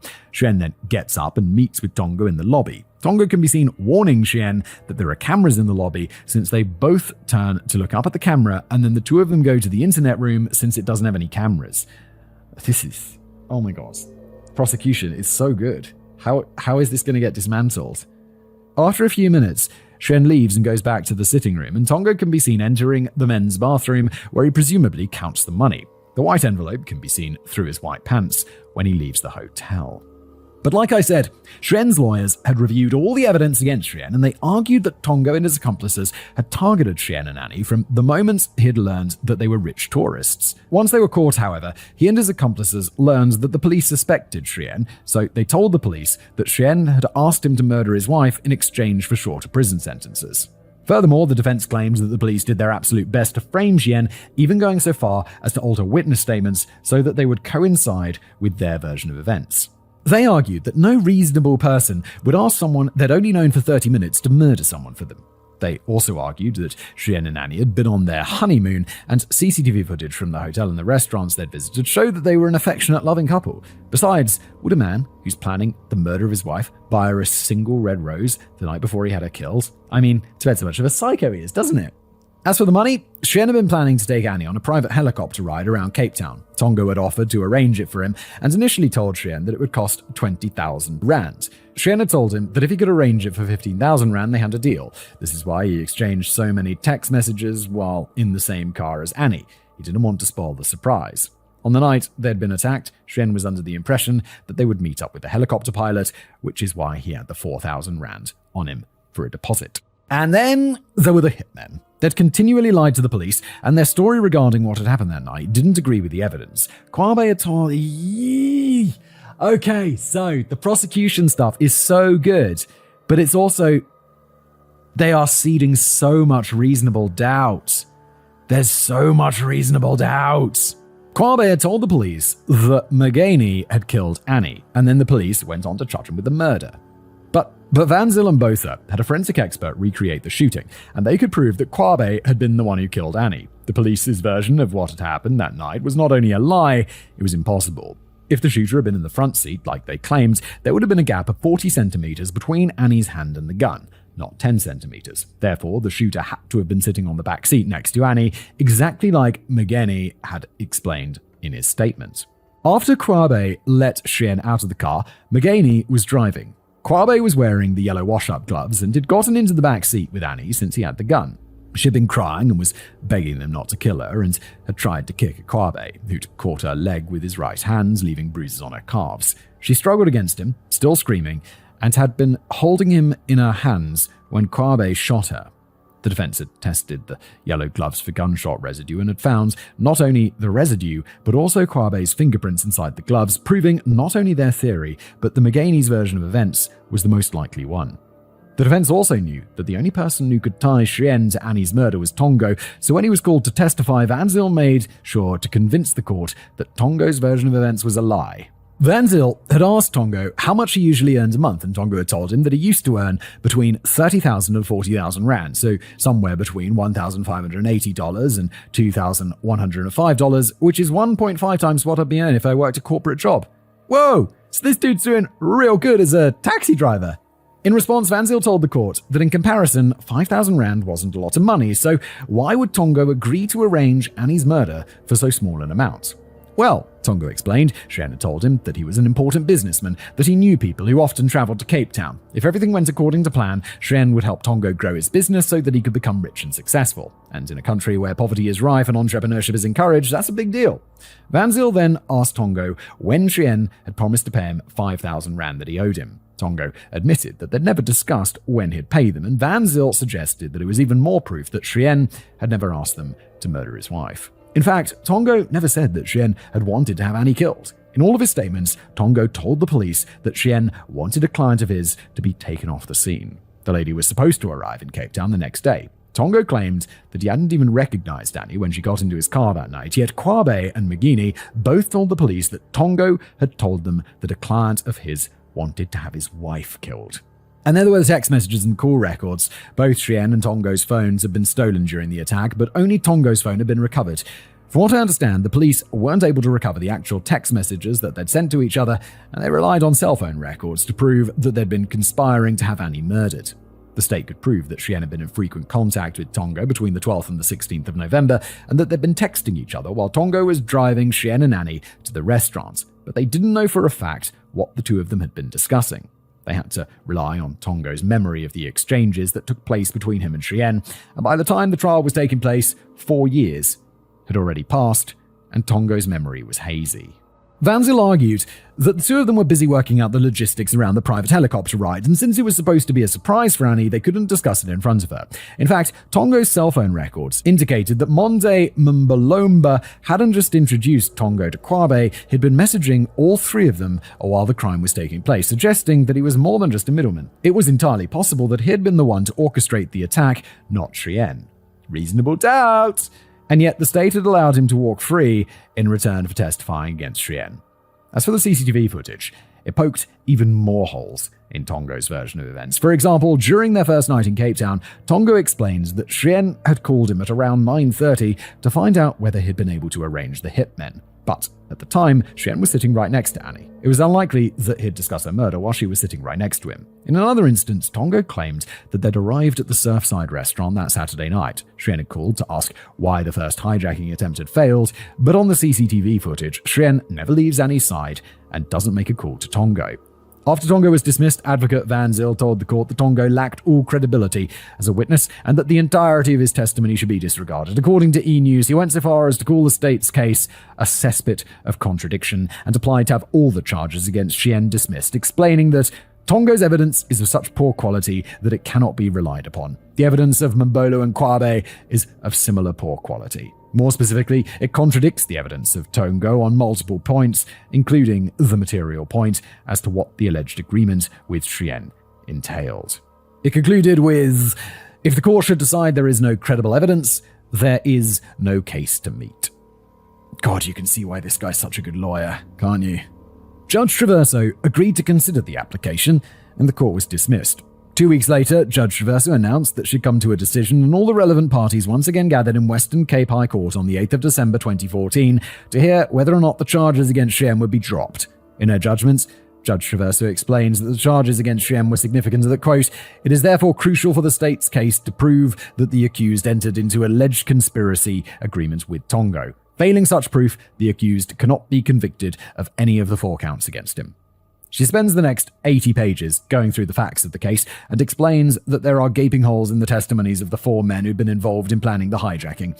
All 4 of them admitted to lying during their initial interrogations, their plea statements, and while testifying in court. and regrettably, the circumstantial evidence alone failed to implicate Chien in Annie's murder. Regrettably, there are many unanswered questions about what exactly happened on that fateful night. I realize there is a strong public opinion that the accused should be placed on his defense. I have taken note of that. I have also taken note of the plight of the Indochas. I have, however, taken an oath of office to uphold the rule of law and to administer justice without fear, favor, or prejudice. In light of the analysis of the state's case, there is no evidence upon which a reasonable court acting carefully can convict the accused. The application to dismiss the charges is granted. The accused is found not guilty and is discharged. Wow. Dude had a fucking killer-ass lawyer. Jesus. He got that reasonable doubt so hard. Justice for Annie. In his book, Annie Dewani, A Father's Story, Vinod explains the disappointment and heartbreak his family experienced when Judge Traverso delivered her ruling. Quote, "If I had not been sitting down, my legs would have buckled and I would have fallen to the floor. I looked at my family and saw their pain. Everybody was beginning to move around me, but everything was silent in my head. I saw Dewani walk towards the exit of the dock and disappear down the stairs, refusing to look at us as he passed. We had never accused Chien of killing Annie, but we did accuse him of failing her and cheating her. I thought it would have been in his own selfish interest to take the witness box and try to clear up any misconception about his behavior, rather than live the rest of his life under a question mark." Chien left South Africa the day after his trial ended and continued on with his life. In 2015, the Indochas had requested that the Brent County Coroner's Court in North London should open their own inquest into Annie's murder, and in a statement to them, Chien continued to plead his innocence, explaining that each of the gang members did a deal with the authorities to gain either full immunity or vastly reduced sentences in return for providing evidence against me. It is the evidence of these proven liars that led to a witch hunt against me, and the resulting failure to pursue the truth of what happened that night. The inquest was closed in October 2015, with Coroner Andrew Walker explaining that there was insufficient cause to resume an inquest, since the case had already been tried in South African court. Yeah, I mean, that's fair. That's fair. It's not your job to go and do that. In August 2018, the media reported that Chien Dewani was now in a committed relationship with his new boyfriend, and as far as I can tell, the two of them are still together. The Indochas have since moved on, but Annie's cousins, Mishali and Nita, explained that, quote, "When we have parties or gatherings, everyone is there. But there is this person missing in our crowd. There will always be an Annie missing. And trust me, you can feel that." Look, okay, so this guy's not guilty and all this. Glad I couched my words throughout. But in my opinion, if this wasn't like beyond all reasonable doubt, no. But, yeah, I think he did it, in my opinion, allegedly. Dismembered appendices. According to Annie's father, Vinod, he had to approve both Tongo and Kwabe's plea deals. He took solace in the fact that they wouldn't get off scot-free, but also hoped that their testimonies in court would ensure that Chien would spend the rest of his life in jail, which, as we know, didn't happen. Number 2.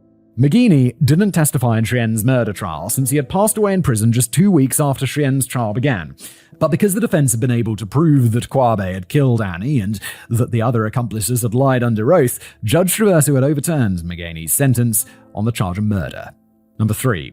After admitting he lied under oath on numerous occasions to save his own skin, Monde Mbolo's immunity against prosecution was rescinded. However, the MPA letter announced that they wouldn't be charging him in any crimes related to Annie's murder, and in the documentary, a guilt-ridden Monde claims that he's still suffering as a result of his actions that weekend. 4.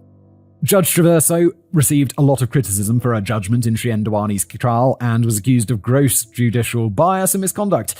In April 2015, the Judicial Conduct Committee found that she had acted according to the law and that the claims against her were based on news reports and claims on social media, not the facts discussed during the trial. Yeah, look, I agree. Like, no matter what I think about this dude, like, the judge made the judgy call. That's what she's got to do. It's hard. Number 5. Max Clifford suffered his own little PR nightmare in December 2012 when he was arrested on suspicion of sexual misconduct. In May 2014, he was found to be guilty of 8 counts of indecent assault on 4 girls and women aged between 15 and 19. He was sentenced to spend just 8 years in prison, but he died from a heart attack in prison in December 2017. God damn. He didn't spin that PR machine hard enough, did you, Max? Did you? Number 6. When the news of Annie's murder reached the UK, the German master, Leopold Leiser, had allegedly tried to sell his story to The Sun for £30,000. However, the public response to the story was so bad that he had to close his website down and lost many of his clients. He ended up taking his own life in September 2016. Oh. Number 7. In his book, Vinod explained that after they'd received confirmation of when Shien's trial would take place, a South African woman flew all the way to Maristad to meet with them. She explained that she'd been following the story of Annie's murder for years and she wanted to help out in any way that she could. She then handed them the keys to her 3-bedroom apartment in Cape Town, explaining that it was just a few streets away from the High Court and would be theirs to use for the duration of the trial. They were not only struck by her generosity, but also the kindness and messages of support that they received from all the other South Africans they came across, which made me go, that's the South Africa I know. Number 8. If you're interested in learning more about this case, I'd definitely recommend the 2020 Discovery documentary, Annie, The Honeymoon Murder. I had to sell a kidney to get my hands on it, but if you have Surfshark VPN and a Discovery Plus subscription, you just might be able to watch it. Oh, and remember the tissues. That's the end of today's episode. Pretty miserable one, grim one. Thanks for being here.